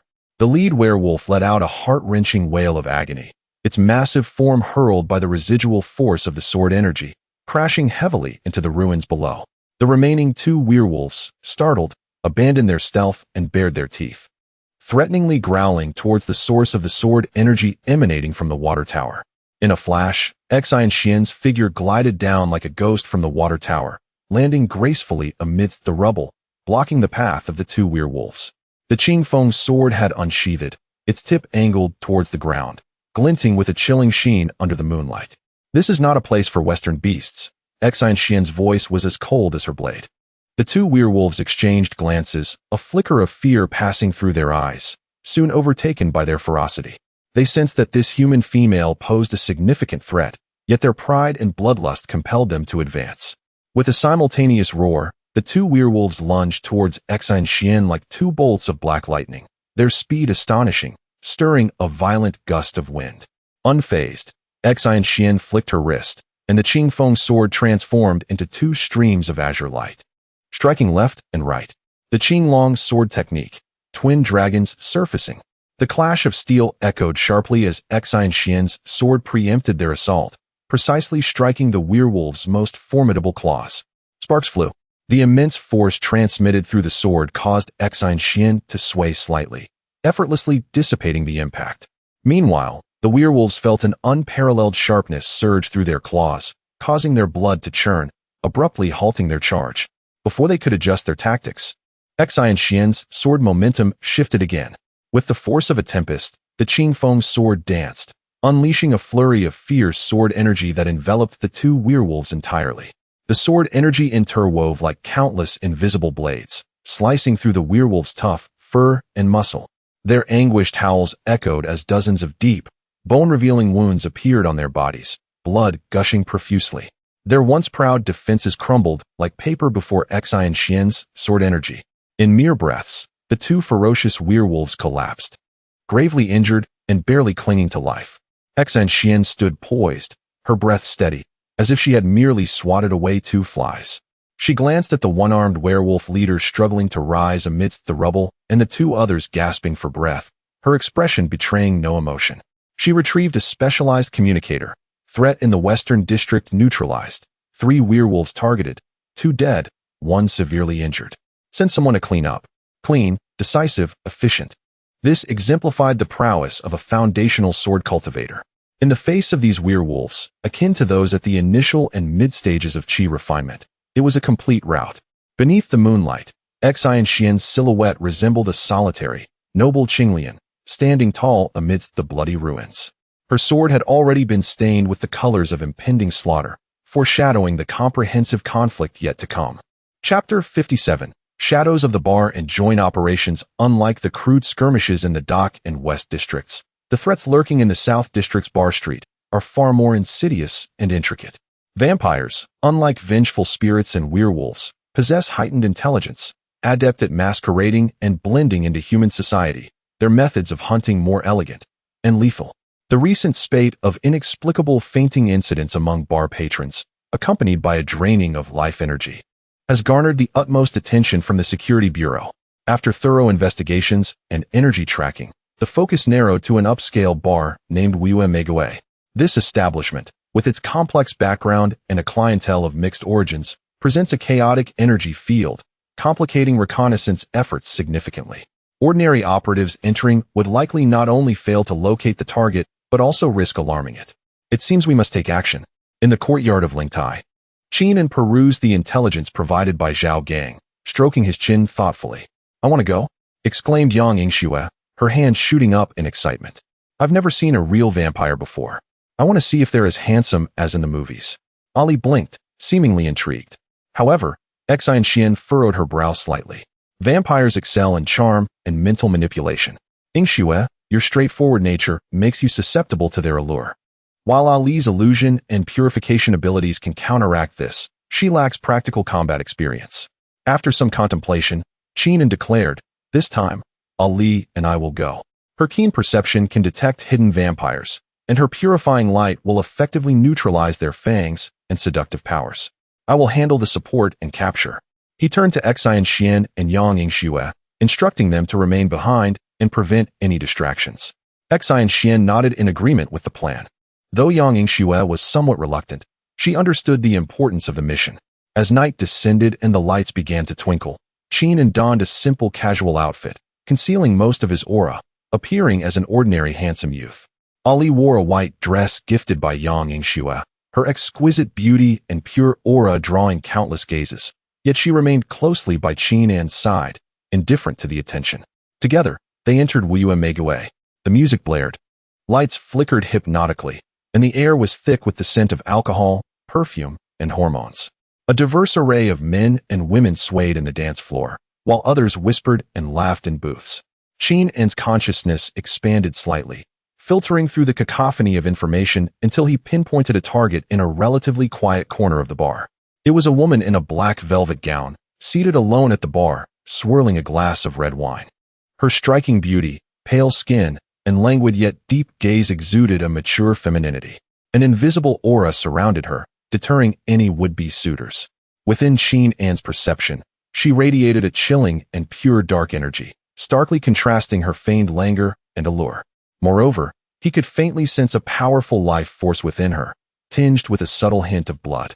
"That's her," Qingming whispered to Ali. She nodded, her innate fox spirit instincts recoiling from the cold, dark energy. The pair approached the bar, taking a seat not far from the woman. "2 juices," Qingming ordered from the bartender. The woman seemed to notice them, particularly Ali's astonishing beauty and pure aura, which sparked a flicker of surprise and a barely discernible greed in her eyes. Such pure life energy was an exquisite delicacy for her. She raised her glass and gracefully approached Qingming and Ali, flashing a charming smile. "You two look unfamiliar. Is this your first visit?" "I'm a regular here, Sarah." She spoke in fluent Chinese, her voice carrying a magnetic quality. "Just sitting around," Qingming replied casually, a smile on his lips. Sarah's gaze lingered on Ali, commenting, "This sister is truly beautiful, like an angel." As she spoke, she naturally extended her hand, seemingly intending to caress Ali's cheek, her movement elegant, yet laced with a subtle charm. Were she an ordinary person, or even a low-tier cultivator, they would likely succumb instantly to her allure. However, Ali merely furrowed her brow, emanating a barely visible layer of purifying white light. Just as Sarah's fingers approached Ali's cheek, they recoiled as if shocked, her expression shifting to one of astonishment and pain. The white light felt like a searing iron against her skin. "You." Sarah's demeanor sharpened, shedding her earlier languor in favor of a keen vigilance laced with malice. She realized that these two were far from ordinary. Qingming set down his juice, observing her with calm composure. "Miss Sarah, or perhaps I should say, the Lady of the Dark Moon's Kiss? Your hunting game is about to end." Sarah's expression shifted at his words, and without hesitation, she swiftly retreated, unleashing a high-pitched sonic wave that only those with acute perception could hear. This wave possessed a powerful mental shock capable of rendering ordinary individuals unconscious in an instant. Yet, Qingming was prepared. An invisible barrier of spiritual energy enveloped him and Ali, causing the sonic wave to ripple harmlessly against it. In the same moment, Ali raised her hand, directing a soft, purifying light that shot towards Sarah like an arrow. Sarah let out a shriek as dense dark energy erupted from her, attempting to fend off the purifying light. However, the white glow seemed to be the bane of her energy, causing the dark energy to dissipate upon contact. The purifying light struck Sarah's shoulder, eliciting a piercing scream as smoke billowed from the burn, and a charred mark appeared, devoid of any blood. "Damn exorcists!" Sarah glared at Qingming and Ali with venom, her form shifting into a swarm of bats, scattering towards the bar's exit. This was the vampire's life-saving technique, the bat transformation. "Thinking of escaping?" Qingming scoffed, activating the pre-prepared formation in an instant. Suddenly, golden runes illuminated the walls and windows of the bar. This was a simplified version of the demon-binding barrier that Qingming had arranged in advance through Zhaogang. The bats collided with the runic light barrier, emitting a series of crackling sounds as they reassembled into Sha La's true form, tumbling to the ground, her complexion even more pallid and her breath feeble. Qingming stepped forward, approaching her with purpose, his fingers darting forth like lightning to seal several vital acupoints and energy nodes around her. Sha La was rendered utterly incapable of resistance, collapsing onto the ground, her eyes filled with despair and unwillingness. The other patrons of the bar, previously stunned by the sonic shockwave and the sudden burst of light, were now starting to regain their senses, resulting in a chaotic scene. Qingming gestured discreetly to the agents of the security bureau hidden in the shadows, and immediately, someone stepped forward to take Sha La into custody. The first battle was a resounding success, capturing a vampire alive. This provided the Security Bureau with a valuable opportunity to study Western supernatural beings and gather intelligence for the Bai Gui Yi Xing initiative. As Qingming and Ali quietly departed the bar amidst the bewildered gazes of the crowd, this joint operation showcased the seamless coordination between Qingming's team and the Security Bureau, while also demonstrating Ali's significant abilities in specific situations. With each ghost that infiltrated being eliminated or captured, The net in Xiangshan was gradually tightening, poised for the appearance of the ultimate prize. Chapter 58. Warmth beneath the gloom. Having successfully eradicated the threats posed by werewolves and vampires, the morale of the Xiangshan Safety Bureau and the Qin and team soared. Yet, all understood that this was merely an appetizing prelude. The main forces of the night parade of 100 demons, those yokai and shikigami directly controlled by Japanese shaman and ninjas, along with potentially more formidable mercenaries, lurked in the deeper shadows. In the tense interludes of battle, the Lingtai courtyard surprisingly exuded an unusual warmth. Perhaps due to the immense pressure from the outside world, the few individuals within the courtyard cherished this tranquil moment before the storm even more. The resonation with the earth's spiritual essence brought forth vigorous vitality, making the courtyard seem like a pure sanctuary, isolating it from the chaos and bloodshed beyond. As dusk descended, the setting sun painted the horizon in a splendid orange hue. Sun Xiaoxiao truly managed to use her assorted tools and materials, combined with the vitality spring, to successfully cultivate a small patch of moonlight grass.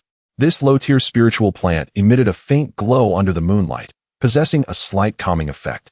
She eagerly presented the flower pot to Qingming, her large eyes sparkling, awaiting praise. Indeed, she had made some progress. Qingming smiled as he tousled her hair. Although this girl occasionally seemed scatterbrained, her talent in technique and research was undeniable. Yang Yingxue and Ali were bustling in the kitchen. Yes, the kitchen. After days of consuming takeout and compressed food, Miss Yang could no longer endure it and decided to cook personally to improve their meals. Ali was roped in as her assistant. The results were, bang. Oh no. Little Li, extinguish the fire. Yingxue's sister. It seems I put too much salt. The kitchen was filled with the clattering of pots and pans, Yang Yingxue's startled exclamations, and Ali's timid reminders, accompanied by an indescribable burnt odor and peculiar fragrance. Qingming exchanged glances with Sun Xiaoxiao, instinctively retracting their necks, and decided to pretend they hadn't heard anything. Xi and Xian sat under the eaves, sword in hand, observing the chaotic scene in the courtyard. A barely perceptible smile curved her lips, contrasting sharply with the austere atmosphere she was accustomed to in the bureau or the sect. Initially, she found it somewhat unsettling, but now, it seemed rather endearing. Eventually, Yang Yingxue emerged with several dishes that were only marginally presentable, with an uncertain flavor. Watching her and Ali, their faces dusted with flour, filled with both anticipation and trepidation, Qingming steeled himself to take a bite. How is it? Yang Yingxue asked nervously. Qingming chewed thoughtfully, his expression peculiar, before finally mustering a response. Edible. Quite creative. The others. After a raucous dinner filled with laughter, the night deepened. Moonlight cascaded like mercury, bathing the courtyard. The moonlight grass emitted a gentle glow, harmonizing with the stars above. The group gathered around a stone table, sipping tea brewed from the vitality spring, relishing this rare leisure. Speaking of which, Yang Yingxue mused, biting on her straw and swinging her legs. Once we've driven away these little devils and the monstrous entities they've summoned, where shall we go? We can't remain cooped up in this courtyard forever, can we? Ali tilted her head, gently resting against Qingming's shoulder, whispering, wherever Qingming goes, I will follow. Sun Xiaoxiao immediately raised her hand. I want to follow Qingming too. There are still many things I haven't researched thoroughly. Xi and Xian took a sip of tea, remaining silent, but her gaze also lingered on Qingming and observing the soft, warm faces illuminated by the moonlight beside him. Qingming felt a surge of warmth within. From the initial solitude to now having companions to protect and fight alongside, this feeling was delightful. He smiled, gazing up at the night sky. The world is vast. We must explore it. The ancient texts left by the old man mentioned many intriguing places, like the immortal mountains overseas and the secret realms of Kunloon. Perhaps those places truly exist. His words carried a hint of longing, igniting curiosity in the eyes of the others. Overseas immortal mountains? That sounds exhilarating. Yang Yingxue exclaimed. Secret realms. Ali's eyes reflected dreams of exploration. Sun Xiaoxiao had already begun to envision using advanced technology to explore these secret realms. Even Xi and Xian's eyes glimmered with interest. As cultivators, the pursuit of the unknown was instinctual. This brief moment of warmth and daydreaming dispelled the oppressive gloom brought by the looming war. They were not only fighting to repel external foes, but also to safeguard this hard-won bond and the possibilities leading to a broader future. However, such delightful moments are fleeting. Just as the night grew quiet and everyone prepared to retire to their rooms, a piercing alarm blared simultaneously from Sun Xiaoxiao's device and the Safety Bureau's monitoring system surrounding the courtyard. Sun Xiaoxiao leaped to her feet, staring at the frantic red alerts flashing on her tablet, her face paling instantly. This is bad. Massive spatial fluctuations. At least 3 points. Energy levels, all reaching B class. Locations are in the eastern abandoned building complex, the southern abandoned school, and our courtyard's back mountain. Almost simultaneously, a colossal, chilling aura, steeped in endless resentment and malevolence, surged forth from the direction of the courtyard's back mountain like a tangible tsunami. It instantly shattered parts of the outer defense formations surrounding the courtyard. The moon in the sky seemed to be stained with a blood-red hue. They have arrived. Xian Xian sprang to her feet. Her Qingfeng sword humming as it was drawn, its intent soaring. Qin An's gaze instantly turned cold and sharp, his aura no longer restrained, unleashing the full pressure of his mid-foundation cultivation. The final battle, without any forewarning, erupted fiercely at this very moment. Chapter 59. The calm before the storm. The sky over Xiangshan resembled a soiled cloth, shrouded in a gray haze that exuded a sense of suffocation. The evening breeze carried a dampness that clung to the skin, and even the several green bamboos in the corners of the courtyard drooped, lacking their usual vitality. At this moment, the Lingtai courtyard appeared to be an extraordinary oasis of calm amid the tempest. I said, "Old Qin, are we just going to wait idly here?" My hands are itching with anticipation. Yang Yingxue lay languidly on the armchair, swinging her slender legs, gripping a game controller as she mercilessly vanquished the monsters on the screen, as if rehearsing for the impending chaos. Qin ignored her, standing in the center of the courtyard with his eyes closed. His consciousness, like an invisible web, extended outward from the courtyard's core, intricately sensing the surroundings. Deep beneath the earth, the formidable vitality known as the Di Mai Ling Zhong resonated subtly with the true essence of his yin-yang fei xingju, akin to the steady and powerful breathing of a slumbering giant. Following previous resonances and battles, his perception and guidance of this earth vein power had become increasingly lucid. The Energy Monitoring Network reported that abnormal fluctuations of evil energy were detected at 17 major nodes across the city, escalating in a geometric progression. A small voice emerged from behind a makeshift command platform cluttered with peculiar devices. She wore a cartoon t-shirt emblazoned with the phrase "Stay steady, we can win," accompanied by oversized black-framed glasses that dwarfed her face, her expression unusually grave. According to the model simulations, the moment when the spatial barrier would be at its weakest was predicted to peak at midnight tonight. "They are coming." Her voice quivered slightly, yet her fingers deftly operated the instruments with the steadiness of an experienced physician taking a pulse. Ali sat quietly at the edge of the small gathering formation, arms wrapped around her knees, resting her chin on them. In her pure, clear eyes reflected the faint green vitality shimmering at the heart of the formation, alongside a barely perceptible hint of worry. She could sense the increasingly potent, foul aura in the air, instinctively repulsive, pricking her skin like countless tiny needles. "Are you scared?" Qin, having opened his eyes at an unknown moment, approached her and gently ruffled her soft hair. Ali looked up at him and shook her head lightly. "With you here, I'm not afraid." She paused and added in a whisper, "It just smells bad." Qin chuckled. This fox's sense of smell surpassed that of the most sophisticated detectors. Just then, footsteps echoed at the courtyard entrance.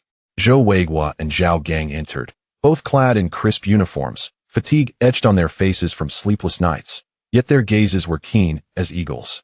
"Qin Xiaoyu, Xiao Xiaoguan, Xian Xian comrade," Zhou Weiguo stated directly, his voice steady and commanding. "The intelligence has been confirmed. The grand offensive of the 100 Ghosts is set for midnight tonight." Despite prior preparations, the atmosphere in the courtyard thickened with tension at the formal announcement. Even Yang Yingxue set her controller aside and sat upright. "Damn it, it's finally here." She licked her lips, her eyes igniting with fierce battle spirit. "I've been waiting forever." Zhou Weiguo paid no mind to her expletive, turning to Qin. "All non-combat personnel in the city have begun secret evacuations to underground shelters. All field personnel from the Security Bureau, including reinforcements from surrounding areas, are now in position. The safety of Xiangshan, and indeed the very essence of the southeastern region, largely depends on whether we can hold this ground and protect the Qingming Festival tonight. His gaze settled on Qingming, imbued with weighty responsibility and unwavering trust. Qingming took a deep breath, feeling the warm, life-sustaining energy resonating with his own beneath his feet. He nodded, his tone calm, yet imbued with undeniable strength. Rest assured, Director Zhou, although this courtyard may be dilapidated, it is not a place where any unruly spirits can wreak havoc. If they dare to come, I shall bury them. He paused, a peculiar smile gracing his face. It just so happens that my flowers and plants have been growing slowly recently and could use some fertilizer. As soon as those words left his lips, the previously tense atmosphere lightened considerably. Yang Yingxue burst into laughter. Yes, yes. Let us crush those little devil's bones to use as fertilizer. Sun Xiao pushed her glasses up and murmured softly. From an energy conversion efficiency perspective, the evil energy pollutants are not suitable as organic fertilizers. They may cause mutations in plants. Everyone fell silent. Qingming shot Sun Xiao an exasperated glance. Even in such dire circumstances, she was still engrossed in her research. The specific deployment is as follows. Xian Xian's cool voice rang out. She had arrived in the courtyard unbeknownst to them, clad in a fitted azure outfit that accentuated her graceful yet powerful figure. The Qingfeng's sword at her back, though sheathed, emanated a prickling sword intent. I and senior sister Shinsinyu will serve as the mobile force, ready to support the most pressured battlefronts. Captain Zhao Gang, your team will be responsible for perimeter vigilance and clearing any stragglers while safeguarding evacuation routes. Understood. Zhao Gang nodded firmly. Qingming, your core mission, along with Xiao Shui, Ali, and Xiao, is to hold this position. The Qingming Festival is our primary objective and our greatest reliance. The battle here will be the most ferocious. Leave it to me, Qingming replied succinctly. As night deepened amidst the tense preparations and anxious waiting, the city lights flickered on. Yet an intangible sense of panic and oppression spread through the air like a plague. Ordinary citizens may have only felt an unusual unease tonight, but for cultivators like Qingming, the entire Xiangshan city felt akin to a volcano on the brink of eruption, with countless dark, foul, and chaotic energies surging and gathering beneath the earth and in the shadows. The moon finally ascended to its zenith, a round orb tinged with a faint crimson hue. Midnight arrived. Almost at the moment the moon reached its apex, a deep, ominous hum resonated from the depths of the city, not transmitted through the air, but directly affecting the very souls of all extraordinary beings. Immediately, in every corner of Xiangshan City, dark alleyways, abandoned buildings, and grates of the sewers twisted as if the fabric of space itself was warping. A thick, inescapable black-purple evil energy surged forth like a flood breaching its dam. Roar, hiss, cackling laughter. Countless distorted, grotesque figures, accompanied by spine-chilling howls and maniacal laughter, surged forth from the rifts in space. There exists an ancient warrior spirit clad in tattered armor, its eyes ablaze with ghostly flames. There are grotesque creatures, their forms contorted and composed of industrial waste and malevolent thoughts. There are demons adorned in traditional wokaku attire, their pallor as white as that of a paper figure, and countless more that defy description. Seemingly birthed from the deepest abysses of nightmares, they surged forth like a tide of darkness, instantaneously engulfing the streets, rushing towards the buildings still flickering with the warmth of life. Boom. From the eastern part of the city, a robust azure sword light ascended into the sky, akin to a qinglong flicking its tail, instantly purging the malevolence from a vast area. It was Shun Xinyu who had made her move. Almost simultaneously, fierce energy fluctuations and the thunderous sounds of battle erupted from the west, south, and north of the city. The agents of the Security Bureau, alongside the civilian warriors and wandering cultivators who had answered the call, had already engaged in combat with the invading malevolent entities. It had begun. Qingming stood at the entrance of the small courtyard, his gaze piercing through the night, observing the city now engulfed in chaos and flames of war. His fists clenched involuntarily. To be honest, witnessing this hellish scene, it would be deceitful to claim he felt no fear. After all, he was merely an 18-year-old youth, who mere months ago was preoccupied with his college entrance examinations. Yet now, behind him stood his home, his partner, and the very source of vitality nurtured by the land beneath his feet. He could not retreat. Xiao, activate the formation. Qingming commanded solemnly. Understood. Xiao swiftly operated her array of equipment. Surrounding the Ling Tai courtyard, The places where Qin and had meticulously carved and embedded the jade array bases suddenly illuminated with a gentle yet resilient glow. The Panshur array, the Qingxin Jingyu array, and most crucially, the purification field infused with the essence of the Earth's spiritual veins, were instantly activated. An imperceptible yet vividly clear light shield enveloped the entire courtyard and the surrounding area for several dozen meters, resembling an inverted bowl. Almost the moment the formation arose, puff, hiss hiss hiss, like moths drawn to a flame, the first wave of low-level malevolent beings, attracted by the rich vitality of this place, screeched as they collided with the array's luminous barrier. The weaker ones were instantaneously vaporized by the purifying force imbued with life. Those slightly stronger were scorched, emitting acrid smoke and anguished cries as their movements grew sluggish. The small courtyard stood resolutely like a rock amidst tumultuous waves, radiating an inviolable purity against the encroaching tide of filth. "Haha, this is splendid," Yang Yingxue exclaimed, her eyes gleaming with excitement, rubbing her hands together, ready to turn these grotesque beings into QR codes. Ali also rose, her two ethereal white fox tails quietly manifesting behind her, her eyes gleaming with a resplendent pink light, poised to unleash illusions and purifying light. As Qin sensed the stable operation of the formation, coupled with the unwavering support emanating from the Earth's spiritual veins beneath his feet, a sense of calm washed over him. He glanced at his steadfast companions, and the inexplicable tension gradually transformed into a surge of boldness. A smile broke across his face as he beckoned to the throng of ghostly figures outside. "Come forth, you rascals. Grandfather awaits. Come if you dare." Chapter 60. On the night of the full moon, the city is attacked by a horde of demons. The moon hung in the sky like a spoiled salted duck egg yolk, emanating an ominous dark red glow. The usually bustling Xiangshan city was eerily silent, disrupted only by distant explosions and inhuman howls that confirmed the city had not yet succumbed entirely to death. The Lingtai courtyard stood as the sole beacon of normalcy amidst the desolation and chaos, radiating a warm, greenish light imbued with the fragrance of bamboo. Unlike the sinister purple-black glow elsewhere, it resembled an oversized, electrified firefly, a striking sight in the pitch-black night. "My goodness." Qin peered through the crack in the courtyard door, utterly captivated by the scene before him, which was far more thrilling than any horror film he had ever seen. Across the street, the small shop where he often bought soy milk and fried dough sticks was now swarming with distorted, writhing shadows. These entities lacked a fixed shape, resembling puddles of walking asphalt, producing unsettling, gurgling noises that made his scalp prickle. Was this the result of overturning a trash bin from the depths of hell? The variety was astounding. He had initially intended to adopt a lofty demeanor, uttering grandiose phrases about how the spirits dared to invade his territory. However, his tongue faltered, and he resorted to the simplest expression. "Wow, that looks like the mapo tofu from our school cafeteria has come to life." Yang Yingxue, squeezed beside another door crack, displayed no fear. Instead, she pointed excitedly at a creature dripping thick black liquid, exclaiming that the color was off, as the cafeteria's version was not this dark. Qin, he occasionally marveled at the peculiar thought process of this girl.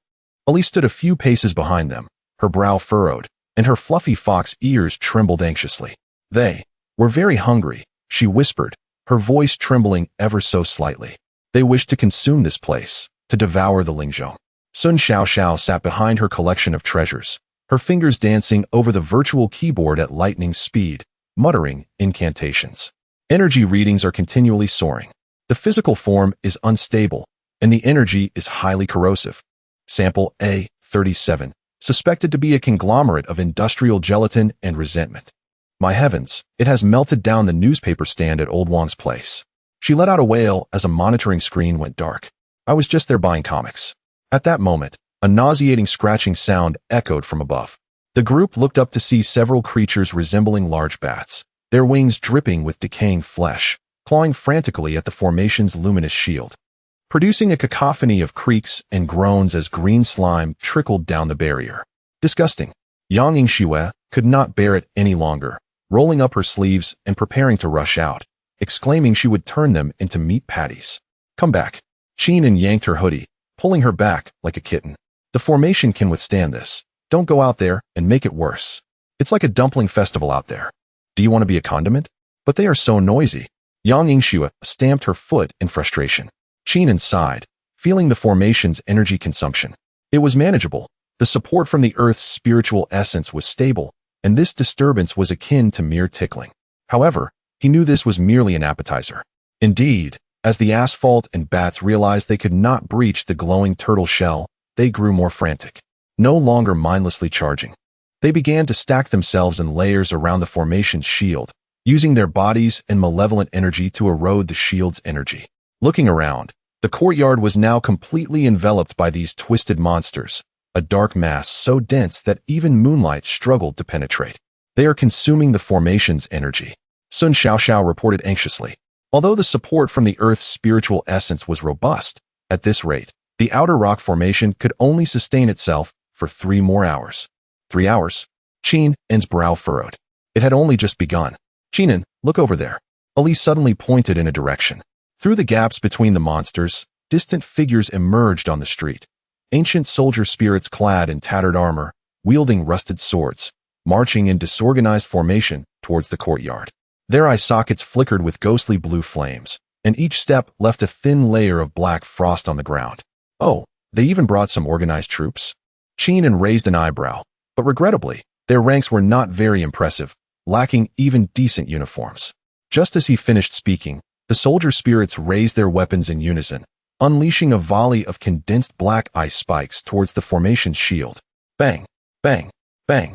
The ice spikes collided with the shield, exploding in bursts of black chill, causing the previously gentle shield to flicker violently. Black ice flowers formed on the shield's surface, cracking with a series of sharp sounds. The energy impact intensity has increased. It carries an elemental corrosive effect. Sun Xiaoxiao spoke rapidly, the pressure on the Qingxin Jingyu formation intensifying. Damn it, they even hit me with a debuff? Qingming spat, feeling a surge of anger. These ghostly beings were quite cunning. He took a deep breath, forming hand seals to channel more spiritual energy into the formation's core. So you want to play tricks, do you? I'll give you something to chew on. He summoned a thread of life force resonating with the Earth's spiritual essence, blending it into the formation's operation. Instantly, the entire formation's shield glowed with vibrant green. The black ice flowers clinging to the shield melted away as if they were snow under the blazing sun. The surrounding low-tier malevolent entities, too, screamed in agony as they were doused with acid, emitting thick black smoke and rapidly dissolving. In a moment, a small patch around the courtyard was cleared. Haha, it's effective. Qingming felt invigorated. The life force from the Earth's spiritual essence was indeed the nemesis of these malevolent beings. However, before he could revel in his victory, an even more chilling and vicious aura surged from the distance. Roar! A deafening roar echoed, reminiscent of a primordial beast, shaking the ground beneath them. From atop a 6-story apartment building, a colossal figure rose. Towering over 3 meters, a werewolf. It was enveloped in a coat of pitch-black fur, resembling steel needles, with muscular sinews coiling beneath its surface. Under the blood moon, its claws gleamed with a chilling light, and its pair of crimson eyes brimmed with an unadulterated thirst for slaughter. Unlike those mindless foot soldiers that charged recklessly, it fixed its astute, perhaps cunning, wolf eyes upon the Ling Tai courtyard, emitting a low, threatening growl from its throat. By heavens, this creature. Has it been nurtured on hormones? Qingming's eyelid twitched slightly. Just by sensing its aura, it was evident that this formidable beast had reached the latter stages of qi refinement, even nearing its pinnacle. This equated to the peak of a martial king as defined by the Security Bureau, and it was on the verge of touching the threshold of a martial emperor. It was an elite werewolf of the Blood Claw tribe. Sun Xiaoxiao gazed at the soaring energy readings on the screen, her voice shifting in pitch. According to the Central Bureau's files, a werewolf of such stature must be at least a centurion within the tribe. A centurion? Regardless of rank, anyone daring to wreak havoc in this domain shall be turned into wolfskin bedding. Yang Yingxue was not only unafraid, but rather more exhilarated, as delicate violet lightning began to flicker around her, a sign of the primal, overwhelming energy coursing through her veins. The werewolf centurion seemed incensed by Yang Yingxue's provocation, howling a longer, more resonant wolf cry towards the heavens. As it howled, echoes of wolf cries reverberated from every corner of the city. In swift succession, agile shadows leapt between buildings, converging towards the Ling Tai courtyard from all directions. There were easily 2 to 3 dozen. though their sizes were slightly smaller than that of the Centurion. Each bore fierce gazes and formidable auras. Unlike other malevolent entities that charged mindlessly at arrays, they scattered under the Centurion's command, encircling the courtyard like well-trained hunters, seeking flaws in the formations and weaknesses in their prey. The pressure in the air surged several-fold. They even comprehend tactical encirclement? Qingming licked his parched lips, sensing that matters were becoming increasingly dire. Just dealing with that werewolf Centurion was no small feat. And now this pack of wolf cubs. He glanced at his companions. Yang Yingxue was brimming with fighting spirit, yet her cultivation still lagged behind. Ali possessed formidable supportive abilities, but direct combat was not her forte. Sun Xiaoxiao was purely a civilian staff member. Xian Xian and Shin Xinyu were also occupied with formidable foes on other battlefields. Could it be that this initial wave of substantial assault would compel Qin and to personally engage these beasts? Initially, he had intended to conserve his strength for potentially fiercer adversaries that might emerge later, such as that so-called Shinto priest of Yada or the ninja leader. Yet, it appeared that shedding some blood was unavoidable. Just as Qingming clenched his fists, preparing to take the initiative to eliminate the leading werewolf Centurion and set an example. A melodious sound akin to a phoenix's cry sliced through the night sky, without warning. A brilliant azure sword light descended like a galaxy cascading from the heavens, surpassing the speed of visual perception. Its target was none other than the werewolf Centurion poised atop the building, ready to launch a full-scale assault. The sword light was so pure and so fierce that wherever it passed, even the air seemed to part, producing a sharp, explosive sound. The righteous aura and will to obliterate contained within the sword light compelled the surrounding foul energies to retreat in fear. The werewolf Centurion's crimson pupils suddenly constricted, an overwhelming sense of impending doom causing its fur to bristle. It emitted a roar of rage and shock, gathering all its dark energy and swinging its colossal claws capable of rending a tank, defiantly charging towards the azure sword light. Boom! A thunderous explosion resounded through the night sky. The blue-black energy shockwave surged outward like a tsunami, instantly shattering the glass of nearby buildings into fine powder. As the brilliance faded, the werewolf Centurion remained atop the building, yet the claw it had thrust towards the sword light, along with half of its forearm, had vanished without a trace. The severed end was smooth as a mirror, and dark blood spurted forth like a fountain. Its massive body trembled violently, its face contorted with disbelief and agony. Not far in front of it, suspended in the void, stood a tall and graceful figure. Dressed in a sleek azure combat outfit that fluttered in the night breeze, she wielded an ancient long sword, its blade shimmering with a pristine azure light, unmarred by dust. Moonlight outlined her exquisitely cold and beautiful profile, her gaze serene and unwavering, as if the cataclysmic sword strike had merely brushed aside a speck of dust. It was Xian Xian, dispatched for tactical support.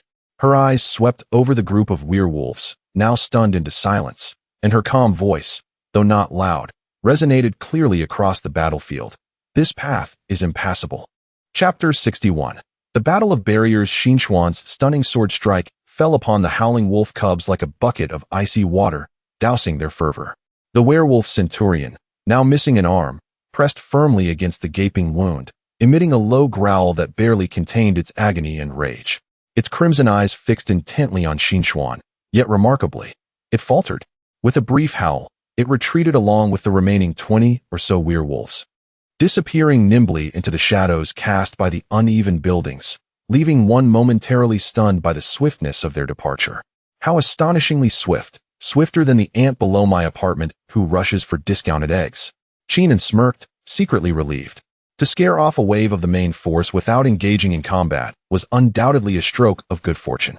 He raised his gaze towards Xinchuan, hovering in midair, and gave her a thumbs up.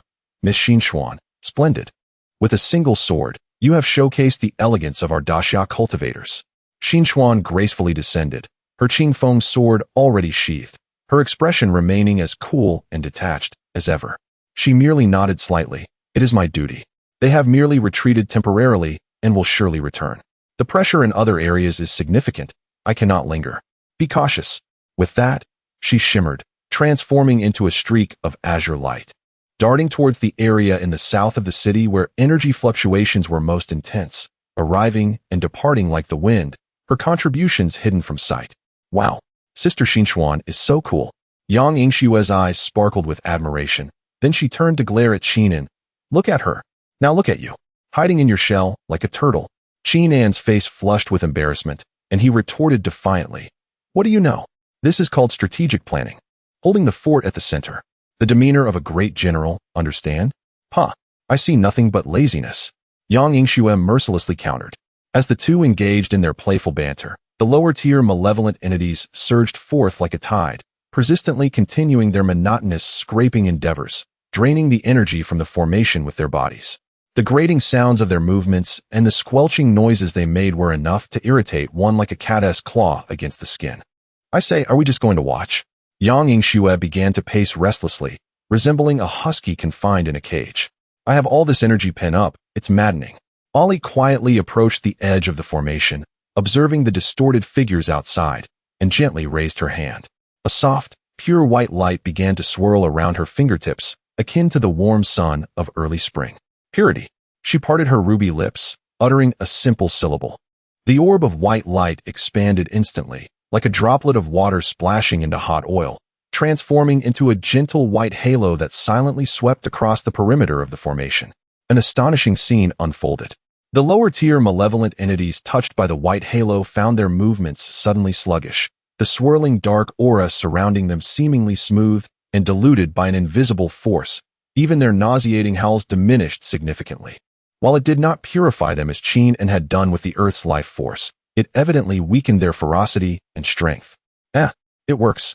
Yang Yingxue's eyes sparkled with excitement. Ollie took a slight breath, clearly having expended considerable energy with this area purification. I can only slow them down, weaken them, she said somewhat bashfully. That's more than sufficient. Qin quickly encouraged her. This is called soft control. Once controlled, they can be dealt with more easily. Little Shui, aren't you restless? Here is a task for you. He pointed at the malevolent entities outside that had been slowed and weakened by Ollie. Do you see those old, weak, and sickly ones? They are all yours. Use your thunder palm and give them a good thrashing through your gloves. Consider it whack-a-mole. All right, watch me. Yang Yingxue shouted with enthusiasm, rushing to the edge of the formation. She took a deep breath, feeling the primal blood within her boil slightly, and purple lightning began to crackle above her right palm. An improved version of the thunder palm that strikes from a distance. With a fierce shout, she did not rush out of the formation, but instead, through the protective barrier, she slammed her palm down with great force. Boom. A concentrated purple lightning imprint pierced through the formation's barrier, clearly. Qin had deliberately allowed a small opening for her, striking precisely upon a sluggish creature that moved like sludge. The creature had no time to scream before it was vaporized under the overwhelming force of the thunder, leaving not even a trace behind. Delightful. Yang Yingxue laughed heartily, delivering another palm strike that turned a creeping centipede into charred remains. She resembled a child who had discovered a new toy, launching thunderous strikes without restraint, specifically targeting those soft targets weakened by Ollie, thoroughly enjoying the process. Outside the formation, the area lit up with flashes of lightning, the sounds of crackling resonating continuously, as she truly cleared a small section. Stable energy output. The formation's load showed no significant increase. Sister Yingxue's attack efficiency is remarkably high. Sun Xiaoxiao observed the data with excitement, reporting eagerly, not forgetting to provide professional advice. Suggesting a point-shot mode to prioritize the elimination of higher energy reactions for stamina conservation. Got it. Yang Yingxue responded absent-mindedly, still fully engaged in her assault. Qin watched the scene unfold, where teamwork and division of labor were evident, and felt a sense of reassurance. It seemed that as long as they did not encounter elite monsters like the werewolf centurion from earlier, holding the line against these minions with the formation and their teamwork would not pose a significant problem.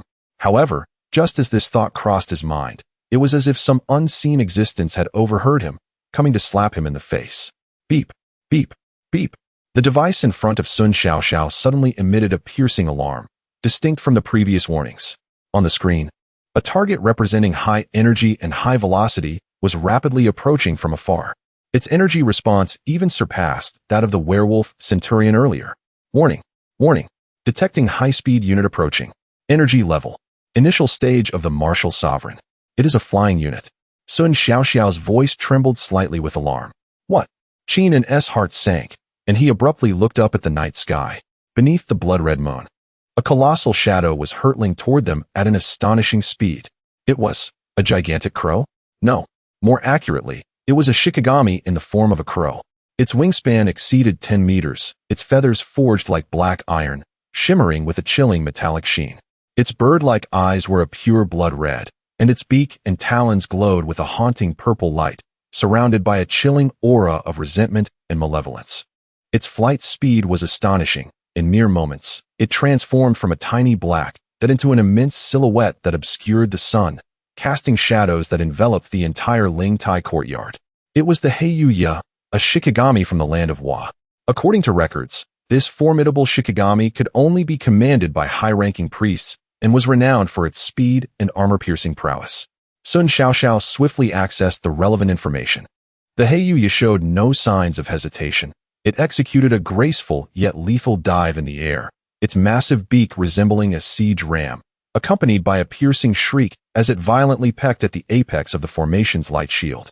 That point was typically one of the relatively weak spots in the formation structure. This is bad. It aimed to breach the defense.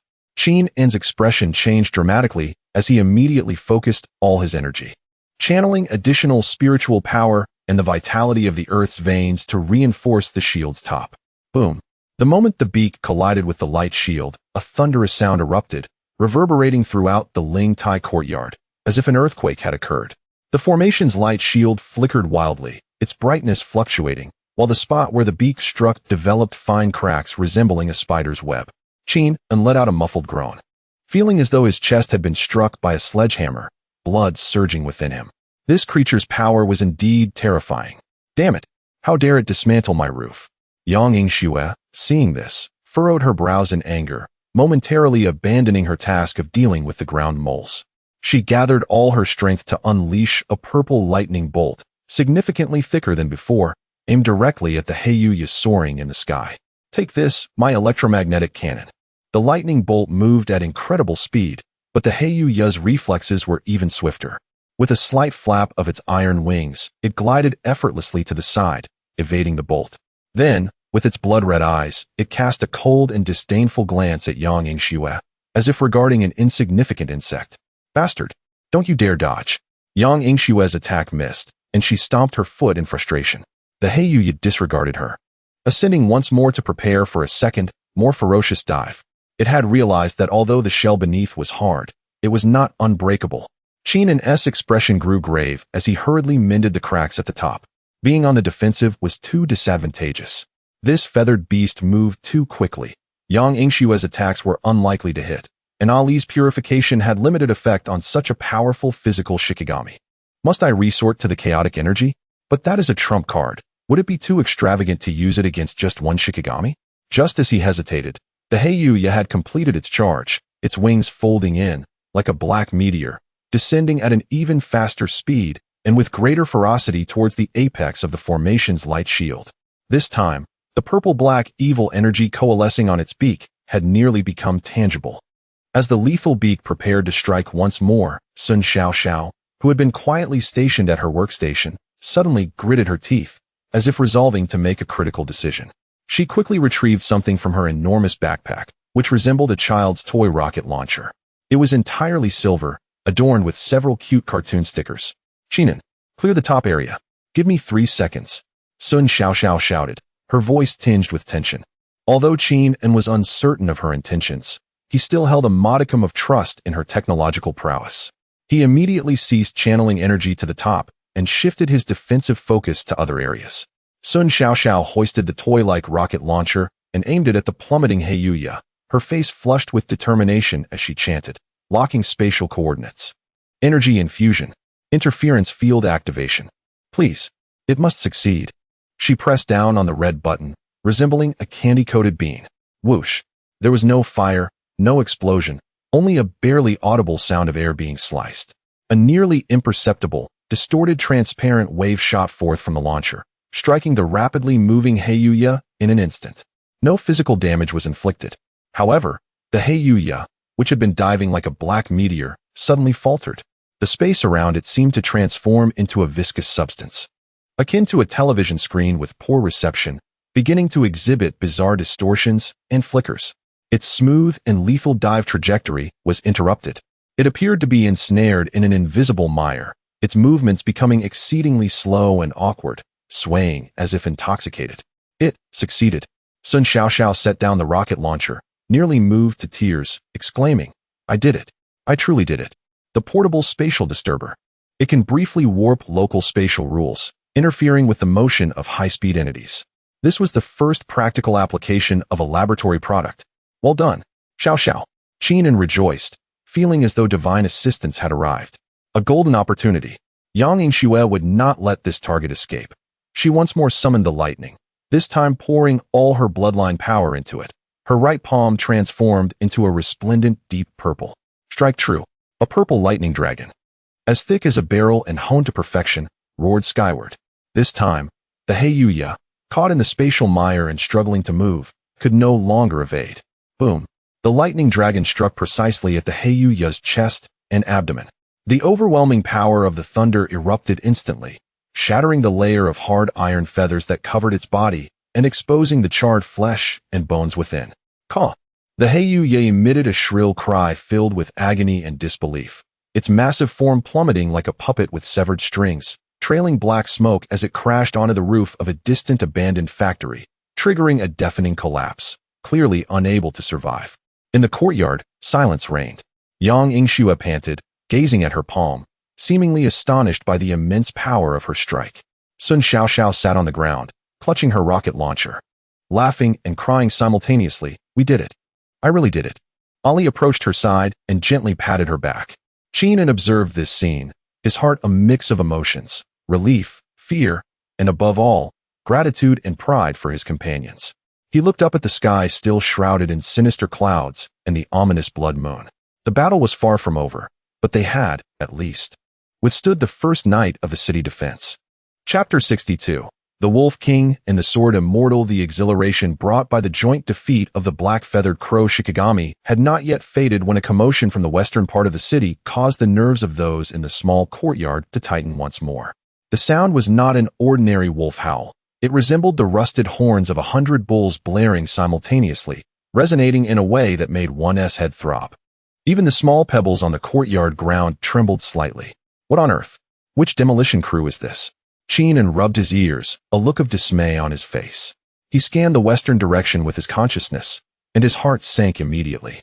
Good heavens! A presence more ferocious and violent than the previous werewolf centurion surged forth, akin to a signal fire reaching the heavens, dispersing the lingering malevolence in its wake.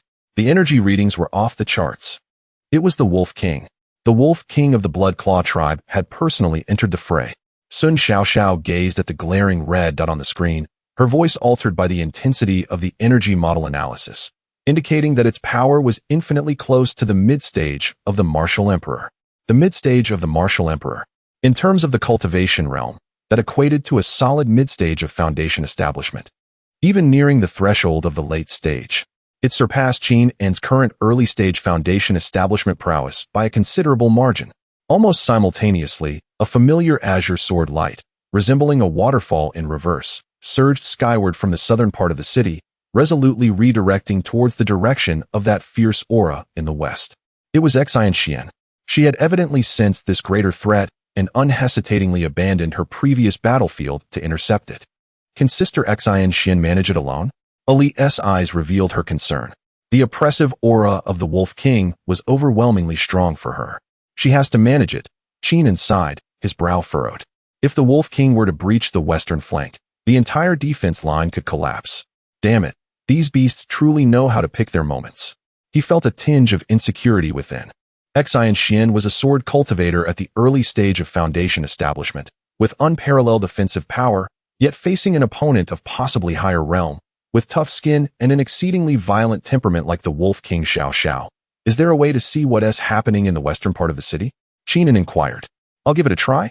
Sun Xiaoxiao promptly operated her array of equipment, and soon, she accessed the permissions of a military reconnaissance drone hovering over the western region, miraculously undestroyed, projecting the footage onto the light screen. The image was somewhat shaky and snowy, but it still revealed the scene in the west. It was once an undeveloped industrial area, now resembling a site ravaged by a colossal beast, with collapsed factories and severed steel frames scattered about. In the center of that ruin, a figure stood out conspicuously. It was a gigantic wolf. Its size was even larger than that of the centurion, standing nearly 5 meters tall. Its fur was not purely black, but rather a dark, desaturated hue reminiscent of dried blood, its muscles bulging as if ready to explode. Unlike other werewolves, it did not roar. It simply stood there quietly, its golden slit pupils scanning the battlefield coldly, like a monarch surveying its domain. Its mere existence exuded an oppressive aura that was suffocating. Not far across from it, Yingxue stood with her sword, her azure attire fluttering in the raging energy wind. Compared to the Wolf King, her figure seemed so slender and diminutive, yet the indomitable sword intent radiating from her, capable of severing all, resembled a divine weapon unsheathed, boldly challenging the ferocity of the Wolf King. Human girl, the Wolf King spoke human words, its voice deep and hoarse, possessing a metallic rasp. A glimmer of interest flickered in its golden pupils. Your sword is quite sharp. Unfortunately, your cultivation is insufficient. Yingxue remained expressionless, slowly raising her azure sword. Its tip pointed directly at the Wolf King. Those who trespass upon my territory shall be slain. Without further ado, the battle erupted in an instant. The Wolf King moved. Its massive frame displayed an alarming speed that belied its size, leaving only a dark red afterimage in its wake as it appeared before Yingxue in an instant. A gigantic paw the size of a grinding wheel descending with a piercing shriek, ready to strike. Before the paw even reached her, the terrifying pressure had already cracked the ground beneath. Yingxue's pupils constricted, yet she did not retreat but advanced. The azure sword emitted a melodic hum as a sword chi, condensed to perfection, erupted instantaneously. Azure Dragon's sword technique, reverse scale. The sword chi clashed violently with the wolf's paw. Bang! The resounding clash of metal shook the surroundings. The shockwave from the collision radiated outward in a circular wave, sending debris flying and shattering within dozens of meters. Yingxue staggered violently, sliding backward for several meters, her sword arm trembling slightly, with blood seeping from her torn palm. Meanwhile, the Wolf King merely swayed slightly, a shallow white mark appearing on its paw. The disparity was stark. In terms of strength, Yingxue was utterly at a disadvantage. Alas, the gap in power is too vast, Qingming thought, his heart tightening. The offensive prowess of sword cultivators is formidable, yet their physical bodies are relatively fragile, especially vulnerable against brute force opponents. The Wolf King shook its paw, a more pronounced cruel glint in its golden pupils, a commendable sword, capable of injuring me. However, that is all it amounts to. It lunged again, this time with even greater speed and ferocity. As its claws swung, it conjured blood-colored winds, sealing off all of Yingxue's escape routes. It offered her no opportunity to unleash her exquisite sword techniques, aiming solely to crush her to death with absolute force and speed. Yingxue found herself in a dire struggle, executing the Azure Dragon sword technique to its utmost, sword lights swirling around her like a dragon, defending without a single drop slipping through. However, each collision with the Wolf King sent her blood surging, her arms growing numb, and her sword momentum inevitably experiencing a momentary stagnation. This cannot continue. Sister Yingxue will not be able to hold on. Ali clenched her small hands anxiously. Yang Yingxue was even more frantic, hopping in place. Damn it. If only my aunt were here, she would chop off those dog paws and soak them in wine. Qingming's expression darkened, his mind racing. He could not leave the small courtyard. Yet he could not bear to watch Yingxue falter. Is there any way to provide remote support? His gaze swept across the courtyard, suddenly fixating on Sun Xiaoxiao's array of equipment, an idea striking him like lightning. Xiao, can your space disruptor, at maximum power, reach as far as the western sector? Qingming queried with rapid speech. Sun Xiao was taken aback, then quickly grasped Qingming's intention. After a swift calculation, she shook her head in disappointment. No, it cannot. The distance is too great, and the energy attenuation is severe. Moreover, the prowess of the Wolf King is formidable. The spatial interference will significantly diminish, perhaps not even able to hold for a mere tenth of a second. A tenth of a second? In battles of this caliber, involving the Wolf King and Yingxue, such a fleeting moment may create an opportunity, yet it is fraught with peril. What else is there? Qingming turned his gaze towards Ali. Ali, can your illusions reach that far? Ali shook her head in confusion. It's too far. My power cannot reach it. Just as Qin felt a sense of despair, the battlefield displayed on the light screen abruptly shifted. A protracted defense must eventually succumb. The Wolf King seized upon a minuscule flaw in Yingxue's swordplay during a moment of transition. Its massive paw striking at an acute angle, crashing down upon the spine of Yingxue's sword. With a sickening thud, Yingxue was struck hard, blood erupting from her mouth as her body flew back like a kite with severed strings, colliding heavily against a crumbling wall, which collapsed under the impact. The Qingfeng sword slipped from her grasp, embedding itself in the ground nearby, its radiance dimmed. Sister Yingxue. Several voices cried out in alarm from the courtyard. The Wolf King let out a roar of triumph, advancing with heavy steps towards the spot where Yingxue had fallen, its golden eyes gleaming with mockery and a thirst for blood. It intended to tear apart this audacious human girl with its own hands. Damn it, I must fight back. A glint of resolve flashed in Qin's eyes. He could no longer bear to watch. Even if it meant revealing his trump card, even if it rendered him powerless afterward, he could not stand idly by while his companion faced death. Within him, the yin-yang fei shengju surged violently, and a faint chaotic energy in his dantian began to stir, eager to break free and deliver a long-range disruptive strike. However, just as he prepared to act, an unexpected change occurred. The previously dim Qingfeng sword, embedded in the ground, began to tremble violently without warning, emitting a rising crescendo of sword cries. Within that sound resonated endless resentment, fury, and an ancient will that had long been dormant, now awakening. Suddenly, a purer, more condensed, and terrifying azure sword light erupted from the Qingfeng sword, soaring into the heavens. In the air, the sword light coalesced, faintly forming an ethereal image of an eastern azure dragon, complete with scales and claws. The dragon's silhouette circled around, letting out a soul-shattering roar. Its dragon might instantly overshadowed the ferocity of the Wolf King. The Wolf King, poised to deliver a final blow to Yingxue, abruptly halted, its gaze drawn upwards to the azure dragon's sword shadow, disbelief, and a hint of primal fear igniting in its golden eyes. This is the awakening of the sword spirit? No, that is not it.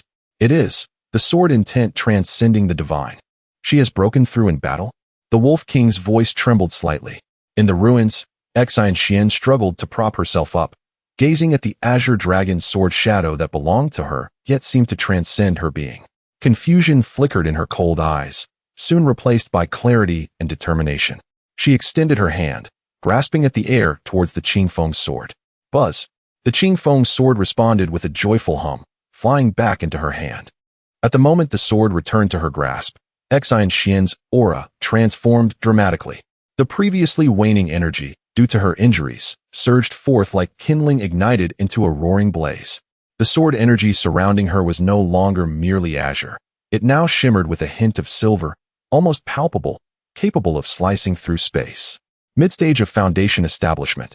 At this life and death juncture, she had actually broken through, wiping the blood from the corner of her mouth. Her gaze turned as cold as a 1,000-year glacier, the Qingfeng sword pointing directly at the Wolf King, her voice resonating across the battlefield, the essence of the Qinglong's sword technique.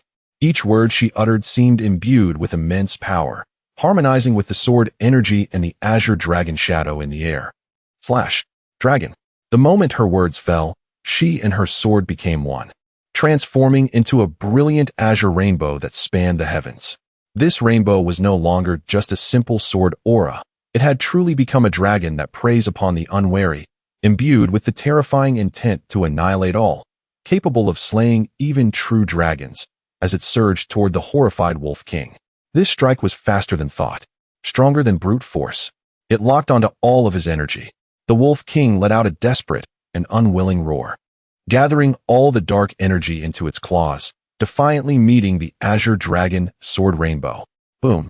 A thunderous explosion erupted in the western part of the city, 10 times more violent than any previous clash. The azure-black energy sphere expanded rapidly, engulfing a significant portion of the industrial area. The blinding light made it impossible to see, and the tremendous roar caused the entire Xiangshan city to tremble. As the brilliance and dust gradually settled, the scene displayed on the light screen left everyone in the Ling Tai courtyard breathless. Where the Wolf King had once stood, A massive pit over 100 meters in diameter now gaped. At the center of the pit, the once mighty Wolf King lay, its colossal body nearly cleaved in two, dark red blood staining the pit's floor, its golden eyes devoid of light, leaving only frozen terror and disbelief. And at the edge of the pit, Yang Yingxue knelt on one knee, propping herself up with her sword, her pallid face resembling parchment, her breath weak, clearly spent from that final strike, her injuries grave. Yet, she stubbornly raised her head, gazing at the corpse of the Wolf King. One strike, and the Wolf King was slain. The peril in the western city is resolved. My heavens! Yang Yingxue's mouth gaped wide enough to fit an egg. Ollie covered her mouth, her eyes wide with shock. Sun Xiao was so excited she nearly smashed her keyboard. It's all recorded. The energy model of the sword intent breakthrough. This is unprecedented data. Qingming let out a long, deep sigh, feeling the cold sweat soak his back.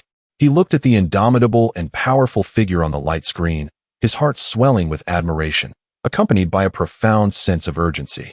His teammates are fighting with all their might, growing stronger. As the one possessing the earth-veined spirit seed and mysterious techniques, he could not afford to lag behind. He clenched his fists, sensing the warm power emanating from the earth beneath him, his gaze regaining its determination. The night watch has not yet concluded. Chapter 63. The Conspiracy of the Blood Count. As the tumultuous upheaval in the western part of the city gradually subsided, before Qingming and his companions could catch their breath, a more insidious and spine-chilling sense of crisis enveloped them, akin to a cold, venomous serpent stealthily coiling around their hearts. This was not a physical assault or the resounding clash of energies, but rather a silent erosion of their very essence. The first to sense the anomaly was Ali. Her pristine fox ears twitched slightly, and her brows knitted tighter in concern. Voices, so many voices, she murmured softly, a look of anguish and confusion crossing her face. They are afraid. They are doubtful. They are enraged. Almost simultaneously, the energy monitoring screens before Sun Xiao began to display erratic, chaotic spikes representing mental fluctuations. Something was amiss. A massive, high-intensity signal of mental interference was detected. The source, untraceable, as if magnified from the collective negative emotions of the entire city. Qingming's consciousness also perceived it. This was not a direct attack, but an exceedingly subtle form of mental pollution and suggestion seeping into the minds of the populace. It amplified their inner fears, suspicions, and despair, while ordinary individuals might merely feel an increased sense of agitation. For the extraordinary beings entrenched in battle, such influence could prove fatal. Command Center. Command Center. Team 3 requests confirmation of orders. Repeat. A multitude of civilian phantoms detected in the target area. Should we engage? Over. Damn it. Lao Zhang, are you out of your mind? Those are our people. You look like you've been possessed by a ghost.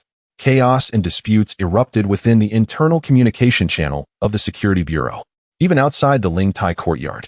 Some security personnel tasked with vigilance began to exhibit a wavering gaze, their alertness faltering, even instinctively aiming their weapons at what should have been their comrades. It is mental manipulation. Someone is orchestrating this. Qingming's expression darkened. Those who lurk in the shadows, launching covert attacks, are far more detestable than the frontal assaults of the Wolf King. A low, elegant, yet infinitely sinister laughter abruptly resonated within everyone's minds. The voice seemed enchanted, effortlessly evoking the darkest desires and deepest fears nestled within the human soul. Poor wretches, let them tear each other apart in fear. Let them march towards annihilation in doubt. The order and trust you hold dear are so fragile. The voice's owner appeared to revel in the sensation of manipulating others at will. Found you. Ali suddenly lifted her head, her gaze sharp as she fixed upon a direction in the southern part of the city. Her nine-tailed celestial fox lineage granted her an innate sensitivity to such mental stratagems. He is there, an ancient dark soul. It is a vampire. Moreover, a being of high rank. Sun Xiao swiftly pinpointed the target area based on Ali's indicated direction and data feedback, identifying a lavish hotel in the southern part of the city that had long ceased operations but possessed a complex internal structure.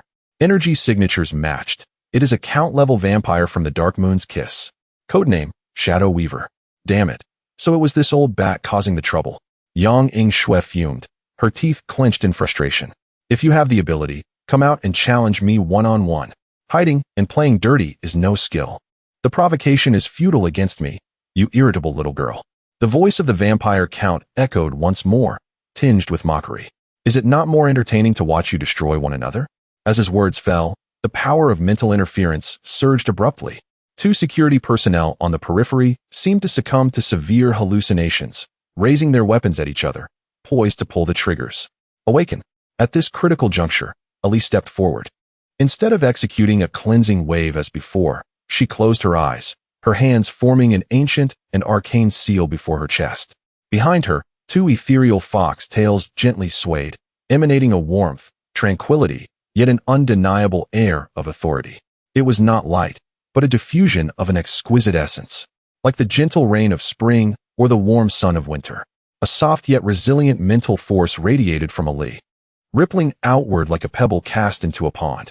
This power was not aggressive, yet it possessed a marvelous capability to soothe wounds and dispel fog. The two personnel on the verge of shooting each other suddenly froze, the madness and chaos in their eyes receding like a tide, replaced by confusion and fear. The quarrel within the communication channel diminished significantly. Oh, the vampire count's voice carried a hint of surprise for the first time. A small celestial fox? How intriguing. Your soul, so pure and ancient, truly a delectable morsel. His mental power no longer scattered to create interference, but coalesced like a venomous serpent emerging from its lair, forming a sharply penetrating and corrosive mental assault directed at Ali's core essence. He sought to forcibly taint and control this troublesome little creature. Ali's delicate frame trembled, her complexion instantly paling. She felt a cold, viscous force, rife with the allure of corruption, violently battering against her mental defenses.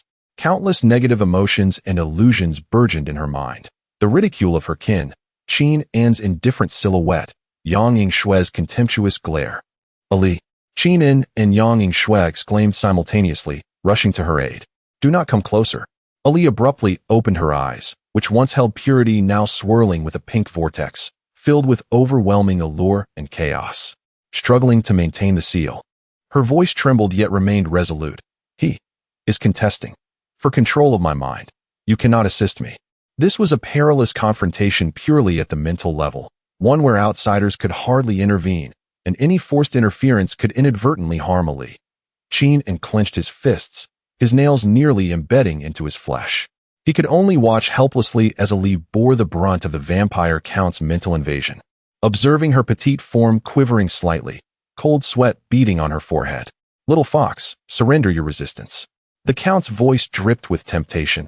Embrace the darkness, and you shall gain unparalleled power and eternal life. Why struggle for the sake of these insignificant humans? Ali bit her lip tightly, even drawing blood.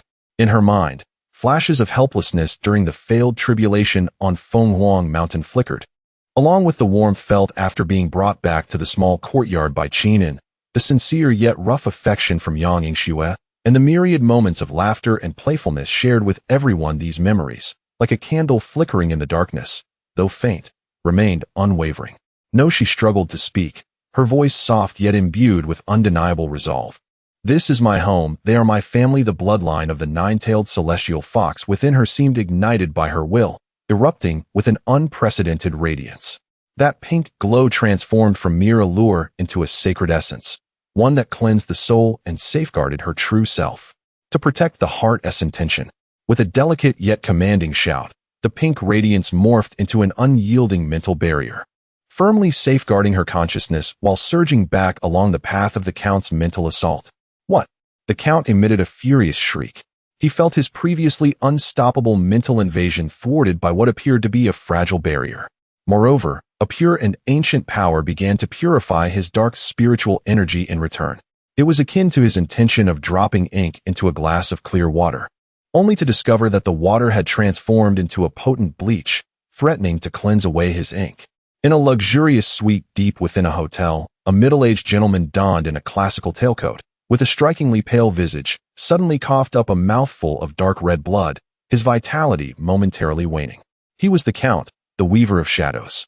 Clutching his throbbing forehead, his golden slit eyes brimmed with shock and malice. Damn the celestial fox, ruining my plans. He severed his mental assault on Ali and simultaneously ceased the widespread mental interference. He understood that with this little celestial fox present, his mental schemes would be exceedingly difficult to execute. Within the small courtyard, the suffocating pressure of mental energy abruptly vanished. Ali's body weakened, collapsing backward, only to be caught by the quick-witted Qingming.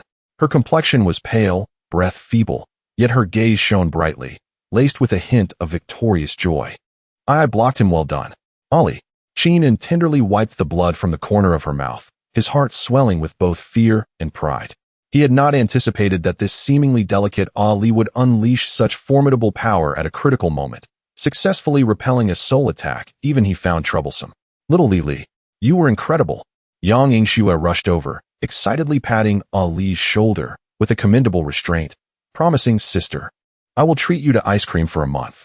Sun Xiaoxiao also breathed a sigh of relief, hastily reporting, "The mental interference signals have significantly weakened. The chaos on the battlefield is under control." However, Qingming's heart was not entirely at ease. He gazed toward the direction of the hotel in the southern part of the city, his expression icy. Though this old bat had retreated for the time being, he was still alive. A count-level vampire, adept at mental manipulation and lurking in the shadows, was akin to a ticking time bomb. Nonetheless, the immediate priority was for Ali to rest. Moreover, following the intense confrontations with Xian Xian and Ali, it seemed they had gained a brief respite. Yet, Qingming understood that this tranquility would likely not endure for long. The Wokaku and those Western mercenaries surely possessed more than just these tactics. The true test, he feared, still lay ahead. Chapter 64. The Master of Shadows, Ali lay unconscious, utterly exhausted, cradled gently in Qingming's arms at the center of the small gathering spirit array, where vitality was most abundant and conducive to her recovery. Observing her pale visage and lightly furrowed brow, Qingming felt as though his heart were tightly bound with a ball of cotton, heavy and aching. He tenderly smoothed her tousled hair and whispered, "You have worked hard. Rest well." Yang Yingxue, anxiously pacing nearby, yearned to help, but was at a loss as to how. She could only remove her coat and drape it over Ali, muttering incessantly, "That old bat is too treacherous. When I encounter him, I shall tear off his bat wings and make a fan out of them." Sun Xiaoxiao busily conducted a basic life signs scan on Ali, confirming that she was merely suffering from mental exhaustion and posed no immediate danger to her life, which allowed the group to breathe a sigh of relief. However, the enemy clearly had no intention of granting them the luxury of sorrow or respite. Almost 3 minutes after Ali fell unconscious, a chilling and extreme killing intent, akin to invisible needles, silently pierced through the slightly lax defensive atmosphere surrounding them, precisely locking onto the core spiritual essence of the Ling Tai courtyard and the figure of Qingming and standing guard beside it. This killing intent was neither the wild rage of the Wolf King nor the cunning of the vampire count, but a pure, tempered coldness, existing solely to harvest life. Enemy attack. Highest alert. Qingming's hair stood on end as he instinctively shouted, simultaneously elevating his state to its peak. The chaotic energy within his dantian swirling slowly, gathering strength for an impending confrontation. Yang Yingxue tensed immediately, purple lightning flickering across her skin as she scanned the surroundings with vigilance. Yet, there was nothing. Outside remained the tireless low-tier malevolent spirits, and the distant sounds of battle echoed on, as if the lethal killing intent had been but a mere illusion. Energy scan shows no anomalies. Physical detectors are unresponsive. Sun Xiaoxiao's voice was laced with confusion and unease, but my intuition tells me something has entered. Her spatial perception talent allowed her to detect a dissonance more acutely than any instrument could. Just as Sun Xiaoxiao's words fell, chaos erupted. Behind Qingming, the air, seemingly devoid of substance and only adorned with faint green life essence, twisted like rippling water. A shadowy figure, nearly merging with the darkness, appeared without warning. Clad in a form-fitting black shinobi suit and wearing a malevolent mask that concealed all but his eyes, cold and devoid of emotion like deep, frozen pools, he wielded no blinding energy, but a black dagger, barely a foot long, its blade dull, yet exuding an edge sharp enough to freeze even the soul. Ninjutsu, shadow escape, instant kill. His emergence was silent, his movements swift as lightning. The target of his dagger was aimed directly at the vulnerable point behind Qingming. This strike encapsulated his lifelong cultivation and assassination skills, with impeccable timing, angle, and speed.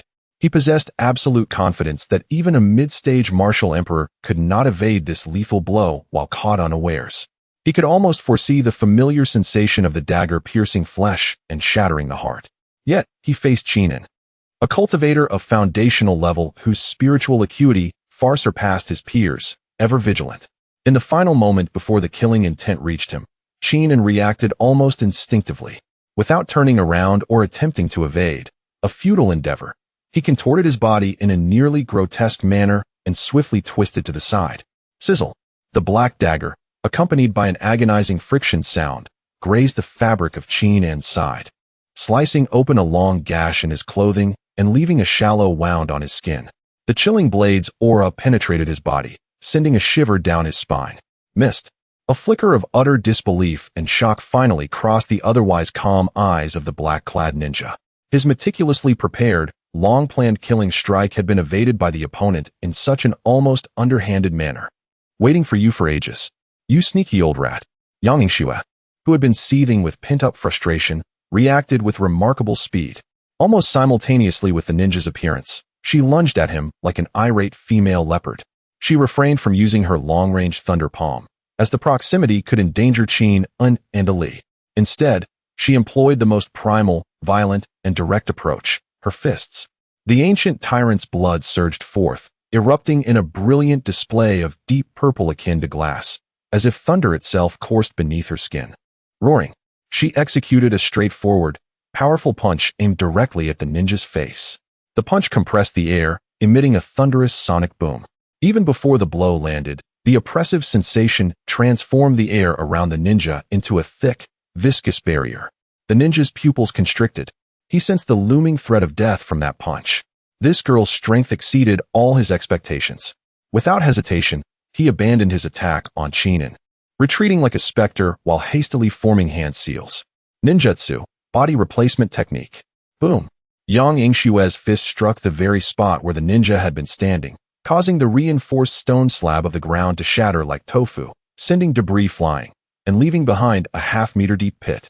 The violent power of thunder spread outward, obliterating several unfortunate low-tier malevolent spirits into mere ashes. Meanwhile, the ninja, in a split second, had exchanged positions with a nearby malevolent spirit that was currently crashing against a wall. Quick to flee, Yang Yingxue retracted her fist, glancing at the unfortunate spirit that had taken the blow, now reduced to a puddle of mush, and spat in displeasure. The ninja appeared several meters away, his expression behind the mask grim. He glared intently at Yang Yingxue, speaking in broken Chinese, ancient, tyrant body. No wonder, such brute strength. His voice was hoarse and dry, like two rusted iron plates scraping against each other. Brute strength? Yang Yingxue laughed in disbelief, cracking her neck with a series of pops, her body suffused with a renewed surge of lightning. Now allow me to show you what it means to conquer 10 with 1. With a powerful push from her feet, the ground cracked beneath her, and she transformed once more into a bolt of purple lightning, lunging towards the ninja with even greater speed. The ninja's gaze sharpened, and he dared not confront directly. His figure became indistinct once more, blending into the shadows, swiftly maneuvering within the confined space of the courtyard, flickering as he sought to outmaneuver Yang Yingxue, using his speed and ninjutsu. He intermittently hurled poisoned shurikens, exhaled paralyzing smoke, and conjured shadow clones. However, in the face of overwhelming strength and velocity, these flamboyant techniques were rendered ineffective. Yang Yingxue paid no heed to the shadow clones or the toxic darts and smoke. Her combat style was brutally straightforward, focusing solely on the entity that exuded the most danger, and then, with fists charged with thunder, she barreled forward. The courtyard erupted with flashes of lightning and continuous thunderous roars. Yang Yingxue resembled an indefatigable demolition machine, relentlessly pursuing and pummeling the dark figure. Each time the ninja attempted to counterattack or employ his ninjutsu, he was violently interrupted and forced back by her ferocious, thunderous punches. His once proud assassination techniques and peculiar ninjutsu appeared as mere jest in the face of this violent girl. Baka. The ninja found himself in a pitiful predicament, filled with both shock and rage. He was a high-ranking ninja of the Yaki organization, a master assassin known by the codename Yan. Even among the formidable ranks of Yaki, he was renowned for his assassination prowess. Yet now, he was being dominated by what seemed to be an underage girl employing the most savage of tactics. This was a profound humiliation. In a moment of desperation, As he attempted to create distance using a substitution technique, his movements faltered by a fraction of a second. This minuscule opening was seized instantaneously by the battle-hardened Yang Yingxue. Got you. A flash of purple lightning ignited in her eyes, and her speed surged dramatically. Her fist, akin to a cannonball, pierced through layers of illusions and accurately struck Yin's chest. Puff! Yin barely managed to position his short blade defensively before being met with the full force of her thunderous punch, which channeled the might of the ancient titans. The short blade emitted a mournful cry, warping under the immense pressure. The terrifying energy coursed through the blade, unreservedly crashing into his chest. A distinct sound of bone fracturing resonated.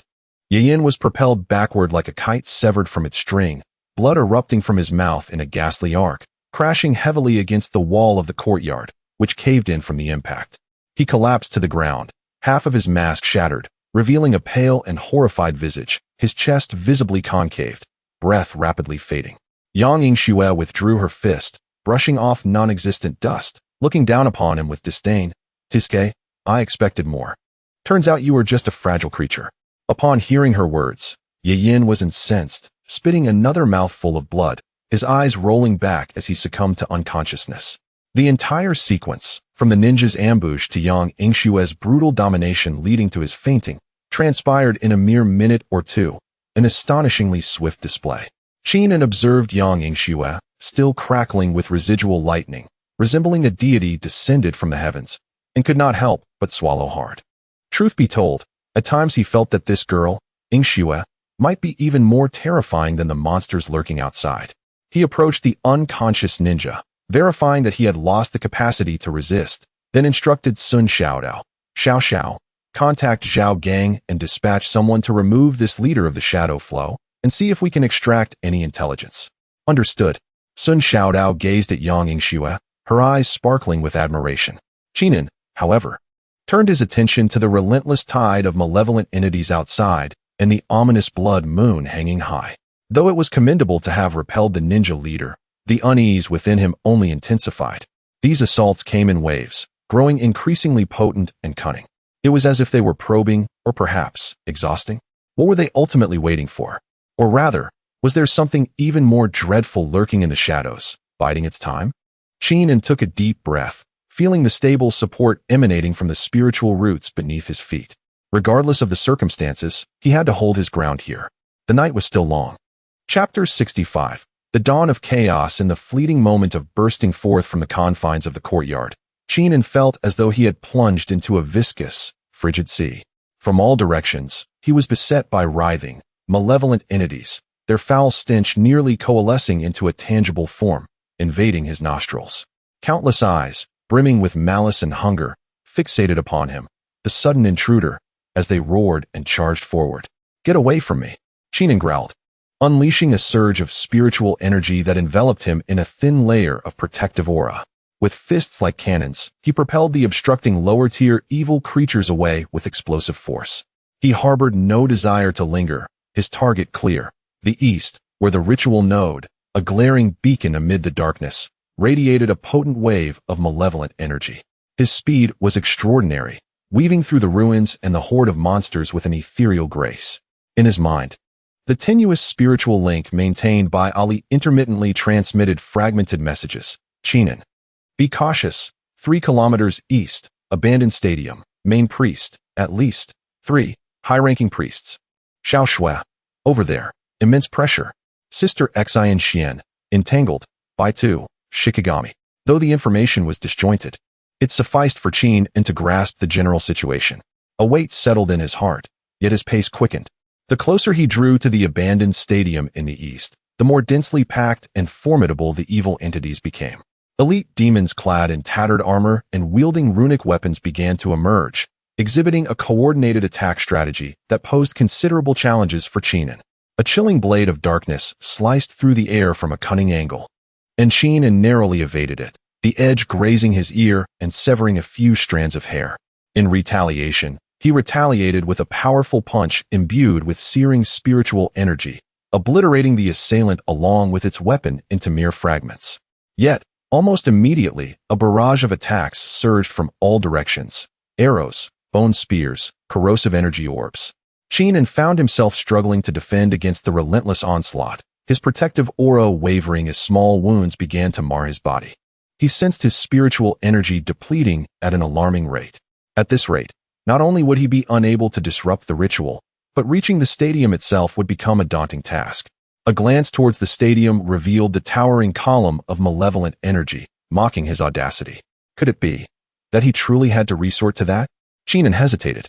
The chaotic energy within his dantian was his greatest trump card, a product of the yin-yang ascension technique fused with the earth's spiritual essence, an enigma even to himself. Utilizing it would entail immense consumption, and he could not predict the potential ramifications. Yet, at this juncture, it appeared he had no alternative. He recalled Yang Yingxue, who was desperately holding on in the courtyard, Ali, fragile yet striving to maintain their spiritual connection, Xin Xian and Xin Xin Yu, battling elsewhere, and the land beneath his feet. Now tainted. Damn it, he would fight with everything he had. A glimmer of resolve flashed in Qingming's eyes. He ceased to hold back, countering the incessant barrage of attacks while fully channeling the yin-yang ascension technique, forcibly linking his consciousness with the faint tremors of the earth beneath him. His aim was not merely to summon chaotic energy, but to draw upon the untainted essence of life from the disturbed ley lines, merging it with his own spiritual energy and that chaotic essence in a reckless confluence. This process was perilous. With the ley lines disrupted, the energy was volatile and chaotic. A single misstep could spell disaster, shattering his meridians and collapsing his dantian. A piercing agony suddenly engulfed him, as if countless searing blades were slicing through his veins, while his entire being felt as though it would burst from the violent energy surging from the depths of the earth. His skin began to ooze fine droplets of blood, and his eyes were veined with crimson. Yet he did not falter. Gritting his teeth, he guided the torrent of energy towards the dormant chaotic essence within his dantian. It was as if the very first thunderclap of the universe reverberated within him. Upon contact with the tumultuous life energy of the ley lines and his own spiritual force, that feeble chaotic essence erupted, expanding explosively as if ignited by the flames of hell. An indescribable hue, neither black nor white, neither blue nor purple, seemingly encompassing all colors of the world, yet transcending them, radiated from Qingming's being. In that moment, the surrounding space seemed to twist. Those frenzied entities charging towards him, upon encountering this chaotic radiance, emitted no cries. They vanished silently, as if erased from existence. There was no explosion, no shockwave, only a pure absence of existence. Qingming stood in stunned silence, gazing at the thin layer of chaotic light that enveloped him, feeling a power within him unlike anything he had ever known, a force capable of both creation and destruction, filling him with awe. This was the true power of chaotic energy. He had no time to ponder, for the stadium was now within arm's reach. He could clearly see dozens of priests seated in a complex formation at the center of the stadium's soccer field. At the heart of this formation, 3 distinguished elders, resplendent in their ornate garments and exuding formidable presence, were orchestrating the ritual, wielding their artifacts and chanting incantations to channel the immense malevolent energy into the earth. Above them, a colossal, 8-headed, 8-tailed specter, symbolizing the monstrous Yamada no Orochi, composed of malevolent energy, slowly materialized, exuding an oppressive aura. Now was the moment. A fierce glint shone in Qingming's eyes as he concentrated the newly awakened, seemingly boundless chaotic power into his right fist. He did not employ any elaborate techniques. Rather, he simply launched a single, powerful punch towards the core of the ritual formation, aimed directly at the 3 high-ranking priests. Chaos. Shatter the illusions. A beam of chaotic light, refined to its utmost purity, embodying the primordial force of creation, tore through the night sky, transcending distance, and instantly traversing several hundred meters to strike the heart of the ritual formation with pinpoint accuracy. There was no earth-shattering explosion. As the chaotic beam made contact with the dense malevolent energy, it was as if boiling soup had been splashed upon snow. The formidable barrier of malevolent energy, sustained by countless divine officials, the coalescing shadow of the Yamada no Orochi, and the 3 immensely powerful high priests, all of it, before the chaotic beam of light, dissolved silently and utterly like bubbles under the sun, disintegrating and vanishing. Even the ground beneath them formed a bottomless, mirror-like circular pit. One strike, just a single blow. The main ritual node, along with the 3 high priests, was completely erased from existence. Inside the arena, an eerie silence fell.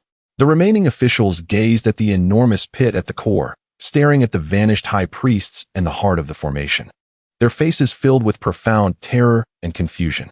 Qingming spat out a mouthful of blood, feeling as though his very essence had been hollowed out, his vision darkening, and the chaotic glow rapidly fading. This strike had nearly drained him of all his strength and vitality. Yet, he held himself upright, for he sensed the agonizing struggle of the earth beneath him was swiftly diminishing, the sensation of being choked fading away. The leyline spirit seed was regaining its vigor. He succeeded. He managed a weak smile, his body swaying as if on the brink of collapse. Just then, a surge of intense joy and a warning resonated in his mind through the spiritual link with Ali. Qingming, you did it. The ley line is stabilized. But be cautious. A more powerful presence is descending. Qingming abruptly lifted his head, only to witness the space above Xiangshan City warping violently beneath the blood moon, as an indescribably colossal shadow, imbued with endless malice and a will for destruction, began to slowly coalesce. Was that the thought projection of the Yamada no Orochi's true form? With the main ritual node destroyed, was it about to descend in person? In an instant, Qingming's heart plummeted to the depths of despair. Chapter 66. Crisis at the Nexus. The exhilaration of Yang Yingxue after vanquishing the ninja leader had barely lingered for a few moments when a deeper, more disquieting disturbance surged forth from the city's outskirts, akin to the dark undertow beneath the surface of water. This time, the threat was not directed at an individual, but rather at the very ley lines of Xiangshan City, particularly the heart of the ley line spirit seed located beneath the Lingtai courtyard.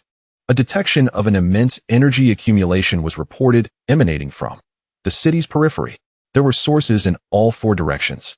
Sun Xiaoxiao's voice trembled with unprecedented terror as she announced that the nature of the energy was linked to a priestly sacrificial rite. They were forcefully interfering with the ley lines. Qingming's expression changed drastically.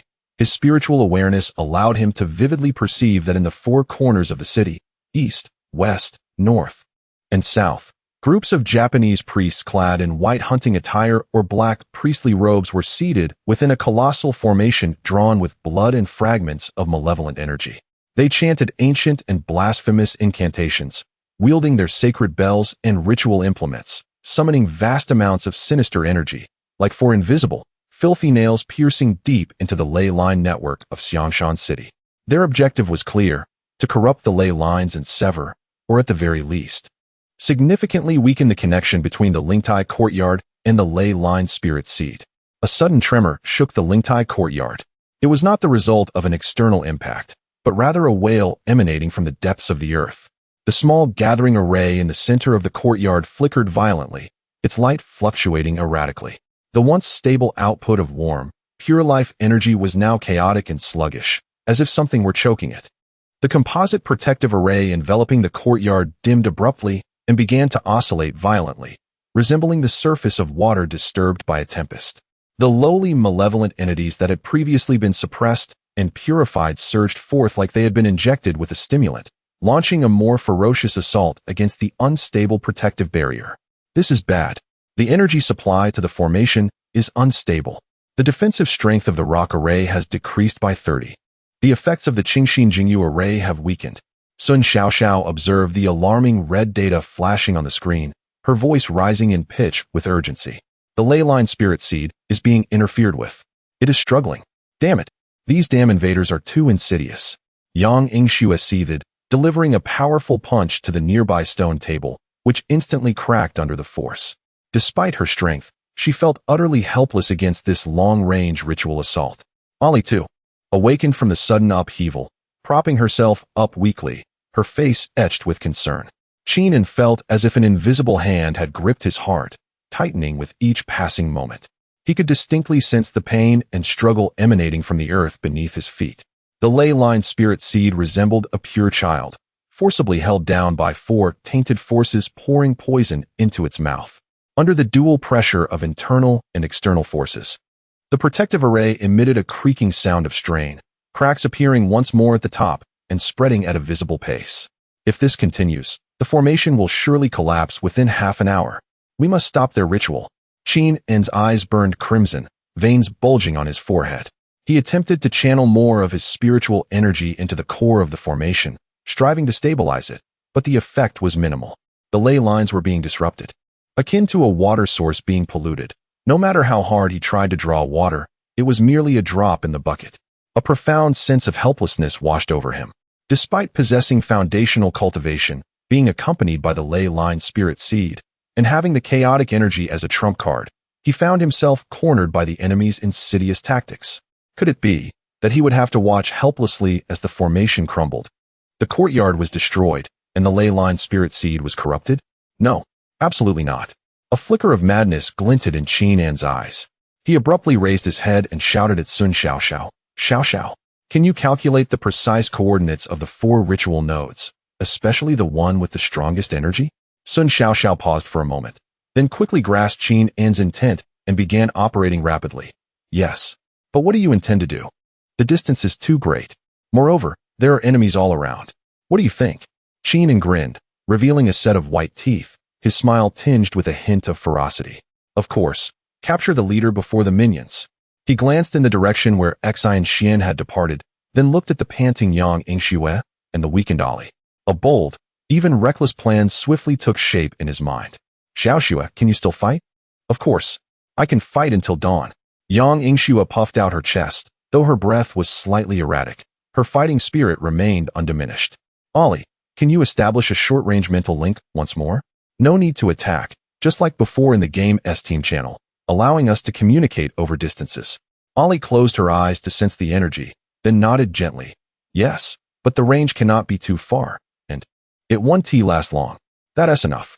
Qingming took a deep breath, his gaze resolute. "Listen, we are now like grasshoppers on the same string. We cannot hold our ground any longer. We must take the initiative. I will go smash the most critical ritual node. Xiaoxue, you're responsible for guarding the courtyard. You must not allow the formation to break before I return. Ali, help me contact Xian Xian and Shinsinyu. Inform them of my plan, and have them restrain the enemies from other directions as much as possible to create an opportunity for me. It's too dangerous for you to go alone." Sun Xiaoxiao urged anxiously. "There is no other choice. This is the only opportunity." Qingming's tone was unwavering. "Xiaoxiao, you stay in the courtyard, using all your equipment to assist Xiaoxue in defense, while also providing me with real-time intelligence support." He knew this was a gamble, nearly a last-ditch effort. But he had no other options. To sit idly by was to invite certain death. To take the initiative still held a glimmer of hope. He stepped into the center of the courtyard, feeling the waning ley line vibrations one last time, then abruptly raised his head, gazing towards the eastern direction where the energy response was strongest. "Help me buy some time."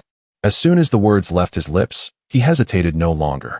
The yin-yang Feixing Ju within him surged into motion at an unprecedented speed, unleashing his foundational spiritual energy without reservation. He transformed into a blur of light, not exiting through the front door, but rather crashing directly into the eastern side of the formation's protective barrier, where the fluctuations were most intense. "Open for me."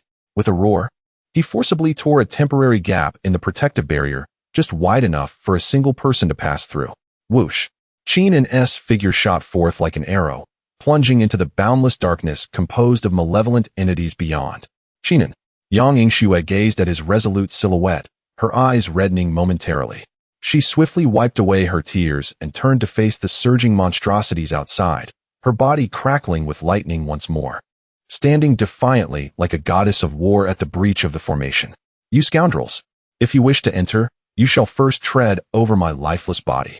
Ali also mustered her strength to rise, her hands forming intricate seals as her feeble yet resilient spiritual energy endeavored to connect with her distant comrades. Sun Xiaoxiao gritted her teeth, her hands dancing across the control panel, creating a blur of shadows as she focused all detection and support functionalities towards the direction from which Qingming had departed. The final defense of Lingtai Shaoyuan had entered its most brutal yet pivotal phase. Meanwhile, Qingming embarked on his solitary journey towards execution. Chapter 67. The Overlord. The ethereal shadow of the great serpent Yamada no Orochi surged wildly beneath the blood moon, transforming from a mere indistinct silhouette into a chillingly vivid form. Its colossal body, cloaked in dark scales, stirred the clouds, while 8 fierce heads emerged from the roiling malevolence, each howling with distinct anguish and malice.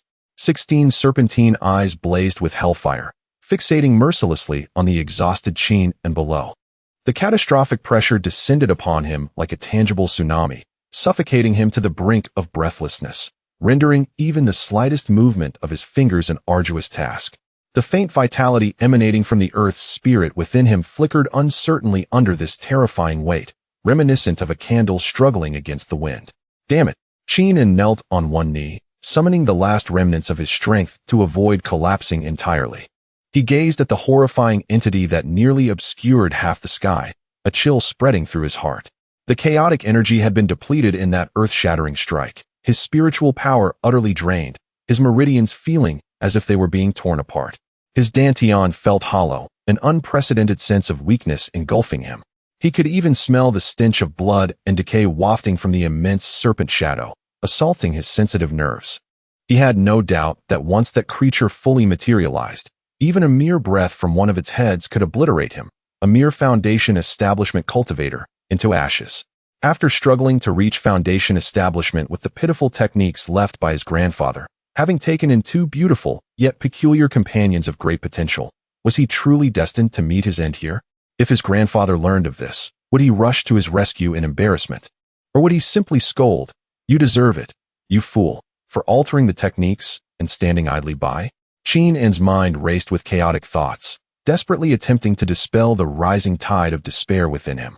Just as he was about to relinquish his resistance and prepare to meet his end with a semblance of dignity, a cold snort, seemingly inconspicuous, yet resonating deeply within every soul, pierced the atmosphere, extinguishing the tumult and turmoil of the battlefield in an instant. With that single syllable, the overwhelming pressure that had suffocated the air was abruptly seized by an unseen hand, halting its advance. The frenzied shadow of the great serpent, which had been roaring and coiling, seemed to have its throat gripped, its speed of gathering energy noticeably slowing. The 8 fiery serpent eyes turned toward a singular direction, revealing a flicker of uncertainty, even a hint of instinctive trepidation.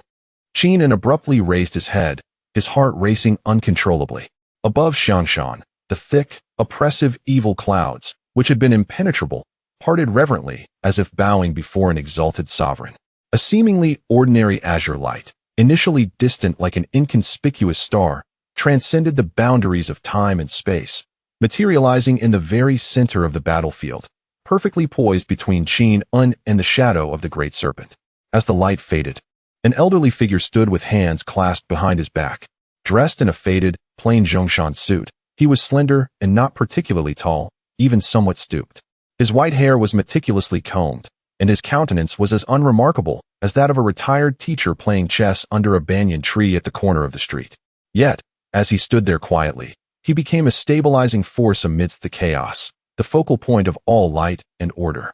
There was no imposing aura or radiant energy emanating from him. He appeared as unassuming as an ordinary person. However, the calmness in his eyes, seemingly harboring the vastness of the cosmos, swept across the battlefield, instilling an indescribable sense of tranquility and an instinctual reverence that compelled those present to bow in submission. Li Daoyi the Elder? Qin felt a surge of astonishment and joy, his voice hoarse from excitement and fatigue. This savior, this entrance, this return to simplicity, was all too timely and awe-inspiring. He felt as if he were a bullied child on the verge of collapse, suddenly seeing the most formidable elder from his family appear, wielding a rolling pin. Li Daoyi's gaze first fell upon Qin, lingering for a moment on his bloodied, disheveled form, yet with a resolute spirit. He nodded slightly, and a faint, almost imperceptible approval flickered across his otherwise tranquil face. Then, he lifted his eyes to the still struggling shadow of the great serpent, exuding a terrifying ferocity. Such filth, sustained by blood and resentment, dares to manifest its true form upon the sacred land of my nation? His voice, though not loud, possessed a unique penetrating quality, resonating clearly within the ears and hearts of all living beings. The tone was unremarkable, yet imbued with undeniable authority and a detached indifference. Once, your masters, in their overconfidence, met their end by the shores of the East Sea, their souls scattered. It seems you remnants, who narrowly escaped, have yet to learn what it means to revere, what constitutes an insurmountable boundary. The shadow of the great serpent seemed utterly incensed by these merciless and incisive words, the fleeting caution replaced by frenzied wrath. 8 heads opened their cavernous maws, unleashing a soul-rending roar that echoed through the air. The chaotic, dark purple energy surged forth like a breaching dam, mingling with countless anguished wails and curses, transforming into 8 massive torrents of corrosive energy racing toward the airborne Li Daoi from various directions. The force appeared capable of annihilating the very sky, dragging it into eternal darkness. However, in the face of this devastating assault, which would send any Foundation establishment cultivator, or even those newly entering the core formation stage, into a state of high alert, Li Daoi remained unfazed, lightly flicking his sleeve. The gesture was devoid of any earthly substance, without a scintillating explosion of light or a deafening clash of energy.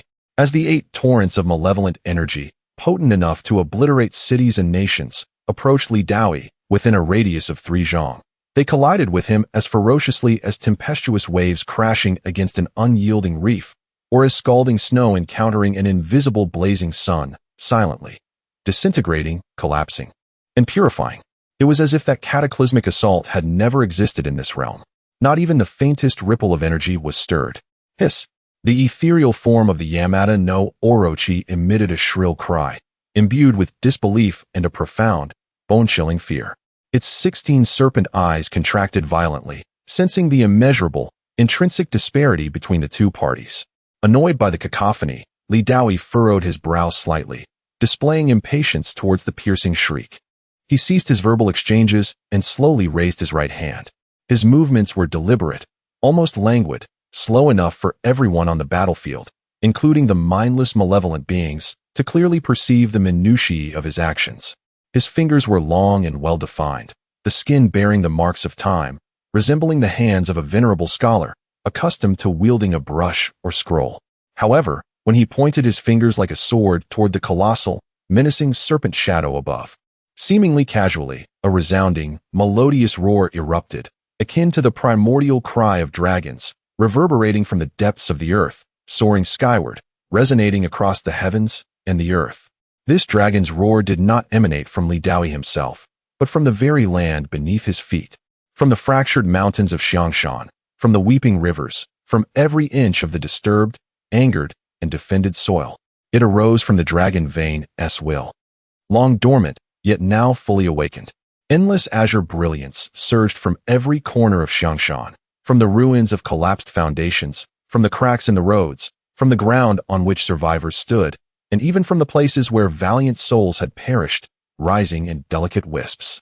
This was not mere energy. It contained the weight of the mountains and rivers, the resilience of flora, the flow of rivers and seas, along with the beliefs and wills of countless ancestors who had toiled through hardships to safeguard their homeland.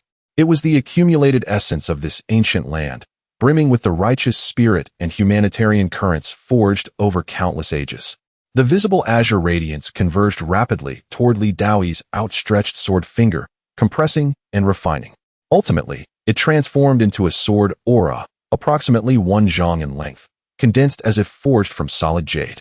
This sword aura, while simple and unadorned, bore the faint echoes of vast landscapes, the meandering course of the Yellow River, and the silent but thunderous epics of civilization passed down through generations of humanity, resounding in a muted roar. This sword was not merely the strength of one man. It embodied the might of a nation, the soul of a clan, and the spirit of the land. At the moment the sword was formed, time and space seemingly shed their original meanings. All sounds, all movements, all colors froze and faded. In this vast expanse, only that seemingly minuscule, yet bearing the weight of myriad burdens azure sword aura remained, becoming the sole reality and focal point. It radiated not the intent to kill, but a will of judgment, a proclamation of order, an absolute rejection of the aberrant. The ethereal form of Yamada no Orochi let out a wail of utter despair, desperately contracting and contorting its massive body in an attempt to escape this thoroughly locked space, yearning to vanish into the void and retreat to its dark lair. Yet everything around it, rules, energies, even light, had long been imprisoned and suppressed by a force far grander and more fundamental, one that originated from the very essence of this realm. It was akin to a specimen nailed to the pillar of historical disgrace. All its struggles were in vain, leaving it to watch helplessly as the sword aura that determined its fate advanced slowly. Li Dai's gaze remained serene, as if he was merely about to perform an inconsequential task long foretold. With his sword fingers aligned, he gently thrust forward toward the despairing serpent shadow. Slash! The azure sword aura moved. It did not rend the air, nor did it trigger a sonic boom, not even stirring a speck of dust. It simply traversed silently, as if it had always existed in that very spot, or as if it had crossed dimensions, directly manifesting at the nexus where the eight-headed serpent's power core and evil essence intertwined. Then it glided through. There were no earth-shattering explosions, no dazzling displays of energy collision, no dark cracks of shattered space. The colossal and fearsome Yamada no Orochi, which seemed capable of annihilating everything, began to unravel from the point where the sword aura passed. Akin to the failed strokes of a master painter being erased, disintegrating into the purest, most primordial essence of the world, rising like azure smoke, ultimately dissipating completely, merging into the very realm it had sought to defile. Even its piercing shrieks filled with resentment, unwillingness, and curses were thoroughly drowned, purified, and soothed by the grand, sweeping dragon's roar, leaving no trace behind. After the sword passed, silence reigned. The blood moon concealed itself, and the malevolent clouds dispersed. The warm and pure morning sun finally broke free from all constraints, casting its unreserved golden brilliance across the land, illuminating the remnants of shattered walls and the complex expressions of bewilderment, shock, joy, and tears on the faces of every survivor on the battlefield, as well as the crystalline points of light in the air, representing rebirth and purification that had yet to fully dissipate. Li Dai slowly retracted his fingers, still standing with his hands clasped behind his back, as if he had merely brushed away a withered leaf that had fallen upon his shoulder during a leisurely stroll. He gazed down at this city, ravaged yet now radiating tenacious vitality under the sunlight, watching the figures beginning to help each other and clear the battlefield. A fleeting hint of fatigue crossed his profound gaze, soon transformed into an almost imperceptible sigh. Clean it up.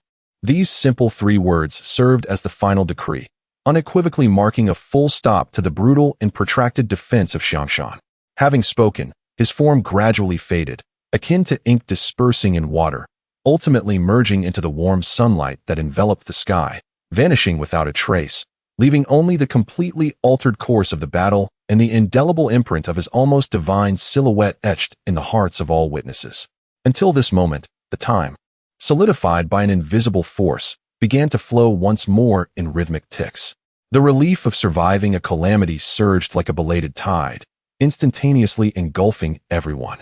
Qingming could no longer bear the weight of his exhaustion. With a thud, he collapsed onto the ground, sprawling on the frigid surface, gasping for breath as his chest heaved violently. He gazed at the cerulean sky, now devoid of any shadow, felt the warmth of the sunlight caressing his face, and listened to the distant cheers, tinged with tears, from his comrades, who were also reveling in their survival. His mind became a void, with only a singular thought echoing repeatedly, "Good heavens, is this truly the realm of the Jedon stage? Old man, at what level did you truly navigate in your time?" Chapter 68. The aftermath of war and the silent evaluation. It has been a quarter of an hour since elderly Dai departed, and the sun above Xiangshan has grown increasingly radiant, seemingly intent on evaporating all the accumulated gloom and filth of the past. However, the scene on the ground presents a starkly cruel contrast to the bright sky. Ruins and scorched earth litter the landscape, with dark red bloodstains visible everywhere. And the air is thick with the acrid stench of smoke, blood, and lingering malevolent energy. The surviving members of the Anomaly Bureau, martial arts practitioners, and civilian cultivators begin to mechanically and numbly clear the battlefield, gathering the bodies of their fallen comrades and identifying the remnants of worthless sinister artifacts. Occasionally, muffled sobs can be heard, or exultant cries tinged with tears when a surviving comrade is found. The Lingtai courtyard, being the epicenter of the battle, appears surprisingly quiet at this moment. The formation's protective barrier remains intact, though its light has dimmed and its surface is marred by a web of cracks, indicating severe damage. The courtyard itself is in disarray, with craters left by Yang Yingxue's violent dismantling of the ninjas and the ground corroded by malevolent energy, all in need of time for restoration. Yang Yingxue plops down next to Ali, disregarding her appearance, and gasps for breath. Her athletic attire is tattered in multiple places, soiled with dust and unidentifiable stains, and her fair face bears several scratches. Although she had just fought with great vigor, the sustained high-intensity exertion weighs heavily on her cultivation at the 8th level of Qi refinement. She gazes at Qingming, who lies unconscious on the ground, pale and unmoving, then glances at Ali, who, though equally weak, is straining to maintain a minimal level of spiritual awareness to guard their surroundings. Frustration wells up within her as she runs her fingers through her hair. What is this nonsense? The fight is over, and both of you are down for the count. I still have to play the caretaker. She grumbles, yet her actions remain swift. From her storage artifact, a pouch adorned with a cartoon cat paw, she retrieves several fragrant pills that can quickly replenish vitality and blood. She carefully places one in Qingming's mouth and offers another to Ali. Little Li, you should eat this and recover. She insists. Qingming is tough as nails. He won't die? Ali obediently takes the pill and swallows it, her pale complexion regaining a hint of color. She looks at Qingming, her eyes filled with concern and lingering fear. He nearly sacrificed himself to disrupt the ritual. Humph, always showing off. Yang Yingxue scoffs, though a trace of unnoticeable tenderness lurks in her heart. She reaches out, intending to pat Qingming's face to check for a response, but hesitates, fearing she might be too rough. In the end, she merely brushes away the bits of grass stuck in his hair. At the same time, Sun Xiaoxiao is busily occupied behind her pile of precious equipment. She quickly checks the vital signs of Qingming and Ali, confirming that Qingming has merely exhausted himself, falling into a protective stupor, while Ali has drained both her spiritual and demonic energy and needs rest, but is not in immediate danger. She then begins to scan and record the residual energy data across the battlefield, particularly the monumental force of nature invoked by Elder Li Daoi's intervention and the exceedingly rare yet potent energy signatures released during the vanishing of the Yada no Kagami. Incredible. The energy structure defies any known model. Is this the power of the core formation stage? No, this transcends mere energy. It approaches the realm of rules. She mutters to herself as she records, her eyes behind her glasses sparkling with excitement and curiosity, as if she has forgotten her fatigue and previous fears. And the data from Qingming's final strike, though fleeting, the annihilative properties, chaos, the void, a new analytical model must be established. At that moment, several figures approach the courtyard with haste. Leading the group are Zhou Weiguo, the director of the Xiangshan branch, and Captain Zhao Gang, both bearing the weight of exhaustion and residual shock, yet their gazes remain sharp. Behind them follow Yang Yingxue, whose breathing has stabilized but whose complexion remains somewhat pale, and another tall, cold-looking woman in azure attire, exuding an aura of chilling lethality, Shen Xinyu, who had previously vanquished the vengeful spirits at the dock district. Zhou Weiguo and his companions arrive at the edge of the formation's barrier, refraining from intruding. Clearing his throat, Zhou speaks, his voice hoarse. Young friend Qin, Miss Yang, Miss Ali, and our little consultant. Are you all alright? Yang Yingxue stands and walks to the edge of the formation, her head held high despite her fatigue. Director Zhou, we are well. It's just that Qingming has exhausted himself and fainted. What is the situation outside? The situation is stable. Zhou Weiguo responds succinctly, a look of relief crossing his face. The invading malevolent entities and hostile superhumans are being thoroughly eradicated, with no significant remnants remaining. This time, we owe much to you all, and to Elder Li's timely intervention. His gaze sweeps over the unconscious Qingming, filled with unmasked gratitude and admiration. He knows well that had Qingming not taken the desperate risk to destroy the main ritual node at a crucial moment, Xiangshan would have already fallen before Elder Li's arrival. Yang Yingxue's gaze also falls upon Qingming, her cold eyes flickering slightly. Having barely escaped death in her battle with the Wolf King, she understands the perils and difficulties involved. The fact that Qingming, with his early-stage foundation establishment cultivation, could unleash the power to obliterate a ritual node presided over by 3 divine officials exceeds her understanding. Her assessment of Qingming rises significantly in her mind. This is Shen Xinyu's first formal appraisal of the reputed Qingming, having only seen him from a distance in the dock district. She now observes the young man, still frowning even in his unconscious state, exuding a hint of youthful stubbornness. Her gaze shifts to Yang Yingxue and Ali, who stand protectively by his side, and a flicker of curiosity crosses her cold eyes. How is young friend Qin? Does he require the bureau to dispatch medical experts? Zhou Weiguo inquires with concern. No need. Yang Yingxue waves her hand decisively, embodying a sense of authority. He simply exhausted himself and will recover with a few days of rest.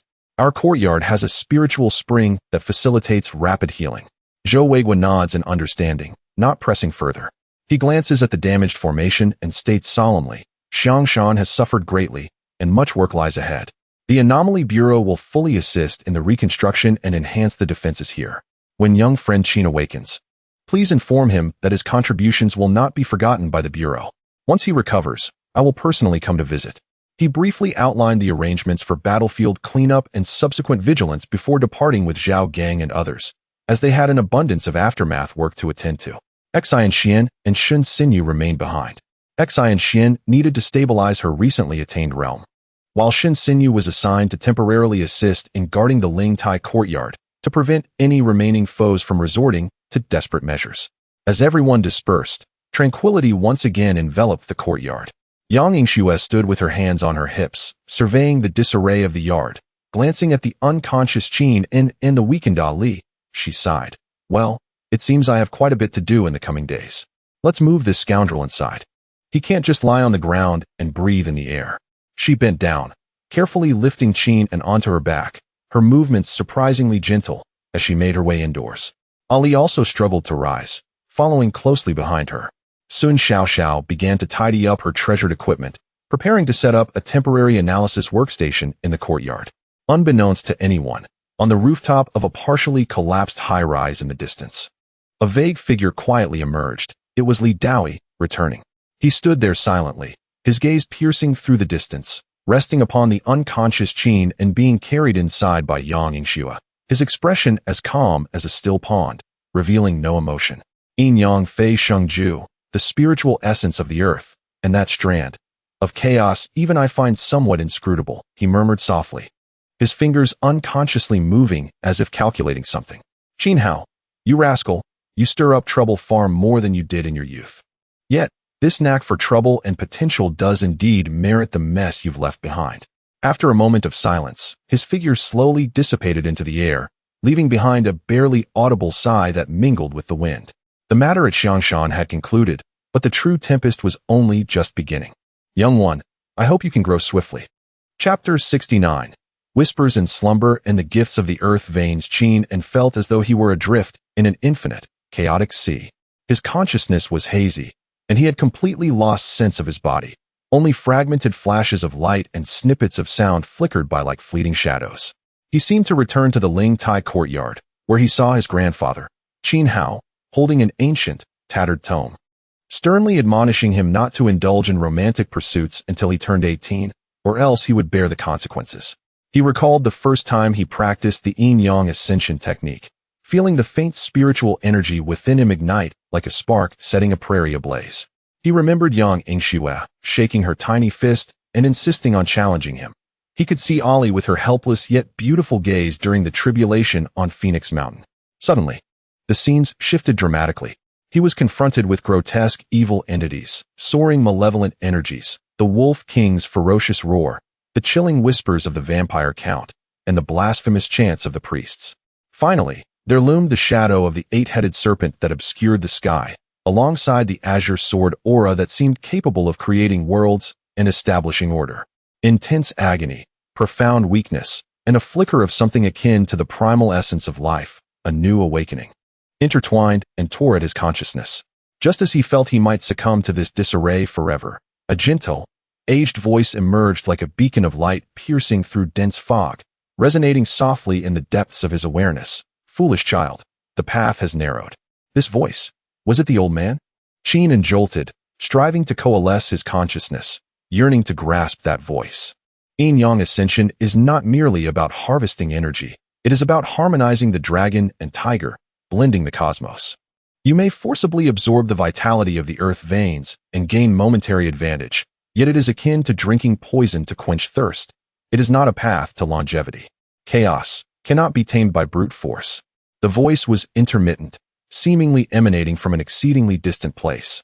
Imbued with a sense of ineffable fatigue and concern, The spirit seed has spirit, it is not lifeless. To imprint the heart with the heart, one may attain the true essence. Your chaos is the genesis of creation, yet also the end of return. Be cautious, weigh it gravely. The voice gradually faded, ultimately vanishing as if it had never existed. Qingming's consciousness once more plunged into a realm of chaos, but this time, he appeared to grasp some critical information. Absorbing the vitality of the earth veins, drinking poison to quench thirst, imprinting the heart with the heart. Chaos is both the genesis of creation and the end of return. He seemed to understand a fragment, yet simultaneously felt more perplexed. Uncertain of how much time passed, another sensation, entirely distinct, began to envelop his consciousness. It was warmth, encompassing and brimming with infinite vitality and soothing power, akin to returning to the cradle of life itself. It was the spiritual seed of the earth veins. It seemed to sense the awakening, or semi-awakening, of Qingming's consciousness and actively emitted a gentle energy, nourishing his parched meridians and depleted dantian. Unlike the violent extraction of vitality he had previously attempted, this nurturing was akin to spring rain gently nourishing the earth, subtle yet enduring. That faint, almost imperceptible chaotic energy, under the tender cultivation of pure vitality, began to spin slowly as if it possessed life, no longer silent, but instead radiating a more restrained and profound essence. Qingming sensed his fragmented consciousness, wrapped in this warm vitality and propelled by the self-rotating chaotic energy, beginning to gradually reassemble and heal. The agonizing pain of his soul being torn apart gradually subsided, replaced by an ineffable sense of comfort and tranquility. He could even perceive, at the center of the spinning chaotic energy within his dantian, the subtle flickering of minuscule points of light, akin to stardust, evolving into something. Was this imprinting the heart with the heart? Not through forceful extraction, but through mutual nourishment and growth together? In slumber, Qingming seemed to touch upon a deeper connection between the yin-yang ascension technique and the spiritual seed of the earth veins. Meanwhile, in the outside world, 3 days swiftly passed. The Ling Tai courtyard, under the efforts of Yang Yingxue, primarily responsible for the violent demolition of damaged parts, Ali, utilizing purifying power to cleanse residual malevolence, Sun Xiaoxiao, providing technical guidance and energy detection, and occasionally assisted by Shen Xinyu, had begun to regain its tidiness. The damaged formation was slowly being repaired under the foundation left by Qin and before his unconsciousness and the materials sent by Zhou Weigua. Led by Sun Xiaoxiao with Xian Xian assisting, her understanding of formations far surpassed that of ordinary individuals. Every day, aside from assisting in the courtyard's restoration, Yang Yingxue spent most of her time by Qingming's bedside. Though her words remained sharp, scolding him for being a beautiful sleeper who had taken a wrong turn in life, her actions, gently wiping his cheeks and administering liquid elixirs, were surprisingly clumsy yet careful. Ali recovered somewhat more swiftly. She quietly sat by the window of Qingming's room, absorbing the faint vitality that had regathered in the courtyard to cultivate and adjust her state, while also dedicating a portion of her focus to sensing Qingming's condition. She could feel his aura gradually stabilizing, transforming from an initially feeble thread to a more steady and prolonged essence, even seemingly more refined than before his unconsciousness. This brought her considerable relief. Sun Xiaoxiao utilized the past few days to compile a preliminary detailed report on the Xiangshan defense battle, particularly concerning the energy parameters of Qingming's final obliterating strike and the national sword of elderly Dowie, though it was merely surface-level data. Preparing to submit it to the headquarters, she gazed at the screen filled with data that could overturn existing theories, her excitement rendering her cheeks flushed, feeling as though her research was on the brink of opening a door to a new world. On the fourth morning, as the rising sun once again bathed the courtyard in light, Qingming's eyelashes fluttered slightly before he slowly opened his eyes. What greeted him was the familiar sight of the wooden beams of his room, adorned with fine cracks, and the warm, radiant sunlight streaming through the window. He was still alive. Moreover, he felt somewhat different. Chapter 70. Awakening. Qingming opened his eyes and acclimated to the light, instinctively attempting to rise. However, the sensations from his body momentarily stunned him. The anticipated weakness and excruciating pain were notably absent. Instead, he felt a profound sense of comfort. Though his spiritual power had not fully recovered, it flowed through his meridians with remarkable ease, even more refined and pure than before his unconscious state. Within his dantian, A thread of chaotic energy spun quietly.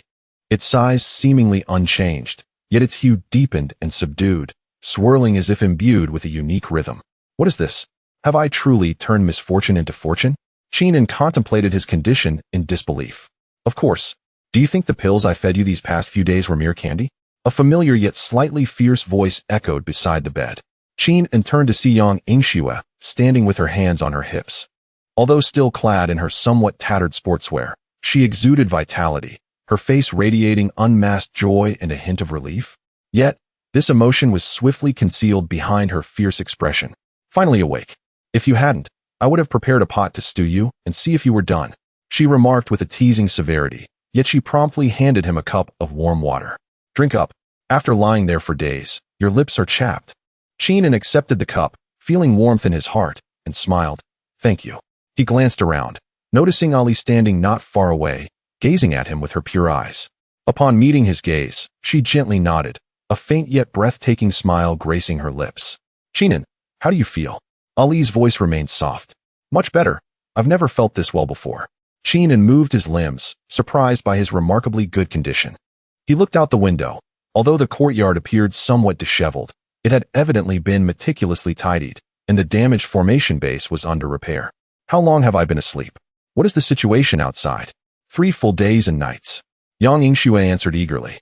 As for outside, humph, the little devils and those foreign rascals have been driven away. Elder Li single-handedly severed that 8-headed phantom with a single sword strike. Now the Security Bureau is conducting a sweep across the city. You should have seen the looks in Director Zhou and the others' eyes when they visited you. It was as if they were gazing at a national treasure. At this moment, Sun Xiaoxiao, Xian Xian, and Shin Xinyu also entered upon hearing the news. Sun Xiaoxiao, clutching her tablet, wore an excited expression. Qingming, you're awake. That's wonderful.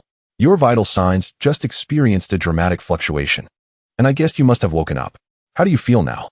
Is there any discomfort? Has your perception of energy changed? I've deduced some insights from the data on that chaotic strike. We should discuss it once you're well. Her rapid-fire questions made Qingming feel slightly dizzy. Xian Xian maintained her usual cool demeanor, but nodded slightly at Qingming, acknowledging him, her gaze now containing a hint of recognition rather than scrutiny. Shin Xinyu merely nodded in a subdued manner, signifying her acknowledgement. Qingming responded to each in turn, gaining a general understanding of the current situation. The defense of Xiangshan had been victorious, and decisively so. This revelation eased his worries.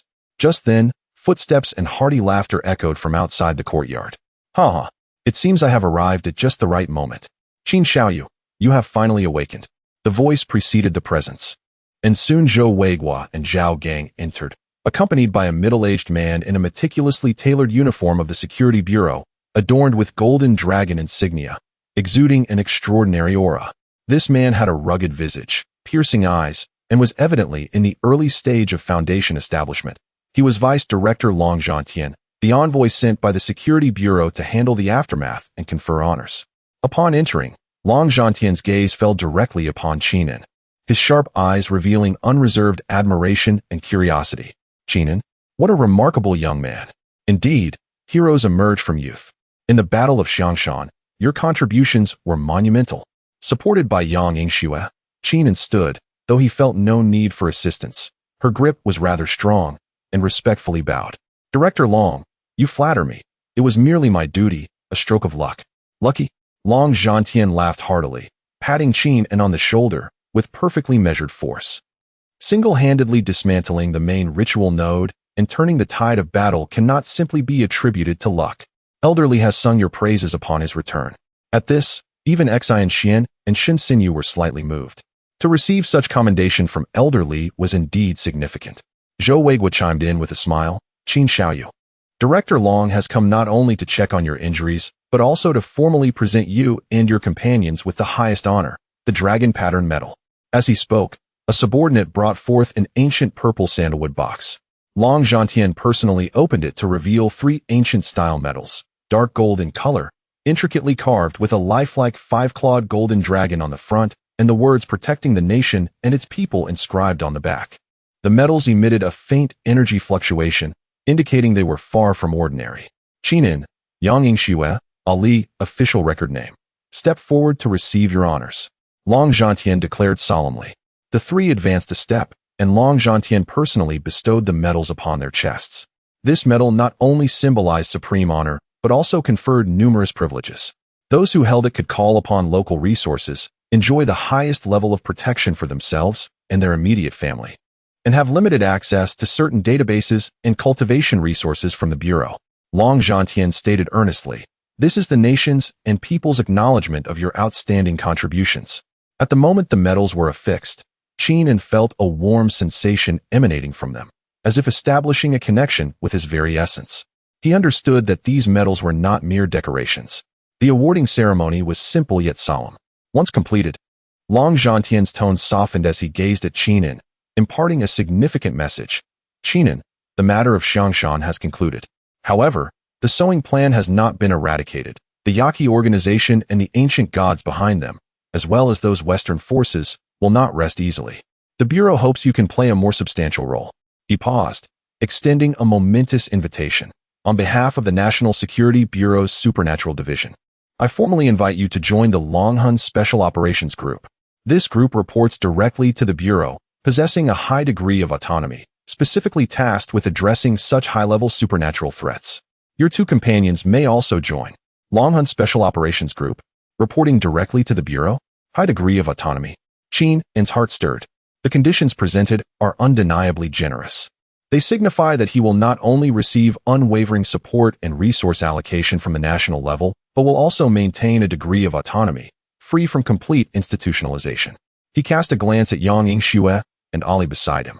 Yang Yingxue bore an expression that conveyed, "It's your decision. I shall follow you regardless," while Ali's gaze reflected a sense of prioritization of his leadership.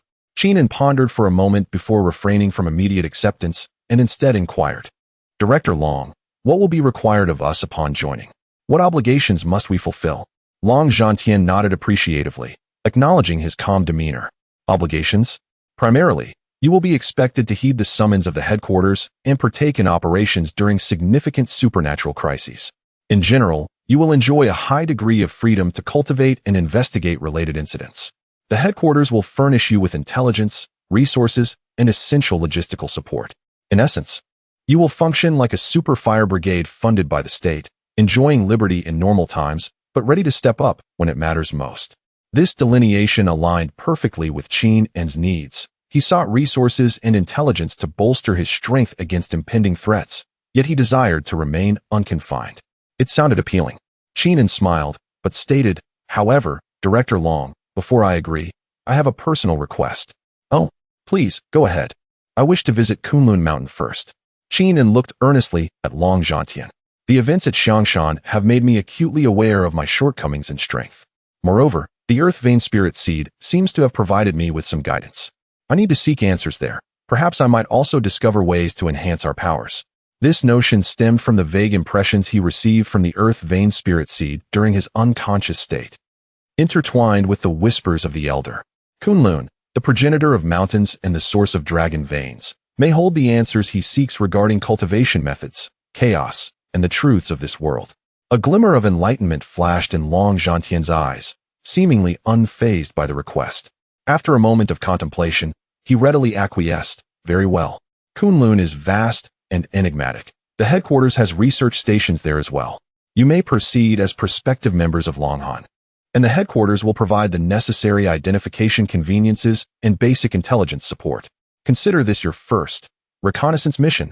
He extended his hand, shaking Qingming's firmly. "I hope to hear the good news of your formal acceptance upon your return from Kunloon." Thus, a new journey quietly commenced on that sunlit morning. Chapter 71. Undercurrents. The jubilant excitement and shock following the victory of the Xiangshan defense battle dissipated, much like receding tides, leaving behind a chaotic scene that required patience to clean and restore, alongside the more intricate undercurrents concealed beneath the placid surface. The Lingtai courtyard has become a veritable bastion of heroism and a strategic stronghold, with a steady stream of visitors each day.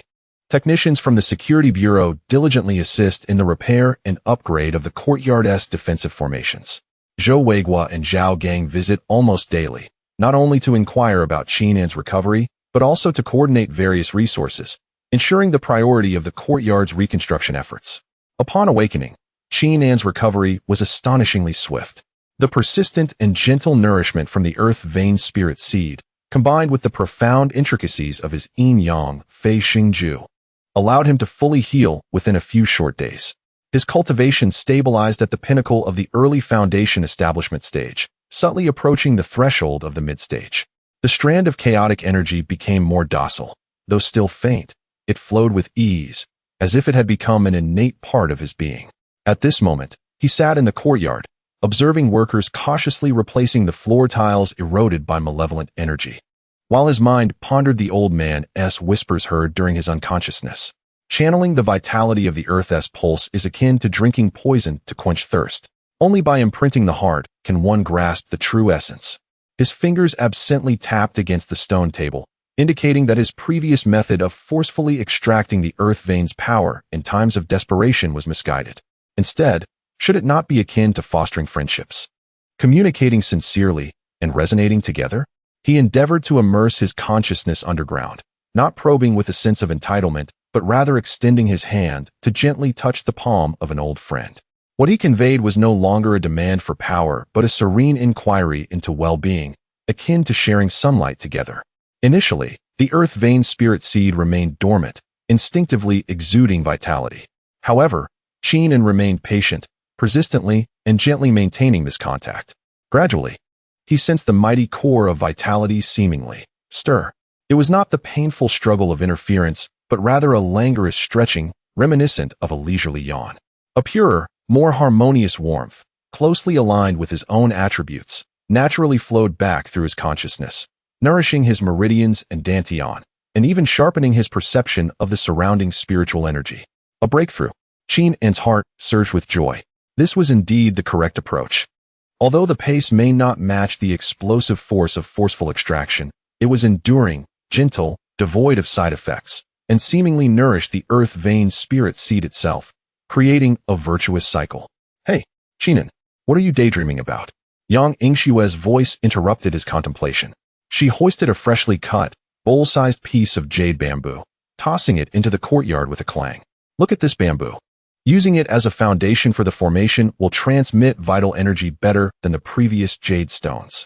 Qingming gazed at the spirit-infused bamboo, then at Yang Yingxue's eager face, torn between laughter and tears. My dear aunt, which bamboo grove did you ravage for this? It's evident this is no ordinary specimen. Right from the back mountain. I thought it looked the most appealing, so I chopped it down. Yang Yingxue declared with conviction. Don't worry, I left one behind. Perhaps it will grow back in a few years. Qingming shook his head, too weary to argue with her. He noticed that since the Battle of Shangshan, she seemed increasingly proud of her extraordinary strength. Having previously displayed a modicum of restraint, now she was entirely unbridled. Beside them, Ali quietly practiced her mastery over her own powers. Two ethereal fox tails swayed gently behind her, with pink lights swirling around her fingertips, transforming into enchanting illusions one moment and purifying light the next, switching seamlessly. Her cultivation stabilized at the pinnacle of the 6th layer of qi refinement, her aura more reined in and pure. After the psychic duel with the vampire count, her mind appeared to have matured significantly. Sun Xiao was the busiest among them. Not only did she guide the repair of formations, but she also organized and analyzed vast amounts of battle data, drafting reports while managing the inquiries from the headquarters regarding Qingming's chaotic strike and Li Dao's national sword. Of course, these were filtered and selected under Long Zhantian's guidance. Her enormous backpack now brimmed with several new buzzing devices. Xian Xian and Shun Xinyu temporarily remained in the courtyard. Xian Xian needed to solidify her mid-foundation establishment realm while also researching how to combine the Qinglong sword technique with the vitality of the earth vein, seeking new breakthroughs. Shun Xinyu was responsible for perimeter security and liaising with the headquarters. Though few words escaped her lips, she was exceptionally competent and reliable, occasionally sparring with Xian Xian. The duels between these two icy beauties, both adept swordswomen, became a unique spectacle within the courtyard. That afternoon, an unexpected visitor disrupted the relatively tranquil restoration period of the courtyard. The newcomer was Yang Zhantian, the vice president of the Martial Arts Association. Dressed in a brand new training outfit, he bore an unmistakable air of embarrassment and apprehension. Accompanying him was a middle-aged Taoist in a faded blue robe, with a dignified countenance and bright eyes. This Taoist exuded a contained aura, yet Qingming's consciousness brushed against him, revealing a power within that was no less than that of the early foundation establishment stage, with a solid foundation, exuding a sense of balanced integrity unlike Yang Yingxue's piercing sword cultivation. Qin Xiaoyu, I apologize for the intrusion, and I hope for your understanding, Yang Yingxue said with a smile, his demeanor more respectful than before, even tinged with a hint of reverence. He gestured towards the Taoist beside him. This is Elder Xiancheng from the Qingming sect. The Qingming sect? The atmosphere in the courtyard shifted, becoming subtly charged. Yang Yingxue halted her manipulation of the new bamboo, casting a wary glance over. Ali also ceased her practice, quietly positioning herself behind Qingming. Even Sun Xiao, who had been busy inside, and Xin Xian and Shin Xinyu, who were previously sparring, paused to focus their attention. Qingming narrowed his eyes, his mind racing. The Qingming sect? With the Li family's downfall and Li Song's disgrace, what could they possibly want by sending someone now? Seeking vengeance? Or, maintaining a calm exterior, he rose and clasped his hands. So it is the esteemed Taoist from the Qingming sect. I wonder what brings you from afar. Elder Xiancheng performed a respectful bow, his expression tranquil, devoid of any intent to accuse. Instead, he bore a trace of scrutiny and curiosity. This humble Taoist, Xiancheng, comes on behalf of the sect master to pay a visit to Taoist friend Qingming. His voice was gentle, imbued with a rhythm that instilled a sense of tranquility. Matters concerning the Li family had already reached a consensus within the sect. Li Buqing was to blame for his own misfortunes, while Li Qing and others, who sought trouble, deserved their fates. Li Song, with his dubious intentions, was also a victim of the karmic cycle of cause and effect. My Qingming sect is not a place lacking in discernment. Upon uttering these words, not only was Qingming taken aback, but even Yang Yingxue and Ali displayed expressions of astonishment. The Qingming sect not only refrained from pursuing accountability, but also shifted the responsibility squarely onto the Li family. Such an attitude seemed almost too generous to be believed. Yang Yingxue quickly interjected, young friend Qin. Taoist Xuanqing's visit is devoid of any ill will. The primary purpose is to extend an invitation for you to visit Qingming sect as a guest elder when time permits. Guest elder? Qingming was genuinely astonished. The Qingming sect, a venerable mountain sect with a long-standing legacy, was inviting someone like him, a rootless rogue with grievances against them, to become a guest elder? Taoist Xuanqing seemed to perceive Qingming's trepidation, smiling as he said, there is no need for doubt, Tao friend Qin. During the battle at Xiangshan, you turned the tide, demonstrating remarkable cultivation and responsibility at such a young age. You are indeed a model for our fellow cultivators. The Qingming sect has always cherished talent and wishes to forge a benevolent connection with you. The position of guest elder carries minimal constraints. One is only required to lend assistance within one's capacity during times of sect peril. In ordinary times, you are free to come and go, and the sect's scripture repository shall be partially accessible to you, along with the benefits afforded to elders.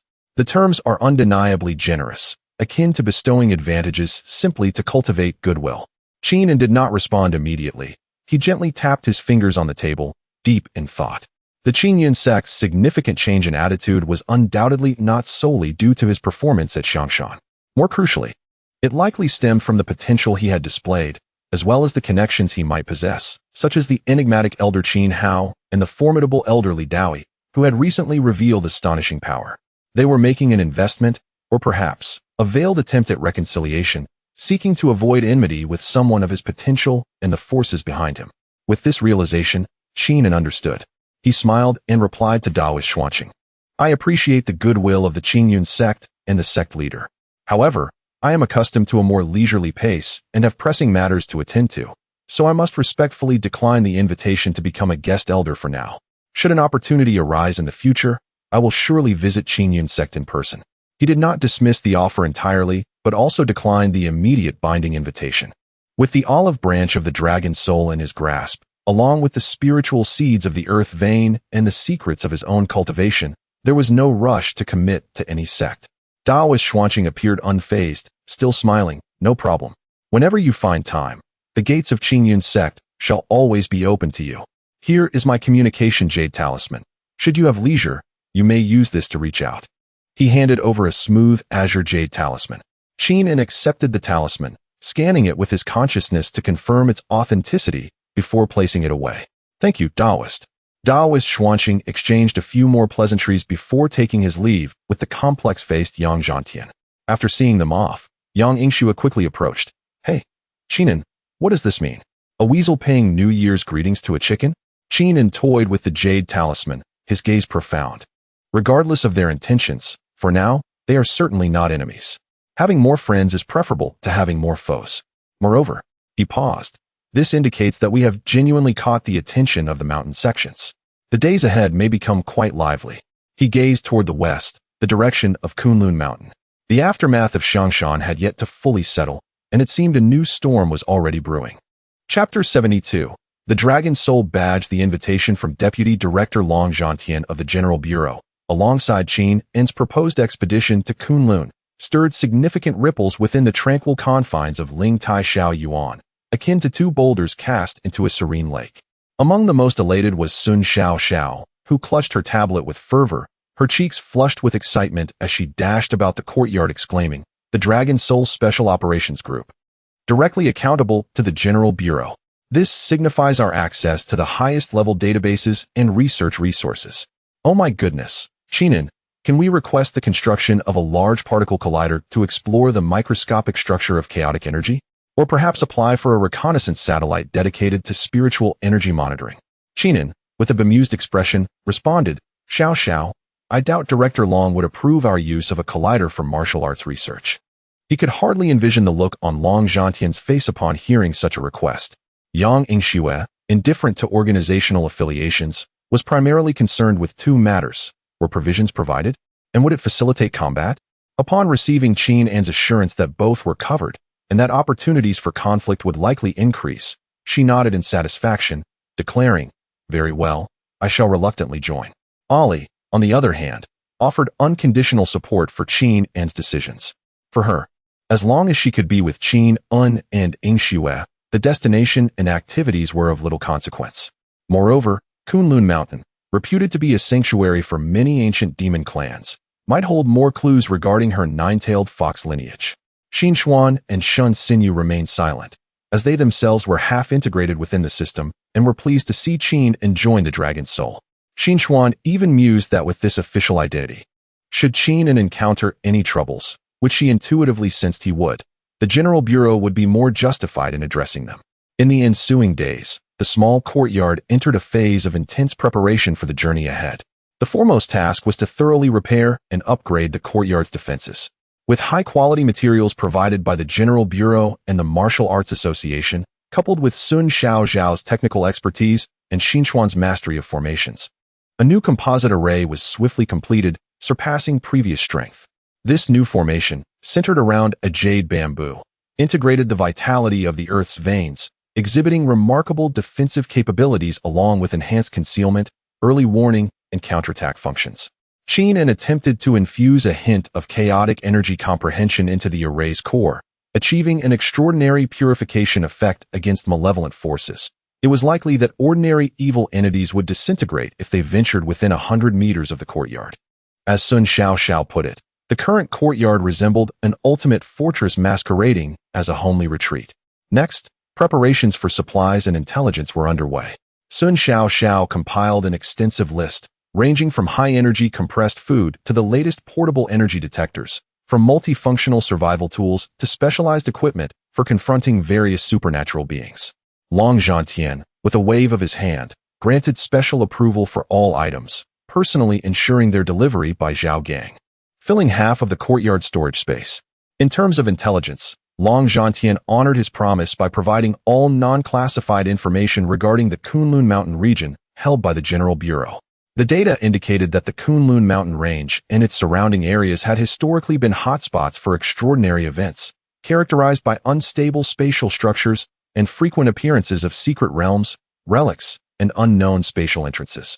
It was home to ancient cultivation families and reclusive sects, as well as numerous powerful spirits and demon clans, with intricate relationships. The General Bureau had established several secret observation stations in the area, albeit with limited influence. Kunloon, more complex than imagined, Qin En thought, furrowing his brow.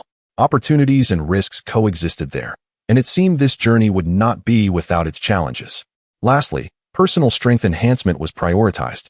Qingming seized the opportunity to consolidate his cultivation, attempting deeper communication with the Earth's spiritual seeds through heart-to-heart resonance, yielding significant results. He felt his mastery over the life force becoming increasingly refined. Yang Yingxue immersed herself in developing new techniques for her blood thunder intent, nearly demolishing the newly constructed training ground in the backyard. Ollie continued to delve into illusions and purification, her illusions beginning to influence small areas of the environment, creating a more authentic domain. During this period, the privileges of the dragon emblem began to manifest. Local cultivation families and wandering practitioners, who had previously adopted a cautious stance towards Qingming and his companions, started to extend goodwill through various channels, offering precious herbs or materials.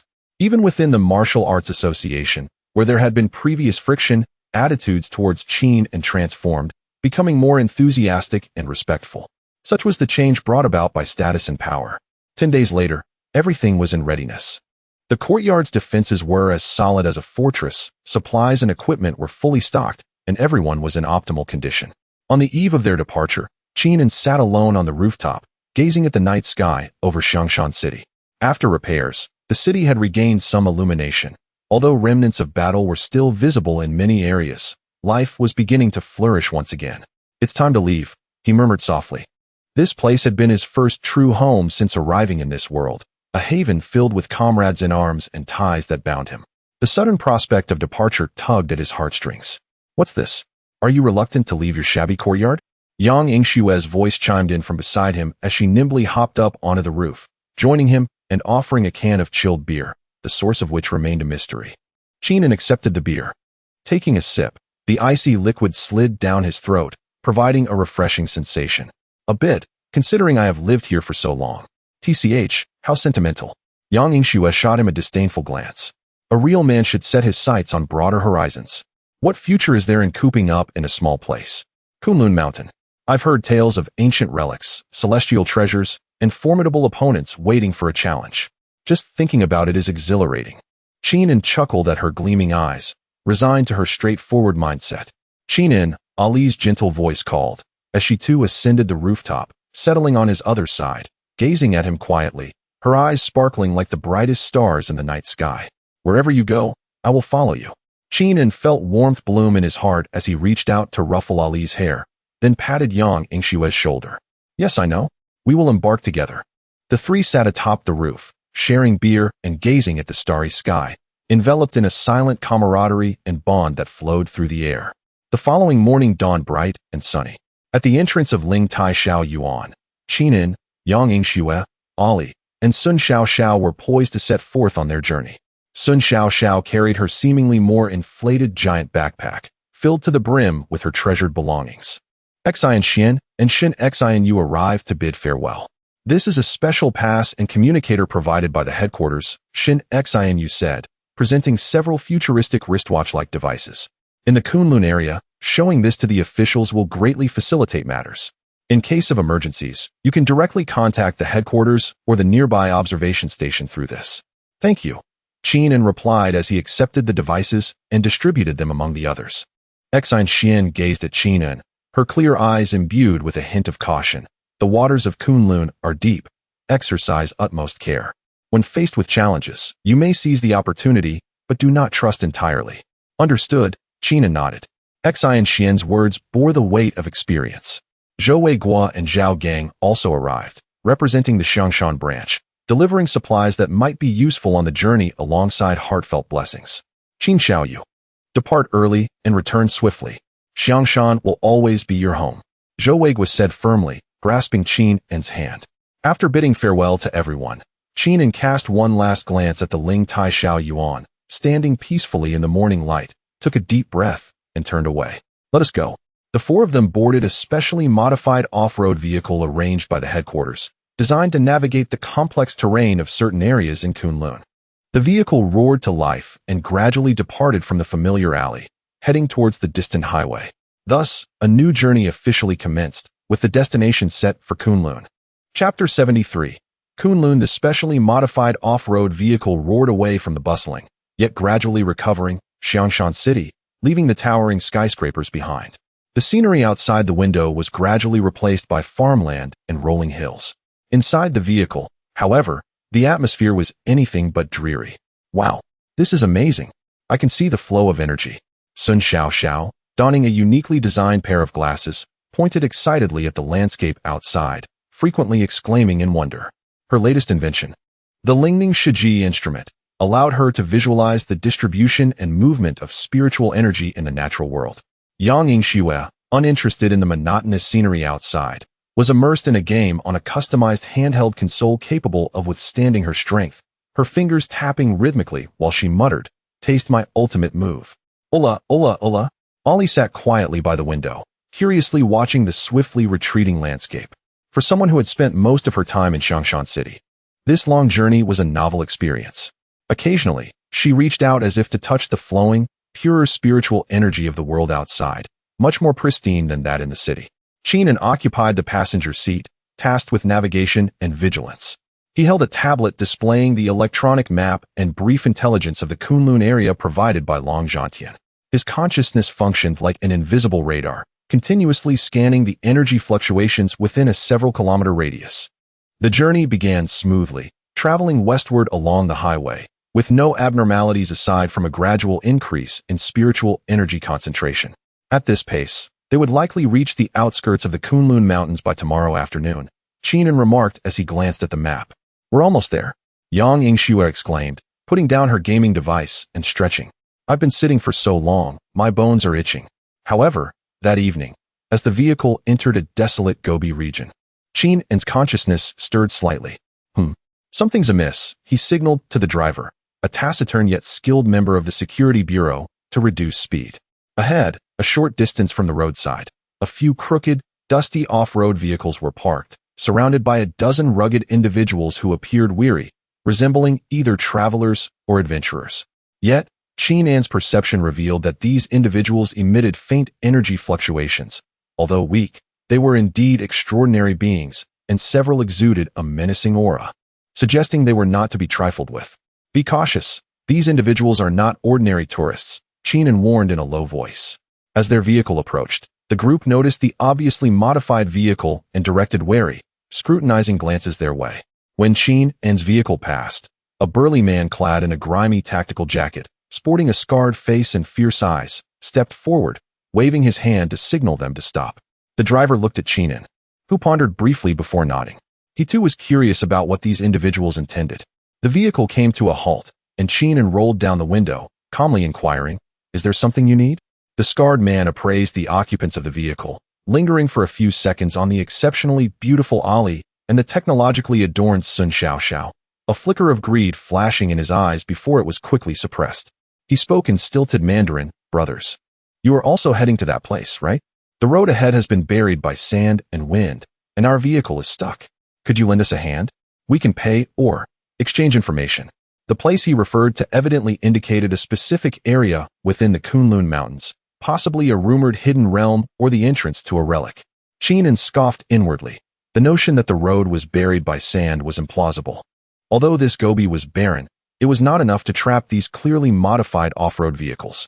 This group likely sought to exploit their superior vehicle and fewer numbers to gain some advantage or, perhaps, engage in some underhanded dealings.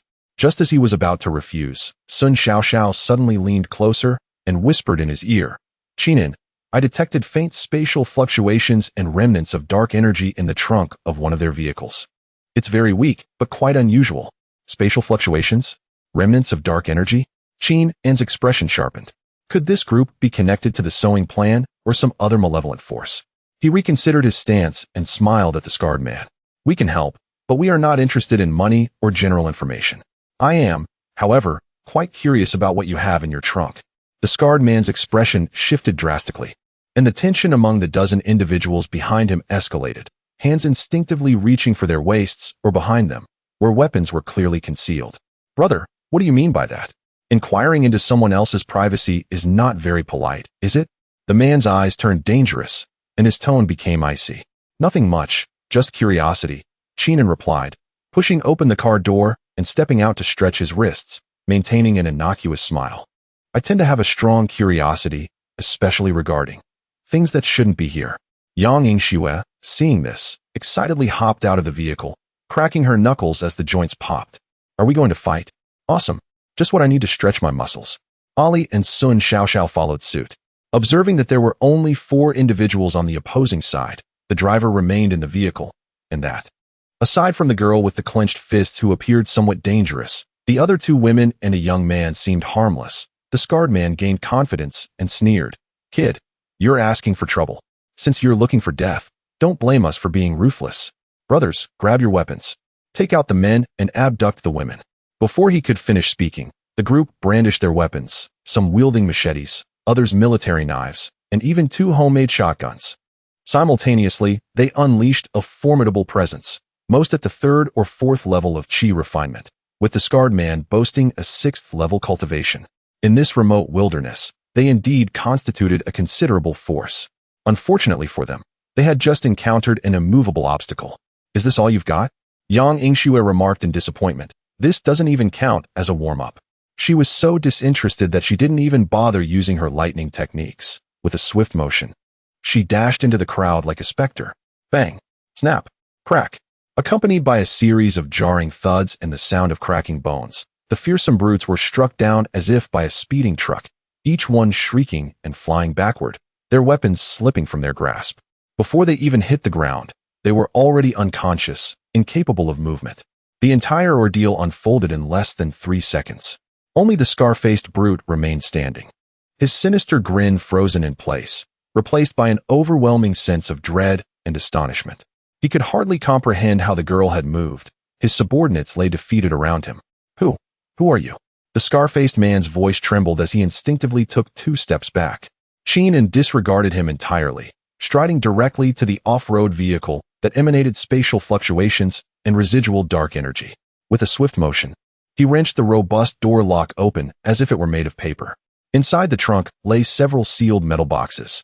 Qingming opened one to discover a few black stones emitting faint traces of dark energy.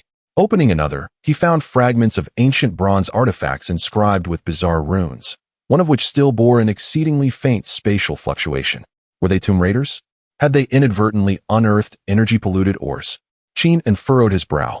While these items held little intrinsic value, the combination of spatial fluctuations and dark energy left him feeling perturbed. He turned his gaze toward the now cowering scar-faced man, coldly inquiring, "Where did you acquire these items?" The scar-faced man, now stripped of any pretense, divulged everything like a bamboo tube spilling beans. They were a group of rogue excavators specializing in ancient tombs and the search for rare treasures. A few days prior, they had discovered these stones and bronze fragments in an abandoned ancient mine located at the northern foothills of Kunloon Mountain. Believing these items could be valuable, they had surreptitiously extracted them, only to encounter Qingming and his companions along the way. Ancient mine. Where exactly? Qingming pressed further. The scar-faced man hastily provided a rough location. Qingming noted the coordinates and meticulously examined the bronze fragments, confirming that the spatial fluctuation did not originate from the fragments themselves, but rather seemed to be residual traces from contact with an unstable spatial node. It appeared that the ancient mine harbored some mysteries. Qingming communicated with Sun Xiaodao, instructing him to record the coordinates. Perhaps we can pay a visit along our route. Sun Xiaodao promptly operated the equipment to log the coordinates and quickly scanned and analyzed the stones and fragments. After dealing with the group, Qingming found no need to kill them. He merely incapacitated their cultivation, allowing them to fend for themselves. Everyone reboarded the vehicle. This minor episode granted Qingming a more vivid awareness of the dangers that lay ahead in Kunloon. This place was rife with rogues and outlaws, seemingly concealing numerous secrets related to dark energy and spatial phenomena. As the vehicle roared back to life, it resumed its journey towards the Kunloon mountain range, sprawling across the horizon like a colossal beast under the shroud of night. The true adventure was about to commence. Chapter 74. The enigmatic mine. The vehicle traversed the vast expanse of the Gobi Desert throughout the night. As the first light of dawn painted the horizon in soft hues, the majestic silhouette of the Kunloon Mountains emerged clearly before their eyes. No longer mere shadows on the distant skyline, the peaks stood resolutely tall, cloaked in perpetual snow, glimmering with a pure yet frigid radiance in the morning light. An ancient, profound aura, imbued with an intangible pressure, enveloped them, evoking an involuntary sense of reverence. This was Kunloon. Ali leaned against the car window, gazing up at the colossal mountain shadow, her eyes reflecting a stirring sense of familiarity and resonance from the depths of her bloodline, feeling a tender closeness, yet a distant remoteness. The concentration of spiritual energy here was at least threefold higher than outside. Moreover, it was steadily increasing. Sun Xiao observed the readings on the detector. Bubbling with excitement, the energy environment here was extraordinarily vibrant, and, wait, multiple anomalies in energy sources were detected, scattered across various regions of the mountain range. Qing's perceptive awareness was even sharper. He could hear the diverse fluctuations of energy emanating from within the mountains, some tranquil, others ferocious, some obscure, while others brimmed with vitality. Yet, there were also those that exuded an unsettling silence and malevolence. It felt as though they had entered a vast and intricate ecological sphere, concealing innumerable unknowns. According to the map provided by Longhun and the coordinates given by the burly man with a scarred face, their first destination was the abandoned ancient mine located on the northern foothills of the Kunloon Mountains. The vehicle veered off the main road, navigating a rugged, bumpy gravel path leading deeper into the mountains. The road conditions were deplorable, with desolate hills surrounding them, occasionally revealing wild animals cautiously observing this intruding steel beast in their territory. After several hours, the vehicle halted at the entrance of a valley, where no further path lay ahead. Based on the coordinates, the mine was deep within this valley. Qingming disembarked, sensing the air thick with a faint, unsettling mixture of mineral dust and an eerie essence. The group exited the vehicle, securing their backpacks. Yang Yingxue took the lead, her fists crackling with faint lightning, ready to confront any potential danger. Ali followed closely, her fox ears twitching, attuned to any unusual sounds carried by the wind. Sun Xiao wielded various detection devices, scanning the surrounding environment as they walked. The valley was deep, flanked by steep rock walls and sparse vegetation. As they ventured further, the malevolent atmosphere intensified, accompanied by a stale, decayed odor. After approximately half an hour, they encountered a massive, dark opening, showing clear signs of human excavation, though it had long fallen into disrepair. Rusted mining tools and debris littered the surroundings, and ancient characters, barely discernible, were carved into the rock above the entrance, decipherable only as Yusu. Yusu mine? Qingming pondered those two characters. In mythological lore, Yusu held a close association with Kunloon. Energy readings confirmed. The source of the malevolent energy residue lay deep within the mine. The spatial fluctuations were also more intense than outside. Sun Xiao pointed at the detector screen, which displayed a strong energy reaction within the mine. I'll take the lead, Yang Yingxue declared impatiently, her body crackling with lightning as she prepared to rush inside. Wait, Qingming grasped her arm, cautioning her against recklessness. This mine gives me an ominous feeling. There may be more than just malevolent energy within. Taking a deep breath, he cautiously extended his consciousness into the mine. No abnormalities were detected near the entrance, but as his perception delved deeper, he encountered a viscous force that hindered his exploration, as if an invisible mist veiled the depths of the mine. Concurrently, a faint, almost imperceptible sound, reminiscent of countless souls softly weeping, began to filter into his awareness. There is mental interference, and it runs deep, Qingming remarked gravely. Ali, remain vigilant with your defenses. Xiao, continuously monitor the mental fluctuations. Xiao, stay close to me, do not stray too far. He stepped forward into the mine, with Yang Yingxue closely behind, followed by Ali and Sun Xiao. The interior of the mine was exceptionally dark and damp, the air thick with the musty scent of mildew and the tang of rusting metal. The beam of the flashlight illuminated only the droplets seeping from the tunnel walls and the thick moss covering the ground. The uneven path beneath their feet occasionally yielded the remains of unknown creatures. As they progressed deeper, the obstructive force against their consciousness and the mental interference intensified. Qingming had to narrow his awareness, concentrating on perceiving the conditions ahead. Ali had already conjured a faint mental shield, enveloping the four of them, shielding against the pervasive mental noise. Multiple life-form reactions detected. Energy signatures, quite chaotic. They do not resemble living beings, nor do they appear to be pure undead. Sun Xiao whispered urgently, her tone laced with tension. No sooner had she spoken than a rustling sound, sending shivers down their spines, echoed from around the corner of the tunnel. The flashlight beam shot towards the noise. Emerging unsteadily from the shadows were a dozen figures, clad in tattered mining uniforms seemingly from decades past. Their bodies were emaciated, their skin took on an unhealthy ashen hue, and their hollow eye sockets flickered with eerie green flames.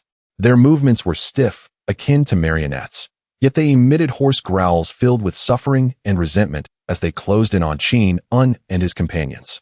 They were the vengeful souls of miners who perished in a disaster, corrupted by the malevolent energy here.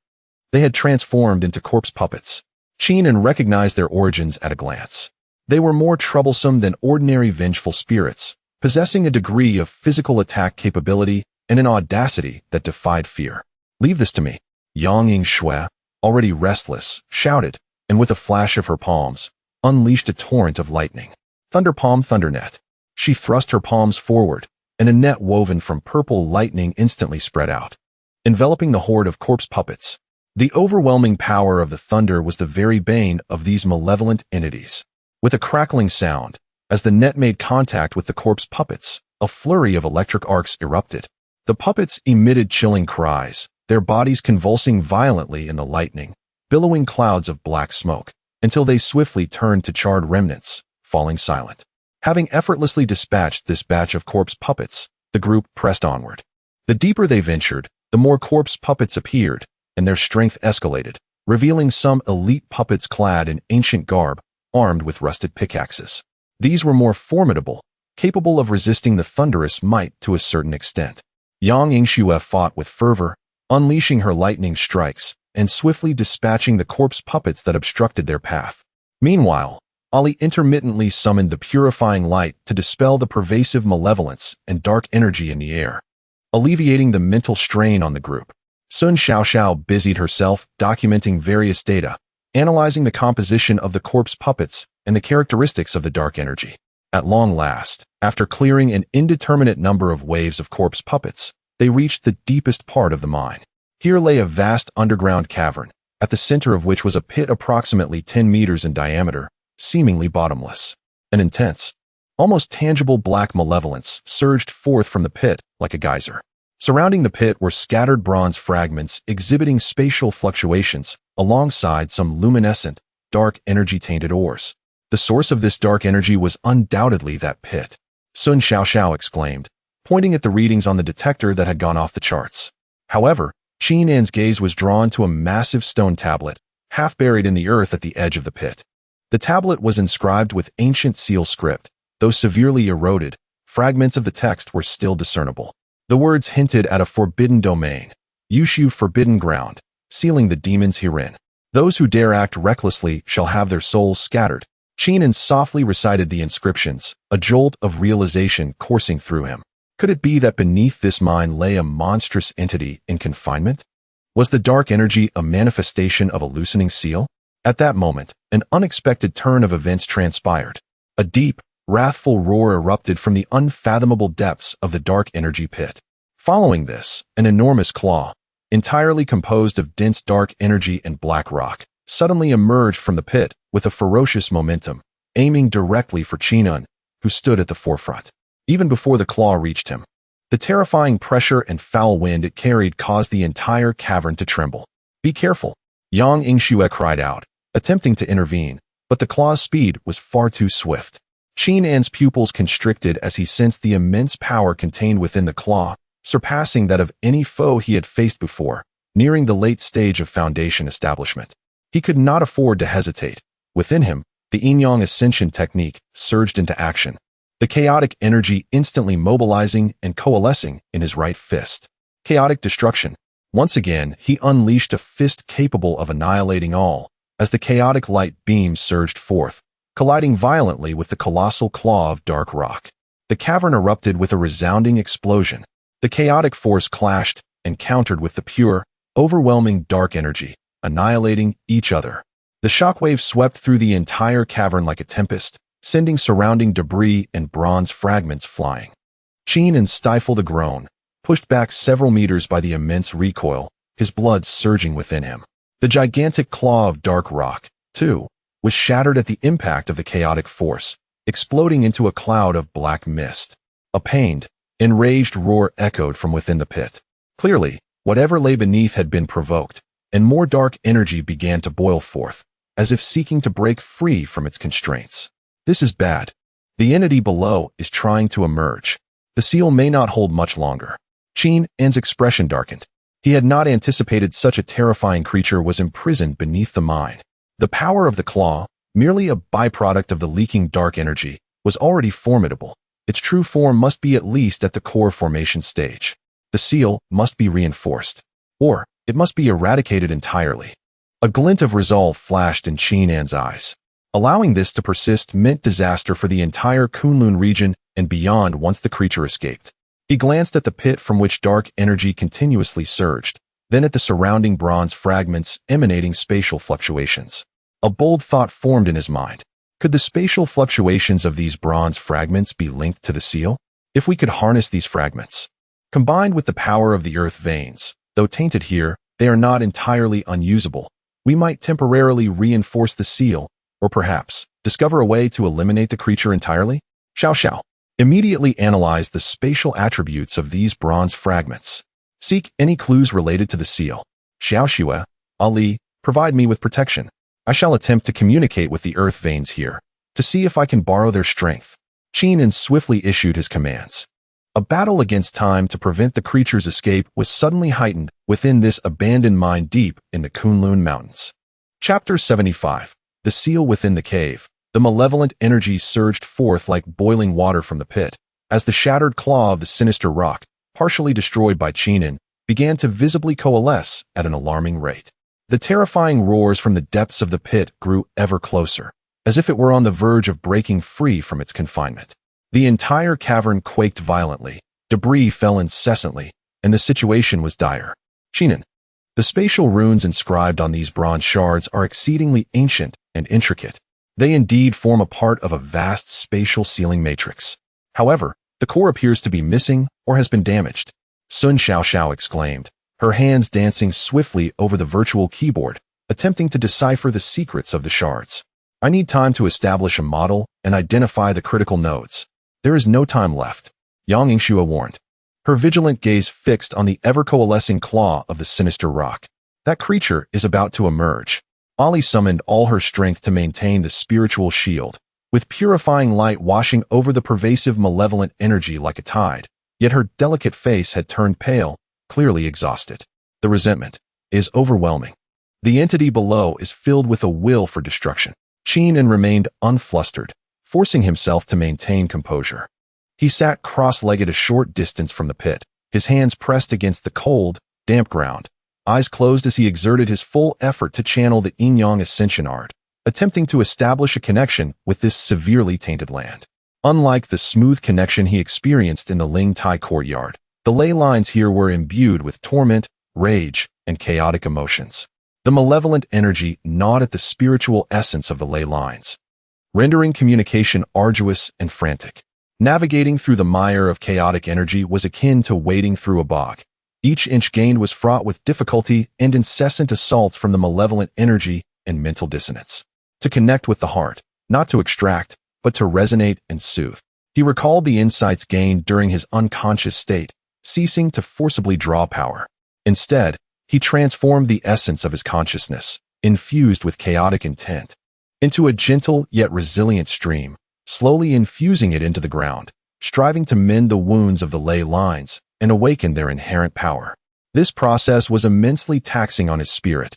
Soon, cold sweat beaded on his forehead, and his body trembled slightly.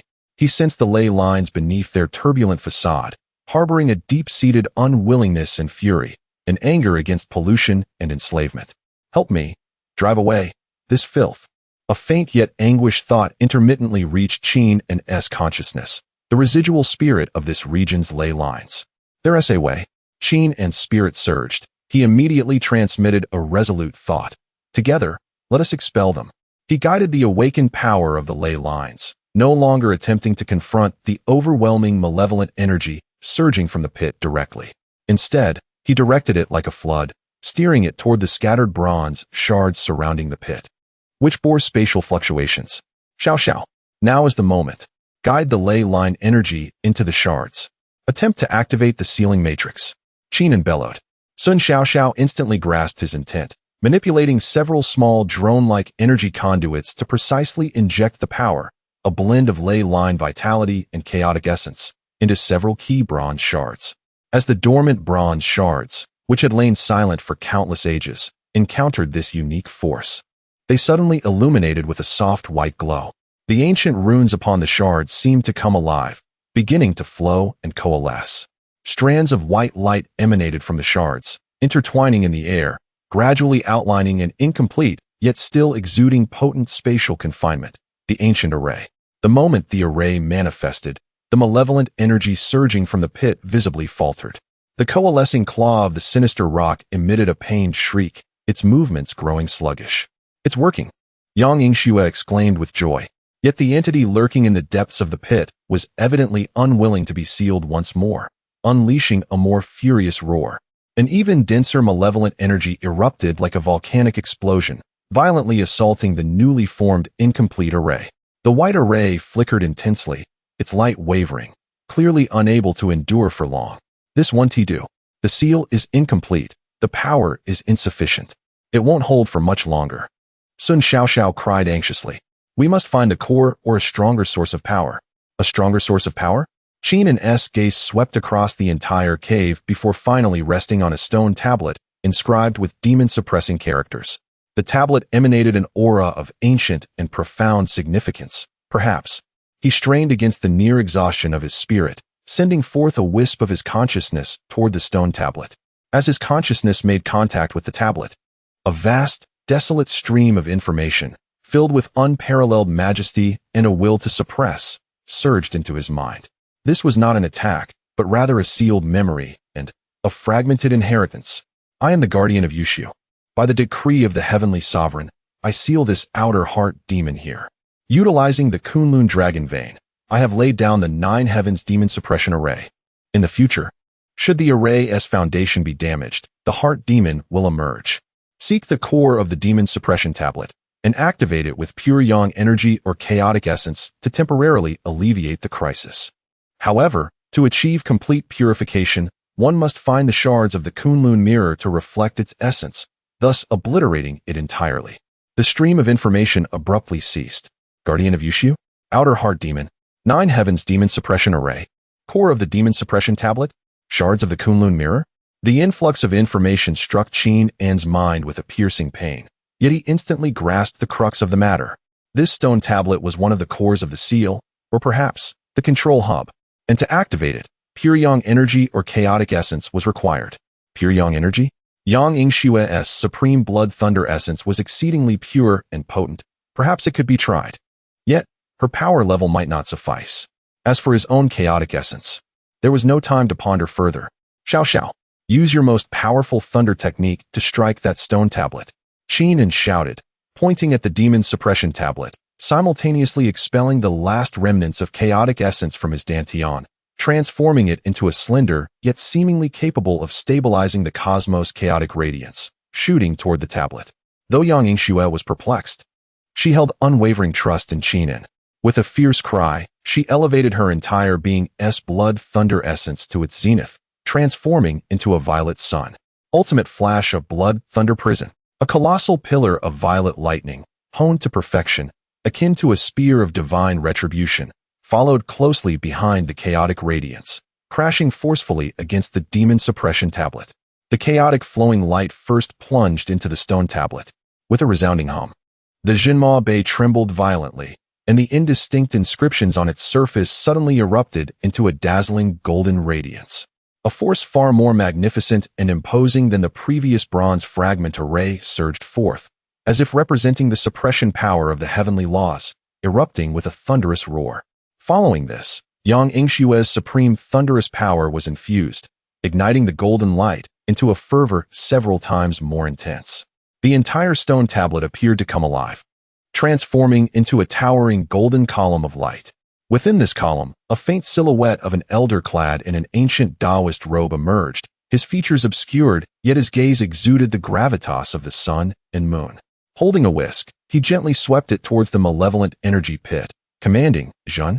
As if the very words conjured the spell, an enormous character, composed of countless golden runes, descended from the heavens, carrying an immense force that forcefully pressed down upon the roiling, malevolent energy pit.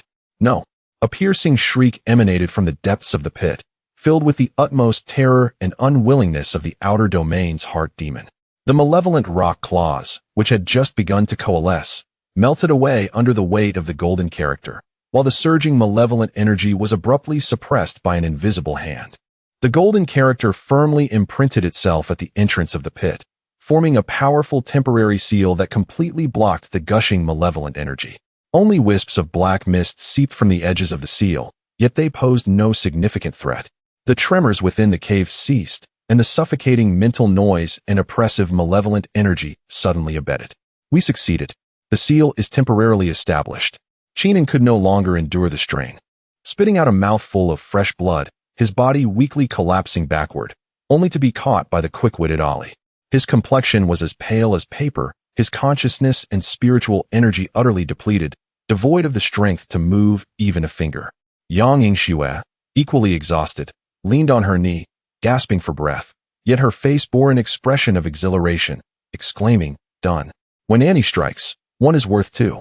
Sun Xiaoxiao gazed at the golden seal and the now tranquil pit, letting out a long sigh of relief, subsequently becoming excited as she began to document the valuable sealing data. Ollie, supporting Qingming, looked at his feeble state, tenderly wiping the blood from the corner of his mouth with a handkerchief. "We have succeeded."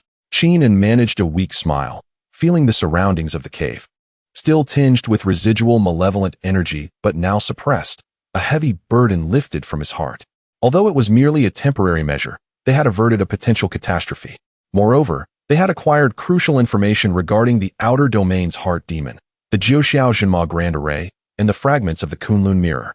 This journey to Kunloon was indeed fraught with peril, yet it also brimming with opportunities. After resting for a moment, and once Qingming regained a modicum of strength, they resolved to depart from this land of strife immediately. The seal here was not robust, and none could ascertain how long it would hold. Before leaving, Qingming instructed Sun Xiaoxiao to meticulously record all the runes on the Zhenma Bay and the energy characteristics when the elder's silhouette appeared.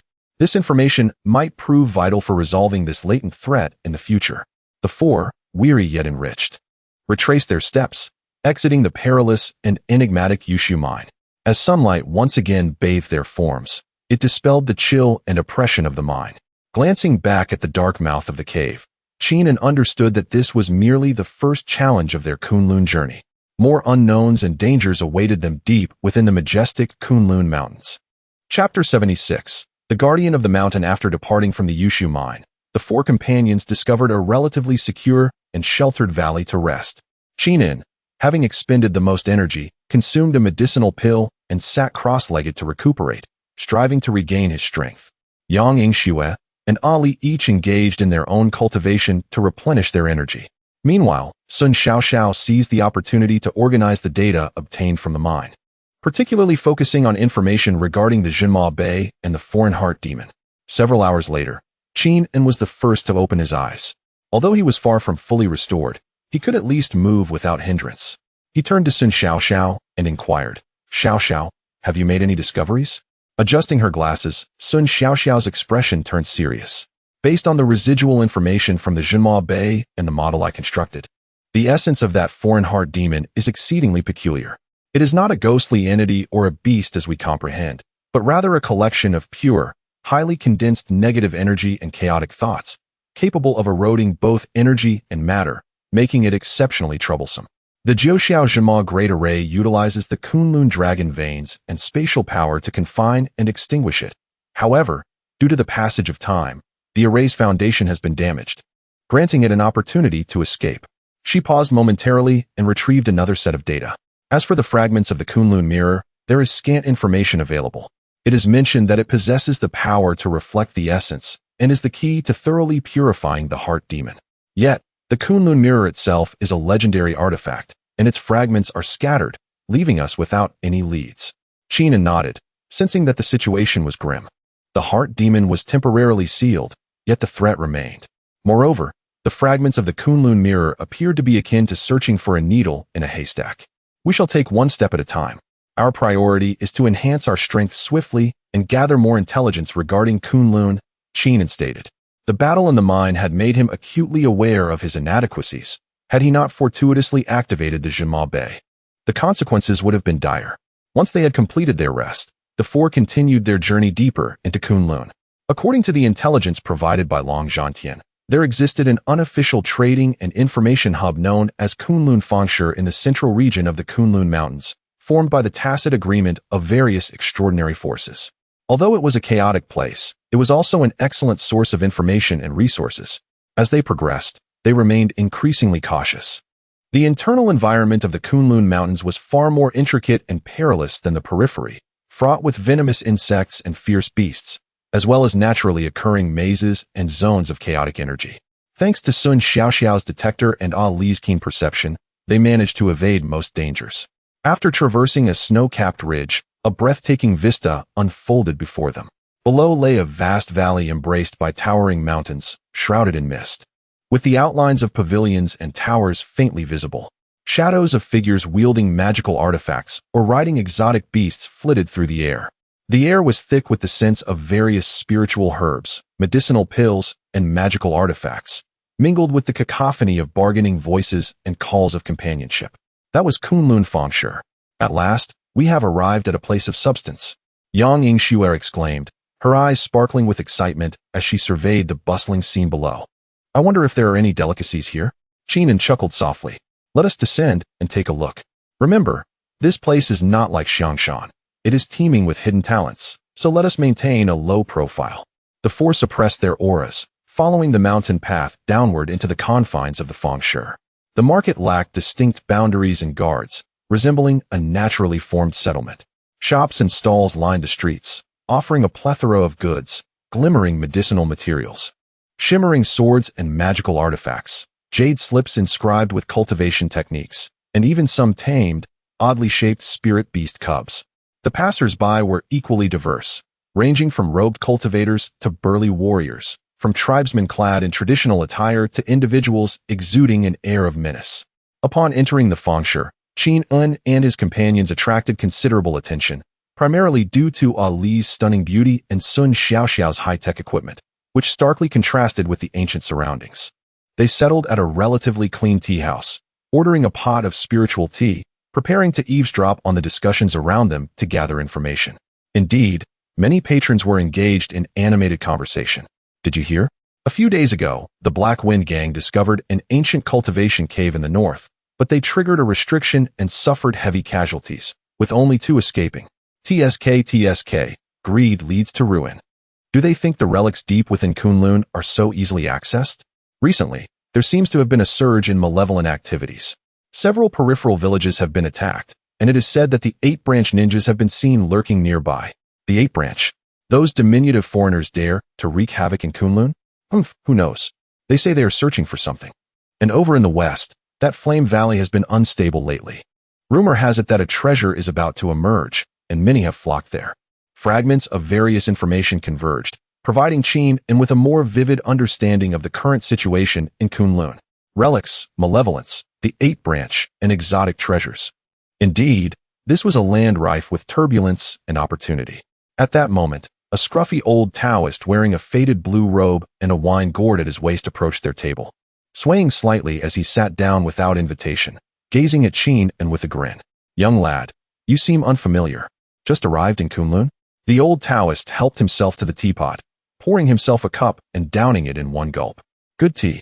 Qingming squinted slightly. The old Taoist appeared shabby, yet his aura was profound and restrained, giving off an impression of being inscrutable. He was at least at the mid-stage of foundation establishment. Moreover, Qingming could faintly sense a presence reminiscent of the Yushu guardian emanating from the old Taoist, albeit extremely faint. Do you have any advice, esteemed elder? Qingming inquired calmly. Advice? I wouldn't dare presume, the old Taoist chuckled, his gaze sweeping over Qingming, pausing momentarily on the inconspicuous dragon pattern medal on his chest, a flicker of understanding flashing in his eyes. Young lad, I've noticed your brow is radiant, yet shadowed by a dark aura. Have you recently ventured into unclean places and meddled with things best left untouched? A jolt of surprise coursed through Qingming. The old Taoist possessed a keen eye. He had indeed just emerged from the mine, tainted by malevolent energy, inevitably carrying a trace of that aura, and having employed chaotic energy in the Jinma Bay could be considered meddling with forbidden matters.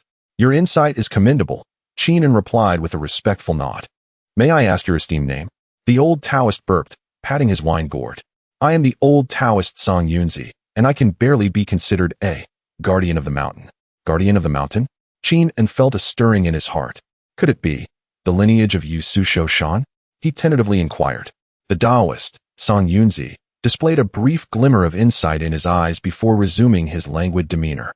Oh, young man, you are aware of Yu Susho Shan? It seems I have not misjudged you. He lowered his voice. Have you just emerged from that wretched mine? Did you assist in reinforcing the seal within? At this moment, Qingming was entirely convinced that Song Yunzi indeed had connections with the guardian of the Jinma Bay. Senior, you are correct. We inadvertently entered the mine and, by a stroke of fortune, utilized the power of the Jinma Bay to temporarily seal that malevolent creature.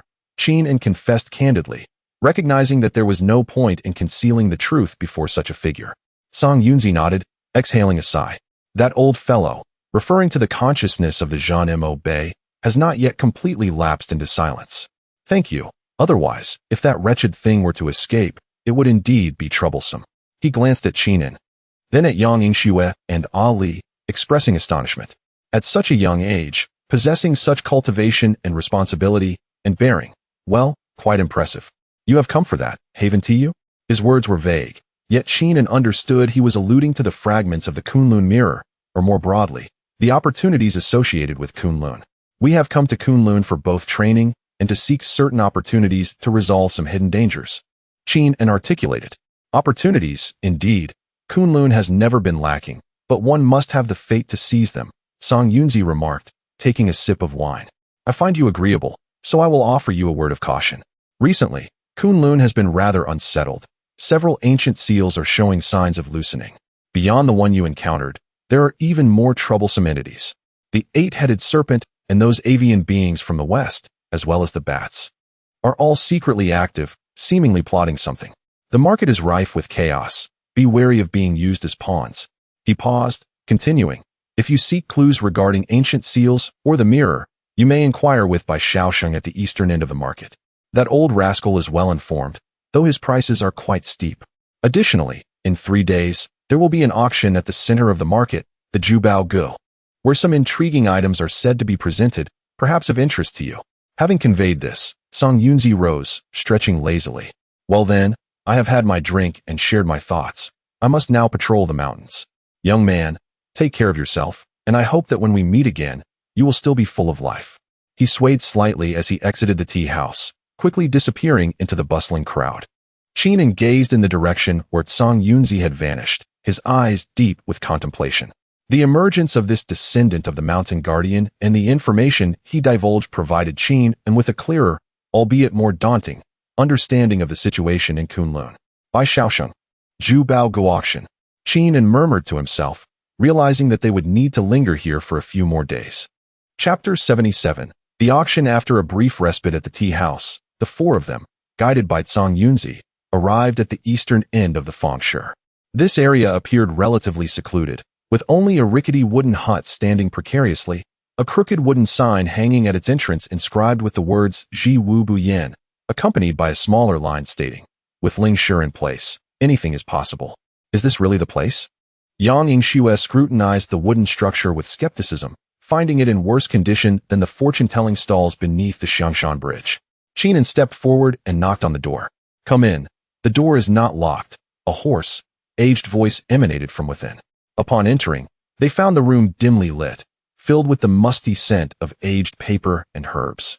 An elderly man, thin and sparse-haired, wearing thick reading glasses, was hunched over a dilapidated wooden table cluttered with scrolls and books, laboriously perusing a yellowed tome by the flickering light of an oil lamp. He resembled an ordinary old man on the verge of passing, yet when Qingming's consciousness swept over him, he felt as if he had plunged into an unfathomable abyss. This Bai Shaosheng is certainly not to be underestimated. May I inquire if you are Bai Shaosheng, esteemed elder? Qingming cupped his hands in greeting. The old man raised his head, adjusted his glasses, and scrutinized Qingming and his companions, lingering for a moment on Ali and Sun Xiao, before responding in a leisurely manner, I am. What do you wish to ask? The prices are clearly marked, honest and fair. Qingming stated their purpose directly. We wish to inquire about two matters. First, the whereabouts of the Kunloon Mirror fragments. Second, which ancient seals in the Kunloon region exhibit signs of unusual loosening, and their specific locations. Upon hearing this, Bai Xiaoxing's eyelids lifted slightly, revealing a glimmer of interest. Kunloon Mirror fragments? That is a legendary item. It has been centuries since any have been reported in this world. As for the ancient seals, that information could be perilous. He extended a bony finger and tapped the table. For the first question, 5,000 lower-grade Lingshi, or equivalent items.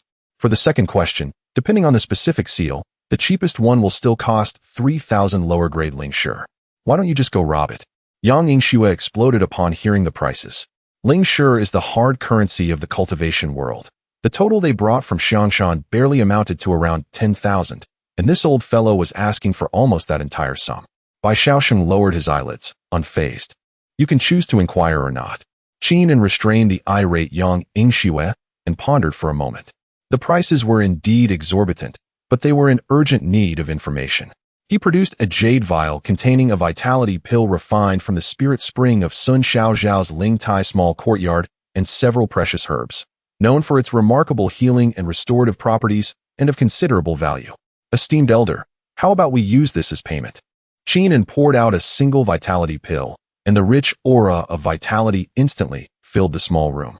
Bai Xiaoxing's nose twitched, a flicker of brilliance igniting in his murky eyes as he examined the pill closely. Nodding, he remarked, a fine vitality pill of superior quality. This one is worth 2,000 Lingshi. For the first question, you will need 2.5 pills. For the second question, specify which seal's information you seek. After some contemplation, Qingming produced the portion of the sealing script he had imprinted from the magic suppression monument in the mine. Similar to this script system, or seals that suppress entities akin to the outer heart demons. Bai Xiaoxing's expression shifted slightly as he scrutinized the script, casting a deeper glance at Qingming. Young man, the entities you are meddling with are no trifles. After a moment of contemplation, he continued. Known similar seals in Kunloon include 3 locations: Yuming Gorge, Yuxing Lake, and Fengshan Valley. Among them, I have heard that the seal in Yuming Gorge has been exhibiting unusual fluctuations recently, seemingly indicating signs of damage. This information will cost you 4,000 Lingshi. Adding them up, that totaled to 6,500 Lingshi, a significant portion of their savings. With a determined bite of his lip, Qingming produced 3 more vitality pills along with some other materials to meet the price. Bai Xiaoxing accepted the items with satisfaction and lowered his voice. Regarding the Kunloon Mirror fragments, I truly do not know their specific whereabouts. However, based on scattered records in ancient texts and rumors from the past century, the fragments may be scattered across several perilous locations: Jutianjuhi, Guishu Haiyan, or perhaps the core region of Kunloon's ruins. These are all places fraught with peril. I advise you to proceed with caution. As for Yuming Gorge, it is located 3,000 miles southwest of the Fengshan, deep within the Longhun mountain range. The area is heavily infused with Yin energy, haunted by specters, and recently seems to be frequented by ghost cultivators and practitioners of the dark arts for reasons unknown. Here's a map. Bai Xiaoxing handed Qingming a jade slip. Although the information came at a steep price, it was indeed worth it, providing them with a clear direction and objective. Upon leaving Bai Xiaoxing's hut, Yang Yingxue lamented the loss of their Lingshi. That old miser has a black heart. Information has its value, Qingming replied, adopting a more relaxed attitude. At least we know where we need to go next. Yuming Gorge, it seems we must pay a visit. Over the next 2 days, the 4 of them busied themselves in the Fengshan. Qingming used the remaining Lingshi to acquire various talismans, medicinal pills, and a more detailed map of the Kunloon region. Yang Yingxue, captivated by the array of peculiar weapons and body refinement materials, nearly depleted their Lingshi once more. Meanwhile, Ali and Sun Xiaoxiao focused primarily on gathering various unique spiritual herbs and mineral samples from Kunloon. On the 3rd day, the auction at the Jubaogu commenced as scheduled. Jubaogu is the largest and most authoritative trading venue within the Fengshan, allegedly supported by a powerful cultivation family. The admission ticket alone required 100 lower-grade Lingshi, indicating the high threshold for entry. Leveraging their identity as members of the Longhun, the 4 were smoothly granted access to the auction hall, which was filled to capacity and buzzing with excitement. The items up for bid were a dazzling array, ranging from high-level cultivation technique jade slips to rare refining materials, from powerful magical artifacts to exotic tamed beasts, inciting competitive bidding among the audience and creating a vibrant atmosphere. The four were not particularly interested in most of the items, primarily attending to broaden their horizons while seeking potential leads related to the seals or the Kunloon Mirror fragments. As the auction progressed into its latter stages, a highlight item was brought forth, instantly igniting a stir throughout the hall. It was a battered, palm-sized bronze mirror frame, its mirror surface long lost, and the frame itself was covered in green patina, appearing rather unremarkable. However, the elderly auctioneer introduced it with great solemnity. Esteemed guests, this object was serendipitously acquired by our Zhu Bao Gu from an ancient relic site, passed down by a revered predecessor. Upon examination, the material of this frame is extraordinary, adorned with enigmatic runes, and it is highly likely to be connected to the legendary Kunloon Mirror. As these words echoed through the hall, a wave of astonishment swept over the crowd. The Kunloon Mirror, even if it is merely a frame, its mere existence is enough to incite a frenzy. The four from Qin and felt a surge of excitement, their eyes fixated on the frame.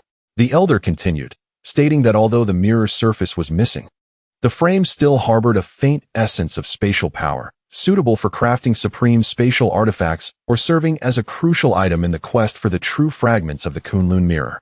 The starting bid was set at 10,000 low-grade spirit stones, with each subsequent bid requiring a minimum increase of 500. The price was exorbitantly high. Yet, concerning the Kunloon Mirror, even the steepest price found willing bidders. 10,001, 10,003, 10,005. The price soared rapidly, soon surpassing 20,000 low-grade spirit stones.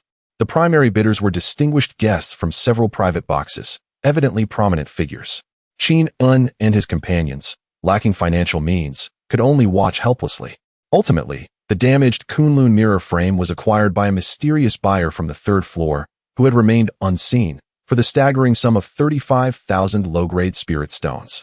After the auction concluded, the four exited the Zhu Bao Gu with mixed emotions. Although they had encountered items related to the Kunloon Mirror, they were powerless to obtain them. Damn it! Once I have money, I will buy that Zhu Bao Gu, Yang Yingxue exclaimed furiously. Qin, however, remained relatively composed, remarking, even if we had won the bid, it may not have been a blessing. Possessing such a treasure could bring about peril. We would likely attract unwanted attention as soon as we left the market. He recalled the mysterious box that had bid on the frame, feeling an inexplicable concern.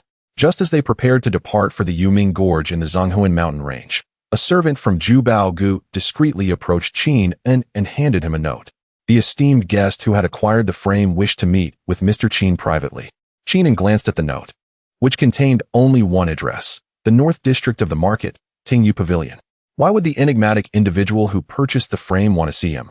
Chapter 78. The nether stream Tingyu Xian, located in the northern district of Feng, is a serene tea house nestled beside a secluded stream. Qin arrived alone, maintaining a vigilant disposition. Yang Yingxue and others were stationed nearby to provide support in case of unforeseen circumstances. Guided by a server, he entered an elegant private room.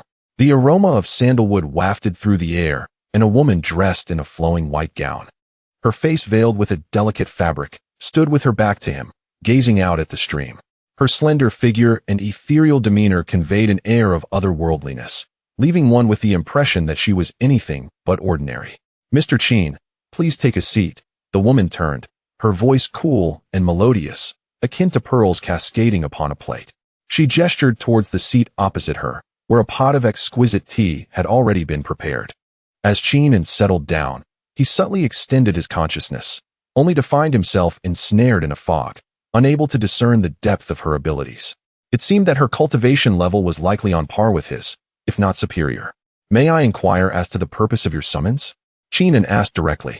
The woman lifted her veil slightly, revealing a stunningly beautiful face, untouched by the mundane world. Her eyes resembled deep pools, seemingly capable of peering into the very soul. I am by Sushin. She introduced herself, then picked up the recently photographed, damaged Kunloon Mirror frame. Mr. Qin appears to harbor a keen interest in this object. A chill ran through Qin's heart. Her observation was astoundingly meticulous. Maintaining a composed facade, he replied, the Kunloon Mirror is a legendary artifact, and it is only natural for anyone to be intrigued. However, my financial resources are limited, rendering me unable to acquire it. Bai Suxin smiled subtly, as if the ice and snow were beginning to melt. You are too modest, Mr. Qin. I have invited you here not to boast, but rather to propose a transaction. A transaction? Indeed. Bai Suxin delicately placed the mirror frame upon the table. I am aware that you are in search of fragments of the Kunloon Mirror and seem to be entangled in matters related to ancient seals. Coincidentally, I possess some knowledge on the subject and require your assistance. Qin refrained from responding immediately, opting to await her elaboration. Bai Suxin continued, to be candid, I hail from the Yaoqi sacred land. There was an innate pride in her tone as she mentioned this name. Yaoqi sacred land. Qin's heart trembled. This ancient sanctum was profoundly intertwined with Kunloon, purportedly the domain of the Queen Mother of the West, wielding power that far surpassed that of sects like Qingyunzong. For us at Yaoqi, this mirror frame serves as a crucial lead in the quest for lost sacred relics. However, we have deduced that several seals in Kunloon have recently shown signs of loosening, seemingly driven by a hidden force, possibly linked to extraneous malevolent entities. The sacred land is reluctant to intervene too directly in worldly affairs to avoid causing greater turmoil. She gazed at Qin. And you, Mr. Qin, bear a special mission. She implied his identity as Longhun and possess unique powers, as if she had caught a glimpse of the chaos energy within him, making you one of the best candidates to address this matter. What do you wish for me to do? And what can you offer in return? Qin asked coolly. I hope that you can assist Yaoqi in gathering relevant information while exploring the nether stream and other sealed areas, and if possible, prevent the seals from being breached or collect the scattered fragments of the Kunloon Mirror, Bai Suxin stated. In return, I can provide you with more detailed intelligence regarding the nether stream, including potential dangers within and shortcuts. Furthermore, I can assure you that should you find any Kunloon Mirror fragments, Yaoqi will engage in an equitable exchange with you or offer protection when needed. The terms were indeed tempting. The intelligence and protection from Yaoqi's sacred land were invaluable, and their objectives aligned to a considerable extent. After a moment's contemplation, Qin inquired, How can I trust you? Bai Suxin appeared well prepared, producing a token carved with peach patterns, neither gold nor jade, and handed it to Qin. This is the guest token of Yaoqi. With this token, you may receive limited assistance wherever Yaoqi's influence extends. Additionally, I can vow an oath of Heart Demon, swearing that my words carry no falsehood. The oath of Heart Demon holds substantial weight for cultivators, and her willingness to swear signified her earnestness. Qin accepted the token, feeling its warm essence and the immense sacred power contained within. He nodded, Very well. I accept this transaction. A satisfied smile graced Bai Suxin's lips as she produced a jade slip and handed it to Qin. This contains detailed information about the nether stream, including several known safe paths and marked areas of danger. I hope it proves helpful to you. I will be watching from the shadows and will offer assistance if necessary. I wish you a smooth journey, Mr. Qin. After leaving Ting Yuxian and reuniting with Yang Yingxue and the others, Qin briefly recounted the situation, omitting specific details about Yaoqi, merely stating he was collaborating with a powerful force. Yaoqi's sacred land. Xi Xian's cold demeanor softened slightly at the mention of this name, revealing her surprise at their involvement. It seemed that the situation in Kunloon was even more intricate than anticipated. Collaborating with them promised greater benefits than risks, yet caution was warranted, for these ancient sanctuaries were deeply calculating. Equipped with the detailed map provided by Bai Suxin, the four of them wasted no time and promptly departed from Kunloon Fengshe, heading towards the southwestern Zonghun mountain range. The Zonghun mountain range, as its name suggests, is a place steeped in ominous energy, rumored to be the burial ground for countless ancient cultivators and malevolent beings. As they drew nearer, the air grew colder and the light dimmed, as though even the sun was reluctant to cast its warmth upon this land. Distorted and bizarre plants began to emerge, alongside fetid swamps, and occasionally, they spotted roaming lower-tier spirits and skeletons, all of which Yang Yingxue effortlessly dispatched. Following the map's guidance, they skillfully avoided areas marked as extremely dangerous, such as the Grievous Soul Valley and the Bone Forest, progressing along a relatively safe path towards the nether stream. Along the way, they indeed encountered numerous signs of battle, as well as residual traces of malevolent energy and ninja artifacts, confirming that the Yaqi organization was indeed active in this vicinity. After 3 days, they finally reached the entrance to the nether stream as indicated on the map. It was a vast, bottomless chasm situated between two towering black peaks. Dense, almost tangible black energy cascaded from the chasm like a waterfall, emitting a sound reminiscent of anguished wailing. The edges of the chasm were coated in thick black frost, and the air was suffused with a biting chill and an overwhelming sense of deathly silence. Peering into the abyss from the edge of the chasm, one could only glimpse an endless darkness, as if it led directly to the underworld. A formidable suction and a chaotic, sinister breeze surged from the fissure, rendering one unsteady. This place is even more terrifying than that mine. Yang Yingxue gazed into the unfathomable darkness, momentarily retracting her typically carefree demeanor. Ali's complexion also grew pale, as the malevolent energy here exerted a natural suppression upon her kind. The diminutive detector emitted a piercing alarm, warning. The concentration of malevolent energy below is exceedingly high. There exists intense energy interference. Multiple powerful undead life forms detected. Spatial structure unstable. Qingming felt the chilling malevolence and profound silence emanating from the abyss, his expression gravely tense. Yumingjian, we have arrived. The true challenge is only just beginning. He took a deep breath and addressed the group. Prepare to descend. Stay close to me and exercise utmost caution. Chapter 79. Into the abyss at the entrance of the Yumingjian, the chilling winds bit at the skin like countless icy daggers. The unfathomable darkness loomed like the gaping maw of a monstrous beast, poised to devour any intruder. How on earth were they to descend into this ghastly place? Leap into the abyss. Yang Yingxue furrowed her brow as she gazed at the terrifying chasm. Certainly not.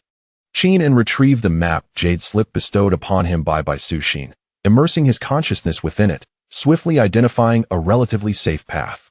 Follow me. There exists an ancient walkway nearby. Though dilapidated, it remains passable.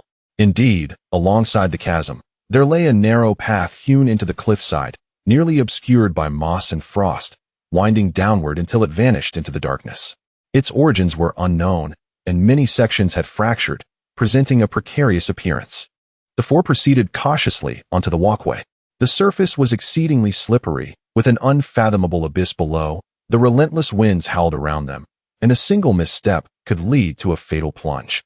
Qingming led the way, his consciousness fully expanded, probing the terrain ahead for potential hazards. Yang Yingxue followed closely, ever ready for unforeseen circumstances. Ali and Sun Xiaoxiao walked in the middle. Ali conjured a protective shield to ward off the ambient malevolence and mental disturbances, while Sun Xiaoxiao utilized her equipment to scan the surroundings. As they delved deeper, light vanished entirely, enveloping them in utter darkness, illuminated only by their handheld artifacts and the faint glow from Sun Xiaoxiao's devices. The oppressive atmosphere thickened, almost liquid in its malevolence, chilling them to the bone as it relentlessly attempted to erode their protective aura. Eerie sounds filled the air, anguished wails, vengeful curses, and seductive whispers that unsettled the mind. Occasionally, formidable specters or corpse puppets would surge from the depths below to assault them, but under the combined efforts of Qingming and Yang Yingxue, they were swiftly vanquished. These undead entities seemed ensnared by some force within the gorge, unable to escape with ease. After descending several thousand meters, the temperature plummeted to an unfathomable degree, causing their breath to freeze instantly. The walkway eventually ended at a vast platform hewn into the cliffside. The scene that unfolded was even more horrifying.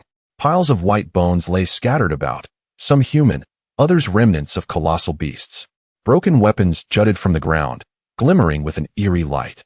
The air was thick with a potent deathly aura and an even more ancient, pure essence of evil. At the center of the platform stood an immense altar constructed from countless bones. Surrounding the altar were 8 black banners, embroidered with crimson chrysanthemum patterns, the insignia of the Yamato Nation's Yachi organization. Upon the altar, several elderly priests clad in ceremonial garb fervently brandished their artifacts, chanting blasphemous incantations. They directed beams of concentrated malevolence and life energy into a continuously rotating black crystal orb suspended above the altar, which radiated a disquieting aura of evil that resonated with the surrounding malevolence, relentlessly battering against a vast, ethereal gate composed of countless golden chains lurking behind the platform. Beyond this gate lay glimpses of an even darker and more terrifying realm, as if imprisoning a cataclysmic entity. This was the core of the seal of Yumingjian. The Yachi were attempting to dismantle the seal through sinister rituals. It was indeed them. A glint of cold light flickered in Qin-An's eyes. Seemingly sensing the intruders, a high priest abruptly turned, revealing a gaunt, sinister visage.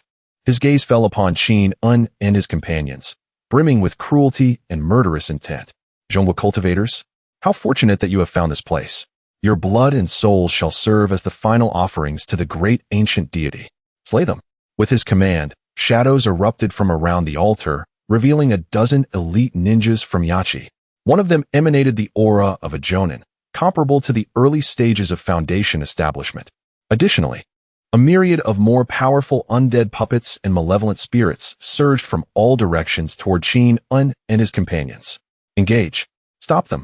Qin-An bellowed, unleashing the chaotic energy as he surged forward to confront the Jonin. Yang Yingxue let out a war cry, her thunderous blood intent erupting like a divine thunder god, plunging into the throng of ninjas, leaving chaos in her wake. Ali exerted her full power in illusion and purifying light, casting vast halos over the battlefield to weaken the foes and support her allies. Meanwhile, Sun Xiaoxiao took cover behind a boulder, activating various interference devices to disrupt their malevolent ritual and communications, while providing battlefield data support to Qin-An and his team. The fierce battle erupted instantaneously. The Jonin Qin-An possessed formidable strength, employing elusive techniques. His movements were like a specter, his poisoned kunai and ninja blades gleaming with lethal intent, targeting Qin-An's vital points relentlessly.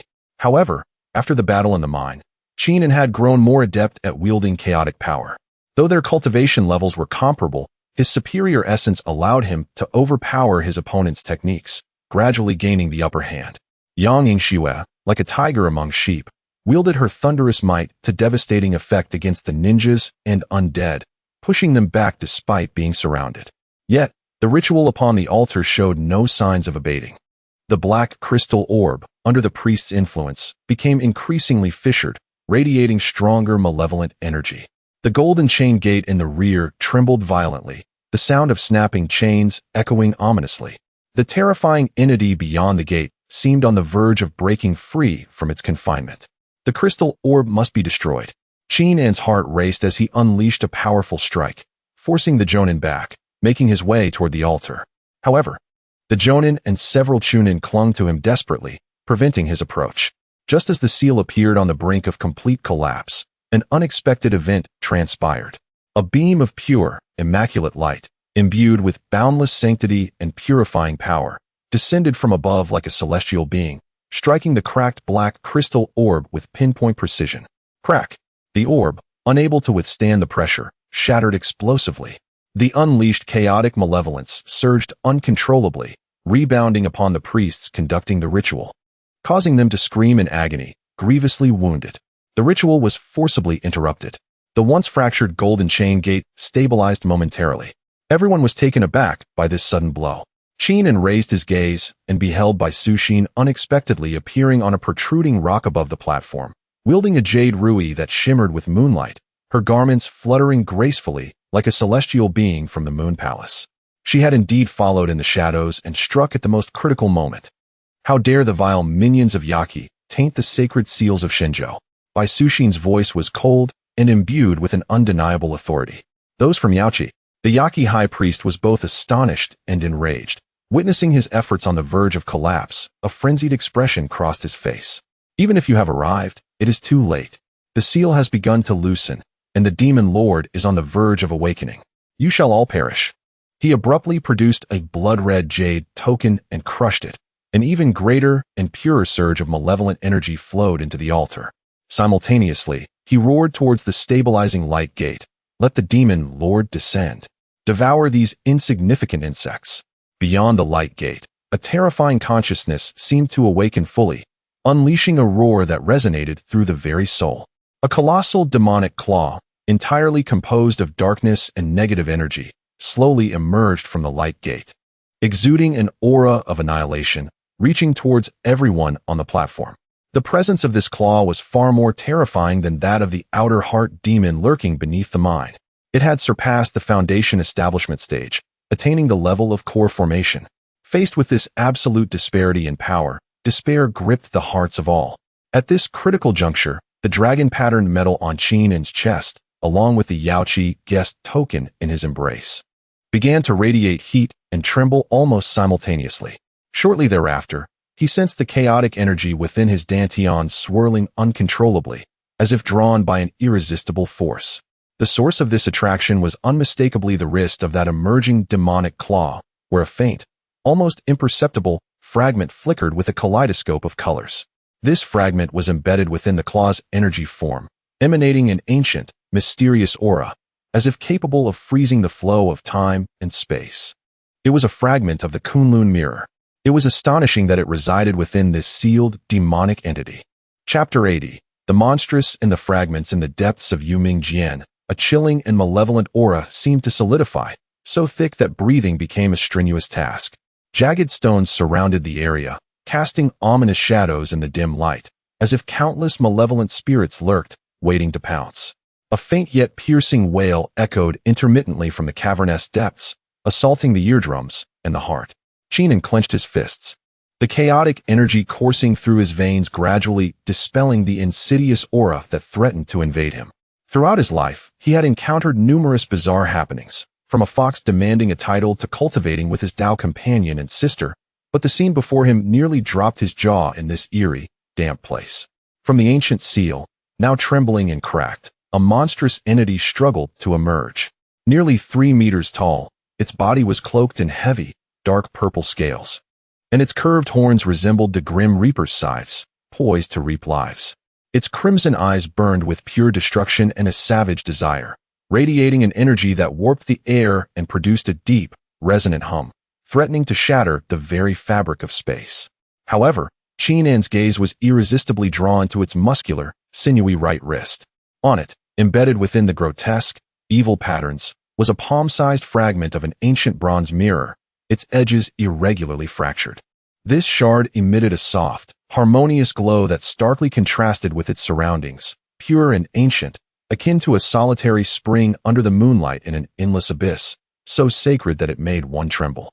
The shard was partially embedded in the creature's tough flesh, and the luminous essence clashed violently with the surging demonic energy, eroding each other and producing a faint, yet piercing hissing sound.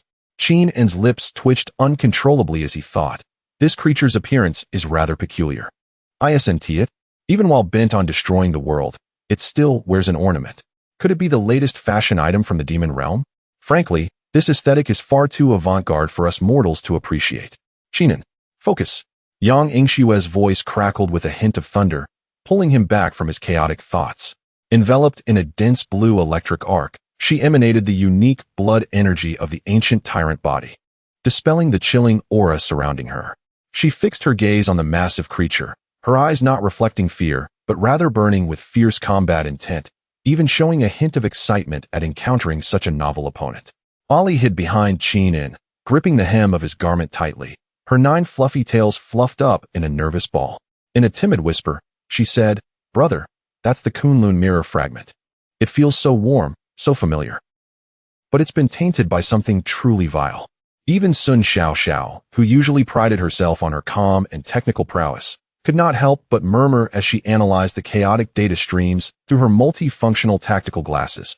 The energy readings are entirely contradictory.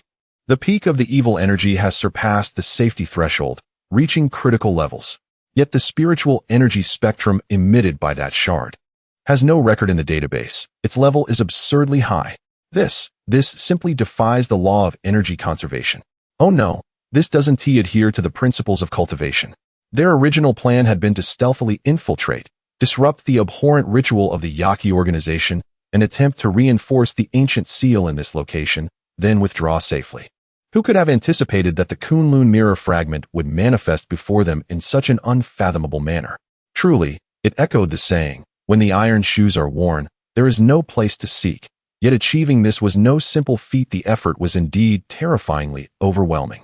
It seemed the original plan must be revised. Qingming took a deep breath of the cold air, heavy with the scent of decay and sulfur, forcing himself to regain his composure.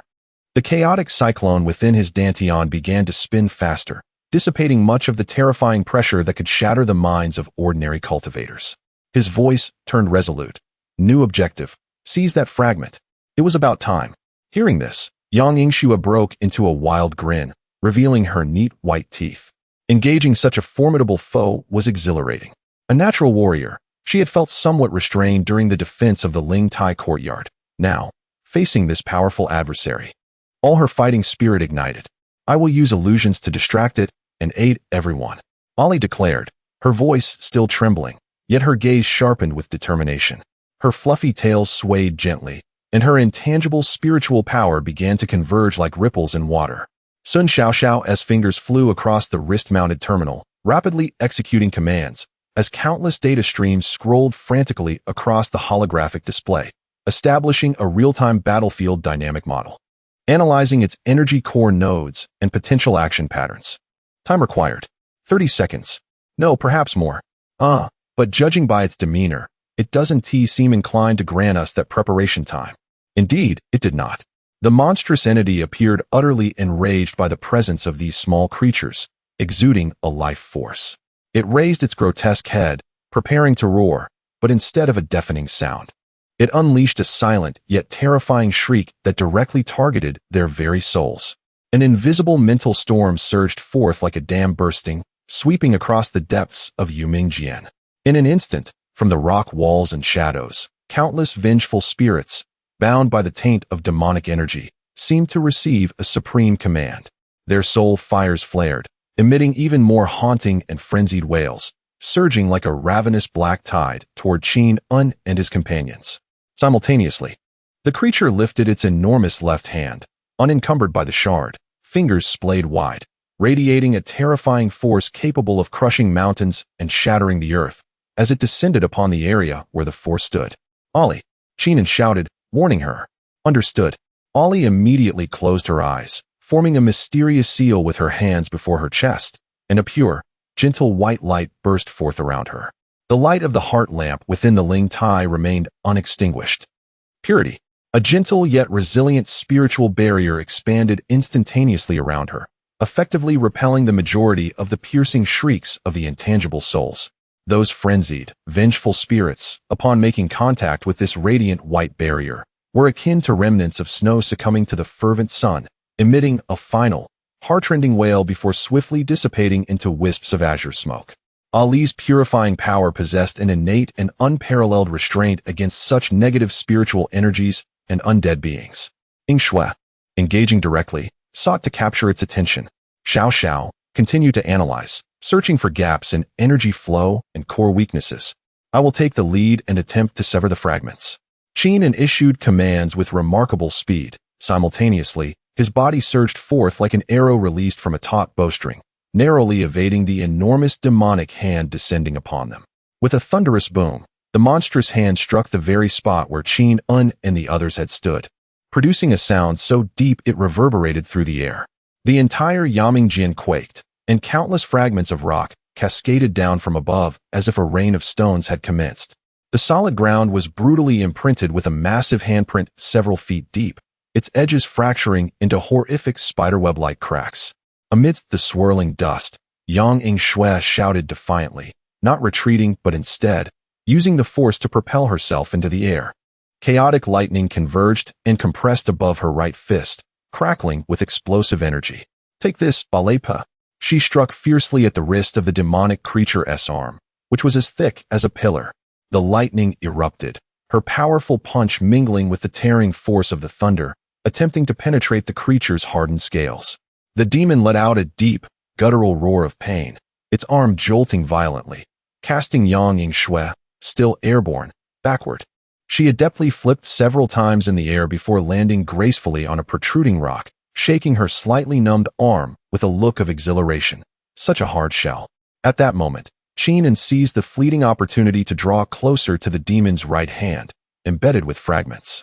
The closer he approached, the more he could feel the radiant energy of the fragments clashing violently with the demon's malevolent power. He extended his fingers like a sword, the chaotic energy coalescing sharply at his fingertips, forming a gray blade over a foot long, aiming precisely at the junction of the fragments and flesh, and striking like lightning. With a hissing sound, the energy blade made contact with the creature's scales, producing a dazzling shower of sparks. The sturdiness of the scales exceeded imagination. Although the chaotic blade managed to penetrate slightly, it seemed ensnared within a highly resilient, gelatinous substance, making it difficult to delve deeper, let alone sever the connection and retrieve the fragments. The demon was evidently incensed by Qingming's precise and perilous strike, abruptly twisting its massive body, its other enormous hand slicing through the air with a shriek, coming down swiftly. The speed was astonishingly incongruous with its bulky form. "Be careful," Xiao Zhao's alarmed voice echoed from behind. Qingming's pupils constricted, the chaotic energy erupting beneath his feet as he retreated like a wraith. The fierce wind from the hand narrowly grazed his nose, the pressure akin to a solid iron plate crashing against him, causing his chest to tighten. This won't do. A head-on confrontation is far too inefficient. Its defense is too robust, and its energy level suppresses us. Qingming's mind raced with strategies. He recalled his grandfather Qin Hao's words conveyed through dreams, imprint the heart with the heart. While feeling the chaotic energy within him resonate with the Earth's spiritual essence, a bold idea emerged. "Ali, Yingxue, coordinate with me," he shouted again. "Do not resist directly. Try to guide its power. Yingxue, utilize your lightning techniques to stimulate its joints and energy nodes. Ali, use your purest mental energy to soothe or resonate with that fragment. Let's see if we can provoke a repulsive reaction." Although Yang Yingxue preferred a direct approach to combat, she held absolute trust in Qingming's judgment. She immediately adjusted her strategy, dancing like a butterfly around the demon's massive form, her palms striking in succession, unleashing concentrated bolts of lightning aimed not at maximum destructive force, but rather precisely targeting the demon's vulnerable joints such as the knees, elbows, and the sides of its neck, as well as the fluctuating points of malevolent energy on its body. The crackling sounds of the lightning were incessant. While it could not inflict severe damage, it successfully agitated the demon, causing its movements to exhibit subtle, perceptible sluggishness. Upon hearing Qingming's call, Ali took a deep breath, forcibly suppressing her fear of the creature, channeling all her focus onto the fragment radiating a serene glow. She closed her eyes, her 9 foxtails unfurling without wind, emanating an even purer, softer light. She did not attempt to attack, but transformed her mental energy into the gentlest and most sincere of intentions, like a trickling stream, cautiously reaching towards the Kunloon Mirror fragment. Within that intention lay a yearning for pure spiritual energy, a protective heart for sacred objects, and a fervent desire to assist it in escaping corruption. At first, the fragment remained unresponsive. Gradually, however, as Ali's untainted mental energy continued to make contact, the Kunloon Mirror fragment suddenly trembled violently. A resonant hum, reminiscent of ancient times, erupted from the fragment. Though faint, it clearly reached the perception of everyone present. Subsequently, the radiant glow emitted by the fragment surged dramatically.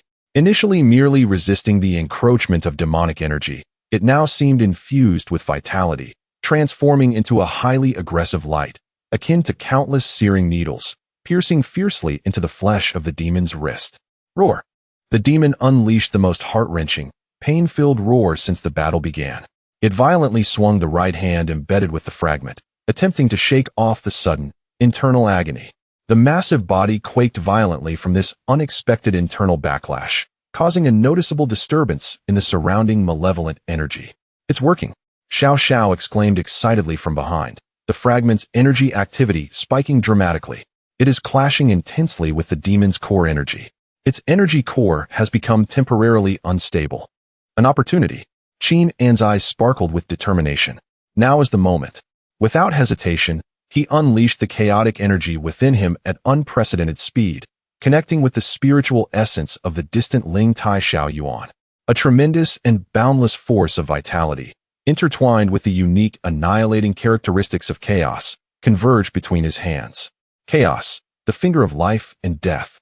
He uttered a low exclamation, pointing forth with a single finger. This gesture, seemingly slow, actually transcended the ordinary concept of speed. Before his fingertip, the space subtly twisted, and a grayish beam of light, embodying the essence of the cycle of life and death, silently shot forth, aimed directly at the fragile edges of the shattered remnants, which had become loose from the flesh of the demonic creature due to the eruption of the clear radiance. There was no earth-shattering explosion, only a peculiar sound reminiscent of the fundamental structure of matter being forcibly disassembled and reshaped. The beam accurately struck its intended target. The connection between the remarkably resilient flesh of the demon, which even Qingming's full force could scarcely sever, was swiftly dissolved and decomposed under the influence of the finger of life and death, infused with the vitality of the earth's veins and the power of chaos, akin to wax melted in a roaring flame. A faint crack, like the shattering of glass, resonated. The fragment of the Kunloon Mirror, radiating a dazzling brilliance, finally broke free from the demon's wrist, drawn by an unseen force, slowly drifting toward Qingming. Had he succeeded? However, just as a flicker of joy surged within Qingming's heart, an unforeseen change occurred. Released from the suppression and backlash of the Kunloon Mirror fragment, the demon, though suffering from a charred and decayed wound on its wrist, was now more furious than ever, its chaotic malevolence escalating into a wild and unrestrained fury. Its blood-red giant eye fixated on the fragment soon to be within its grasp, and on Qingming, its will to destroy coalescing. It opened its enormous maw, revealing not fangs, but a rapidly spinning, bottomless vortex of darkness. Within this vortex, destructive energy gathered at a terrifying speed, compressing and exuding a deathly aura that threatened to collapse the entire Qingming Gorge. This strike surpassed all previous assaults. There was no escaping it.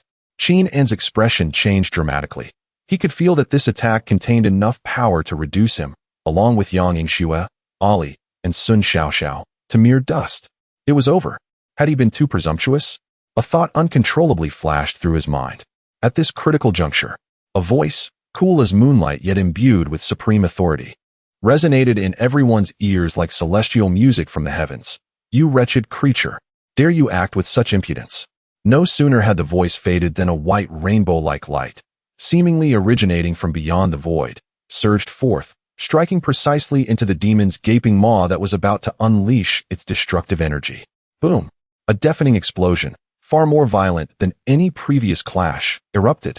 The purifying white light clashed violently with the dark destructive energy, annihilating everything in its path. The blinding radiance instantly consumed all, and the turbulent energy whirlwind sent Qingming, Yang Yingxue, and the others tumbling through the air. After a long while, as the light gradually subsided, it revealed that the demon's massive head had been forcefully shattered on one side by the white rainbow light. Its enormous body staggered backward, emitting a cry of anguish and defiance, crashing heavily against the rocky wall behind, causing a large-scale collapse that buried much of its form. Though not dead, its aura visibly waned. A graceful silhouette appeared silently not far in front of Qingming and clad in white as pure as snow. With hair cascading like a waterfall, her figure slender and ethereal, she exuded an aura of cold detachment, reminiscent of a celestial maiden descending to the mortal realm. It was none other than Bai Suxin, who had previously proposed an alliance but had remained hidden in the shadows. She slowly retracted her delicate fingers, which still seemed to shimmer with a lingering white light. Without turning to look at Qingming, her cold gaze remained fixed on the severely injured demon and the fragment of the Kunloon Mirror, which was gently falling into Qingming's hand. Qingming caught the fragment, still bearing a trace of coolness, his heart racing. He gazed at Bai Suxin's retreating figure, his emotions complex and difficult to articulate. This woman, her power was truly terrifying? That strike had undoubtedly surpassed the realm of foundational cultivation. Had she held back until the optimal moment? Or did she harbor ulterior motives? Bai Suxin seemed to sense Qingming's scrutiny, finally turning her head slightly to reveal a hint of her exquisite profile. Her ruby lips parted, and her voice remained cold, yet carried an undeniable authority. "The fragment is secured. We must not linger here. The seal is on the verge of complete collapse, and greater troubles are surely forthcoming." As if to validate her words, the entire Qingming Gorge began to tremble violently and collapse, an ancient, profound, and despair-inducing aura, far more overwhelming than that of the demon, seemingly awakening from the depths of the shattered seal. Chapter 81. Yaoqi Xianfa. The collapse of Qingming Gorge intensified, with colossal boulders plummeting from above like raindrops. The ground fissured, revealing bottomless chasms, as dense demonic energy mingled with dust, rendering the already dim space nearly impenetrable to sight. An ancient aura, slowly awakening from the depths of the seal, surged forth like an invisible tide, enveloping the surroundings with a chilling essence that froze one's thoughts. "Let us move." Bai Suxin's calm voice betrayed no hint of panic.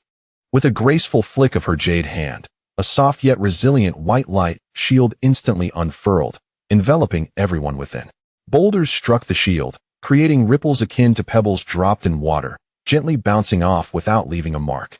Qingming had no time for contemplation as he swiftly tucked the Kunloon Mirror Fragment into his bosom. The shard felt warm to the touch, faintly resonating with the chaotic energy within him. He grasped the pale-faced Ali, who had exhausted much of her strength, and urged, "Yingxue, Xiao, keep up." Yang Yingxue reacted swiftly, her body crackling with lightning as she appeared at Qingming's side. Yet, when her gaze swept past by Su Xin's elegant silhouette, she couldn't help but curl her lips in disdain, a barely perceptible huff escaping her. Sun Xiao quickly stowed her detection devices, trailing closely behind the group, her fingers dancing across the terminal as she recorded the rapidly changing environmental data. Bai Suxin led the way, the white light shield moving in tandem with her, akin to a small boat navigating through tumultuous waves, deftly avoiding the largest falling debris and continually widening fissures. Her movements were ethereal and agile, as if she were treading on solid ground in the crumbling Yuming Gorge, expertly evading danger at the last possible moment. Behind her, Qingming's heart surged with tumultuous emotions. Bai Suxin's demonstrated prowess and command over the situation far surpassed his expectations. The white radiance that had recently struck down the demonic creature bore a power nearing the Jiedon stage. The defensive light shield and her exquisite agility were clearly not attributes of an ordinary sect disciple. The Yaoqi sacred land, truly unfathomable. Turn left. In 3 breaths, a massive stone will fall to the right. Avoid it in advance. Bai Suxin's voice remained steady as she accurately predicted the impending danger without glancing back. Following her guidance, Qingming narrowly avoided a colossal boulder crashing down. Unable to contain his curiosity, he inquired, "Miss Bai, are you well acquainted with this place?" Ancient texts from the sect contain records. Bai Suxin's response was succinct, offering no further explanation. Her gaze remained fixed ahead, as if searching for something. At that moment, the ancient aura emanating from the depths surged ominously. A low, chaotic presence, seemingly capable of stirring the darkest malevolence within one's heart, struck like an invisible dagger into the minds of the group. Ugh! Sun Xiao bore the brunt, stifling a groan as her complexion turned ghostly pale, a flicker of chaos and rage flashing in her eyes, her fingers on the terminal freezing in place. Although Ali possessed pure spiritual energy, her resistance to this direct invasion from the essence of darkness was even weaker, causing her to curl up in agony, fear glimmering in her eyes. Even Yang Yingxue faltered momentarily, her blood lightning instinctively enveloping her body, forcing back the encroaching presence, though her brow furrowed tightly, clearly affected. Qingming, shielded by the chaotic energy safeguarding his consciousness, felt the impact less severely, yet he sensed the presence clawing at his spirit like a relentless parasite. Only Bai Suxin remained unaffected, surrounded by a hazy moonlight glow. The chaotic, malevolent essence melted away upon contact, unable to penetrate her in the slightest. Without pausing, she flicked her fingers, sending 3 luminous white orbs toward Qingming, Yang Yingxue, and Ali. The orbs embedded themselves into their foreheads, and a refreshing tranquility spread, temporarily isolating the chaotic presence. Focus and stabilize your minds. Do not let the demonic thoughts take hold. Her voice remained calm, yet it resonated with a reassuring strength. Qingming exhaled in relief, silently acknowledging her prowess. This Yaoqi Xianfa indeed possessed unique qualities for countering malevolent forces. At last, a faint glimmer of light appeared ahead, the exit of Yuming Gorge. However, just as they approached within 100 paces of the exit, calamity struck anew. Boom! The entire ceiling of the passageway collapsed, sealing their escape with an avalanche of massive boulders. More terrifying was the suffocating black-red demonic energy that enveloped the debris, within which countless tormented faces could be discerned, wailing in agony. These were the souls consumed and assimilated by the demonic essence, coalescing into a thick, malevolent barrier of demonic energy. This barrier not only obstructed their path, but also emanated a powerful force, as if it sought to siphon their life force and souls away. Alas! The path is blocked. Sun Xiao gasped in shock, staring at the energy readings on the detector that had gone off the charts. Yang Yingxue's brows knitted tightly as she gathered lightning around her fist, exclaiming, "Let me blast it open." Not so. Bai Suxin immediately interjected, "Brute force will only provoke a backlash from the demonic energy, potentially causing a larger collapse." This energy has gained sentience and must be purified gradually. As she spoke, her hands formed a complex and profound lotus seal before her chest, the moonlight radiating around her intensifying. A pure, vast power filled with life essence began to gather, indicating her preparation to invoke a formidable Yaoqi secret technique. Yet Qingming sensed that her earlier devastating strike had surely exhausted her, and now, attempting to execute such a delicate purification technique would undoubtedly slow her down, her complexion paling slightly. Meanwhile, the chilling ancient aura was rapidly closing in. Time was of the essence. An idea flashed through Qingming's mind as he recalled the Kunloon Mirror Fragment in his possession and Ali's capabilities. He swiftly approached Ali, handing the shard to her, and said earnestly, "Ali, harness your power to guide this shard's energy, just as you did before. Yingxue, create a protective barrier around Ali to disperse the approaching demonic energy. Miss Bai, please provide support in case of unforeseen events." Ali grasped the warm shard. Feeling the immense and comforting spiritual energy within, and her previously flustered heart settled considerably.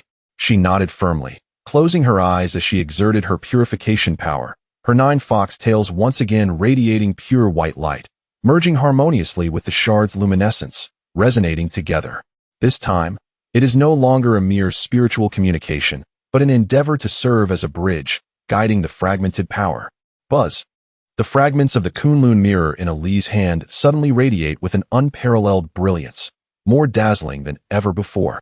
A concentrated, almost tangible azure beam of light erupts from Ali's hand, piercing the air like the first light of dawn or the unmatched blade cutting through the darkness, shooting straight towards the barrier of demonic energy. Sizzle. Wherever the azure beam passes, the dense and viscous demonic energy encounters its nemesis, emitting a jarring sound of dissolution, rapidly dissipating and purifying. The twisted faces of the vengeful souls, under the illumination of the pure light, gradually quell their suffering and fury, ultimately transforming into specks of fluorescence that vanish into the void, achieving complete liberation. The barrier becomes visibly thinner. Bai Su Xin, poised to cast her spell, pauses momentarily, gazing at the fragment in Ali's hand, which bursts forth with astonishing power, and Ali's unblemished profile. Her cold eyes reflecting a hint of barely perceptible astonishment and contemplation. Yang Yingxue faithfully executes Qingming's orders, her entire being enveloped in a protective arc of lightning, securing Ali at the center, while any approaching tendrils of demonic energy are instantaneously torn apart by the ferocious lightning.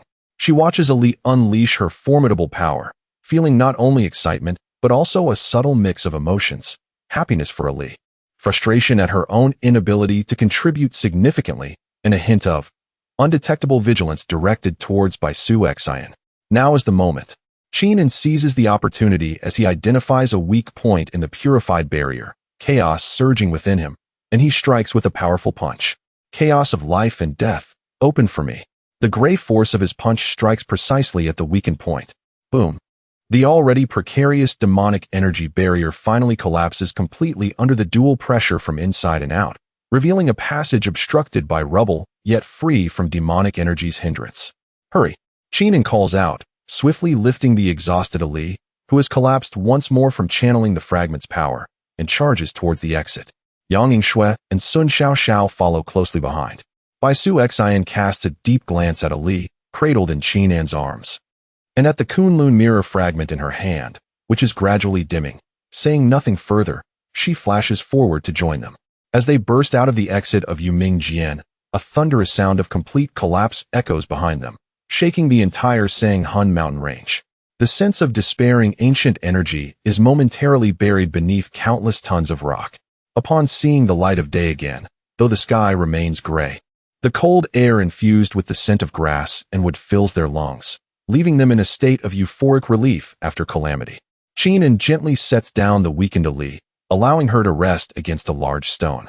Yang Yingxue immediately approaches, producing a water pouch and restorative pills, carefully administering them to Ali, her eyes filled with concern. Sun Xiao, on the other hand, collapses onto the ground, gasping for breath while checking to ensure her precious equipment is intact. Bai Su Xin stands quietly to one side, her white attire as pristine as snow, contrasting sharply with the somewhat disheveled appearance of Qingming and the others. Qingming steadies his breath, walking up to Bai Su Xian and bows respectfully. "Thank you, Miss Bai, for your assistance just now." Bai Su Xian slightly shifts to the side, avoiding the bow. Her voice as cold as ever, merely a matter of mutual benefit. "Had it not been for your distraction of that demon and successfully channeling the fragment's power, acquiring the fragment would have required considerable effort on my part." Her statement is direct, bordering on impersonal, yet it highlights the truth. Her collaboration with Qin is fundamentally based on a transaction of interests. Qin is unperturbed, smiling as he replies, "Regardless, I shall remember this favor. Might I inquire what your plans are next, Miss Bai?" He speaks while remaining internally vigilant. This woman is formidable, her intentions unclear, thus caution is advisable. Bai Su Xian's gaze glides over to Yang Yingxue, who is tending to a li, before landing on Qin's face, and she states calmly, "Now that one fragment of the Kunloon Mirror has emerged, I presume you have an inkling of the whereabouts of the remaining fragments, Dao friend Qin." Qin's heart stirs, and he nods. Among the clues provided by Bai Xiaosheng, in addition to Yuming Jian, there are indeed places like Jutian Jukua. Yao Qi is also concerned with thoroughly resolving the external heart demon's affliction. Bai Su Xian continues, her tone plain yet imbued with an undeniable authority. "If you do not mind, Dao friend Qin, I would like to accompany you all. In critical moments, I may provide assistance.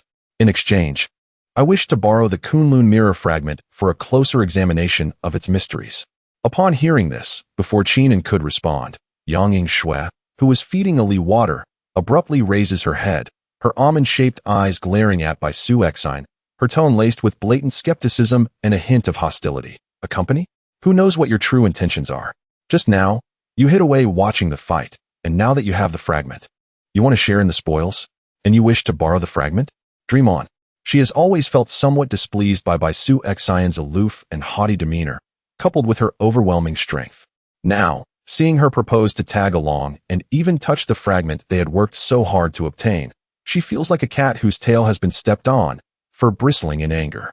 Lightning crackles uncontrollably around her, clearly indicating her emotional agitation. Ali weakly tugs at Yang Yingxue's sleeve, her small face filled with worry.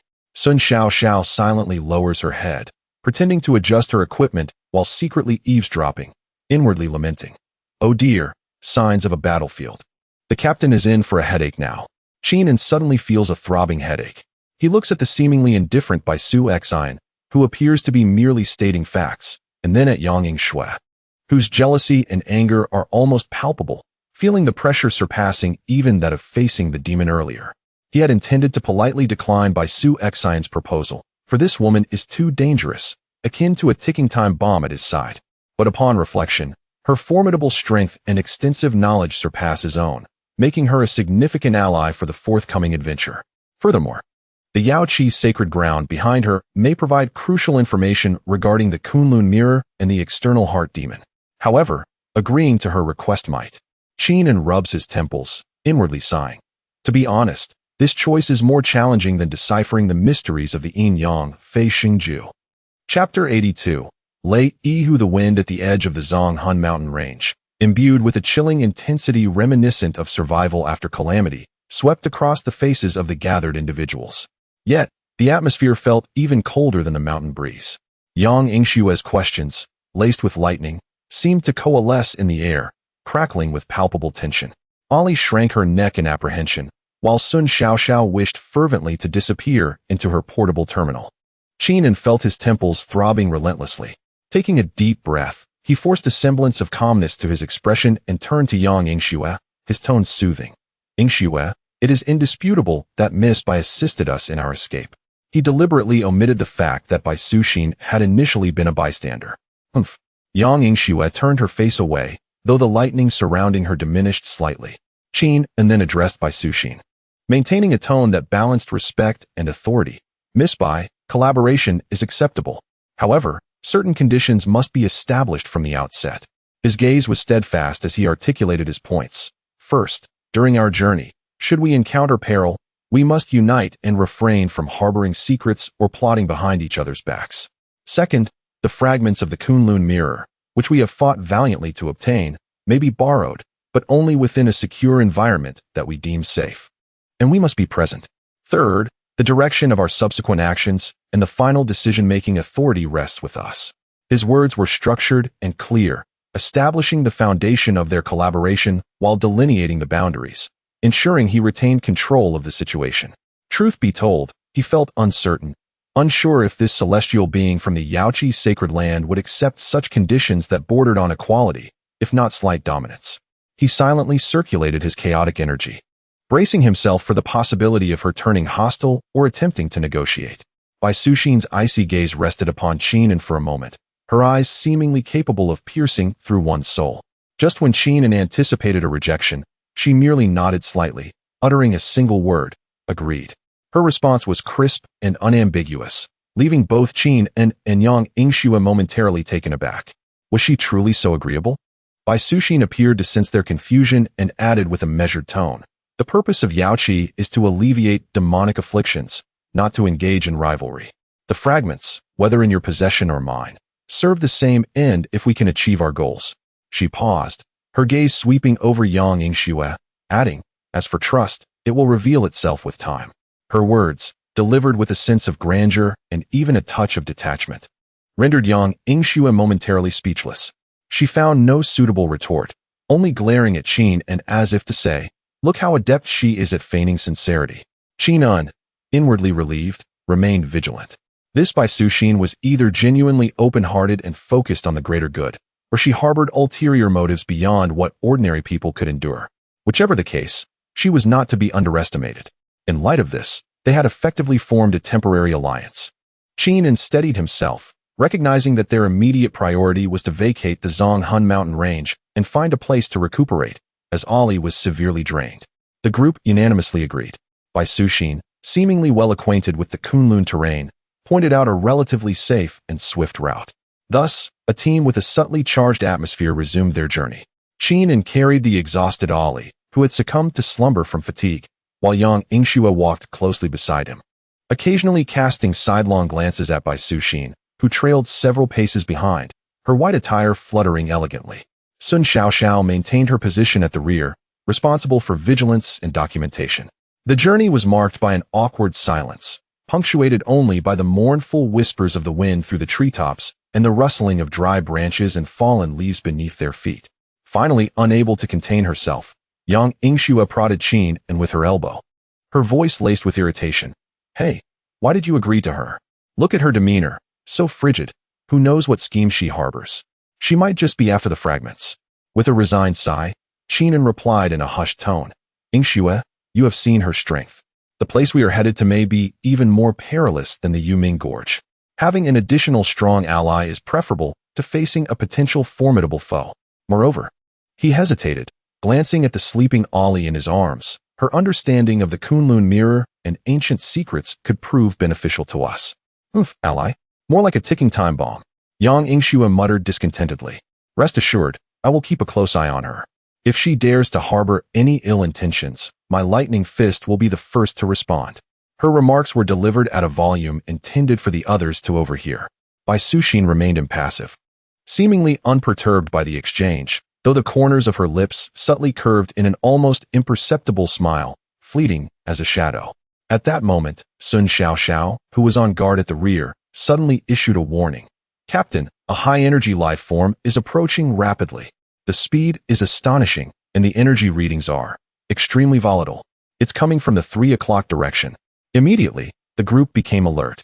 Qingming gently set Ali down, entrusting her care to Yang Yingxue, while he stepped forward, his chaotic energy coalescing in his eyes as he peered toward the direction indicated by Sun Xiaoxiao. Through the distant trees, he observed violent shaking and swirling dust, as a figure enveloped in shimmering silver arcs of lightning charged toward them with astonishing speed. The very air crackled with explosive sounds in its wake. It was the Lei Hu, an adult. Bai Suxin's cool voice resonated, tinged with gravity. Judging by its formidable presence, it was approaching the latter stages of foundation establishment, and its innate lightning abilities were exceedingly troublesome. Before her words had fully settled, the figure burst through the foliage, revealing its true form. It was a giant tiger, its size comparable to that of a small elephant, adorned in resplendent silver and black fur, with muscles that conveyed explosive strength. Most striking were the ethereal wings, formed from pure lightning energy. Sprouting from its shoulder blades, currently beating violently, stirring up fierce winds and scattering arcs of lightning. The Lei Yihu's amber, slitted eyes fixated on the group, especially honing in on the chaotic aura emanating from Qin and the pure spiritual energy radiating from Bai Suxin, emitting a low growl filled with hostility and greed. It clearly perceived them as intruders in its territory, or perhaps as a valuable feast. "Prepare for battle," Qin shouted, resolutely charging forward. His right fist enveloped in chaotic energy, he launched a powerful strike, his gray fist energy surging forth like a cannonball, aimed directly at the Lei Yihu's face. The Lei Yihu responded with remarkable swiftness, its body twisting midair as it deftly evaded Qin's punch, simultaneously unleashing a silver lightning bolt, thick as a barrel, imbued with destructive force, hurtling toward Qin. "Bring it on." Qin stood resolutely, his body enveloped in a swirling vortex of chaotic energy, as he extended his palm to meet the descending thunderbolt. He sought to test whether this chaotic essence could devour or assimilate the formidable power of divine thunder. With a resounding crash, the bolt struck his palm, unleashing a violent surge of lightning that enveloped him in blinding silver light. "Qin," Yang Yingxue gasped, rushing forward. "Stay back," came Qin's muffled yet resolute voice through the storm of lightning. Remarkably, the rampant silver light was visibly consumed by the gray energy emanating from his palm, dissipating into nothingness. The chaotic essence appeared as an insatiable abyss, continually absorbing the thunderous force, transforming it into pure energy to replenish itself, even seemingly augmenting its own power. Qin felt a surge of elation. Indeed, this chaotic energy was wondrous. However, he also sensed the extreme purity and ferocity of the Thunderwing Tiger's lightning, making the process of absorption arduous, as waves of pain coursed through his meridians. The Thunderwing Tiger, witnessing its attack thwarted in such an unfathomable manner, exhibited a flicker of surprise in its amber eyes, quickly replaced by greater ferocity. It roared, beating its wings fiercely, unleashing a torrential downpour of lightning arrows that blanketed the area around Qin for dozens of yards. This time it was a wide-area assault. "Ice Heart Lotus," came the cool voice of Bai Suxin. She did not advance, but merely pointed delicately into the void. A lotus, composed purely of snow and moonlight, blossomed at her fingertip, expanding instantly and hovering above Qin's head, its petals swirling as they scattered a cold, luminous radiance. The dense lightning arrows, upon entering the sphere of light, slowed dramatically, their power significantly diminished, merely creating ripples against the chaotic defense Qin had erected. With the pressure alleviated, Qin seized the opportunity to leap forward, akin to a wraith, closing the distance to the Thunderwing Tiger. He unleashed a dual-fisted strike, condensing the essence of chaos into a powerful blow aimed at its relatively vulnerable abdomen. The Thunderwing Tiger roared in anger, its claws, crackling with lightning, came crashing down to meet Qin's fists in a fierce clash. The impact produced a deep, thunderous sound. Qin staggered back slightly, his fists tingling, while the Thunderwing Tiger, affected by the chaotic energy's peculiar annihilation properties, emitted a pained roar, its claws dimming with lessened power. Realizing the human before it was no ordinary foe, its fierce gaze swiftly shifted to the others.